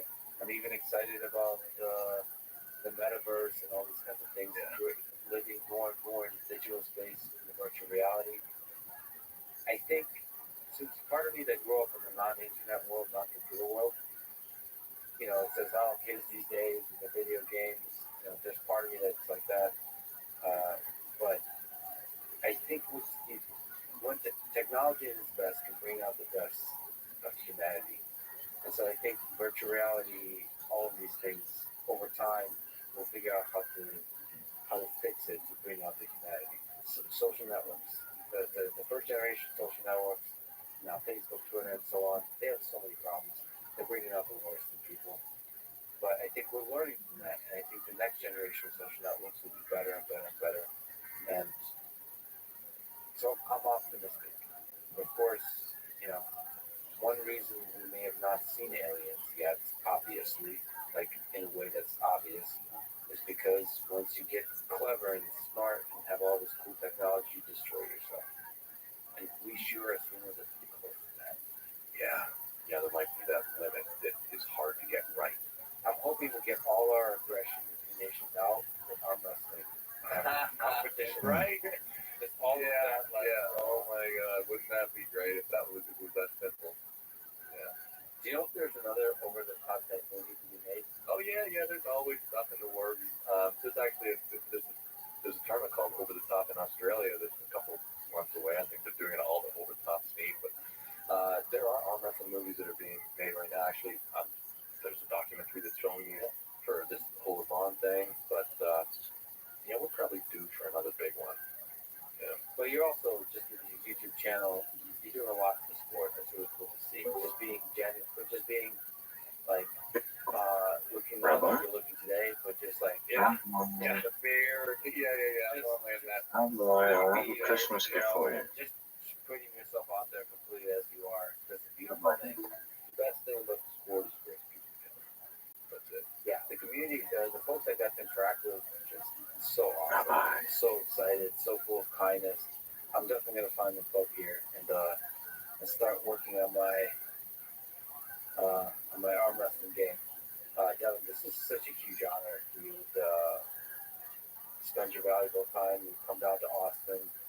You would hang out with me and do this conversation. Super cool to talk to you, Lex. As I mentioned, in case people I'm sure will tell me. So I hang out with Joe Rogan all the time. He's a friend.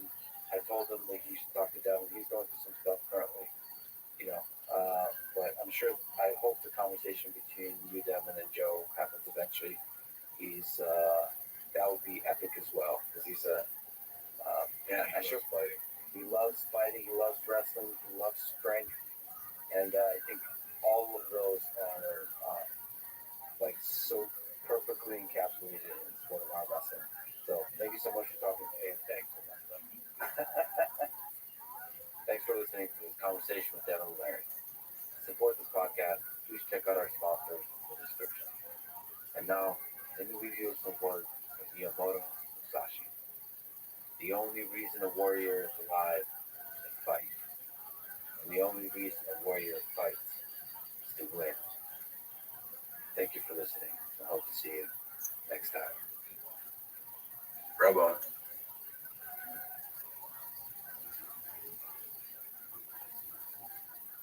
Rabbi.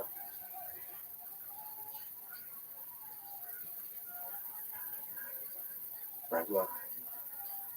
You there? If you read a half hour a night, the calculation I came to is that you can read 1,000 books in 50 years. All of the components are there to engineer intimate experiences. Extraterrestrial life, true mystery, but the most tantalizing mystery of all. How many humans need to disappear for us to be completely lost?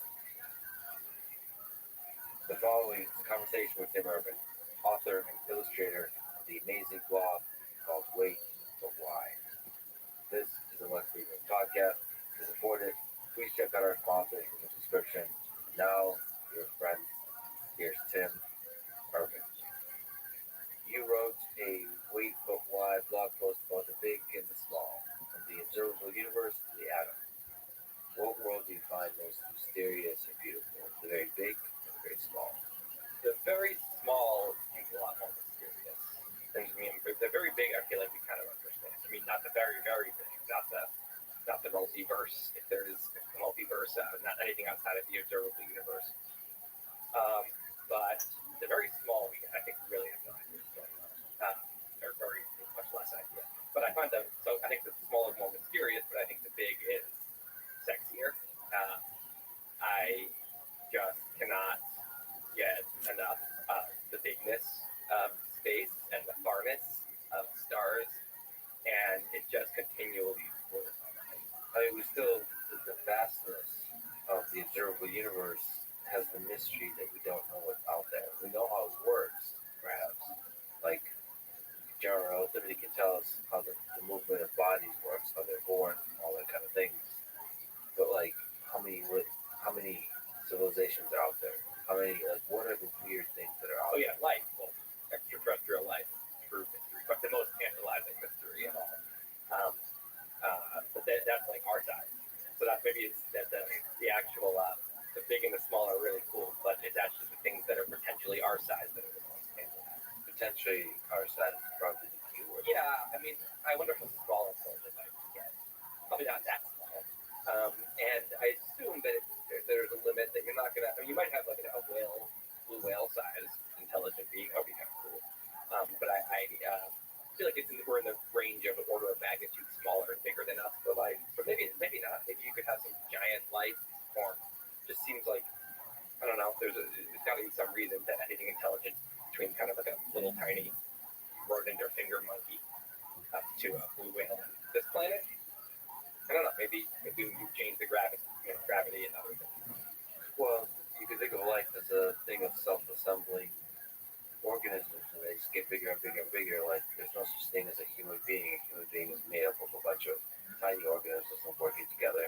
And we somehow envision that as one entity because it has consciousness. But maybe it's just organisms on top of organisms. Organisms all the way down, turtles all the way down. So, like, Earth could be seen as an organism for alien species that's very different. It's like, why is the human the fundamental entity that is living? And then everything else is just either a collection of humans or a component of humans. I think of it kind of as, you think about, I think of like an emergent elevator. And so you've got an ant is on one floor, and then the ant colony is a floor above. Or maybe there's even units within the colony that's one floor above, and the whole colony is 2 floors above. And to me, I think that it's the colony that is closest to being the animal. It's like the individual thing protected piece with others, while the individual ants are like cells in the animal's body. We are more like a colony in that regard, but the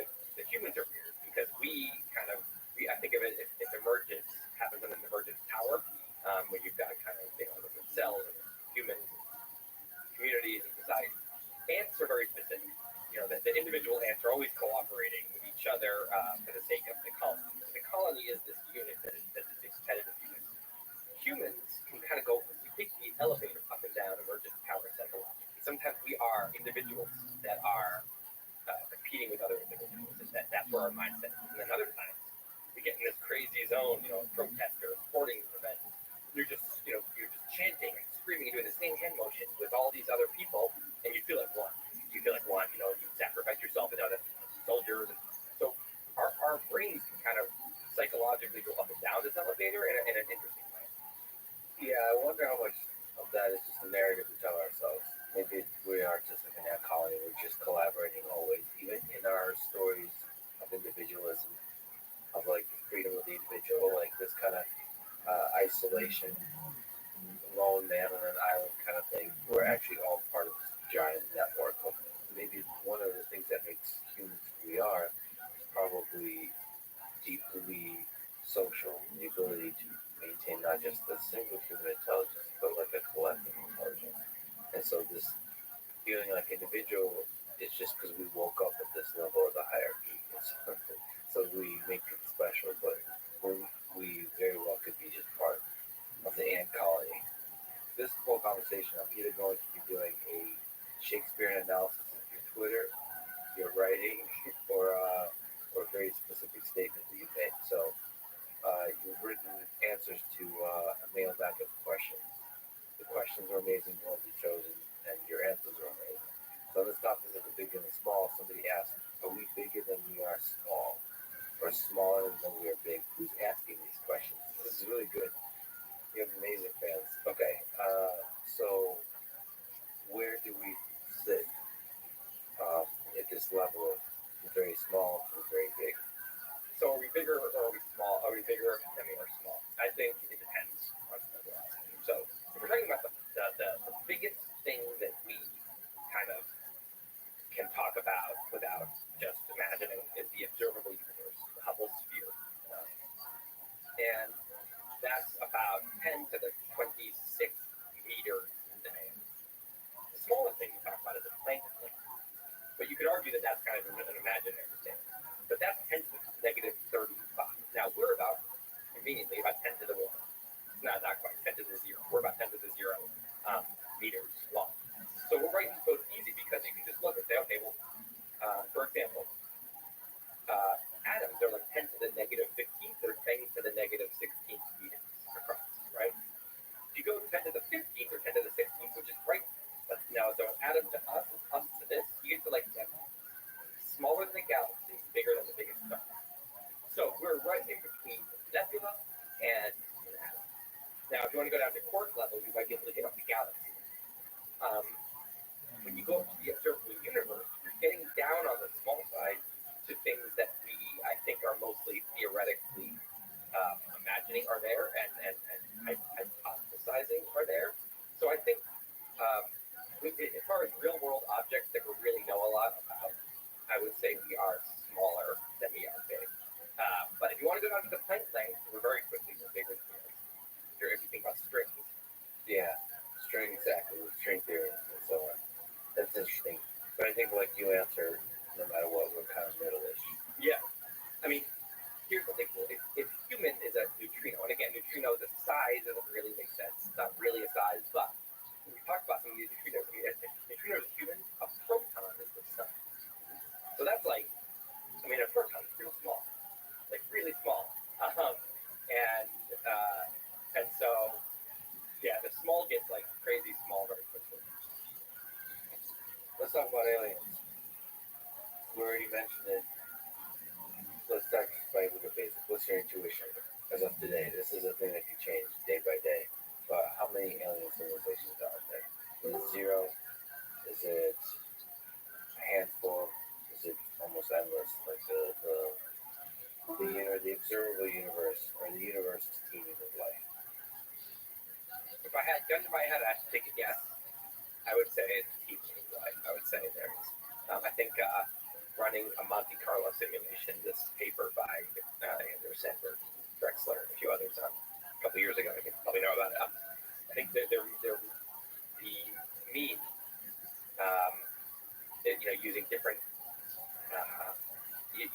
different, running through randomized rate equation multiplication.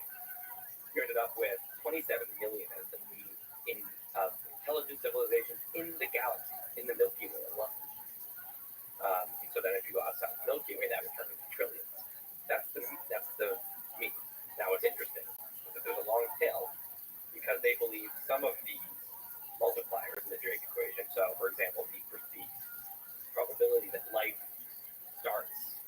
place, they think that the kind of range that we use is for that variable are way too small, and that's constraining our possibilities. If you actually extend it to some crazy number of orders of magnitude, 200, they think that variable should be you get this long tail where I forget the exact number, but it's like a third or a quarter of the total outcomes have us a low, I think it's a sizable percentage has us as the only intelligent galaxy. You keep going, and I think there's a non-zero, legitimate amount of outcomes there that have us as the only life in the observable universe at all is on Earth. I mean, it seems incredibly counterintuitive. It seems like you mentioned that people think you must be an idiot because if you picked up one grain of sand on the beach and examined it and you found all these little things on it, it's like saying, well, maybe this is the only one that has that, and it's like probably not. They're probably most of the sand probably, or a lot of the sand, right? So, and then on the other hand, we don't see anything. We don't see any evidence, which of course people would say that the people who still scoff at the concept that we're potentially alone, they say, well, of course, there's lots of reasons people can see these things, and they can go list them, and they're very compelling. But we don't know, and the truth is, if this were a freak thing, I mean, we don't. If this were a completely freak thing that happened here, whether it's life at all or just getting to this level of intelligence, that species, whoever it was, would think there must be lots of us out there. They'd be wrong. So, just using the same intuition that most people use, I'd say probably not. Yeah, you wrote a great blog post about it. To me, the two interesting reasons that we haven't been in contact, I too have an intuition that the universe is continuing life.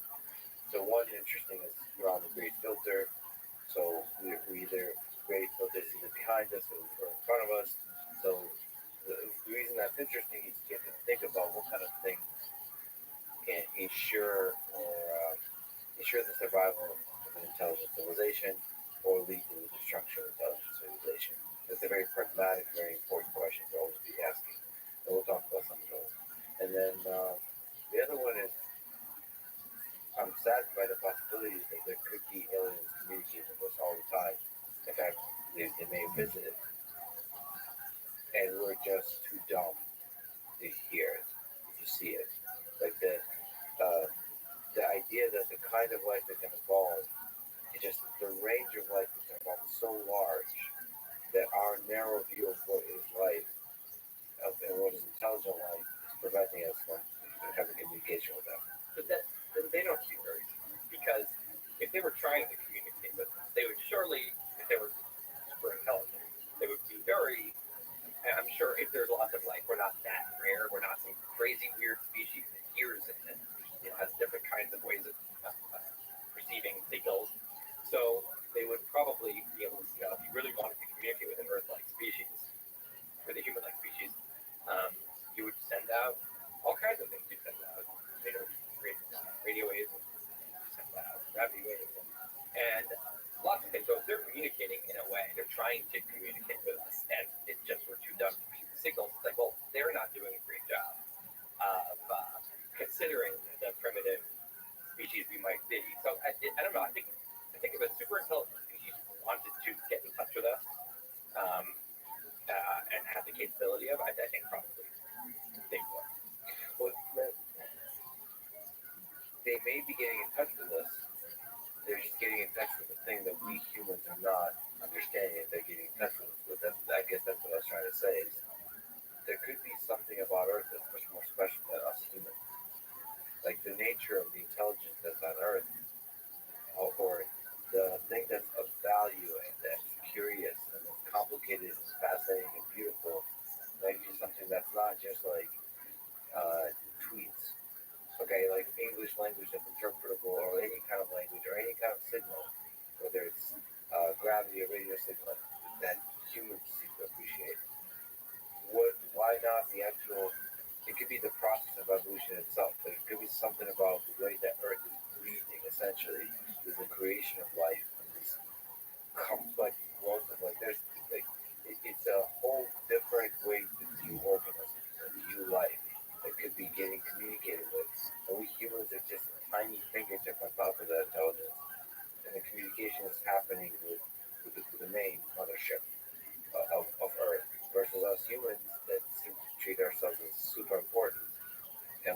missing the big picture. I mean, it sounds crazy, but our understanding of what is intelligent and what is life, and what is consciousness, is very limited. It seems to be, and just being very suspicious, it seems to be awfully human-centered. Like, this story, it seems like the progress of science is, constantly putting humans down on the importance, on the cosmic importance, the ranking of how big we are, how important we are. That seems to be the more we discover that's what's happening. And I think science is very young. So I think eventually we might figure out that there's something much, much bigger going on. That humans are just a curious little side effect of a much bigger thing. That's what I mean. That, as I'm saying, it just sounds insane. But It sounds a little like religious. It sounds like it's spiritual. It gets to that realm where there's something that more than meets the eye. well, yeah, but not the religious and spiritual often have this kind of woo-woo characteristic. Like people write books about them, then go to war zones or whatever the heck is written in those books. I mean more like it's possible that collective intelligence is more important than individual intelligence, right? It's the ant colony. What's the primal organism? Is it the ant colony or is it the ant? Yeah, I mean humans, just like any individual ant can't do shit, but the colony can make this incredible structures and has this intelligence, and we're exactly the same. I mean, yeah, you know the famous thing that means no human has a pencil. Have you heard this? No. Basically, I mean, it's great. There's not that a single human out there has absolutely no idea how to make a pencil. So you have to think about you have to get the paint, the different chemicals that make up the yellow paint. The eraser is a whole other thing. The metal has to be mined from somewhere, and the graphite, whatever that is. And there's not one person on Earth who knows how to kind of collect all those materials and to create a pencil that keep them together. That's one of the child's play. It's one of the easiest things. So, the other thing I like to think about, I actually put this as a question on the blog once. There's a thought experiment, and I actually want to hear what you say. So, if a witch, kind of a dickish witch, comes around and she says, I'm going to cast a spell on all of humanity, and all material things that you invented are going to disappear, all of them. So suddenly we're all standing there naked. There's no buildings, there's no cars and boats and ships, and no mines, nothing. Right? Just Stone Age Earth and a bunch of naked humans, but we're all the same. We have the same brain, so we all know what's going on, and we all got a note from her. We understand the deal, and she says, she communicated to every human. Here's the deal: you lost all your stuff. You guys need to make one working iPhone 13. You make one working iPhone 13 that could pass in the Apple Store today, in your previous world. For an iPhone 13, then I will restore everything. How long do you think? And everyone knows this is the mission. We're all aware of the mission. Everyone. How long would it take that?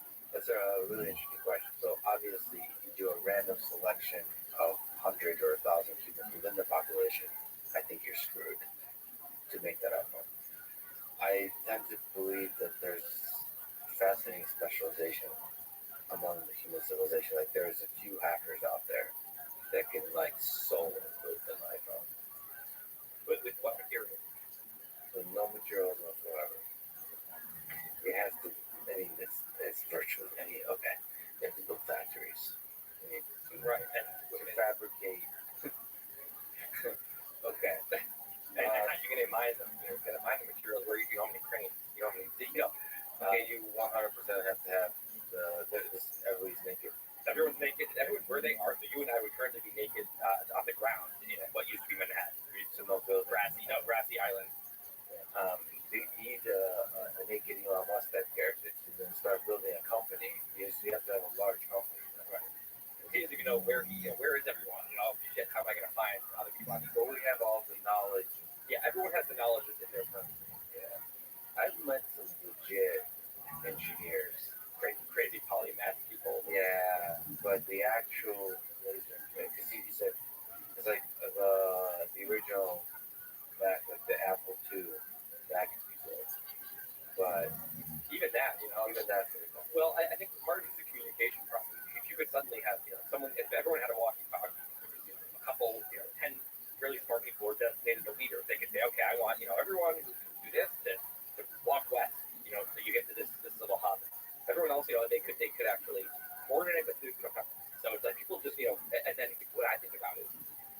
some people that are like trying to organize, and you'll have a little community where a couple hundred people come together, maybe a couple thousand, and organize.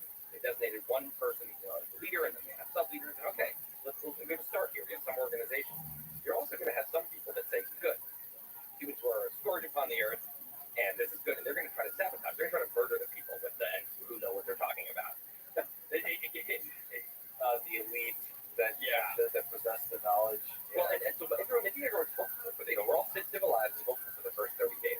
And then things start to fall off. People start to lose hope, and there's new kinds of governments popping up. New kinds of societies, and they don't play nicely with the other ones. And I think very quickly, a lot of people just give up and say, you know what, this is it. We're back in the Stone Age. Let's just create, a agrarian. We also don't know how to farm. No one knows how to farm. There's like even the farmers, a lot of them are relying on their machines. So we also are doing a lot of mass starvation. And that when you're trying to organize, a lot of people are coming in with spears-based fashion and trying to murder everyone who has It's an interesting question. Given today's society, how much violence would that be? We've got softer, less violent. And we don't have weapons. So it's really primitive weapons now. But we have a kind of ethics where murder is bad. We used to be less, like, human life was less valued. Past, so murder was more okay, like ethically. But in the past, they also were really good at figuring out how to have something. They knew how to get food and water because they so we had no idea. The ancient hunter-gatherer studies would laugh at what's going on here. They say, none of you know what you're doing.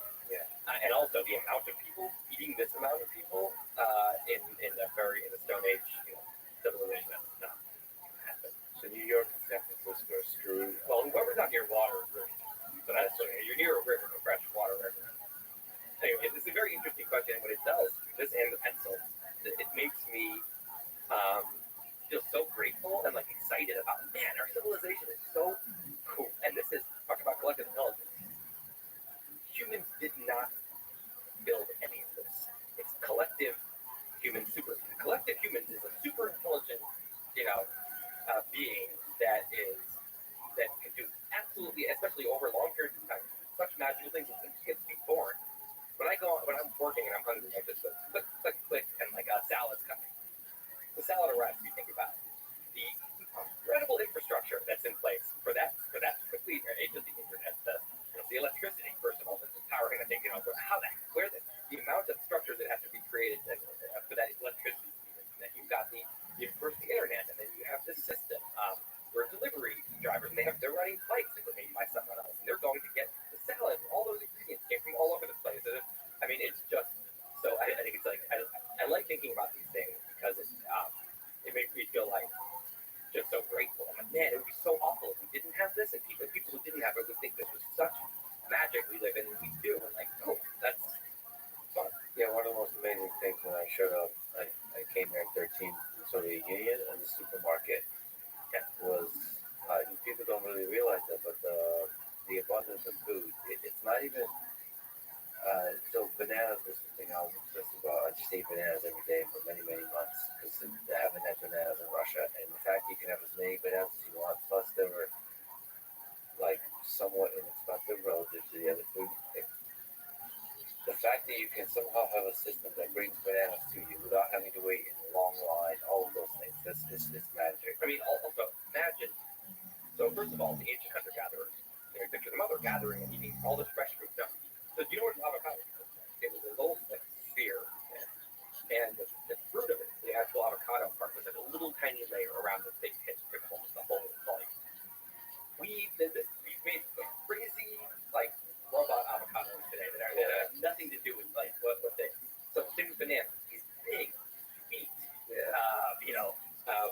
and not infested with bugs and they used to eat the shittiest food, and they're eating uncooked meat, or maybe they cook it, they're just frozen and things rot.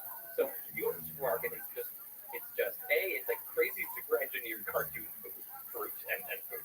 And then it's all this processed food, which we complain about in our society. Complain about we need food processed. This is a good problem. I mean, if you imagine what they would think of a cracker, how delicious a cracker would taste to them. Candy, pasta, spaghetti stuff. They never had anything like this. And then you have all over the world. I mean, things that are grown all over the place. All here in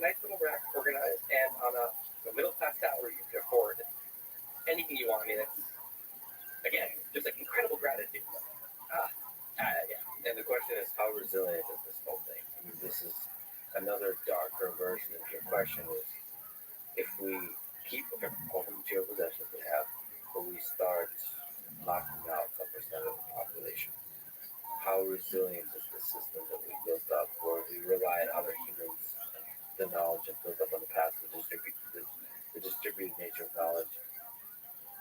How much does it take? How many humans need to disappear for us to be completely lost? Well, I'm trying to go off one thing, which is Elon Musk says that he has this number of 1 million in mind as the order of magnitude of people you need to be on Mars to truly be multiplanetary. Multiplanetary doesn't mean, like when Neil Armstrong, goes to the moon, they call it a great leap for mankind. It's not a great leap for anything. It is a great achievement for mankind. Now we think about if the first fish to kind of go on land just kind of went up and gave the shore a high five and goes back into the water. That's not a great leap for life. That's a great achievement for that fish. There's people that stand to that fish and in the water, and everyone celebrates the fish. But but when we talk about a great leap for life, it's permanent. It's something that from now on, this is how things are. So this is part of why I get so upset. Mars, by the way, is because you can count on one hand the number of great leaps that we've had. No life to life, and single cell or simple cell to complex cell, single cell organisms to animals, to multi-cell animals, and then ocean to land, and then one planet to two planets. Anyway, diversion. But the point is that we are officially that leap for all of life.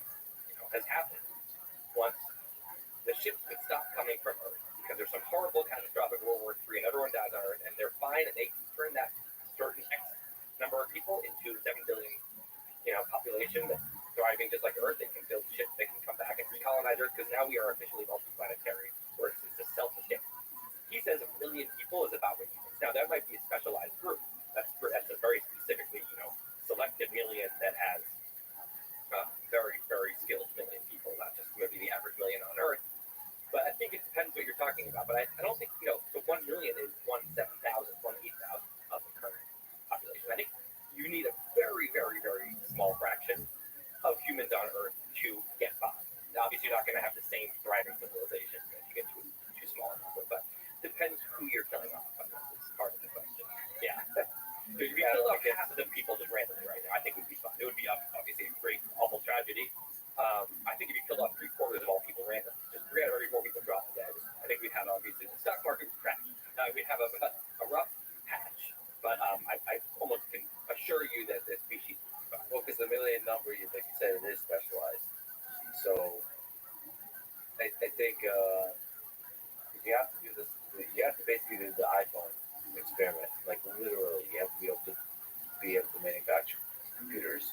Yeah, everything. You're gonna have to self-sustaining means you can any major important skill, any important piece of kind of infrastructure on Earth can be built there in this, just as well.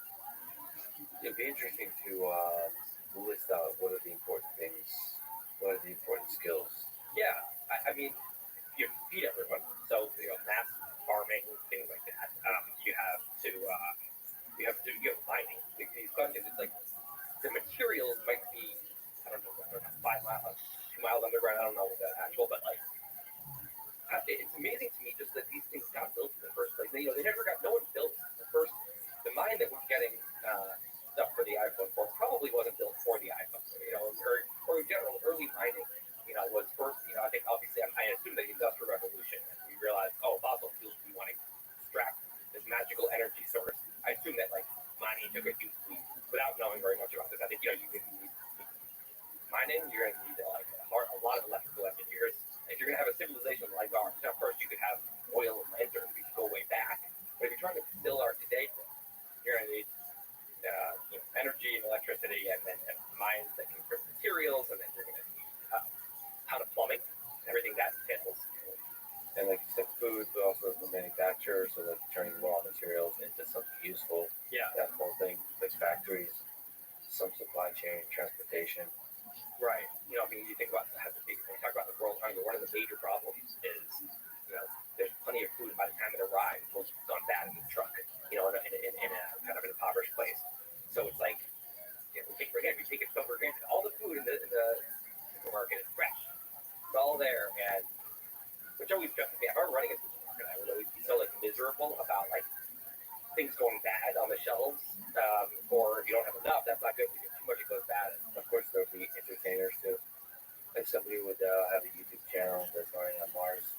I think there is something different about the civilization on Mars and Earth existing versus like the civilization in the United States versus Russia and China. Like that's a different, fundamentally different distance.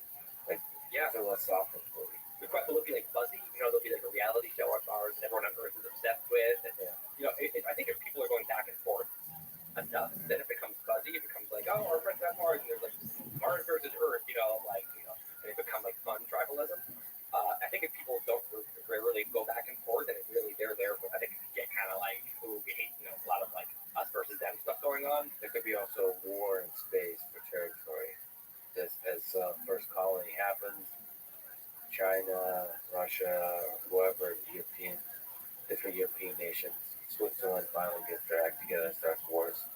This is supposed to staying out. Yeah, all kinds of crazy geopolitical things that like we have not even, no one's really even thought about too much yet. That could get weird. Think about the 1500s, when it was suddenly like a race to like colonize or capture land or discover new land that hasn't been, so it was like this new frontier. There's not really, the land is not, the thing about Crimea was like this huge thing, this tiny peninsula switch. That's how like optimized everything has become. Everything is just like really stuck. Mars is a whole new world of like territory, right? You're naming things, and it's a chance for new kind of governments maybe, or maybe it's just the colonies of these governments, and we don't get that opportunity. I think it would be cool if there's new countries, totally new experiments. That's fascinating. People don't talk exactly about that, and I believe that very much. Like that should be like from the start, they should determine their own sovereignty. Like they should determine their own thing. There was one modern democracy in the late 1500s, the U.S. The only modern democracy. And now, of course, there's hundreds, many dozens. But I think part of the reason that was able to start, and it's not that people didn't have the idea. People had the idea. It was that they had a clean slate, new place, and then they suddenly were, So I think it would be a great opportunity to have. There's a lot of people who've done that. I had my own government on an island, my own country. What would I do? And the U.S. founders actually had the opportunity to that fantasy. They were like, we can do it. Let's make, what's the perfect country? And they tried to make something. Sometimes progress is not held up by our imagination. It's held up by just there's no, blank canvas to try something. Yeah, it's an opportunity for a fresh start. The funny thing about the conversation we're having is not often had. I mean, even by Elon, he's so focused on Starship and actually putting the first human on Mars.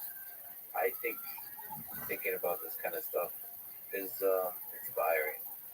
It makes us dream. It makes us hope for the future. So, and it makes us somehow like thinking about civilization on Mars is helping us think about the civilization here on Earth. Yeah, how we should run it. But what do you think are like in our lifetime? Are we gonna? I think any effort that goes to Mars, the goal is in this decade. Do you think that's actually going to be achieved? I have a big bet, $10,000 with a friend when I was drunk. An argument.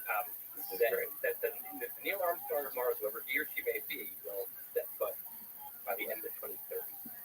Now this was probably 2018. So, like, what? So a human has to touch Mars by by the end of 2030. Oh, by the year. Yeah, by January 1st, 2030. Yeah. So, did you agree on the time zone or? No, yeah, depending on that exact day, that's going to be really critical. But anyway, I think that there will be. That was 2018. I was more confident then. I think it's going to be around this time. I mean, I still want the general bet. His point was, you are crazy. This is not going to happen in our lifetime. They're not for many, many decades. And I said, you're wrong. You don't know what's going on in SpaceX. I think if the world depended on it, then I think probably SpaceX could probably. I mean, I don't know this, but I think the tech is almost there. Like, I don't think they delayed many years by safety. They first want to send the ship, around Mars. They want to land a cargo ship on Mars. And there's the moon on the way too. Yeah. There's all, but I think the moon a decade before seemed like natural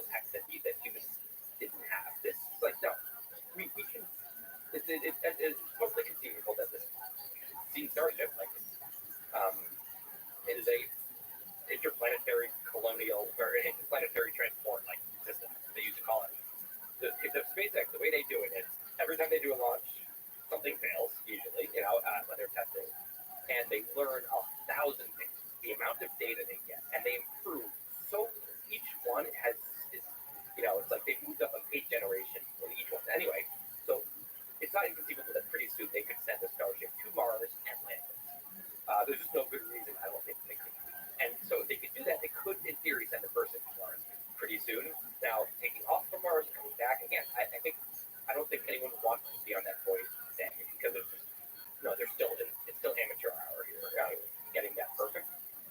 So I don't think we're too far away now. The question is sort of every 26 months, Earth laps that, right? It's like a genocidal period. 26 months. So it's right now like in the evens, like 2022 is going to have one of these. 2020, late 2024. So people could. This was the earliest estimate I heard. Elon said maybe we can send people to Mars in 2024. To land 2020, early 2025. That is not going to happen because that included 2022 sending a cargo ship to Mars. Maybe even one in 2020. And so I think they're not quite on that schedule. But to win my bet, 2027 I have a chance. And 2029 I have another chance. We're not very good at like backing up and seeing the big picture. We're very distracted by what's going on today and what we can believe is happening in front of our face. There's no way that humans are going to be landing on Mars and it's not going to be the only thing everyone is talking about, right? It's going to be the moon landing, which is a bigger deal over another planet, right? And for start a colony, not just to high five and come back. So this is like the 2020s, maybe the 2030s. Is going to be the new 1960s. We're going to have a space decade. I'm so excited about it. And it's one of the great leaps to all of life happening in our lifetime. Why? To paint a slightly cynical possibility, which I don't see happening, but I just want to put sort of value into leadership. I think it wasn't obvious that the moon landing would be so exciting for all of human civilization. Some of that has to do with the right speeches, the space race. Like space, depending on how it's presented, can be boring. I don't think it's been that so far, but I think space is quite boring right now. Not SpaceX is super good. Like 10 years ago, space. Yeah. Some writer, I forget who wrote. It's like the best magic trick in the show happened at the beginning, and now they're starting to do this like easy ads. It's like you can't go in that direction. The line that the writer said is like watching astronauts go up to the space station after watching the moon is like watching Columbus sail to Ibiza. It's just like, everything is so practical. You're going up to the space station not to explore, but to do science experiments and microgravity, and you're sending rockets up. Mostly here and there in this program, but mostly you're sending up the satellites, for direct TV, and whatever it is. It's kind of like lame Earth industry, usage.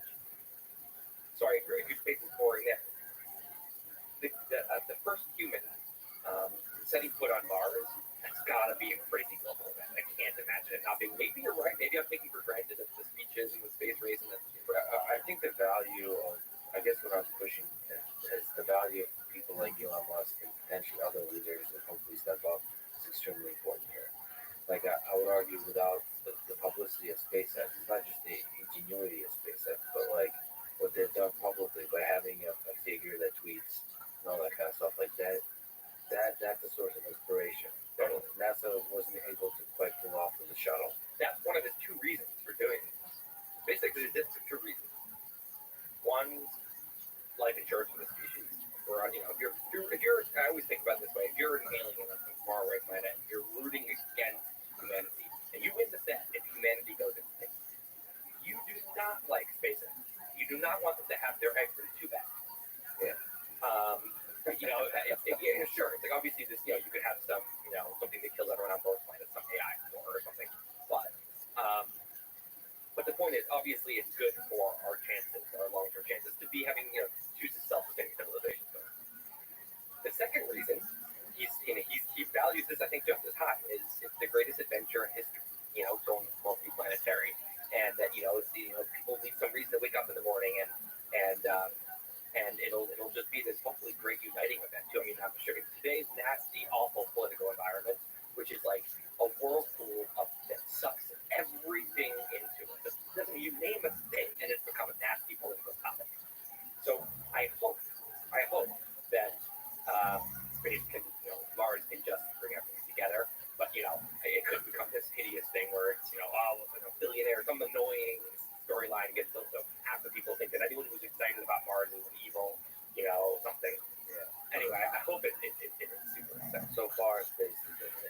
igniting, inspiring thing. And in fact, especially during this time when the pandemic has been just commercial agency putting out humans into space for the first time was just one of the only big sources of hope. Totally, and awe. It's like watching this huge skyscraper go up in the air, flip over, go back down and land. I mean, it just makes everyone just want to sit back and clap and kind of like, the way I look at something like SpaceX is it makes me proud to be a human. And I think it makes a lot of people feel that way. It's like good for our self-esteem. It's like, you know what, we're pretty, we have a lot of problems, but like, we're kind of awesome. Yeah. And if we can put people on Mars, an Earth flag on Mars, like, damn, we should be so proud of our like little family here. Like we did something cool. And by the way, I made it clear to SpaceX people, including you, many times, and I like once a year remind them that if they want to make this more exciting, send the writer to Mars on the thing, and I'll blog about it. So I'm just continuing to throw this out there. On which I'm trying to get them to send me to Mars. I understand that. So I just want to clarify on which trip does the writer want to go. I think my dream one, to be honest, would be like the Apollo 8 where they just looped around the moon and came back. Because landing on Mars Give you a lot of good content to write about. great content, right? I mean, the amount of kind of high-minded, and so I would go into the thing and I would blog about it, and I'd be in microgravity, so I'd be bouncing around my little thing. I was thinking, send me in a dragon or a whole starship, and I would bounce around, and I would get to, and I've always had a dream of going to like one of those nice jails for a year, because I just have nothing to do besides like read books, and I have no responsibilities and no social plans. So this is the ultimate version of that. Anyway, this is a side topic, but anyway. But also, to be honest, to land on Mars, it's epic.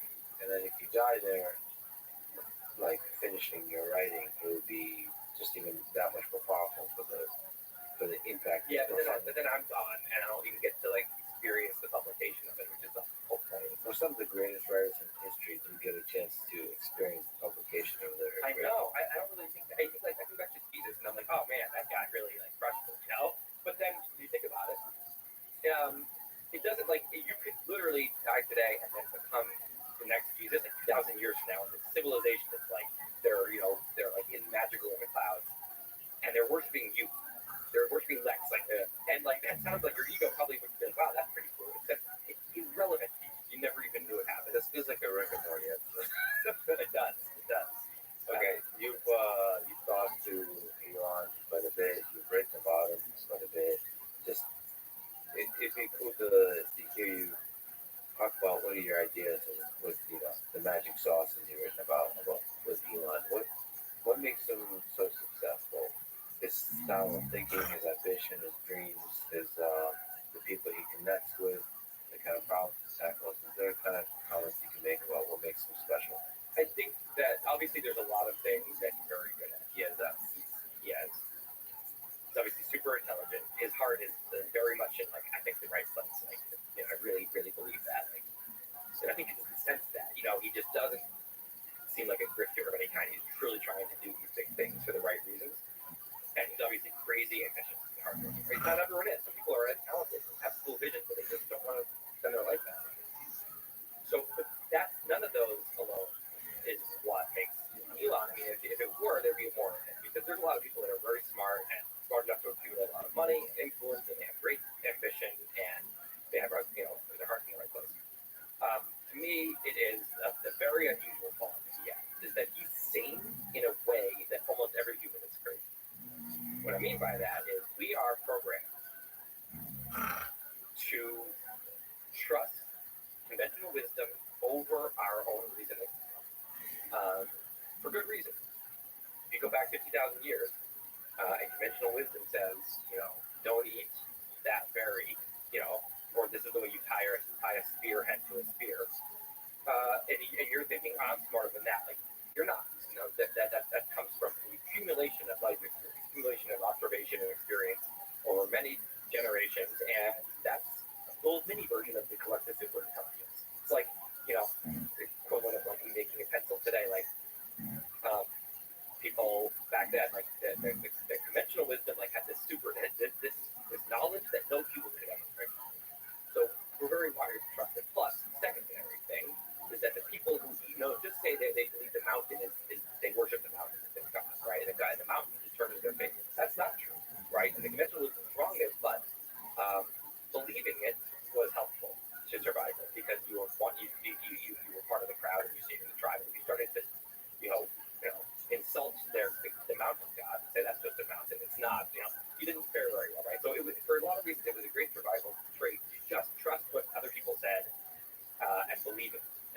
obviously, the more you really believe it, the better.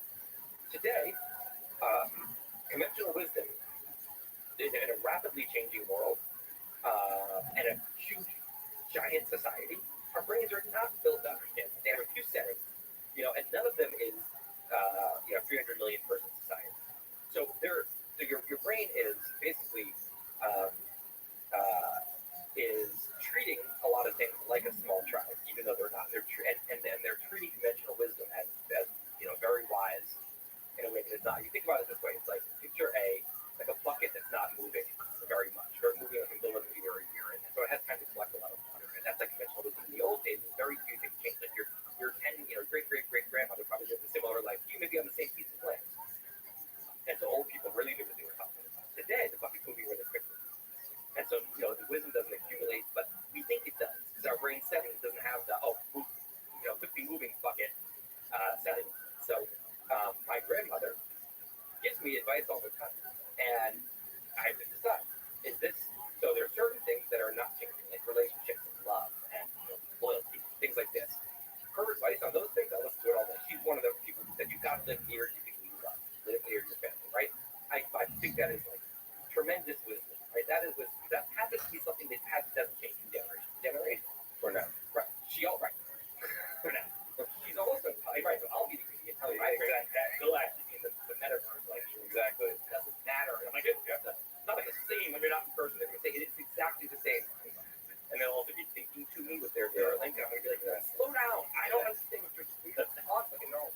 Anyway, so my grandmother then she said, you're I don't know about this writing. Go to law school, and you want to be secure, and that's not good advice for me. Because the world I'm in and what I like to do and what I'm good at, that's not the right advice. But it's because the world is totally in a different world. She became wise for a world that's no longer here. Right? Now, if you think about that, then when we think about conventional wisdom, it's a little like my grandmother, and there's a lot of it's not maybe 60 years outdated like her software. It's maybe 10 years outdated. Conventional wisdom, sometimes 20. So anyway, I think that we all continually don't have the confidence in our own reasoning when it conflicts with what everyone else thinks, with what seems right. We don't have the guts to act on that reasoning for that reason. Right? We and so so many examples. I mean, just from the beginning, building Zip2 was the first company, and it was internet advertising at the time, and people said, this internet was brand new, kind of thinking like the metaverse, VR metaverse. People were like, oh, we facilitate internet advertising. People were saying, yeah, people are going to advertise on the internet. Yeah, right. Actually, it wasn't that he's magical and saw the future, that he looked at the present, looked at what the internet was, thought about, the obvious advertising opportunity this was going to be. It wasn't rocket science. It wasn't genius. I think it was just seeing the truth. And when everyone else is laughing, saying, "Oh, you're wrong," I did the math, and here it is. Right? Next company, X.com, which became eventually PayPal.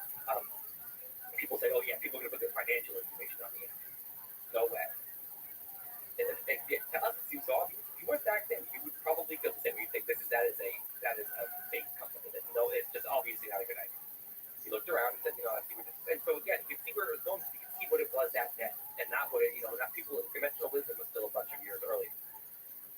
SpaceX is the ultimate example. A friend of his apparently actually compiled a video montage of rockets blowing up to show him this is not a good idea. But just even the bigger picture, the amount of billionaires who thought this was, I'm going to start launching rockets, and the amount of fail. I mean, it's not. Conventional wisdom said this isn't a bad endeavor. He's putting all the money into landing rockets. Was another thing. Here's the classic kind of way we are reusing vision. If this could be done, NASA would have done it a long time ago because of the money it would save. This could be done. The Soviet Union would have done it back in the 60s. It's obviously something that can't be done, and the math on his envelope said, "Project can be done." So he just did it.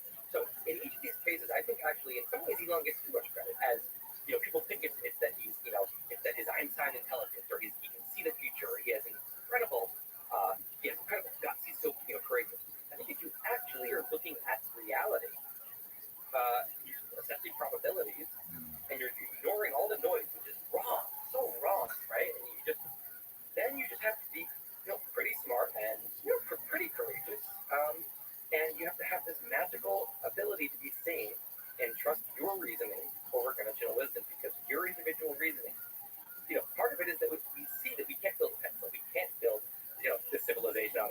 we kind of count to the collective for good reason, but this is different when it comes to kind of what possible, the Beatles were doing their kind of Motown-y chord patterns in the early 60s, and they were doing what was normal. They were doing what was clearly this kind of sound is a hit. Then they started getting weird because they were so popular, they had this confidence to say, we're going to start just experimenting. And it turns out that, like, if all these people are in this, like, one group together doing music, and it's just like there's a lot of land over there.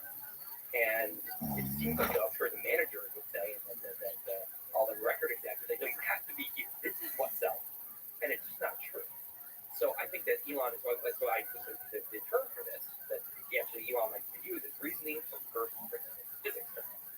First principles are your axioms. And physicists, they don't say, well, what do people think? No, they say, what are the axioms? Those are the puzzle pieces. Let's use those to build a conclusion. That's our hypothesis. Now let's test it, right? And they come up with all kinds of new things constantly by doing that. If Einstein was assuming conventionalism was right, he never would have even tried to create something that really disproved Newton's laws. And the other way to reason is reasoning by analogy, which is a great shortcut. It's when we look at other people's reasoning and we kind of photocopy it or have to steal it.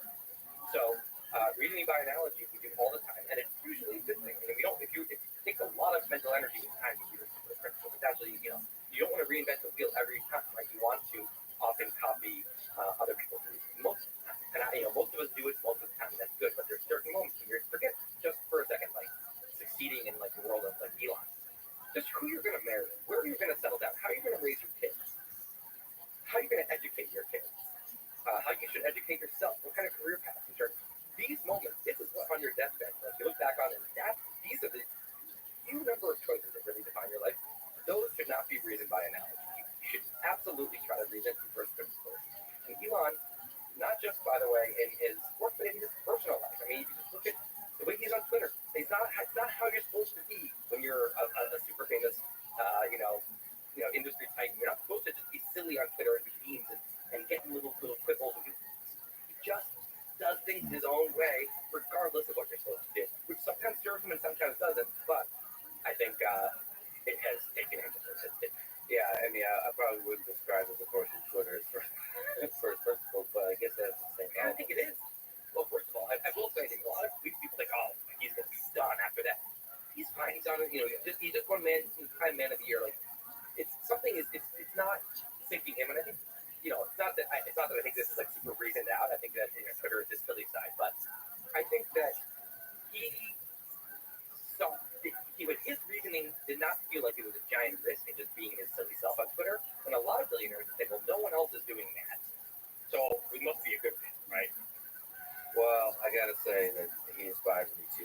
That it's okay to be silly. Totally. On Twitter, and but yeah, you're right. The big inspiration is the willingness to do that when nobody else is doing it. Yeah, and I think about all the great artists, all the great inventors and entrepreneurs, almost all of them, they had a moment when they trusted their reasoning. I mean, Airbnb was over 60 with VCs.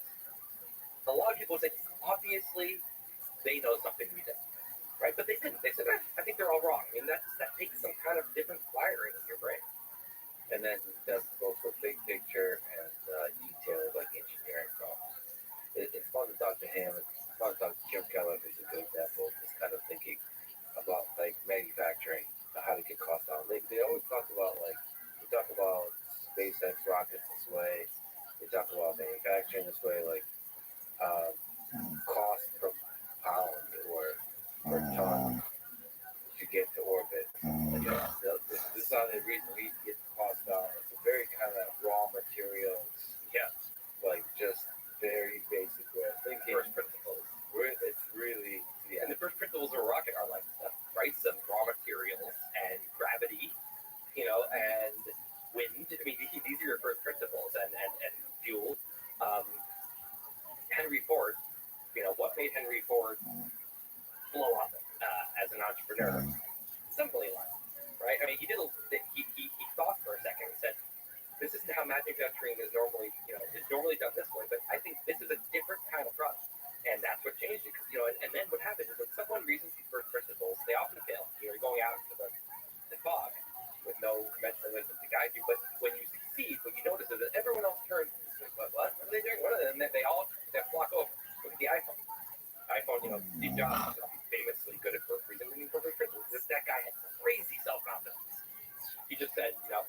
think this is right. Like, and that, I mean, I don't know how he does that. And I don't think Apple can do that anymore. I mean, they lost that one brain, the ability to do that was made that a totally different company, even though there's tens of thousands of people there. He didn't say, and I was giving a lot of credit to Steve Jobs, but of course it was his team at Apple who said they didn't look at the flip phones and say, okay, what kind of, let's make a keyboard that's like clicky and really cool Apple keyboard. They said, what should a mobile device be? What the axioms? What are the axioms here? And none of them involved a keyboard necessarily. By the time they pieced it up, there was no keyboard. It didn't make sense. Everyone suddenly going, wait, what? What are they doing? And now every phone looks like the iPhone. I mean, that's how it goes. You tweeted, what's something you changed your mind about? It's a question you tweeted. Elon replies, brain transplant. Sam Harris responded, nuclear power. There's a bunch of people who responses there. In general, what are your thoughts about some of the responses, and what have you changed your mind about, big or small? Perhaps in doing the research for some of your writing. So I'm writing right now, just finishing a book on kind of why our society is such a shit place at the moment, just polarized, and we have all these gifts. Like we're talking about the supermarket. We have more technology, fewer people are in poverty. It's Louis C.K. Like say everything's amazing and no one's happy, right? But it's really extreme moment right now. Where it's like hate is on the rise, like crazy things, right? If I can interrupt briefly, you did tweet that you just wrote the last word. I sure did. And then there's some hilarious asshole who said, now you just have to work on the awful one in the middle. Yeah, I heard that. I mean, when you earn a reputation as a tried and true procrastinator, you're just gonna get shit. Yeah. Forever, and that's fine. I accept my fate. So do you mind sharing a little bit more about the details of what you're writing to your how do you approach this question about the state of society? I wanted to figure out what was going on because what I noticed was a bad trend. It's not that things are bad; it's that things are getting worse in certain ways. Not in every way. If you look at Max Roser's stuff, he comes up with all these amazing graphs. And this is what's weird: is that things are getting better in almost every important metric you think of, except the amount of people who hate other people in their own country. And the amount of people that hate their own country, the amount of Americans that hate America is on the rise, right? The amount of Americans that hate other Americans is on the rise. The amount of Americans that hate the president is on the rise. All these things, like on a very steep rise. So what the hell? What's going on? Like there's something causing that. It's not that a bunch of new people were born who were just fixed. It's that something is going on. So I think of it as a very simple, oversimplified equation. Human behavior, and it's the output that I think the two inputs are human nature and environment, right? And this is basic, super kindergarten level, like, animal behavior, but I think it's worth thinking about. You've got human nature, which is not changing very much, right? And then you throw that nature into a certain environment, and it reacts to the environment, right? It's shaped by the environment, and then eventually what comes out is behavior, right? Human nature is not changing very much, but suddenly we're behaving differently, right? We are, again, look at the polls. Like, it used to be that the president, was liked by, I don't remember the exact numbers, but 80% or 70% of their own party and 50% of the other party. And now it's like 40% of their own party and 10% of the other party. And it's not that the presidents are getting worse. Maybe some people would argue that they are, but more so. There's a lot of, idiot presidents. They're not the. What's going on is something in the environment is changing. That you're seeing as a change in behavior. An easy example here is that by a lot of metrics, racism is becoming less and less of a problem. It's hard to measure, but the metrics like how upset would you be if your kid married someone of another race, and that number is plummeting. But racial grievance is skyrocketing, right? There's a lot of examples like this. So I wanted to look around and say, and the reason I took it on, the reason I don't think this is just an unfortunate trend, unpleasant trend that hopefully come out of, is that all this other stuff I like to write about, all this future stuff, right? This magical, I just think of this, I'm very optimistic in a lot of ways, and I think that our world would be a utopia, would seem like actual heaven, like whatever Thomas Jefferson was picturing as heaven, other than maybe the eternal life aspect. I think that if you came to 2021 US, it would be better. It's cooler than heaven. But we live in a place that's cooler than 1700s heaven. Yeah. Again,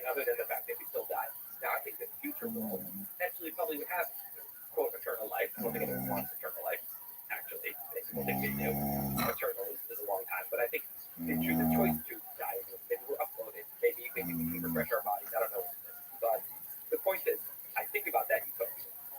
And I do believe that, like, if we don't botch this, we'd be heading towards somewhere that would seem like heaven, maybe in our lifetime.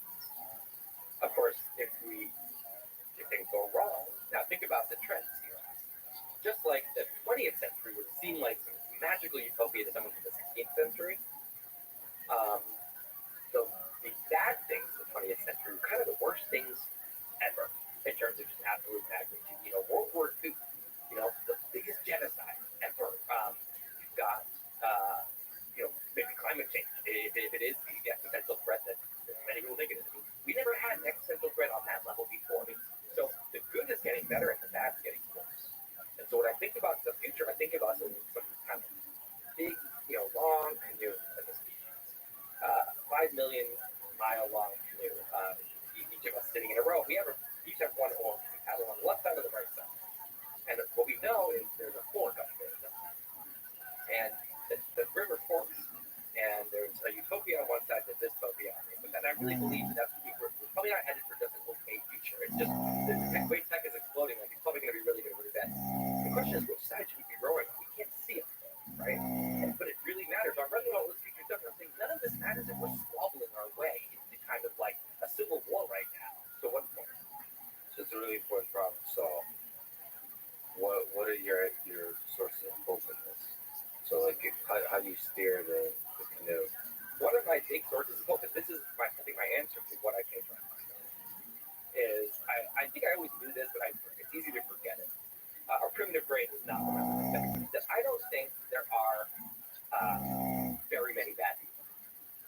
Now, you think that, there are selfish people. Most of us, I think that if you think of people,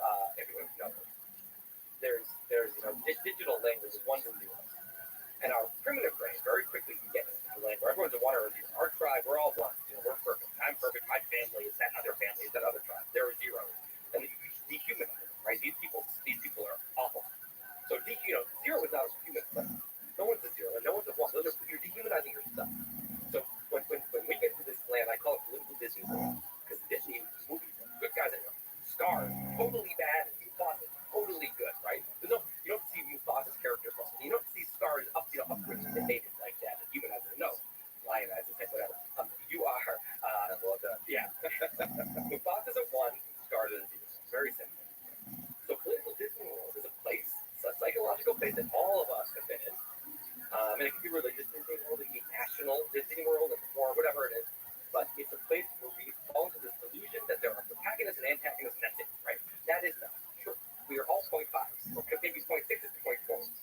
In that, we are also, on one hand, I don't think there's that many really great people, frankly. I think if you get into it, people are a lot of people, most of us have, if you get really into our most shameful memories, things we've done that are worse, most shameful thoughts, the deep selfishness that some of us have in areas we wouldn't want to admit. Right? Most of us have a lot of unadmirable stuff, right? On the other hand, if you actually really got into someone else's brain, when you look at their upbringing, you look at the trauma that they've experienced, and then you look at the insecurities they have, and you look at all if you assemble the highlight reel of your worst moments, the meanest things you've ever done, the worst things, most selfish, the time you stole something, whatever, and you just have people like, wow, that's an awful person. You highlighted you did a montage of your best moments, people say, oh, he's a god, right? But of course, we all have both. So, I've started to really try to remind myself that everyone's a 0.5, right? And 0.5s are all worthy of criticism, and we're all worthy of compassion. And the thing that makes me hopeful is that I really think that there's a bunch of 0.5s, and 0.5s are good enough that we should be able to create a good society together. There's a lot of love in every human, and I think there's more love in humans than hate. I always remember this moment. It was weird anecdote, but I'm a Red Sox fan, Boston Red Sox baseball. Derek Jeter is who we hate the most. He's on the Yankees. Yeah. And hate, right? Jeter, right? It was his last game with Ben. He retired. And he got this rousing standing ovation, and I almost cried.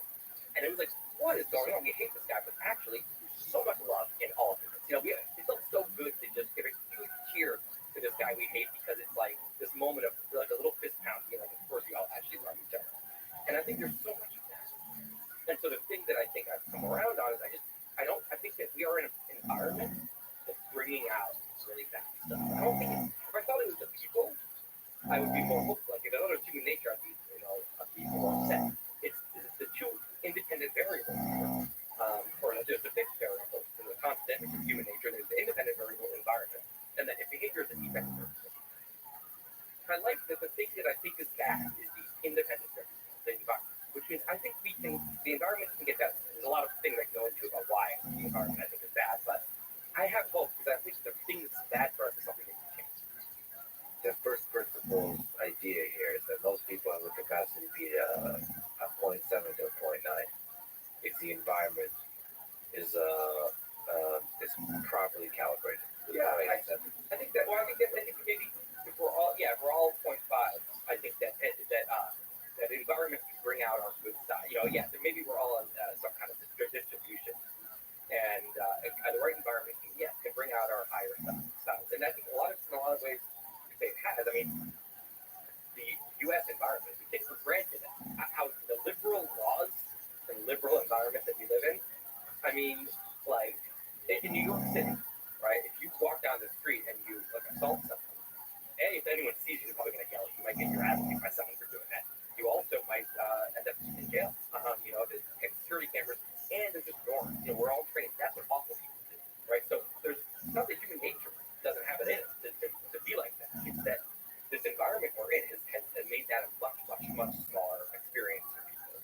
There's so many examples like that where it's like, man, you don't realize how much the worst human nature is contained by an environment. And but I think that rapidly changing environment, which is what we have right now. Social media is starting. What a seismic change in the environment. There's a lot of examples like that. Rapidly changing environment can create rapidly changing behavior, and wisdom sometimes can't keep up. And so we can really kind of lose our grip on some of the good behavior. Were you surprised by Elon's answer about brain transplants or Sam's about nuclear power? Was there anything else? Sam's, I think, is. I have a friend, is a well-known guy who has who's a nuclear power instancer. I've become very convinced, and I'm not that much deep dive on this, but in this case, this is reasoning by analogy.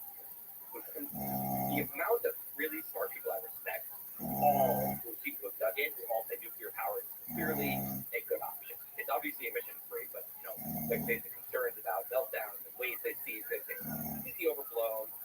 So, judging from those people, secondary knowledge here, I will say I'm a strong advocate. I haven't done my own deep dive yet, but it does seem like a little bit odd that you've got people who are so concerned about climate change, who have, it seems like it's kind of an ideology where nuclear power doesn't fit, rather than rational, fear of climate change that somehow is anti-nuclear power. I personally am uncomfortably reasoning by analogy with climate change. I've actually not done a deep dive. Me neither, because it's so man, it seems like a deep dive. And my reasoning by analogy there currently has me thinking it's a truly existential thing, but feels. So this is me speaking, and this is speaking from a person who's not done the deep dive. I'm a little suspicious of the amount of fear mongering going on. Especially over the past couple of years, I've gotten uncomfortable with fear mongering in all walks of life. There's way too many people interested in manipulating the populace with fear. So I don't like it. I should probably do a deep dive because to me, the big problem with the opposition to climate change or whatever the fear mongering is that it also grows the skepticism in science broadly. It's like that, so I need to make sure I do that deep dive. I have listened to a few folks who kind of criticize the fear mongering and all those kinds of things, but they're few and far between. And so it's like, all right, what is the truth here? It feels lazy, but it also feels like it's hard to get to the there's a lot of kind of activists talking about ideas versus sources of objective, calm, first principles type reasoning.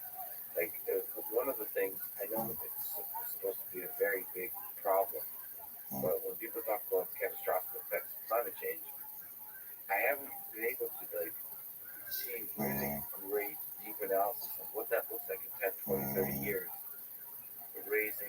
Rising sea levels.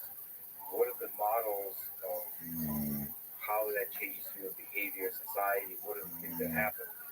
There's going to be constraints on resources, people that have to move around. This is happening gradually.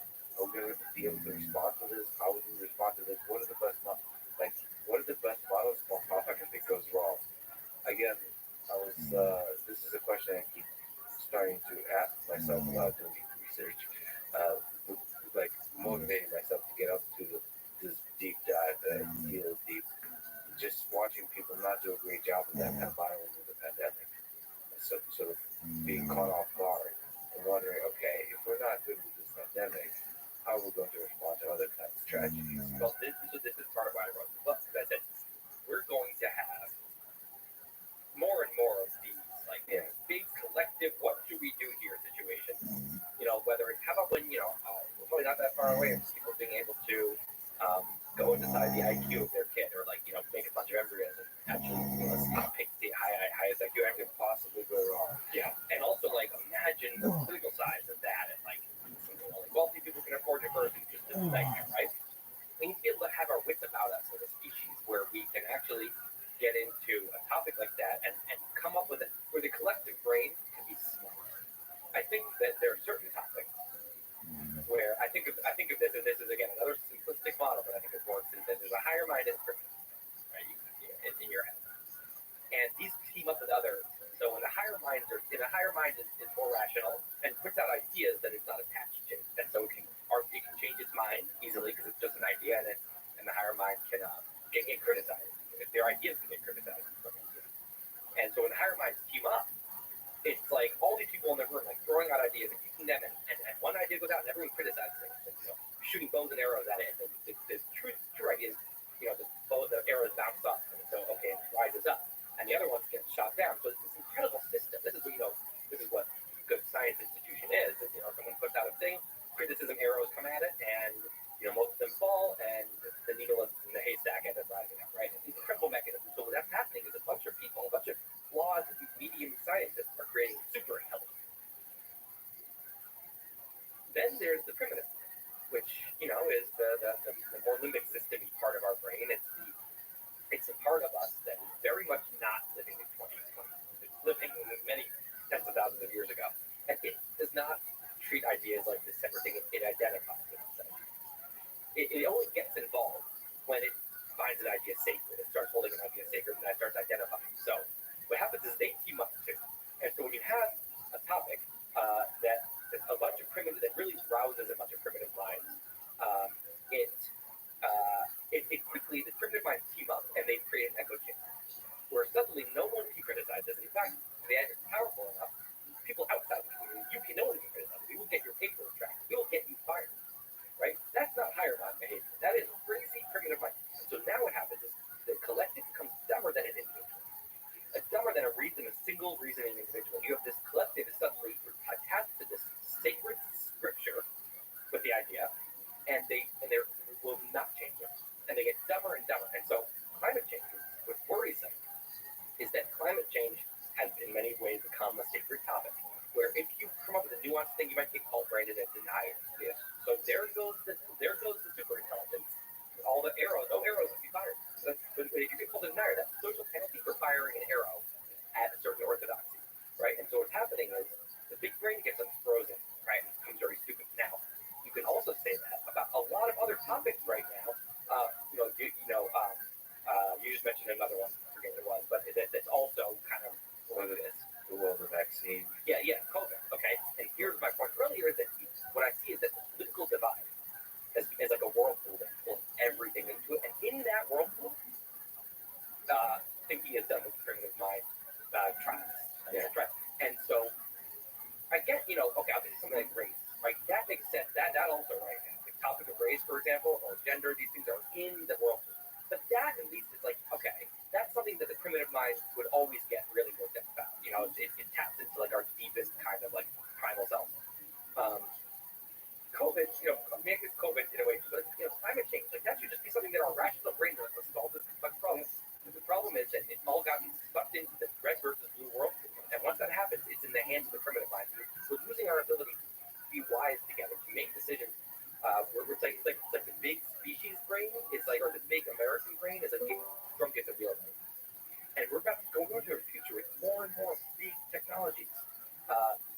everything to make right decisions. Not, we're getting dumber as a collective, and that's part of this environmental problem. Within the space of technologists and the space of scientists, we should allow the arrows. That's one of the saddest things to me about it's like the scientists, I've seen arrogance. There's a lot of mechanisms that maintain the tribe. It's the arrogance. It's how you build up this mechanism that defends this wall to defend against the arrows. It's arrogance, credentialism, like just ego, really. And it protects you from actually challenging your own ideas. This ideal of science that makes science beautiful in a time of fear and in a time of division created by politicians that leverage the fear. It, like you said, makes the whole system dumber. The science system dumber. The tech developer system dumber if they don't allow the challenging ideas. And what's really bad is that, like, in a normal environment, you're always going to have echo chambers. So what's the opposite of an echo chamber? I created a term for it if you need it, which is called an idea lab. An idea lab, right? It's like people act like scientists, even if they're not doing science. They just treat their ideas like science experiments. They toss them out there, and everyone disagrees. Disagreement is like the game. Everyone likes to disagree, on a certain text thread where everyone is just, saying, it's almost like someone throws something out and just is an insult to the rest of the group and say, I think you're being like overly generous, or I think like, are you kind of being? I think that's like your bias, Jonas. And it's like no one's getting offended because like we're all just messing. We all of course respect each other. Obviously, we're just trashing each other's ideas, and that the whole group becomes smart. You're always going to have idea labs and everything, right? Different communities, and most of us participate in both of them. Maybe in your marriage is a great idea lab. You love to disagree with your spouse, and maybe this group of friends or in your family at home, in front of that sister, you do not bring up politics because she's now enforced. When that happens, her bullying is forcing the whole group to be an echo chamber to appease her.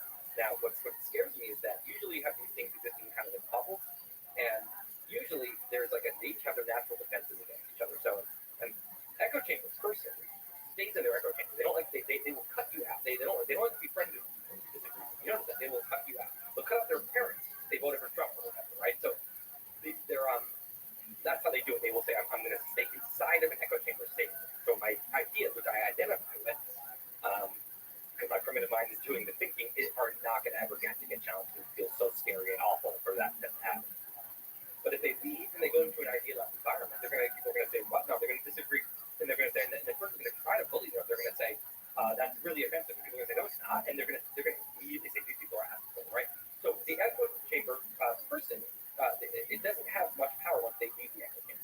Likewise, the idea lab person, they have this great environment, but they go into an echo chamber where everyone else, and they do that, they don't get kicked out of the group. They'll get branded as something, a denier, a racist, a right-winger, a radical, these nasty words.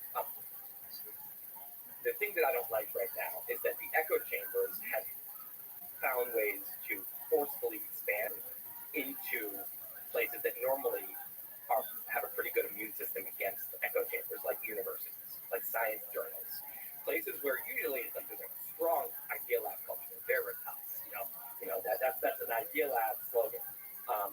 You have is that these people have found a way a lot of people have found a way to actually go out of their thing and keep their echo chamber by making sure that everyone's scared because they can punish anyone, whether you're in their community or not.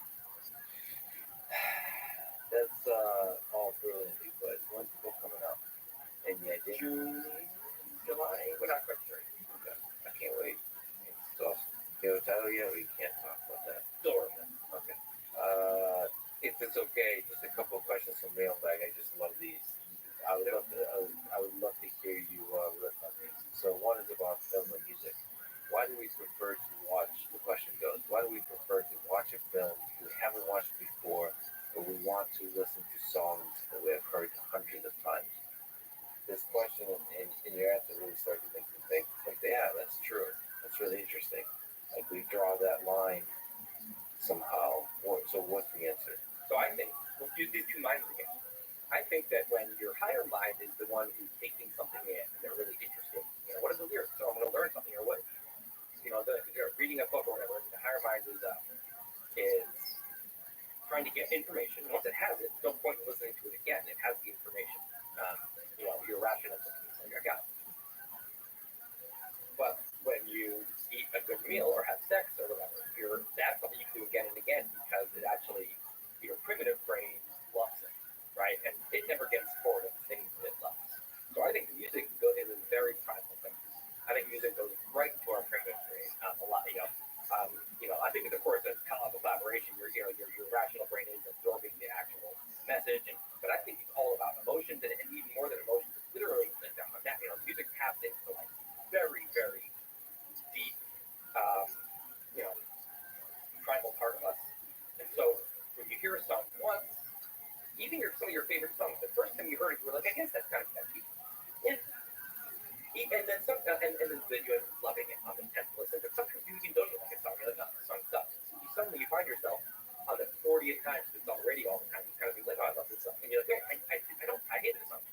And what's happening is that the sound is actually, music's actually carving a pathway in your brain. And it's a dance. And when your brain knows what's coming, if you dance, it knows the steps. So your brain is, your internal kind of, your brain is actually dancing with the music, and it knows the steps, and it can anticipate, and so there's something about knowing, having memorized the song that makes it incredibly enjoyable. But when we hear it for the first time, we don't know where it's going to go. We're like an awkward dance, and we don't know the steps, and your primitive brain can't really have that much fun. And in the movies, that's less primitive. That's a story. You're taking in. But a really good movie that we really love, often we watch it 12 times. I feel like it, not that many, but versus you're watching a talk show, right? You're listening to one of your podcasts is a perfect example. There's not many people that will listen to one of your podcasts, no matter how good it is 12 times, because it's once you've got it, it's a form of information that's very higher level. That's how it is. Well, the funny thing is, there's people that listen to a podcast episode many, many times, and often I think the reason for that is not because of the information, it's the chemistry, it's the music of the conversation. Yeah. So it's not the actual. It's the art of it. Yeah, they'll fall in love with some kind of person, some weird personality, and they'll just be listening to. They'll be captivated by the beat of that kind of person. Or like a stand-up comic, I've watched like certain things like episodes like 20 times. Yeah. Even though, I have to ask you about the wizard hat. You heard a blog about Neuralink. I got a chance to visit Neuralink a couple of times, hanging out with those folks. That was one of the pieces of writing you did that like changes culture and changes the way people think about a thing. The ridiculousness of your stick figure drawings or somehow it's like it's like calling the origin of the universe the Big Bang. It's silly title, but it somehow sticks to be the representative of that. The same way the wizard hat from Neuralink is somehow was a really powerful way to explain that. And he actually proposed that the Man of the Year cover of Time should be go to my drawing. one of your drawings. Yes. This is an outrage that it wasn't. It wasn't. Okay. So, what are your thoughts about like all those years later about Neuralink? Do you find this idea like what excites you about it? Is it the big long-term philosophical things? Is it the practical things? Do you think it's super difficult to do on the neurosurgery side and the material engineering and the robotic side, or do you think the machine learning side for the brain-computer interfaces when you get to learn about each other, all that kind of stuff? I would just love to get your thoughts because you're one of the people that really considered this problem, really studied it. Yeah. Computer interfaces. I mean, I'm super excited. I really think it's actually Elon's most ambitious thing, more than colonizing, because that's just a bunch of people going somewhere, even though it's somewhere far. Neuralink is changing what a person is eventually. Now, I think that Neuralink engineers and Elon himself would all be the first to admit that it is a maybe whether they can do their goals. I mean, it is so crazy ambitious to try to, their eventual goals are, of course, in the interim, they have a higher probability of accomplishing smaller things, which are still huge, like basically solving paralysis, stroke, Parkinson, things like that. I mean, it can be unbelievable. Anyone who doesn't have one of these things, like we might, everyone should be very happy about this kind of helping with different disabilities. But the thing that is like so, the grand goal is this augmentation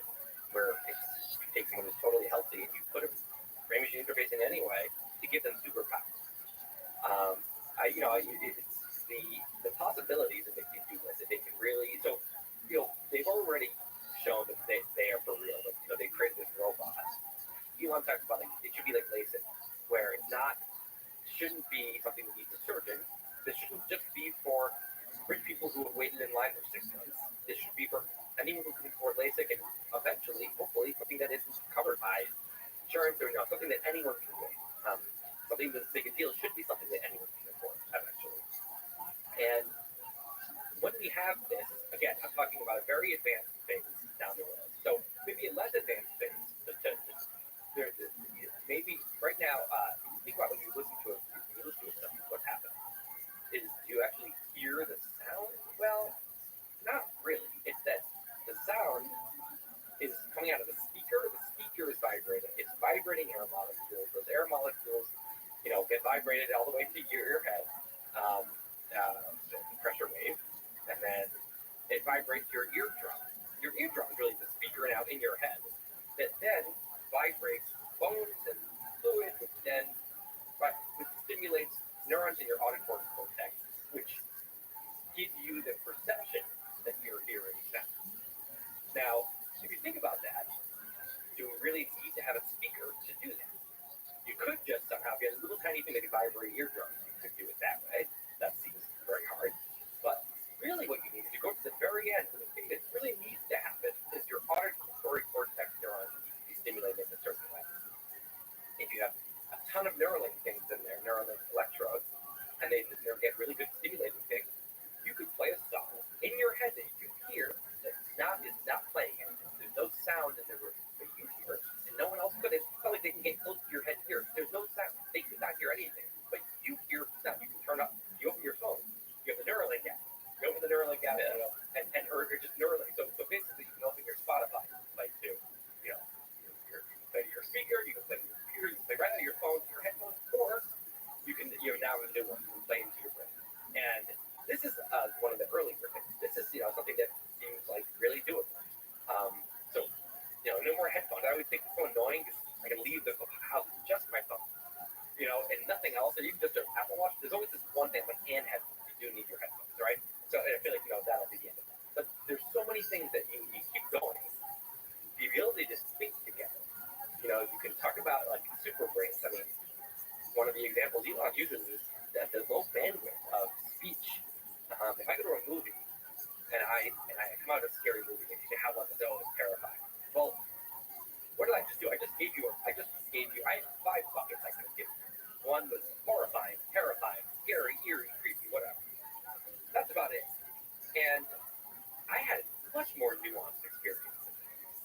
And all I had is these words, right? So instead I just gave you the bucket. I put the stuff in the bucket and give it to you, but all you have is the bucket. You just have to guess what I put in that bucket. All you can do is look at the label of the bucket and say, when I say terrifying, here's what I mean. So the point is, it's very lost. I have all this nuanced information of what I thought was a movie, and I'm sending you very low-res packets that you're going to now guess what the high-res thing is. That's language in general. Our thoughts are much more nuanced. We can think through each other. We can do amazing things. We can have a brainstorm that doesn't feel like, we're not talking in each other's heads. Not just that I hear your voice. No. We are just thinking. No words are being said, internally or externally. The two brains are literally collaborating. It's a skill. I'm sure we have to be good at it. I'm sure young kids do great at it. Old people do bad at it. But you think together, and together you're like, have they joined epiphany? And now how about 8 people doing it, right? So if you get, there's other examples. How about when you're a dress designer or a bridge designer, and you want to show people you can dress themselves. Well, why not you have sketches for a long time? Here, beam it onto the screen from your head so you can picture it. You can picture a tree in your head while you can just suddenly whatever's in your head. So we'll have to get very good at it, right? So take a skill, right? You're going to have to, but the possibility, my God, talk about I feel like if that works, if we really do have that as something, I think it'll almost be like a new ADBC line. It's such a big change that the idea of anyone living before everyone had brain machine interfaces is living in before the common era. It's that level of big change if it works. Yeah, like a replay of memories, just replaying stuff. Oh my God, yeah. And copying, you can hopefully copy memories onto other things. Just rely on your wet circuitry. It does make me sad because you're right. The brain is incredibly neuroplastic, and so it can adjust. It can learn how to do this. I think it'll be a skill. But probably you and I will be too old to truly. Well, maybe we can get they'll be great training. You know, I'm spending the next 3 months in like a, you know, in one of the neuron trainings. But it'll still be a bit of like grandpa can't. Definitely. This is the other thing. How am I going to be old? I'm like, no, I'm going to be great to do phones. I'm not going to do the phones. It's going to be the kid's going to be thinking to me. I'm going to be like, can you just talk, please? They're going to be like, okay, I'll just talk, and they're going to. So that'll be the equivalent of yelling to your friends today. I really suspect, I don't know what your thoughts are, but I grew up in a time when physical contact and interaction was valuable. I just feel like that's going to go the way, that's going to disappear. Well, why? I mean, is there anything more intimate than speaking with each other? I mean, that's, you talked about, once we're all doing that, it might feel like, man, everyone's so isolated from each other. Yeah, sorry. So I didn't say that intimacy disappears. I just meant having to be the same, having to touch each other. People like that. If it is important, won't there be whole waves of people start to say, there's all these articles that come out about how, in our metaverse, we lost something important, and then now there's a huge outburst, the hippies start doing it, and eventually it becomes this big wave, and how everyone, if something truly is lost, won't we recover it? Well, I think from first principles, all of the components are there to engineer intimate experiences in the metaverse or in the cyberspace. And so to me, I don't see anything profoundly unique to the physical experience. Like, I don't understand. But then why are you saying there's a loss there? No, I'm just sad because I won't call it a loss for me personally because it's the war. Well, then you think there's something unique in that physical experience. For me, because I was raised with it. So anything you're raised with, you fall in love with. Like, people in this country came up with baseball. I was raised in the Soviet Union. I don't understand baseball. I like it, but I don't love it the way Americans love it. It's because a lot of times we went to baseball games with the father, and then there's that family connection. There's a young kid dreaming about, I don't know,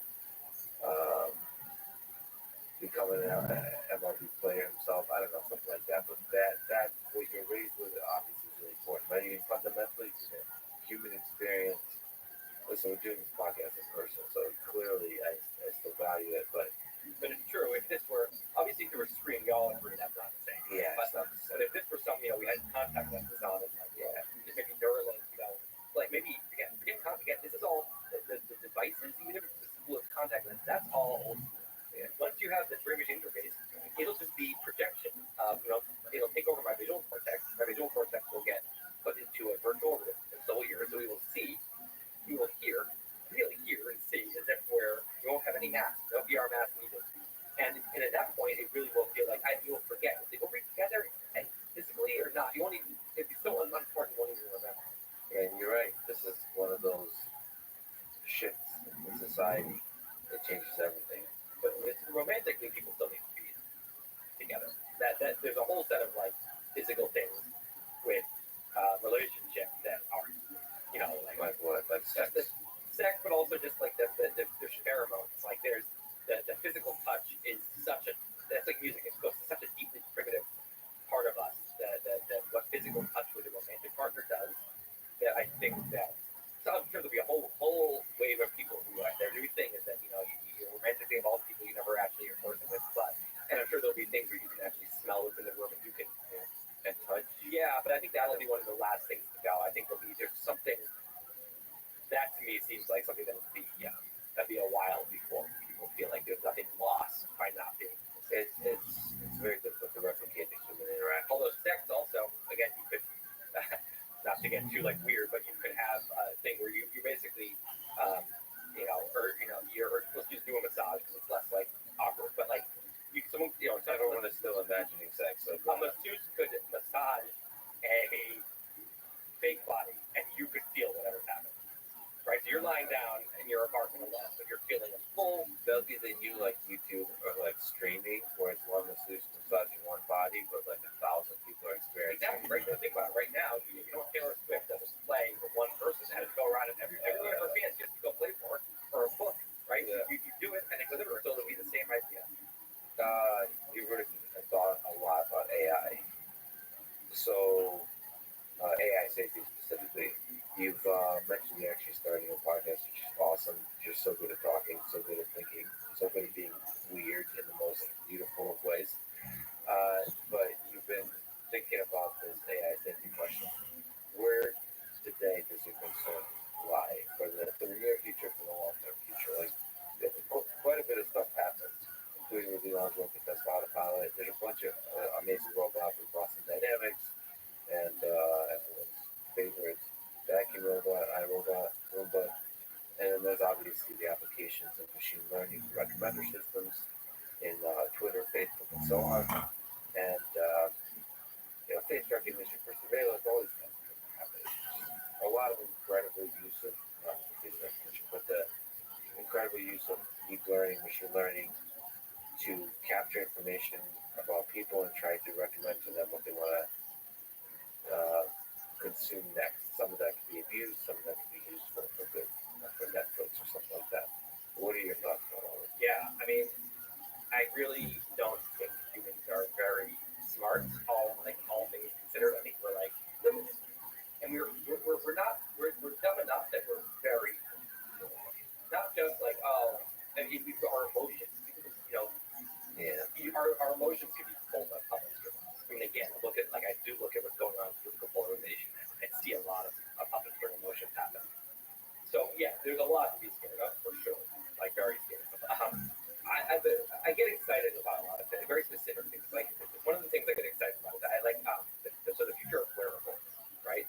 Again, I think that they're like, oh, the wrist, the Fitbit around my wrist is going to seem, the Whoop is going to seem really hilarious old school in 20 years. Like when you're like the bracelet, right? It's going to turn into little sensors in our blood, probably, or even infrared, just things that are going to be collecting 100 times more data than we do now, more nuanced data, more specific to our body, and it's going to be super reliable. But that's the hardware itself, and then the software is going to be. And this is not in my feedback. This is all speculation, but the software is going to get really good. This is the AI component, and so I get excited about specific things like that. Like think about if hardware were able to collect. Now, first of all, the hardware knows your whole genome, and we know a lot more about what a genome sequence means. Because you can collect your genome now, and we just don't know much. We don't have much to do with that information. As AI gets, so now you have your genome, you've got what's in your blood at any given moment, all the levels of everything, right? You have the exact width of your heart arteries at any given moment. You've got all the viruses that ever visit your body. There's a trace of it, so you have all the pathogens, all the things that like you should be concerned about health-wise and might threaten you. You might be immune from all that kind of stuff. They also, of course, it knows how fast your heart is beating, and it knows how much you exactly need to exercise. It knows your muscle mass, your weight, and all that. But it also maybe can even know your emotions. I mean, maybe the emotions. What are they? Where do they come from? Probably pretty obvious chemicals once we get in there. So again, neurons can be involved here, maybe in collecting information. Right now you have to do the thing. What's your mood right now? It's hard to even assess. And you're in a bad mood. It's hard to even. But by the way, just a shout out, Lisa Feldman Barrett, who's a New York scientist at Northeastern, just wrote years ago, wrote a whole book saying our expression of emotions has nothing to do with the experience of emotion. So you really actually want to be measuring. That's exactly.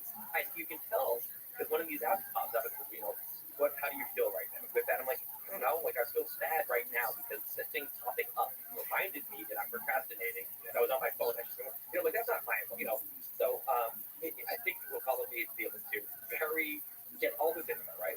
Now the AI can go down. Think about when the AI gets really good at this, and it knows your genome, and it can just. I want the AI to just tell me what to do. When it turns out, okay, for what he did, so how about this now? And attaching that to a meal service, right? And the meal service has everything, all these million ingredients, supplements, vitamins, and everything.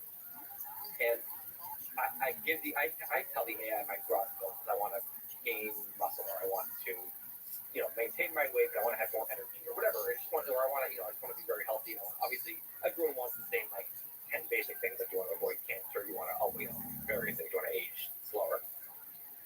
So now the AI has my goals, and drones comes at a little thing pops up, and it's like, you eat 15 minutes and then eat, because it knows that's the right time for my body to eat.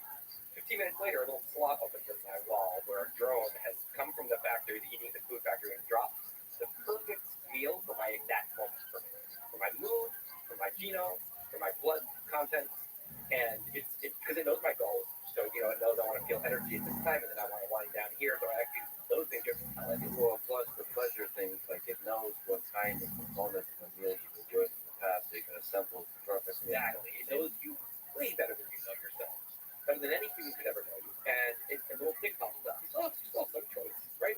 It pops up and it says like, coffee, because it knows that my cutoff. It says I can have coffee for the next 15 minutes only because at that point it knows how long it stays in my system. It knows what my sleep is like when I have it too late. It knows I have to wake up at this time tomorrow. It has my calendar.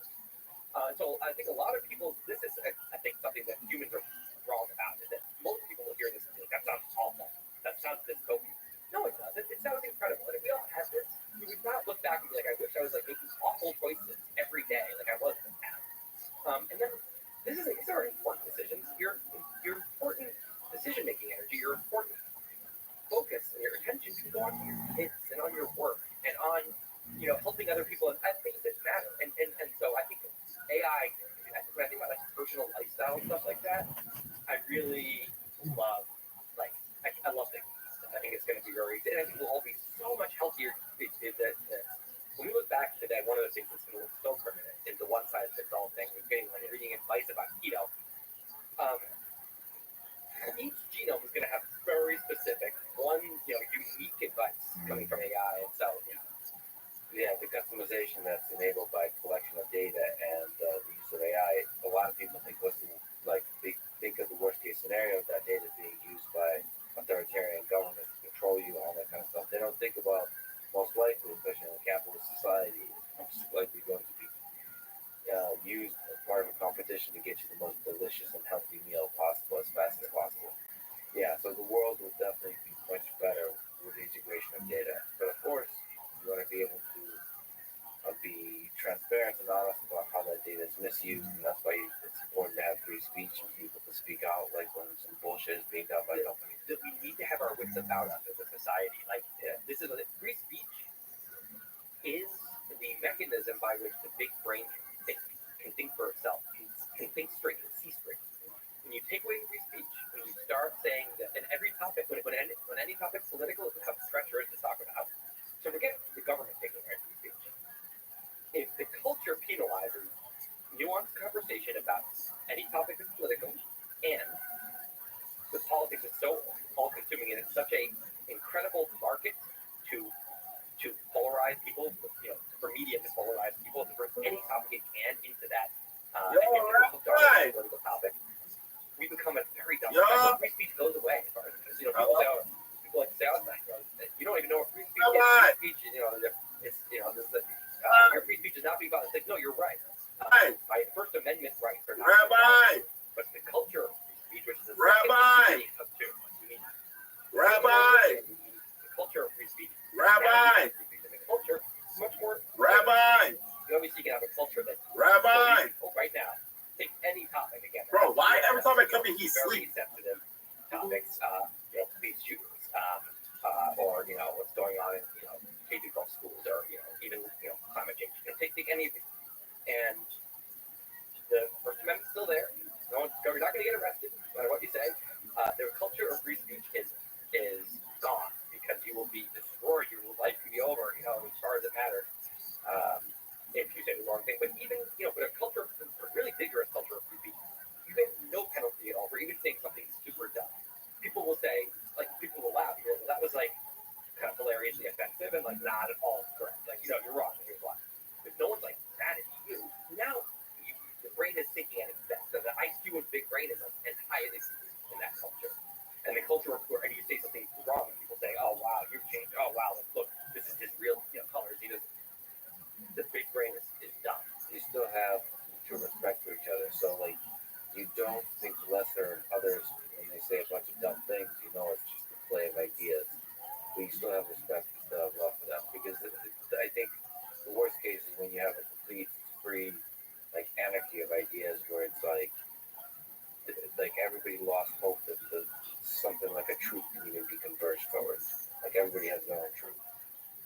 just chaos. Like if you have mutual respect and a mutual goal of arriving at the truth and the humility that you want to listen to other people's ideas and a forgiveness that other people's ideas may be dumb as hell, that doesn't mean they're lesser beings, all that kind of stuff. That's like a weird balance to strike. Right now, people are being trained, little kids, college students, being trained to think the exact opposite way. To think that there's no such thing as objective truth, which is, objective truth is the end on the compass for every thinker. Doesn't mean we're, necessarily on our way or finding, but we're all aiming in the same direction. We all believe that there's a place we can eventually get closer to. Not objective truth, teaching them that disagreement is bad, violence. It's like, you quickly sound like you're just going on like a political rant at this topic, but like, it's really bad. It's like genuinely the worst. If I was to have my own country, I mean, it's like I would teach kids some very specific things that this is doing the exact opposite of. And it sucks. It sucks. Speaking of which, you tweeted 30 minutes of reading a day equals, this whole video, it's cool to think about reading, like, as a habit and something that accumulates. It said 30 minutes of reading a day equals 1,000 books in 50 years. I love, thinking about this, chipping away at the mountain. Can you expand on that? Sort of the habit of reading, how do you recommend people read? Yeah. I mean, it's incredible. If you do something, a little of something every day, it compiles. It compiles. I always think about the people who achieve these incredible things in life. These great, famous, legendary people. They have the same number of days that you do, and it's not like they were doing magical things. They just they got a little done every day, and that adds up to monument. They're putting one brick in a day. Eventually, they have this building, this legendary building. So you can take writing. Someone who there's two aspiring writers. One doesn't ever write. Doesn't manages to never zero write 0 pages a day. The other one manages to do 2 pages a week. Right, not very much. The other one does 0 pages a week, 2 pages a week. 98% of both the content. The other person, just 2%, they're doing one other thing. 1 year later, they write 2 books a year. This prolific person, in 20 years, they've written 40 books. They're one of the most prolific writers of all time. They write 2 pages a week. Sorry, that's not true. That would be 2 pages a day. Okay, 2 pages a week. You're still writing about a book every 2 years. So in 20 years, you've still written 10 books. Also prolific writer, right? Huge, massive writing career. You write 2 pages every Sunday morning. The other person has the same exact thing. They don't do that Sunday morning. They are a wannabe writer. They always said they could write. They talk about how they used to be, and nothing happens, right? So it's inspiring, I think, for a lot of people who feel frustrated for not doing anything. So reading is another example where someone who reads doesn't read, and someone who's a prolific reader. I always think about the Tyler Talent types. Like, how the hell do you read so much? It's infuriating. Or like James Clear put down his 10 favorite books of the year, 20 favorite books of the year. I'm like, your 20 favorites? They're trying to just read 20 books. That would be an amazing year. So, but the thing is, they're not doing something crazy and magical. They're just reading a half hour a night. If you read a half hour a night, the calculation I came to is that you can read 1,000 books in 50 years. So, if someone who's 80, they've read 1,000 books, between 30 and 80, they are really well. And they can delve deep into many nonfiction areas. They can be, an amazing fiction reader, act fiction. Again, that's a half hour a day. Some people can do an hour, half hour in the morning audiobook, half hour at night in bed, and now they've read 2,000 books. So I think it's motivating, and you realize that a lot of times you think that the people who are doing amazing things and you're not, you think that there's a bigger gap between you and that there really is. On the reading front, I'm a very slow reader, which is just a very frustrating fact about me. But I'm faster with audiobooks. And also it's just hard to get myself to read. But I started doing audiobooks, and I'll wake up, throw it on, do it in the shower, brushing my teeth, making breakfast, dealing with the dogs, things like that, whatever, until I sit down. And I can read a book every week, book every 10 days at that clip. And suddenly I'm this big reader because I'm just all doing my morning stuff. I have it on, and also it's just fun to take the morning so fun. I mean, great time the whole morning.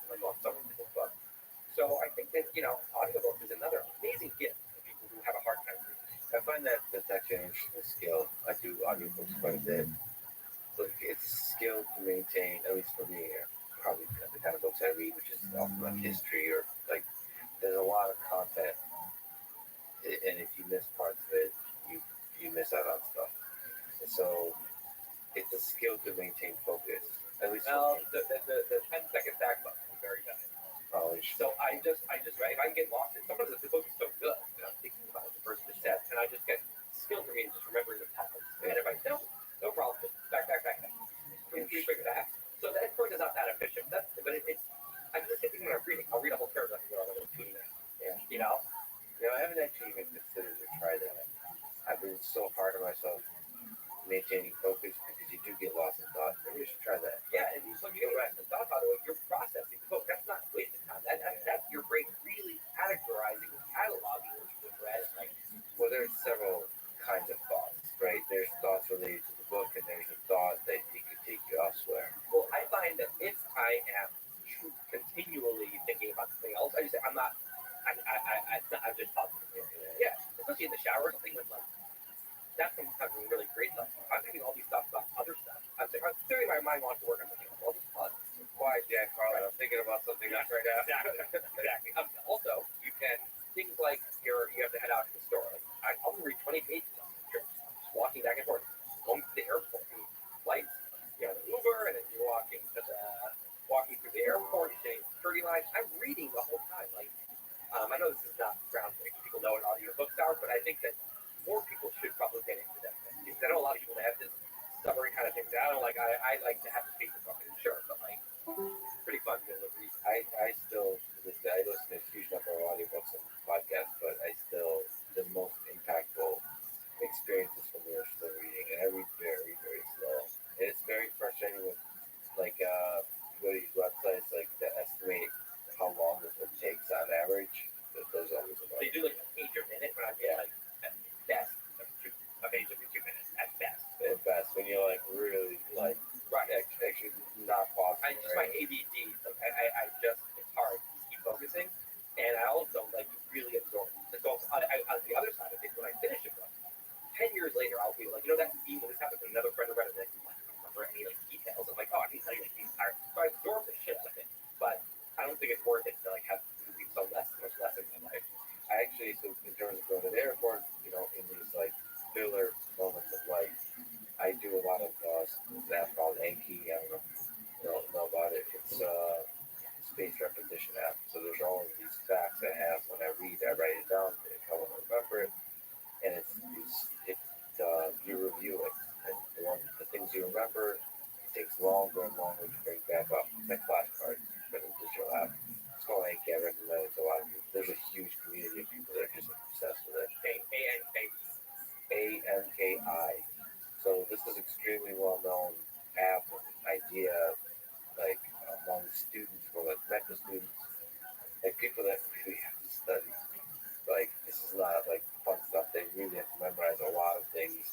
They have to remember them well. They have to be able to integrate them with a bunch of ideas. So, and I find it to be really useful for like when you read history. If you think this particular fact, it's probably extremely useful for you because that'd be interesting actual thought. Because you talked about like opening up a trillion tabs and reading things. You probably want to remember some facts you read along the way. Like you might remember, okay, this thing I can't directly put into the writing, but it's a cool little factoid. I want to all the time store that in. Yeah, and that's where I go. Anki, drop it in. And you can just drop it in. Yeah. You drop it in a line of a podcast, like a video. Well, I guess I can type it down. So Anki, there's a bunch of, it's called Space Repetition, there's a bunch of apps that are much nicer than Anki. Anki is the ghetto, like Craigslist version, but it has a giant community because people are like, we don't want features. We want a text box. Like, it's very basic, very stripped down. So you can drop in stuff, That sounds really, I can't believe I have not come across this. You actually want to look at it. You realize that, how have I now come? You are the person. Yeah. I guarantee you'll probably write a blog about it. I can't believe you actually have it. Well, it's also just like your people too. And my people say, what do you write about? Literally anything I find interesting.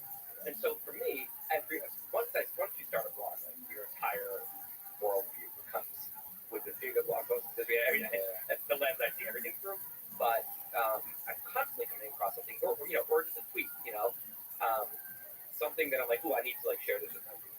My readers to me are like my friends who I'm like, I need to tell them about it. And so I feel like just a place to, I collect things in a document right now if it's like really good, but it's the little backbones and stuff like that. I think, especially if I'm learning something. So the problem is when you say stuff and you look at it like Pete and all that kind of stuff, is you also need to couple that with a system for review. Because what Enki does is like literally, it determines for me. I don't have to do anything. There's this giant pile of things at stake, and it brings up to me, okay, here's, I don't know, when Churchill did something, right? I'm reading about World War II a lot now. Like a particular event. Is that, you remember what year that happened? And you say yes or no, or like you get to pick, you get to see the answer, and you get to self-evaluate how well you remember that fact. If you remember well, it'll be another month before you see it again. If you don't remember, you'll bring it up again. That's a way to review tweets, review concepts. Yeah. And it offloads the kind of the process of selecting which parts you're supposed to review or not. And if you wrote that library, obviously medical students use it for like tens of thousands of facts. It just gamifies it too. It's like you can passively sit back and just, and then the thing will make sure you eventually learn it all. Versus, you don't be the executive calling that like the program, the memorization program, someone else's handling. I would love to hear about like you trying it out or space repetition is an idea. There's a few other apps, but Anki's is big. I totally want to try. You've written and spoken quite a bit about procrastination. I like you suffer from procrastination, like many other people suffer in quotes. How do we avoid procrastination? I don't think the suffer is in quotes. I think that's a huge part of the problem. Is that it's treated like a silly problem. If people don't take it seriously as a dire problem, but it can ruin your life. There's we talked about compiling concept. But, if you read a little, if you write 2 pages a week, you write a book every 2 years. You're a prolific writer, right? And the difference between, again, it's not that person's working so hard. It's that they have the ability to, when they commit to something, like on Sunday morning, they'll write 2 pages. That's it. They respect. They respect the part of them that made that decision is a respected character in their brain. And they say, well, I decided it, so I'm going to do it. Procrastinator won't do those 2 pages. That's just exactly the kind of thing the procrastinator will keep on their list and they will not do. But this doesn't mean they're any less talented than the writer who does the 2 pages. It doesn't mean they wanted any less. Maybe they wanted even more. And it doesn't mean that they wouldn't be just as happy having done as the writer who does. So what they're missing out on, if you're a writer who writes 10 books, bestsellers, and they go on these book tours, and they're so gratified with their career. They think about what the other person is missing, who does none of that, right? So that is a massive loss, and it's because the internal mechanism in their brain is not doing what the other person is. They don't have the respect for the part of them that made the choice. They feel like it's someone they can disregard. And so, to me, it's in the same boat as someone who is obese because their eating habits make them obese over time, or their exercise habits. That's a huge loss for that person. That person is health problems and is just probably making them miserable. And it's self-inflicted, right? It's self-defeating, but that doesn't make it an easy problem just because you're doing it to yourself. So to me, procrastination is another one of these where you are the only person in your own way. You are, you are failing at something or not doing something that you really want to do. So it doesn't have to be work. Maybe you want to get out of that marriage. You realize it hits you, you shouldn't be in this marriage. You get divorced. And you wait 20 extra years before you do it, or you don't do it at all. That is, you're not living the life that you should be living, right? And so I think it's fascinating. Now, the problem is it's also a fun problem because there's short-term procrastination, which I talk about as, the kind that has a deadline. Now, some people, this is when I bring in, there's different characters. There's the panic monster comes in, and that's when you actually, the procrastinator can't, there's different levels. There's the kind that even when there's a deadline, they stop panicking. They give it up, and they really have a problem. Then there's the kind that when there's a deadline, they'll do it, but they'll wait till the last second. Both of those, I think, have a huge problem with there's no deadline. Because, and most of the important things in life, there's no deadline. Just, changing your careers, becoming a writer when you ever have with people, getting out of your relationship, maybe doing whatever you need to, the changes you need to make in order to get into a relationship. There's thing after it, what? Launching a startup, right? Or once you launch a startup, hiring is the right time when it needs to be fired, right? Yes.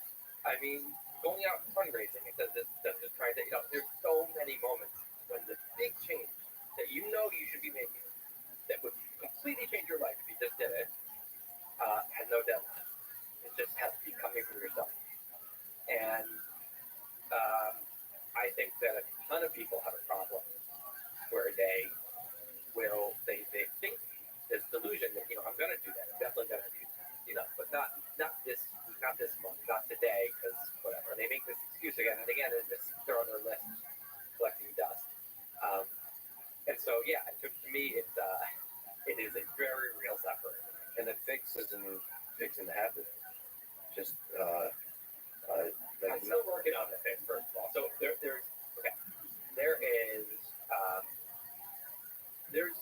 just that you have a phone that sucks, it's leaking in a sink. You can fix it with duct tape for a couple, for a one ride, or whatever. That's not really fixing the boat, but you can get you by. So there's duct tape solutions. To me, so the panic monster is a character that rushes into the room once the deadline gets too close, or once there's some scary external pressure, not just from yourself. And that's a huge aid to a lot of procrastinators.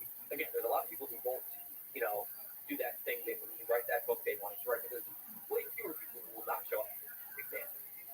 Most people show up to the exam. So that's because the panic monster is gonna freak out if they don't. So you can create a panic monster if you wanna, you really wanna write music, you really wanna become a singer-songwriter. Well, book a venue, tell 40 people about it. Say, hey, today, 2 months from now, come and see. I'm gonna play with myself. You now know, you're gonna write songs. You're gonna have it, right? So there's duct tape things. You can do things how people do. I've done a lot of this with a friend, and I say, if I don't get X done by a week from now, I have to donate a lot of money somewhere I don't want to donate. And then you will put that in a category of duct tape solution. Yeah, because it's not. Why do I need this, right? If I really had solved this is something I want to do for me. It's selfish. I just literally just want to be selfish here and do the work I need to do to get the goals I want to get, right? There's all the incentives should be in the right place. And yet, if I don't say that, it'll be a week from now I won't have done it. Something weird is going on. There's some resistance. There's some force that is in my own way, right? And so doing something where I have to pay all this money, okay, now I'll panic and I'll do it. So that's fixing the boat is something where I don't have to do that. I just will do the things that it's not, I'm talking about super crazy work ethic. Just like, for example, okay, I have a lot of examples. I have a serious problem that I've been working on. And in some ways I've gotten really successful at solving it, and in other ways still climbing. So you're the world's greatest duct taper.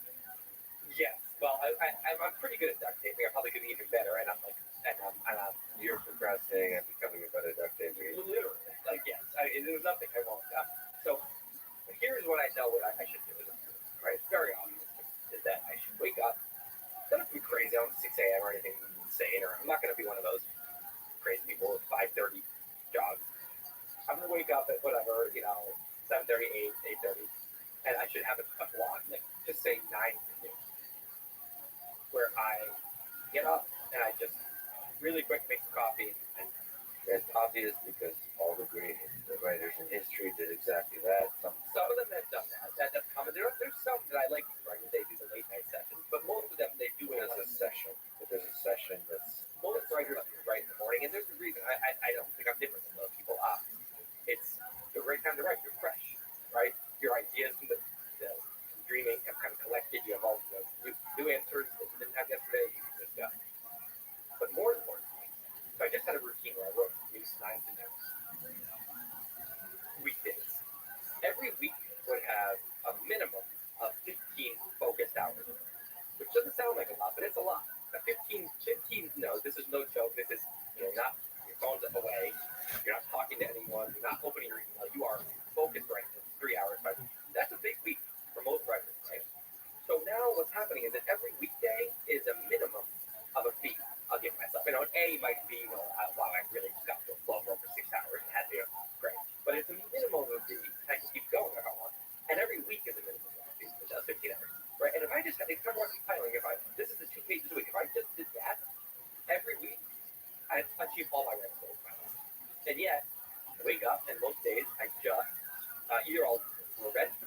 shit late at night, go to bed way too late, and then wake up later, get on a bad schedule, and I just fall into bad schedules. Or I'll wake up and then just, I'll say I was going to do a few weeks, and all of a sudden up, and then suddenly I'm texting, or I'll just go and, I'll make a phone call, and I'll get a phone call for 3 hours. It's always something. Yeah.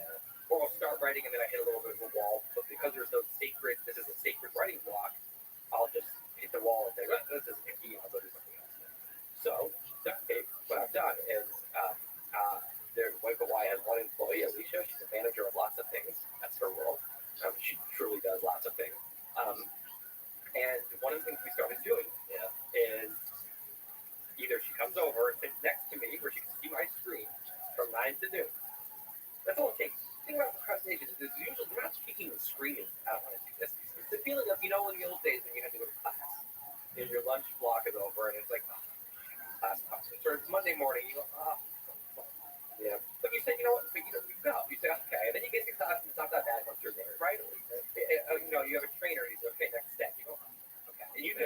That's all it is. It's some external thing being like, okay, I have to do this. And then you have that moment of like, it sucks. And I guess I'll do it. No one's there though. The problem with the procrastinator is they don't have that person in their head. Other people, I think, were raised with a sense of shame when they don't do stuff. That stick in their head is hugely helpful. I don't really have that house, and so. Anyways, Alicia's sitting there next to me. She's doing her own work. She can see my screen, and she, of all people, knows exactly what I should be doing, what I shouldn't be doing. That's all it takes. The shame of just having her see me while she's sitting there not working would be too weird, too embarrassing. So I get it done, and it's amazing. It's a game changer. So duct tape can solve. Sometimes duct tape is enough, but I'm curious, still trying to, what is going on? I think part of it is that we are actually wired. I think I'm being very sane. Actually, what's happening? Or not sane is not the right word. I'm being a natural human that we are not programmed to sit there and do homework of a certain kind that you get the results like 6 months later. Like that is not. So we're supposed to, conserve energy and like fulfill our needs as we need them and like do immediate things. And we're overriding our natural ways when we wake up and get to it. And I think sometimes because the pain, I think a lot of times we're just avoiding suffering. And for a lot of people, the pain of not doing it is actually worse because they feel shame. So if they don't get up and take a job and get up early and get to work, I'll feel like a bad person. And that is worse than doing those things. And then it becomes a habit. Actually, it becomes just easy, automatic. It becomes I do it because that's what I do. But I think that if you don't have a lot of shame necessarily, the pain of doing those things is worse in the immediate moment than not doing it. But I think that there's this feeling that you capture with your body language and some of the, like I don't want to do another set. That feeling, the people I've seen that are good at not procrastinating are the ones that have trained themselves to like the moment they would be having that feeling, it's like Sam Harris styles, and you don't experience that feeling. Yeah. Just march forward. Like I talked to Elon about this a lot actually offline. It's like he doesn't have this. No, it's like, clearly not. It's the way I think he talks about it, the way I think about it is it's like you just pretend you're like a machine running an algorithm. Like you should be doing this. Not because I'm told you go on, this is probably the thing you want to do. Like look at the big picture of your life and just run the algorithm. Like ignore your feelings, just run the Like frame it differently. Yeah. You can frame it as like it can feel like homework, or it can feel like you're living your best life or something when you're doing your work. Yeah. Maybe reframe it, but I think ultimately is whatever reframing you need to do, you just need to do it for a few weeks, and that's how the habit is formed, and you stick with it. Like I'm now on a kick where I exercise every day. It doesn't matter what that exercise is. It's not serious. It could be 200 push-ups, but it's a thing that like I make sure I exercise every day, and it's become way easier because of the habit. And I just and I don't like at least with exercise, it's easier to replicate that feeling. I don't allow myself to go like doing this. Right. Well, I think about that even just like little things like I brush my teeth before I go to bed, and it's just a habit. Yeah. And it is effort. Like if it were something else, I would be like, do that, and I feel like I'm going to lie down right now. But it doesn't even cross my mind. It's like I just robotically go and do it, and it almost has become like a night routine. morning routines and stuff. It's like, that stuff's kind of just like automated. And it's funny because you don't like go. Like I don't think I've skipped many days. I don't think I skipped any days brushing my teeth. Right. Like unless I didn't have a toothbrush, like out in the woods or something. But what is that? Well, so to me, there's so the character that makes me procrastinate is the instant gratification. That's what I think, right? And there's the rational decision maker and the instant gratification. These battle with each other. But for procrastinator, the monkey wins. Yeah. I think the monkeys, for me, you read about this kind of stuff. I think that this kind of more primitive brain is always winning. And in not procrastinators, that primitive brain is on board for some reason. And isn't resisting. So, but when I think about brushing my teeth, it's like the monkey doesn't even think there's an option to not do it. So it doesn't even there's no hope. The monkey has no hope there. So it doesn't even get involved. It's just like, we have to. Just like kind of like robotically, just like, it's kind of like Stockholm syndrome. Just like, oh, no, I have to do this. And it doesn't even wake up. Like, yeah, we're doing this. For other things, the monkey's like, ooh, no. Most days I can win this. And so the monkey puts up that fierce resistance. And it's like, it's a lot of it's like the initial transition. So I think of it as like jumping in a cold pool, where it's like, I will spend the whole day pacing around the side of the pool in my bathing suit, just being like, I don't want to have that 1 second that when you first jump in, it sucks. And then once I jump in, I'm usually, once I start writing, suddenly I'm like, oh, this is so bad. Okay, I'm kind of into it. And that's when you can't tear me away. Then I suddenly get into a flow. So it's like, once I get in the cold water, I don't mind it. But I will spend hours standing around the side of the pool. And by the way, I do this in a more literal sense. When I go to the gym with a trainer, in 45 minutes, I do a full ass workout. And it's not because I'm having a good time, but it's because it's that fun. You have to go to class, right? But when I go to the gym alone, I will literally do a set and then dick around my phone for 10 minutes before the next set. And I'll spend over an hour there doing that. So it is the transition. Once I'm actually doing the set, I'm never like, I don't want to stop it. But now it's just like, oh, you did this. And I feel happy I just did it. So there's something about transition that is that's why I procrastinate with late a lot of places. I will procrastinate getting ready to go to the airport. I know I should leave at 3, so I cannot be stressed. I'll leave at 3:36, and I'll be super stressed. Once I'm on the way to the airport, immediately I'm like, why didn't I do this earlier? Now I'm back on my phone doing what I was doing. I should be getting in the damn car or whatever. So, there's some very, very odd rational. Yeah, like I was waiting for you to come and you said that you're running a few minutes late, and I was like, I did. I was like, I'll go get a coffee because I can't possibly be the one who's early. Right. I don't understand. I'm always late to stuff, and I know it's disrespectful in the eyes of a lot of people. I can't help it. But, you know what I'm doing ahead of it? It's not like I don't care about the people. I'm often like, for like this conference, I'd be preparing more. Right. Like it's like I obviously care about the person, but for it's just interpreted as like there are some people that show up late because they kind of like that quality in themselves. Yeah. That's the thing, right? There's a lot of those people, but more often it's someone who shows up frazzled and they feel awful and they're furious with themselves. Yeah. So regretful. Exactly. I mean that's me. And all you have to do is look at those people alone running to the airport, right? They're not being disrespectful to anyone there. They just inflicted this on themselves. Like, you tweeted a quote by James Baldwin saying, quote, I imagine one of the reasons people cling to their hate so stubbornly is because they sense once hate is gone, they will be forced to deal with the pain. What has been a painful but formative experience in your life? Or what's the flavor, the shape of your pain that fuels you? I mean, honestly, the first thing that jumped to mind is my own battles against myself to get my work done because it affects everything. When I just took 5 years in this book, and it's granted it's a beast. Like I probably would have taken 2 or 3 years, but it didn't need to take 5. And that was a lot of not just that I'm not working, that I'm over researching. I'm making it. I'm adding in things I shouldn't because I'm a perfectionist. Being a perfectionist about oh I learned that now I want to get it in there. I know I'm going to end up cutting it. Just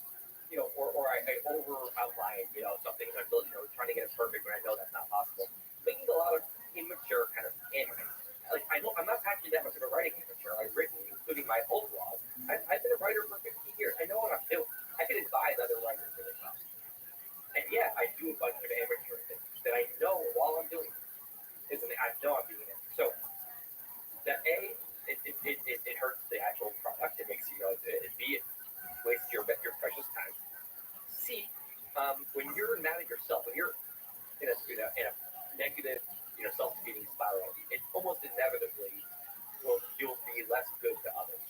Like, I used to, early on in my now marriage, one of the things we always used to do is I used to plan mystery scenes. New York City, great place for this. I'd find some weird little adventure for us. It could be anything. And I wouldn't tell her what it was. I reserving you for Thursday night, okay. And it was just a fun part of our relationship.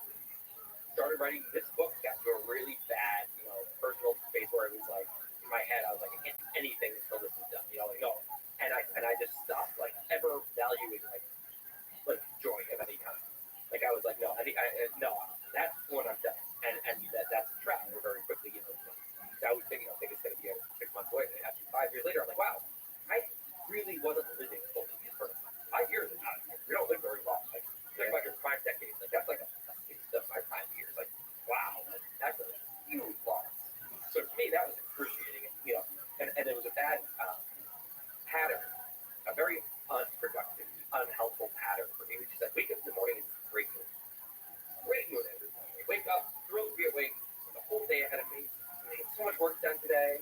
And first I'm going to do all these other things. It's all going to be great. And then I end up kind of failing for the day to fix those goals. Usually, sometimes miserably, sometimes only partially. And then I get to bed, probably a couple hours later than I want to. And that's when all the real reality hits me. Suddenly, so much regret, so much anxiety, furious at myself, wishing I could take a time machine back 3 months, 6 months, a year, or just even to the beginning of that day. And just tossing and turning now. I mean, this is a very bad. This is what I said. Suffering. Procrastinators suffer in a very serious way.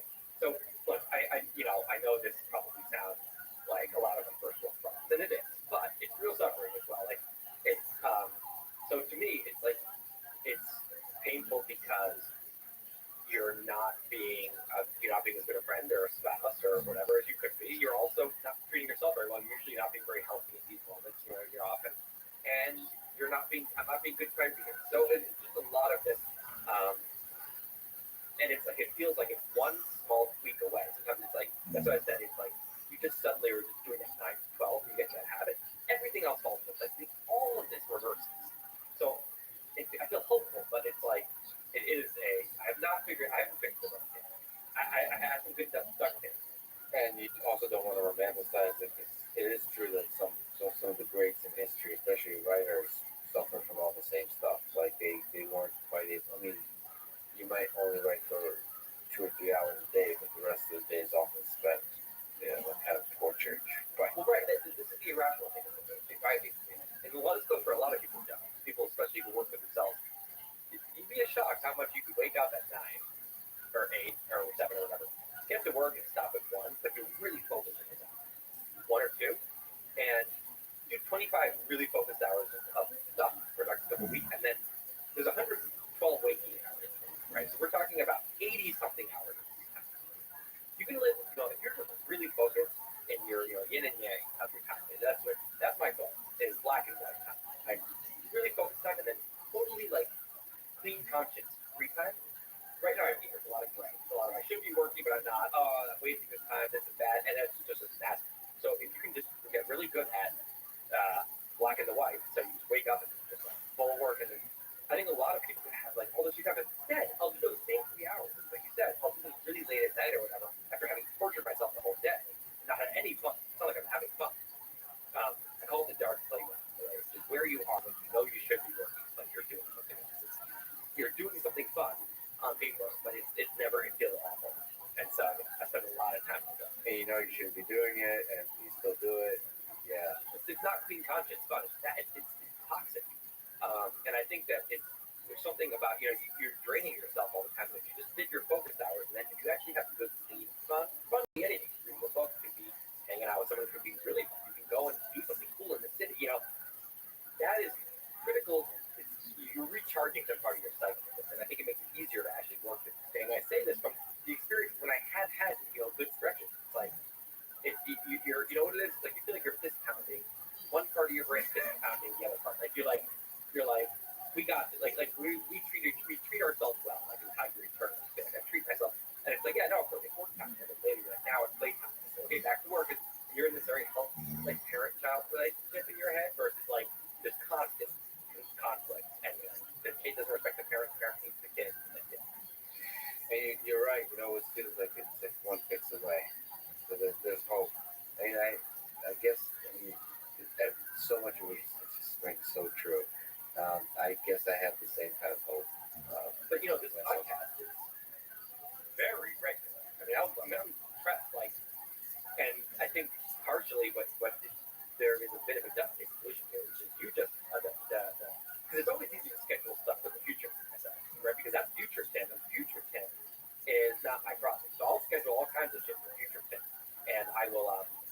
will not do it. But in this case, you can schedule podcasts and you have to show up. They have to show up. Right. It seems like a good medium for But this is not this is what I do for fun. I know. But at least this is the kind of thing, especially if it's not your main thing.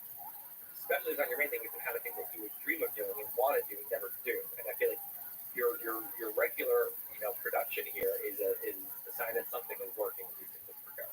Yeah, in this regard, but this, I'm sure you have this same kind of thing with the podcast. In fact, because you're going to be doing the podcast, also the podcast becomes what the podcast is for me. This is you procrastinating. If you think about being 80 and you get to that person's head and look back and be like,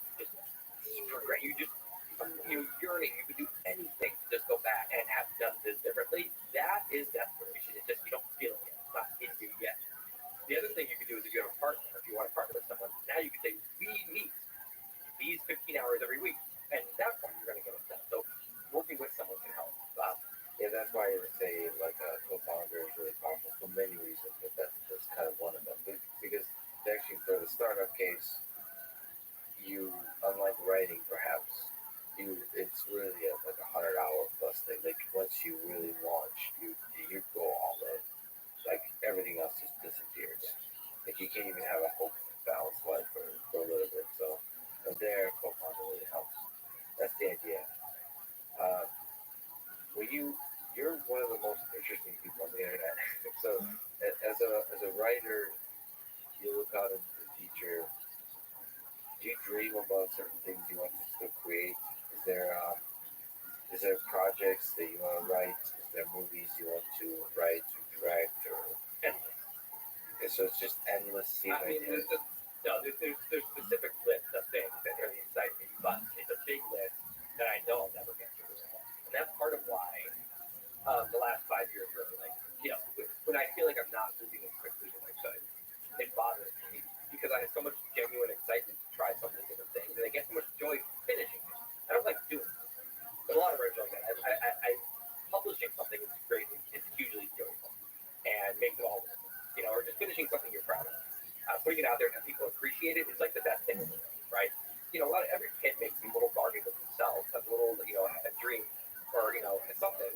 And I feel like when I do something, I make something, for me it's been mostly writing, and I feel proud of it, and I put it out there. I feel like I'm discounting my 7-year-old self. Like there's a little I owe it to myself to do certain things. I just did one of the things I paid off some debt to myself. I owed it and I paid it. And it feels great. It feels like very you feel very a lot of your. So the more things I can do, and I just have fun doing it, right? So for me that includes a lot more writing. Short blog posts. I'm writing long blog posts, but basically short writing in the form of long blog posts is a great. I love that medium. I want to do a lot more of that. Books yet to be seen. I'm going to do this. I'm going to have another book I'm going to do right after. We'll see if I like those two, and if I do, I'll do more. Otherwise, I won't. But I also want to try other mediums. I want to make more videos. I want to. I did a little travel series once. I love doing that. I want to do more of that. Almost like a vlog, No, it was I let readers in a survey pick 5 countries they wanted me to go to. Awesome. And they sent me to weird places. They sent me. I went to Siberia. I went to Japan. I went from there to into Nigeria. From there to Iraq, and from there to Greenland. And then I went back to New York, 2 weeks in each place. And I guess each one I got to have some weird experiences. I tried to really dig in and have some interesting experiences. Then I wrote about it, and I taught readers a little bit about the history of these places. And it was just I love doing that. I love going, and I'm like, oh man, I haven't done one of those in so long. And then I have a big desire to do fiction stuff. I want to write sci-fi at some point, and I would love to write a musical. That's actually what I was doing before with Why. I was with a partner, Ryan Langer. We were halfway through a musical, and he got out of his other musical, and Why started taking off. We just haven't gotten back to it, but it's such a fun medium. So it's such a silly medium, but it's so fun. So you think about all of these mediums on which you can be creative and create something, and you like the variety of it. Yeah. It's just that if there's a chance on a new medium, I could do something good. I want to do it. I want to try it. It sounds so gratifying, so fun. I think it's fun to just watch you actually sample these. So I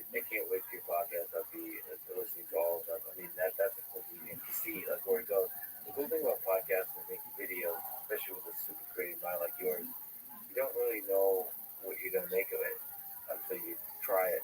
Yeah, podcasts I'm really excited about, but I'm like, I like going on other people's podcasts. Yeah. And I never tried having my own. I just, So there's with every medium, there's the challenges of how the sausage is made. So like the challenges of challenge effect. yeah, but it's also I like to I go on like as you know long ass monologues, and you can't do that if you're the interviewer. Like you're not supposed to do that as much. So I have to like rein it in, and that might be hard. Well, you could also do solo type stuff. Yeah, I might maybe I'll do it.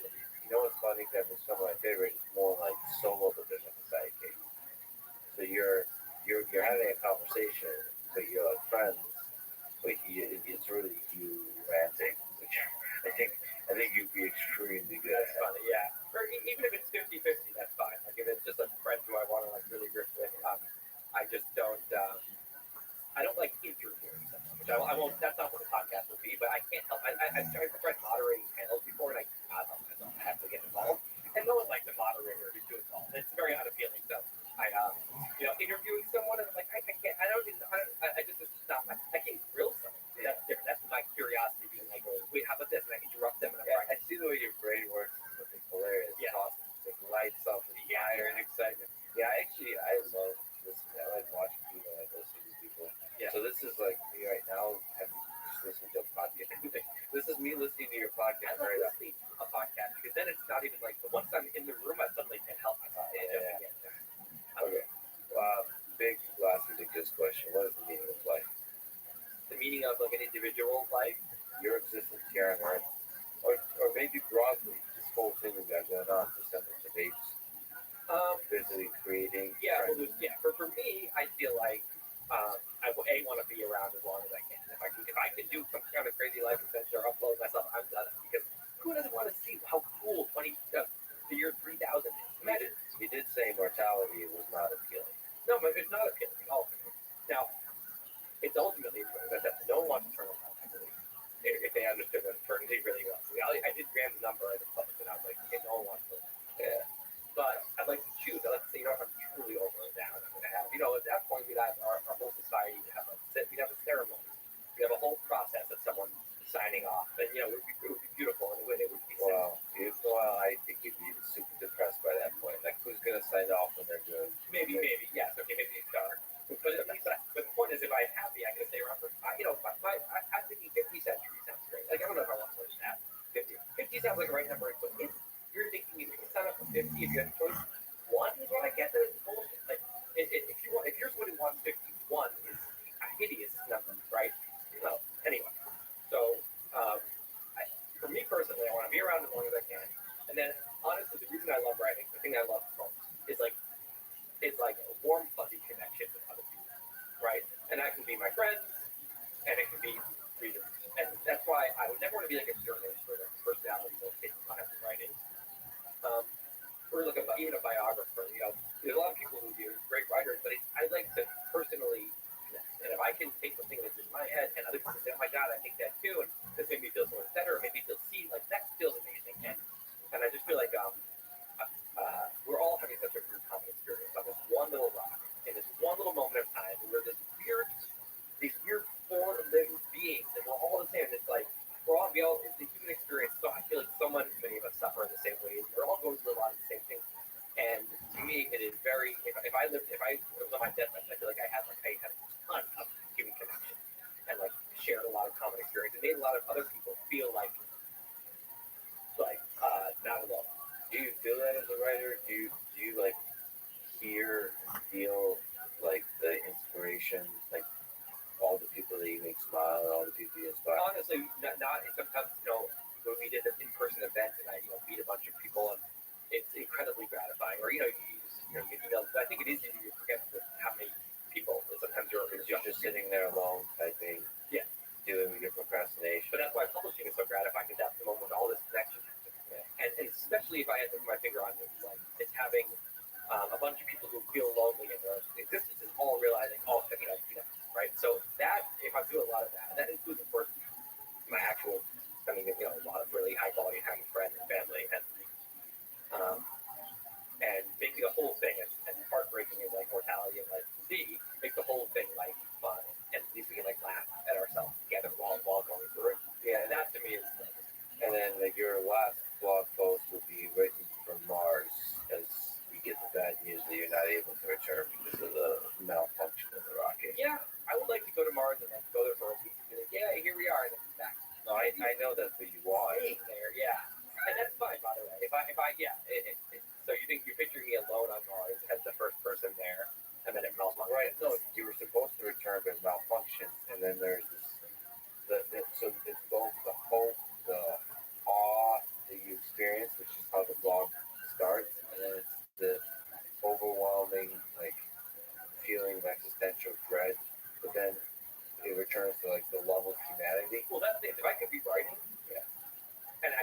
writing something that people would read back on Earth, it would make it so much better. Yeah.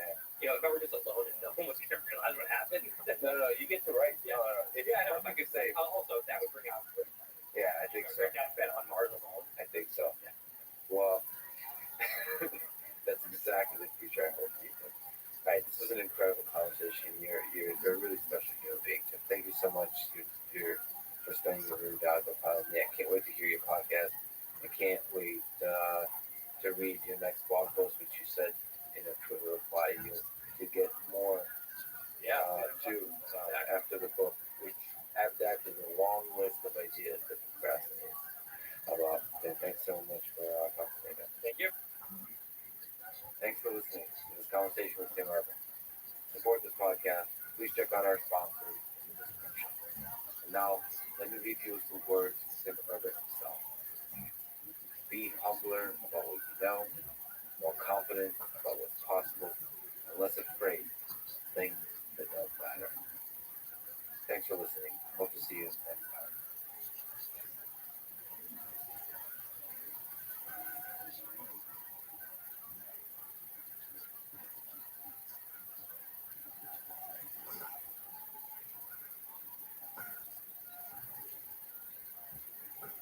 The jury found Pfizer guilty of fraud and racketeering violations. How does Big Pharma affect your life? Everyone's allowed their own opinion. I don't think everyone's allowed their own scientific facts. This slide is played by the group.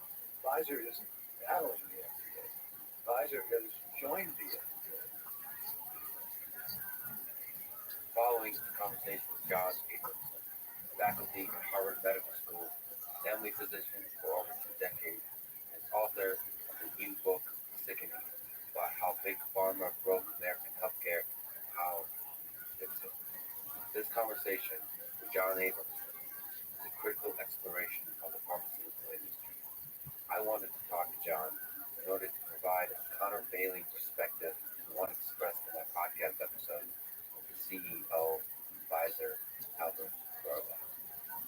Here, please allow me to say a few additional words about this episode with Pfizer CEO, and in general about why I do these conversations, how I approach them. If this is not interesting to you, please get mad. What do I hope to do with this podcast? I want to understand human nature, best and worst of it. I want to understand how power, money, and fame changes people. I want to understand why atrocities are committed by crowds that believe they're doing good. All this, ultimately, because I want to understand how we can build a better world together, find hope for the future, and rediscover each time through the exploration of ideas just how beautiful this life is. This our human civilization, in all of its full complexity, the forces of good and evil, of war and peace, of hate and love. I don't think I can do this with a heart and mind that is not open, fragile, and willing to empathize with all human beings, even those in the darkest corners of our world. To attack is easy. To understand is hard, and I choose the hard path. I have learned over the past few months that this path involves me getting more and more attacked from all sides. I will get attacked when I host people like Jay Bhattacharya and Francis Collins, Jamie Merzel, or Vincent Racaniello. When I stand with my friend Joan Rogan. When I host tech leaders like Mark Zuckerberg, Elon Musk, and others. When I eventually talk to Vladimir Putin, Barack Obama, and other figures that have turned the tide of history. I have and I will get called stupid, naive, weak, and I will take these words with respect, humility, and love, and I will get better. I will listen, think, learn, and improve. One thing I can promise is there is no amount of money or fame that can buy my opinion and make me go against my principles. There's no amount of pressure that can break my integrity. There's nothing in this world I need that I don't already have. Life itself is a fundamental gift. Everything else is a bonus. That is freedom. That is happiness. If I die today, I will die a happy man. Now, few comments about my approach and lessons learned in the outward learning. The goal is to reveal as much as I could about a human being and woman, to give him the opportunity to contemplate in long form the complexities of his role, including the tension between making money and helping people, the corruption that so often permeates human institutions, the crafting of narratives through advertising, and so on. I only had 1 hour, so this wasn't the time to address these issues deeply, but to show Albert struggled with them in the privacy of his own mind, and if he would let down the veil of political speak for a time to let me connect with the man who decades ago chose to become a veterinarian, who wanted to help lessen the amount of suffering. I had no pressure placed on me. There were no rules. The questions I was asking were all mine and not seen by private ones. I had no care whether I ever talked to him as a CEO again. None of this was part of the calculation in my limited grade computer. I didn't want to grill him, the way politicians grill CEOs in Congress. I thought that this approach was easy, self-serving, humanizing, and revealed nothing. I wanted to reveal the genuine intellectual struggle, vision, and motivation of human beings. If that failed, I trusted the listener to draw their own conclusion and insights into the result, whether it's the words spoken or the words left unspoken, or simply silent. And that's just it. I fundamentally trust the intelligence of the listener. In fact, I criticize the person too hard, celebrate the person too much. I feel I fail to give the listener a picture of the human being that is uncontaminated by my opinion or the opinion of the crowd. I trust that you have the fortitude and the courage to use your own mind, to empathize, and to think. Two practical lessons I took away. First, I will more strongly push for longer conversations of 3, 4, or more hours versus just 1 hour. 60 minutes is too short to get to relax and to think slowly and deeply, and for me to ask many follow-up questions to follow interesting things.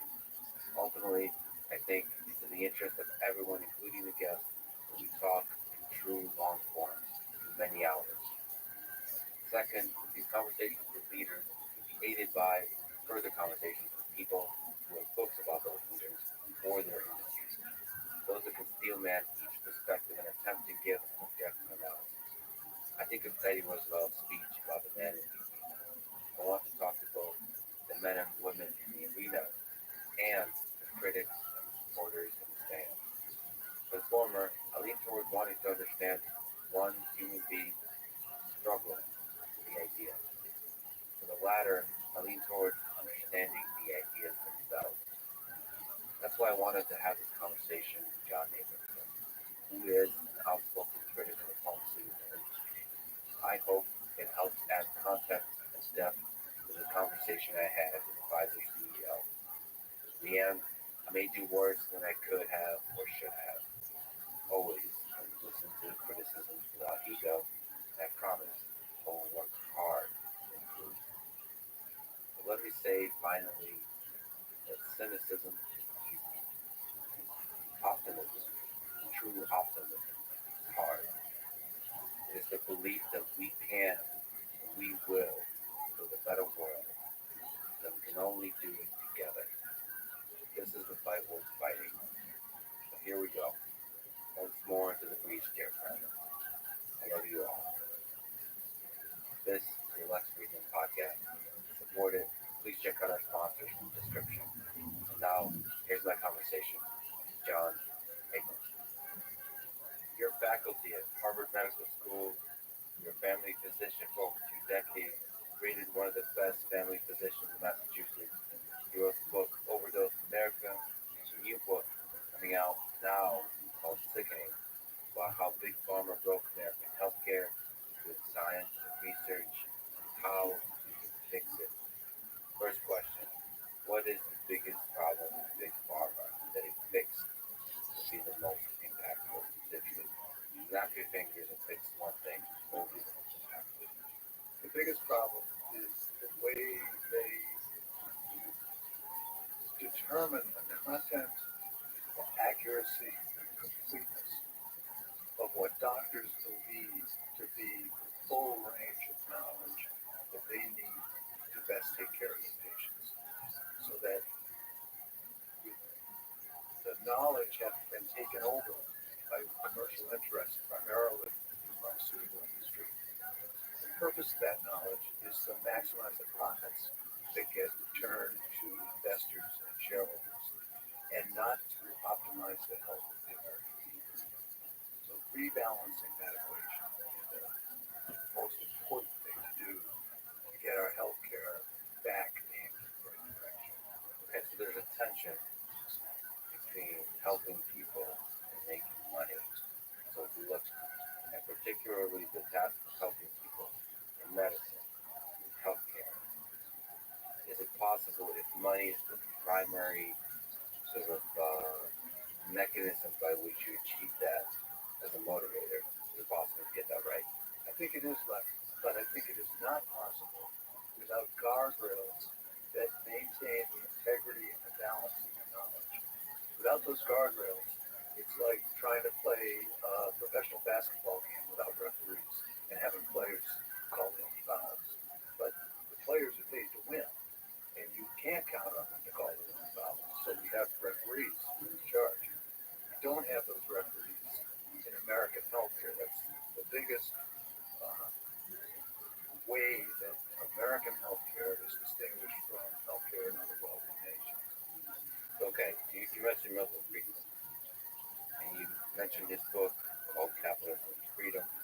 He writes that there are only three legitimate functions of government: to preserve law and order, to enforce private contracts, and to ensure that private markets work. You said that that was a radical idea at the time, but we're failing on all three. How are we failing? And also maybe the bigger picture is what are the strengths and weaknesses of capitalism when it comes to medicine and healthcare? We separate those out for sure. Two huge questions. So how we're failing in all of these are the minimal functions that our guru of free market capitalism said the government should perform. So this is the absolute basis. On preserving law and order, the drug companies routinely violate the law in terms of their marketing and in terms of their presentation of the results of their trials. I know this because I was an expert in litigation for about 10 years.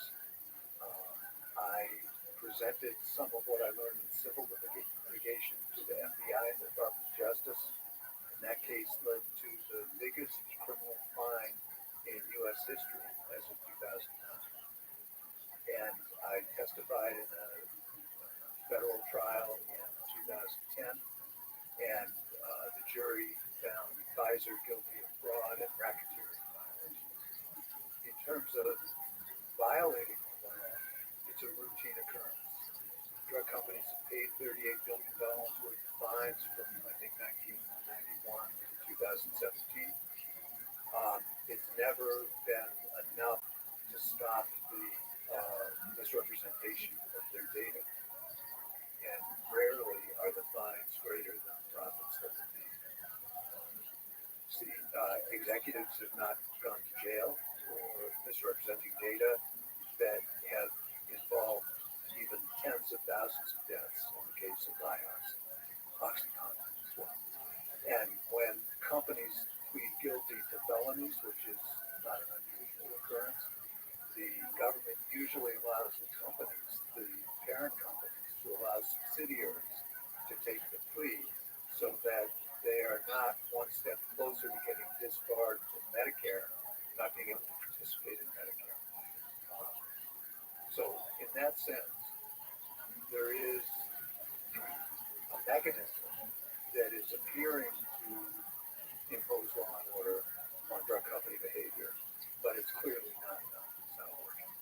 Can you actually speak to human nature here? Are people corrupt? Are people malevolent? Are people ignorant that work at the low level and at the high level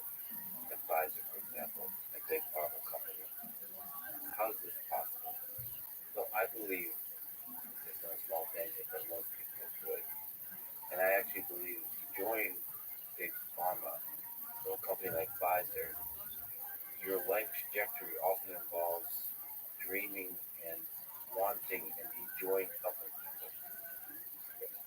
And so, and then we look at the outcome that you're describing. And it looks, and that's why the narrative takes hold, that like Pfizer CEO Albert Bourla, who I talked to, is malevolent. The sense is like these companies are evil. So if the different parts, the people, are good and they want to do good, how are we getting these outcomes? I think it has to do with the cultural milieu that this is unfolding. And we need to look at sociology to understand this, that when the cultural milieu is set up to maximize the returns on investment for shareholders and other venture capitalists, hedge funds, and so forth, when that defines the culture, then the higher up you are in the corporation, the more you're in on the game of getting rewarded for maximizing profit. That's the culture they're living. And it becomes normative behavior to do things with science that look normal in that environment and are shared values within that environment by good people whose self-evaluation becomes modified by the goals that are shared by the people around them.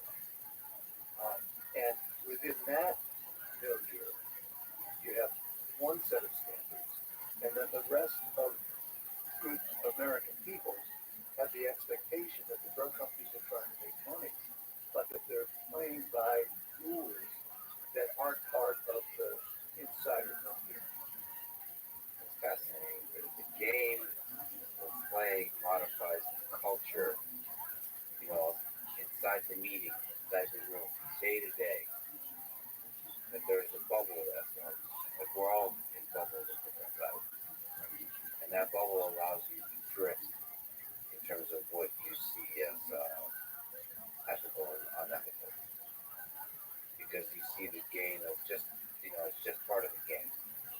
The marketing is just part of the game. Like paying the fine is just part of the game of science.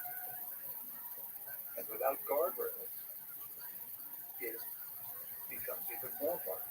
You keep moving in that direction if you're not bumping up against guardrails. And I think that's how we've gotten the extreme situation here.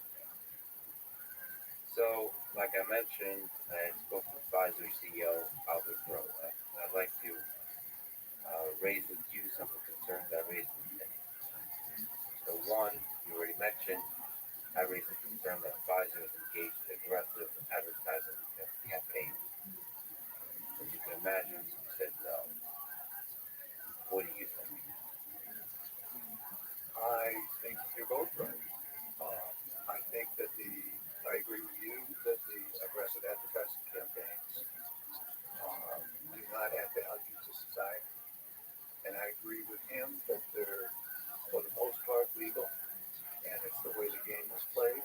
Right, so, sorry to interrupt, but oftentimes his responses are, especially now, he's been CEO for only 2 years, 3 years. His Pfizer was a different company who made mistakes, right, in the past. We don't make mistakes anymore. That there's rules, and we play by the rules. So, like, with every concern raised, there's very, very strict rules. So, in fact, he says sometimes way too strict, and we play by them. So, in that sense, advertising, it doesn't seem like it's too aggressive because it's playing by the rules. And relative to the other, again, it's a gang, relative to the other companies, it's not that aggressive. But relative to the other big pharma companies, I hope we can quickly get back to whether or not they're playing by the rules in general. But let's just look at the question of advertising specifically. I think that's a good example of what it looks like from within that culture and from outside that culture. He's saying that we follow the law on our advertising.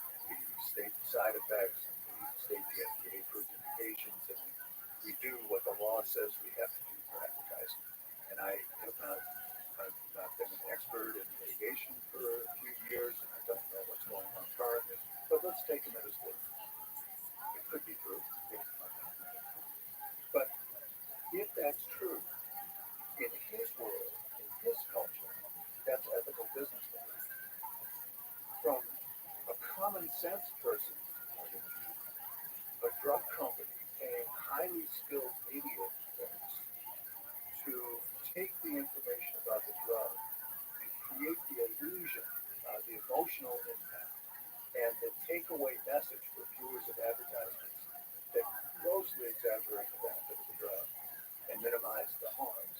It's sociopathic behavior to have viewers of ads leave the ad with an unrealistic impression of the benefits and harms of the drug. And yet, he's playing by the rules. He's doing his job as CEO to maximize the effect of his advertising. And if he doesn't do it, this is a key point. If he doesn't do it, he'll get fired and the next guy will. The people that survive the company, the people that get raises in the company and move up in the company are the ones that play by the rules. And that's how the game solidifies itself. But the game is within the bounds of the law. Sometimes, most of the time, not always. We'll return to that question. I'm actually more concerned about the effect of advertisement in a kind of much larger scale on the people that are getting funded by the advertisement in self-censorship. It's like more subtle or more passive pressure to not say anything negative. Because I've seen this and I've been saddened by it that people sacrifice integrity in small ways when they're being funded by a particular company. They don't see themselves as doing so, but you can just clearly see that the space of opinion that they're willing to engage in, or a space of ideas they're willing to play with, is one that doesn't include negative, anything that can possibly be negative about the company. They just choose not to. Just, why? And that's really sad for me that, if you give me $100, I'm less likely to say something negative about you. That makes me sad. Because, the reason I wouldn't say something negative about you, I prefer, is the pressure of friendship, human connection, and those kinds of things. So I understand that. That's also a problem, by the way, with having dinners and shaking hands and all our friends. The fact that money has that effect is really sad. I'm a news media, I'm a journalist, I'm a scientist. That's scary to me.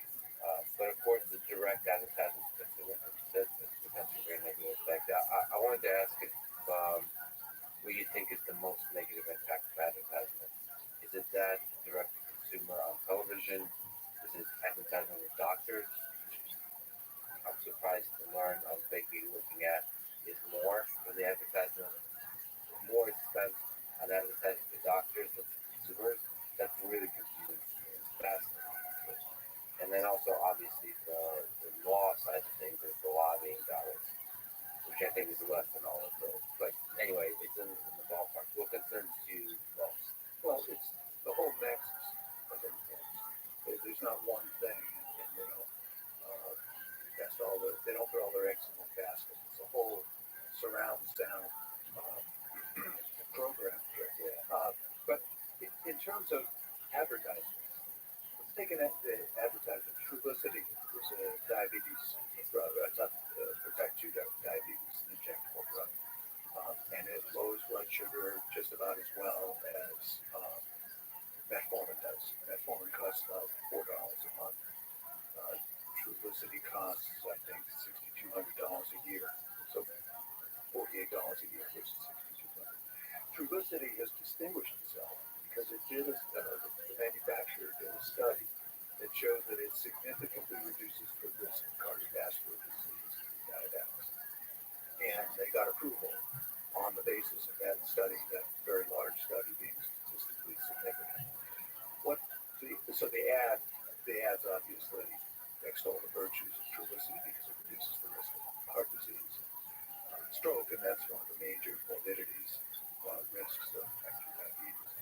What the ad doesn't say is that you have to treat 323 people to prevent one non-fatal event at a cost of $2.7 million. And even more importantly, what the ad doesn't say is that the evidence shows that engaging in an active, healthy lifestyle program reduces the risk of heart disease and strokes far more than Trulicity does. Now, to be fair to the company that sponsored, there's never been a study that compared Trulicity to lifestyle changes. But that's part of the problem of our advertising. You would think in a rational society that was way out on a limb as a lone country besides New Zealand that allows direct-to-consumer advertising, that part of allowing direct-to-consumer advertising would be to mandate that the companies establish whether their drug is better than, say, healthy lifestyle adoption to prevent the problems that they claim to be preventing. But we don't require it. So the companies can afford to do very large studies so that very small differences become statistically significant. And their studies are asking the question, how can we sell more drugs? They're not asking the question, how can we prevent cardiovascular disease in people with type 2 diabetes? And that's how we get off of this. We're now in the extreme arm of this distortion of our medical knowledge of studying how to sell more drugs than how to make people more healthy. I think a really great thing to compare it to is lifestyle changes. That should be the bar. If you do some basic diet, exercise, all those kinds of things, how does this drug compare to that? Right, and that study was done actually in the 90s. It's called the Diabetes Prevention Program. It was federally funded by the NIH, so that there wasn't this drug company imperative to just try to prove the drug was better than nothing.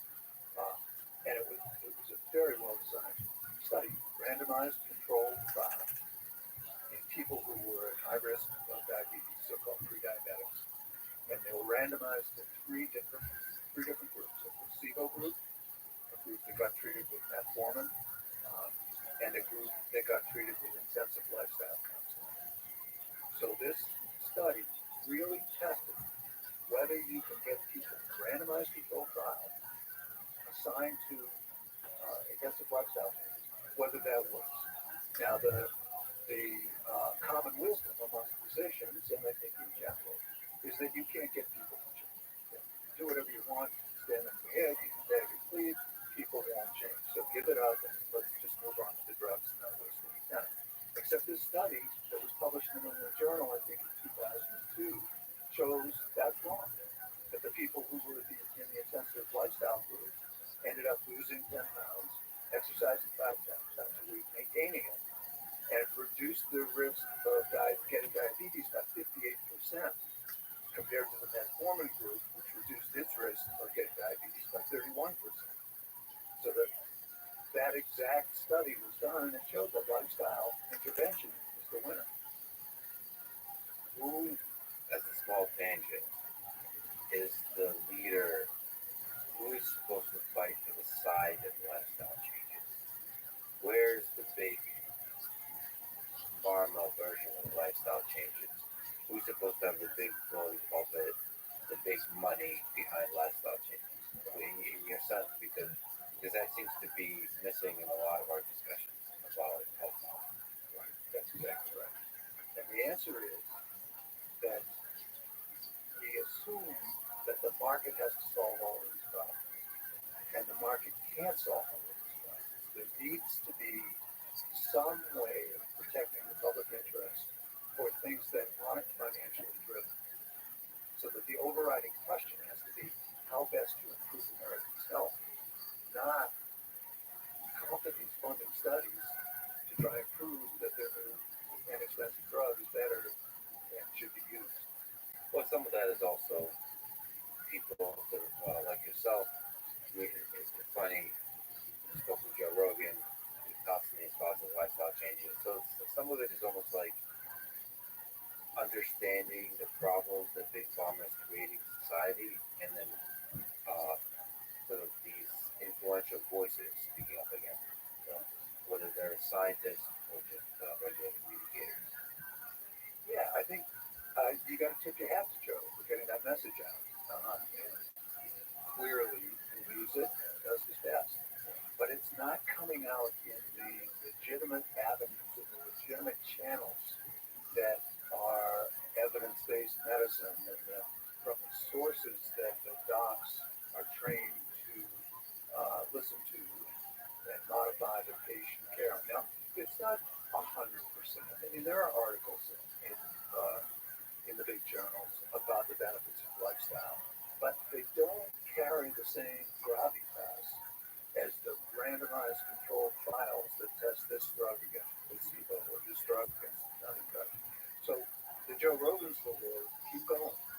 I tip my hat, but it's not going to carry the day for most of the people until it has the legitimacy of the medical establishment. Yeah, like something that the doctors really pay attention to. Well, there's an entire mechanism established for testing drugs. There's not a entire mechanism established for in terms of scientific rigor of testing lifestyle changes. I mean, it's more difficult. I think everything is difficult in science. That science that involves humans, especially. But it's just these studies are very expensive. They're difficult. It's difficult to find conclusions to control all the variables. So it's very easy to dismiss them unless you really do a huge study that's very well funded. So maybe the doctors just lean towards the simpler studies over and over, which is what the drug companies fund. They can control more variables. But the control there is sometimes by hiding things too. Like, so sometimes you could just say that this is a well-controlled study by pretending there's a bunch of other stuff, just ignoring the stuff that could be correlated with the real cause of the effects you're seeing on it. So money can buy ignorance. It buys kind of blinders that don't look outside the reductionist model. And that's another issue that we kind of, nobody says to doctors in training when we listen to reductionist studies and conclusions and methods of promoting health. Nobody says that explicitly. But respectable science has to do with controlling the factors. I mean, it just doesn't make sense to me. I'm going to pick on Trulicity because it's such an obvious example, but it's not more egregious than many others.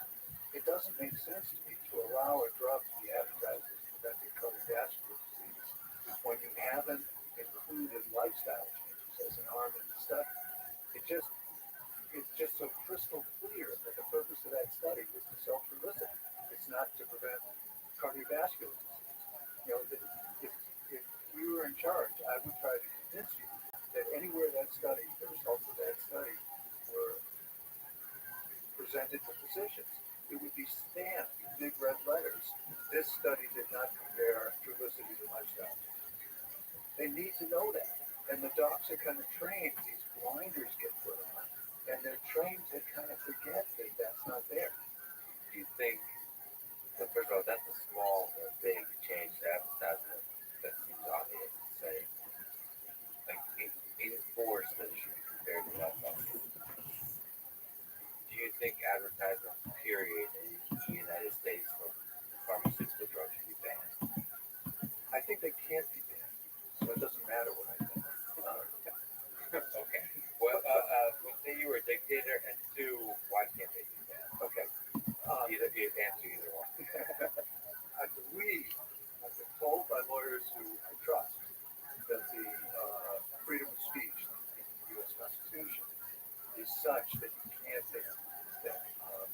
You could ban cigarettes and alcohol, which have no therapeutic use,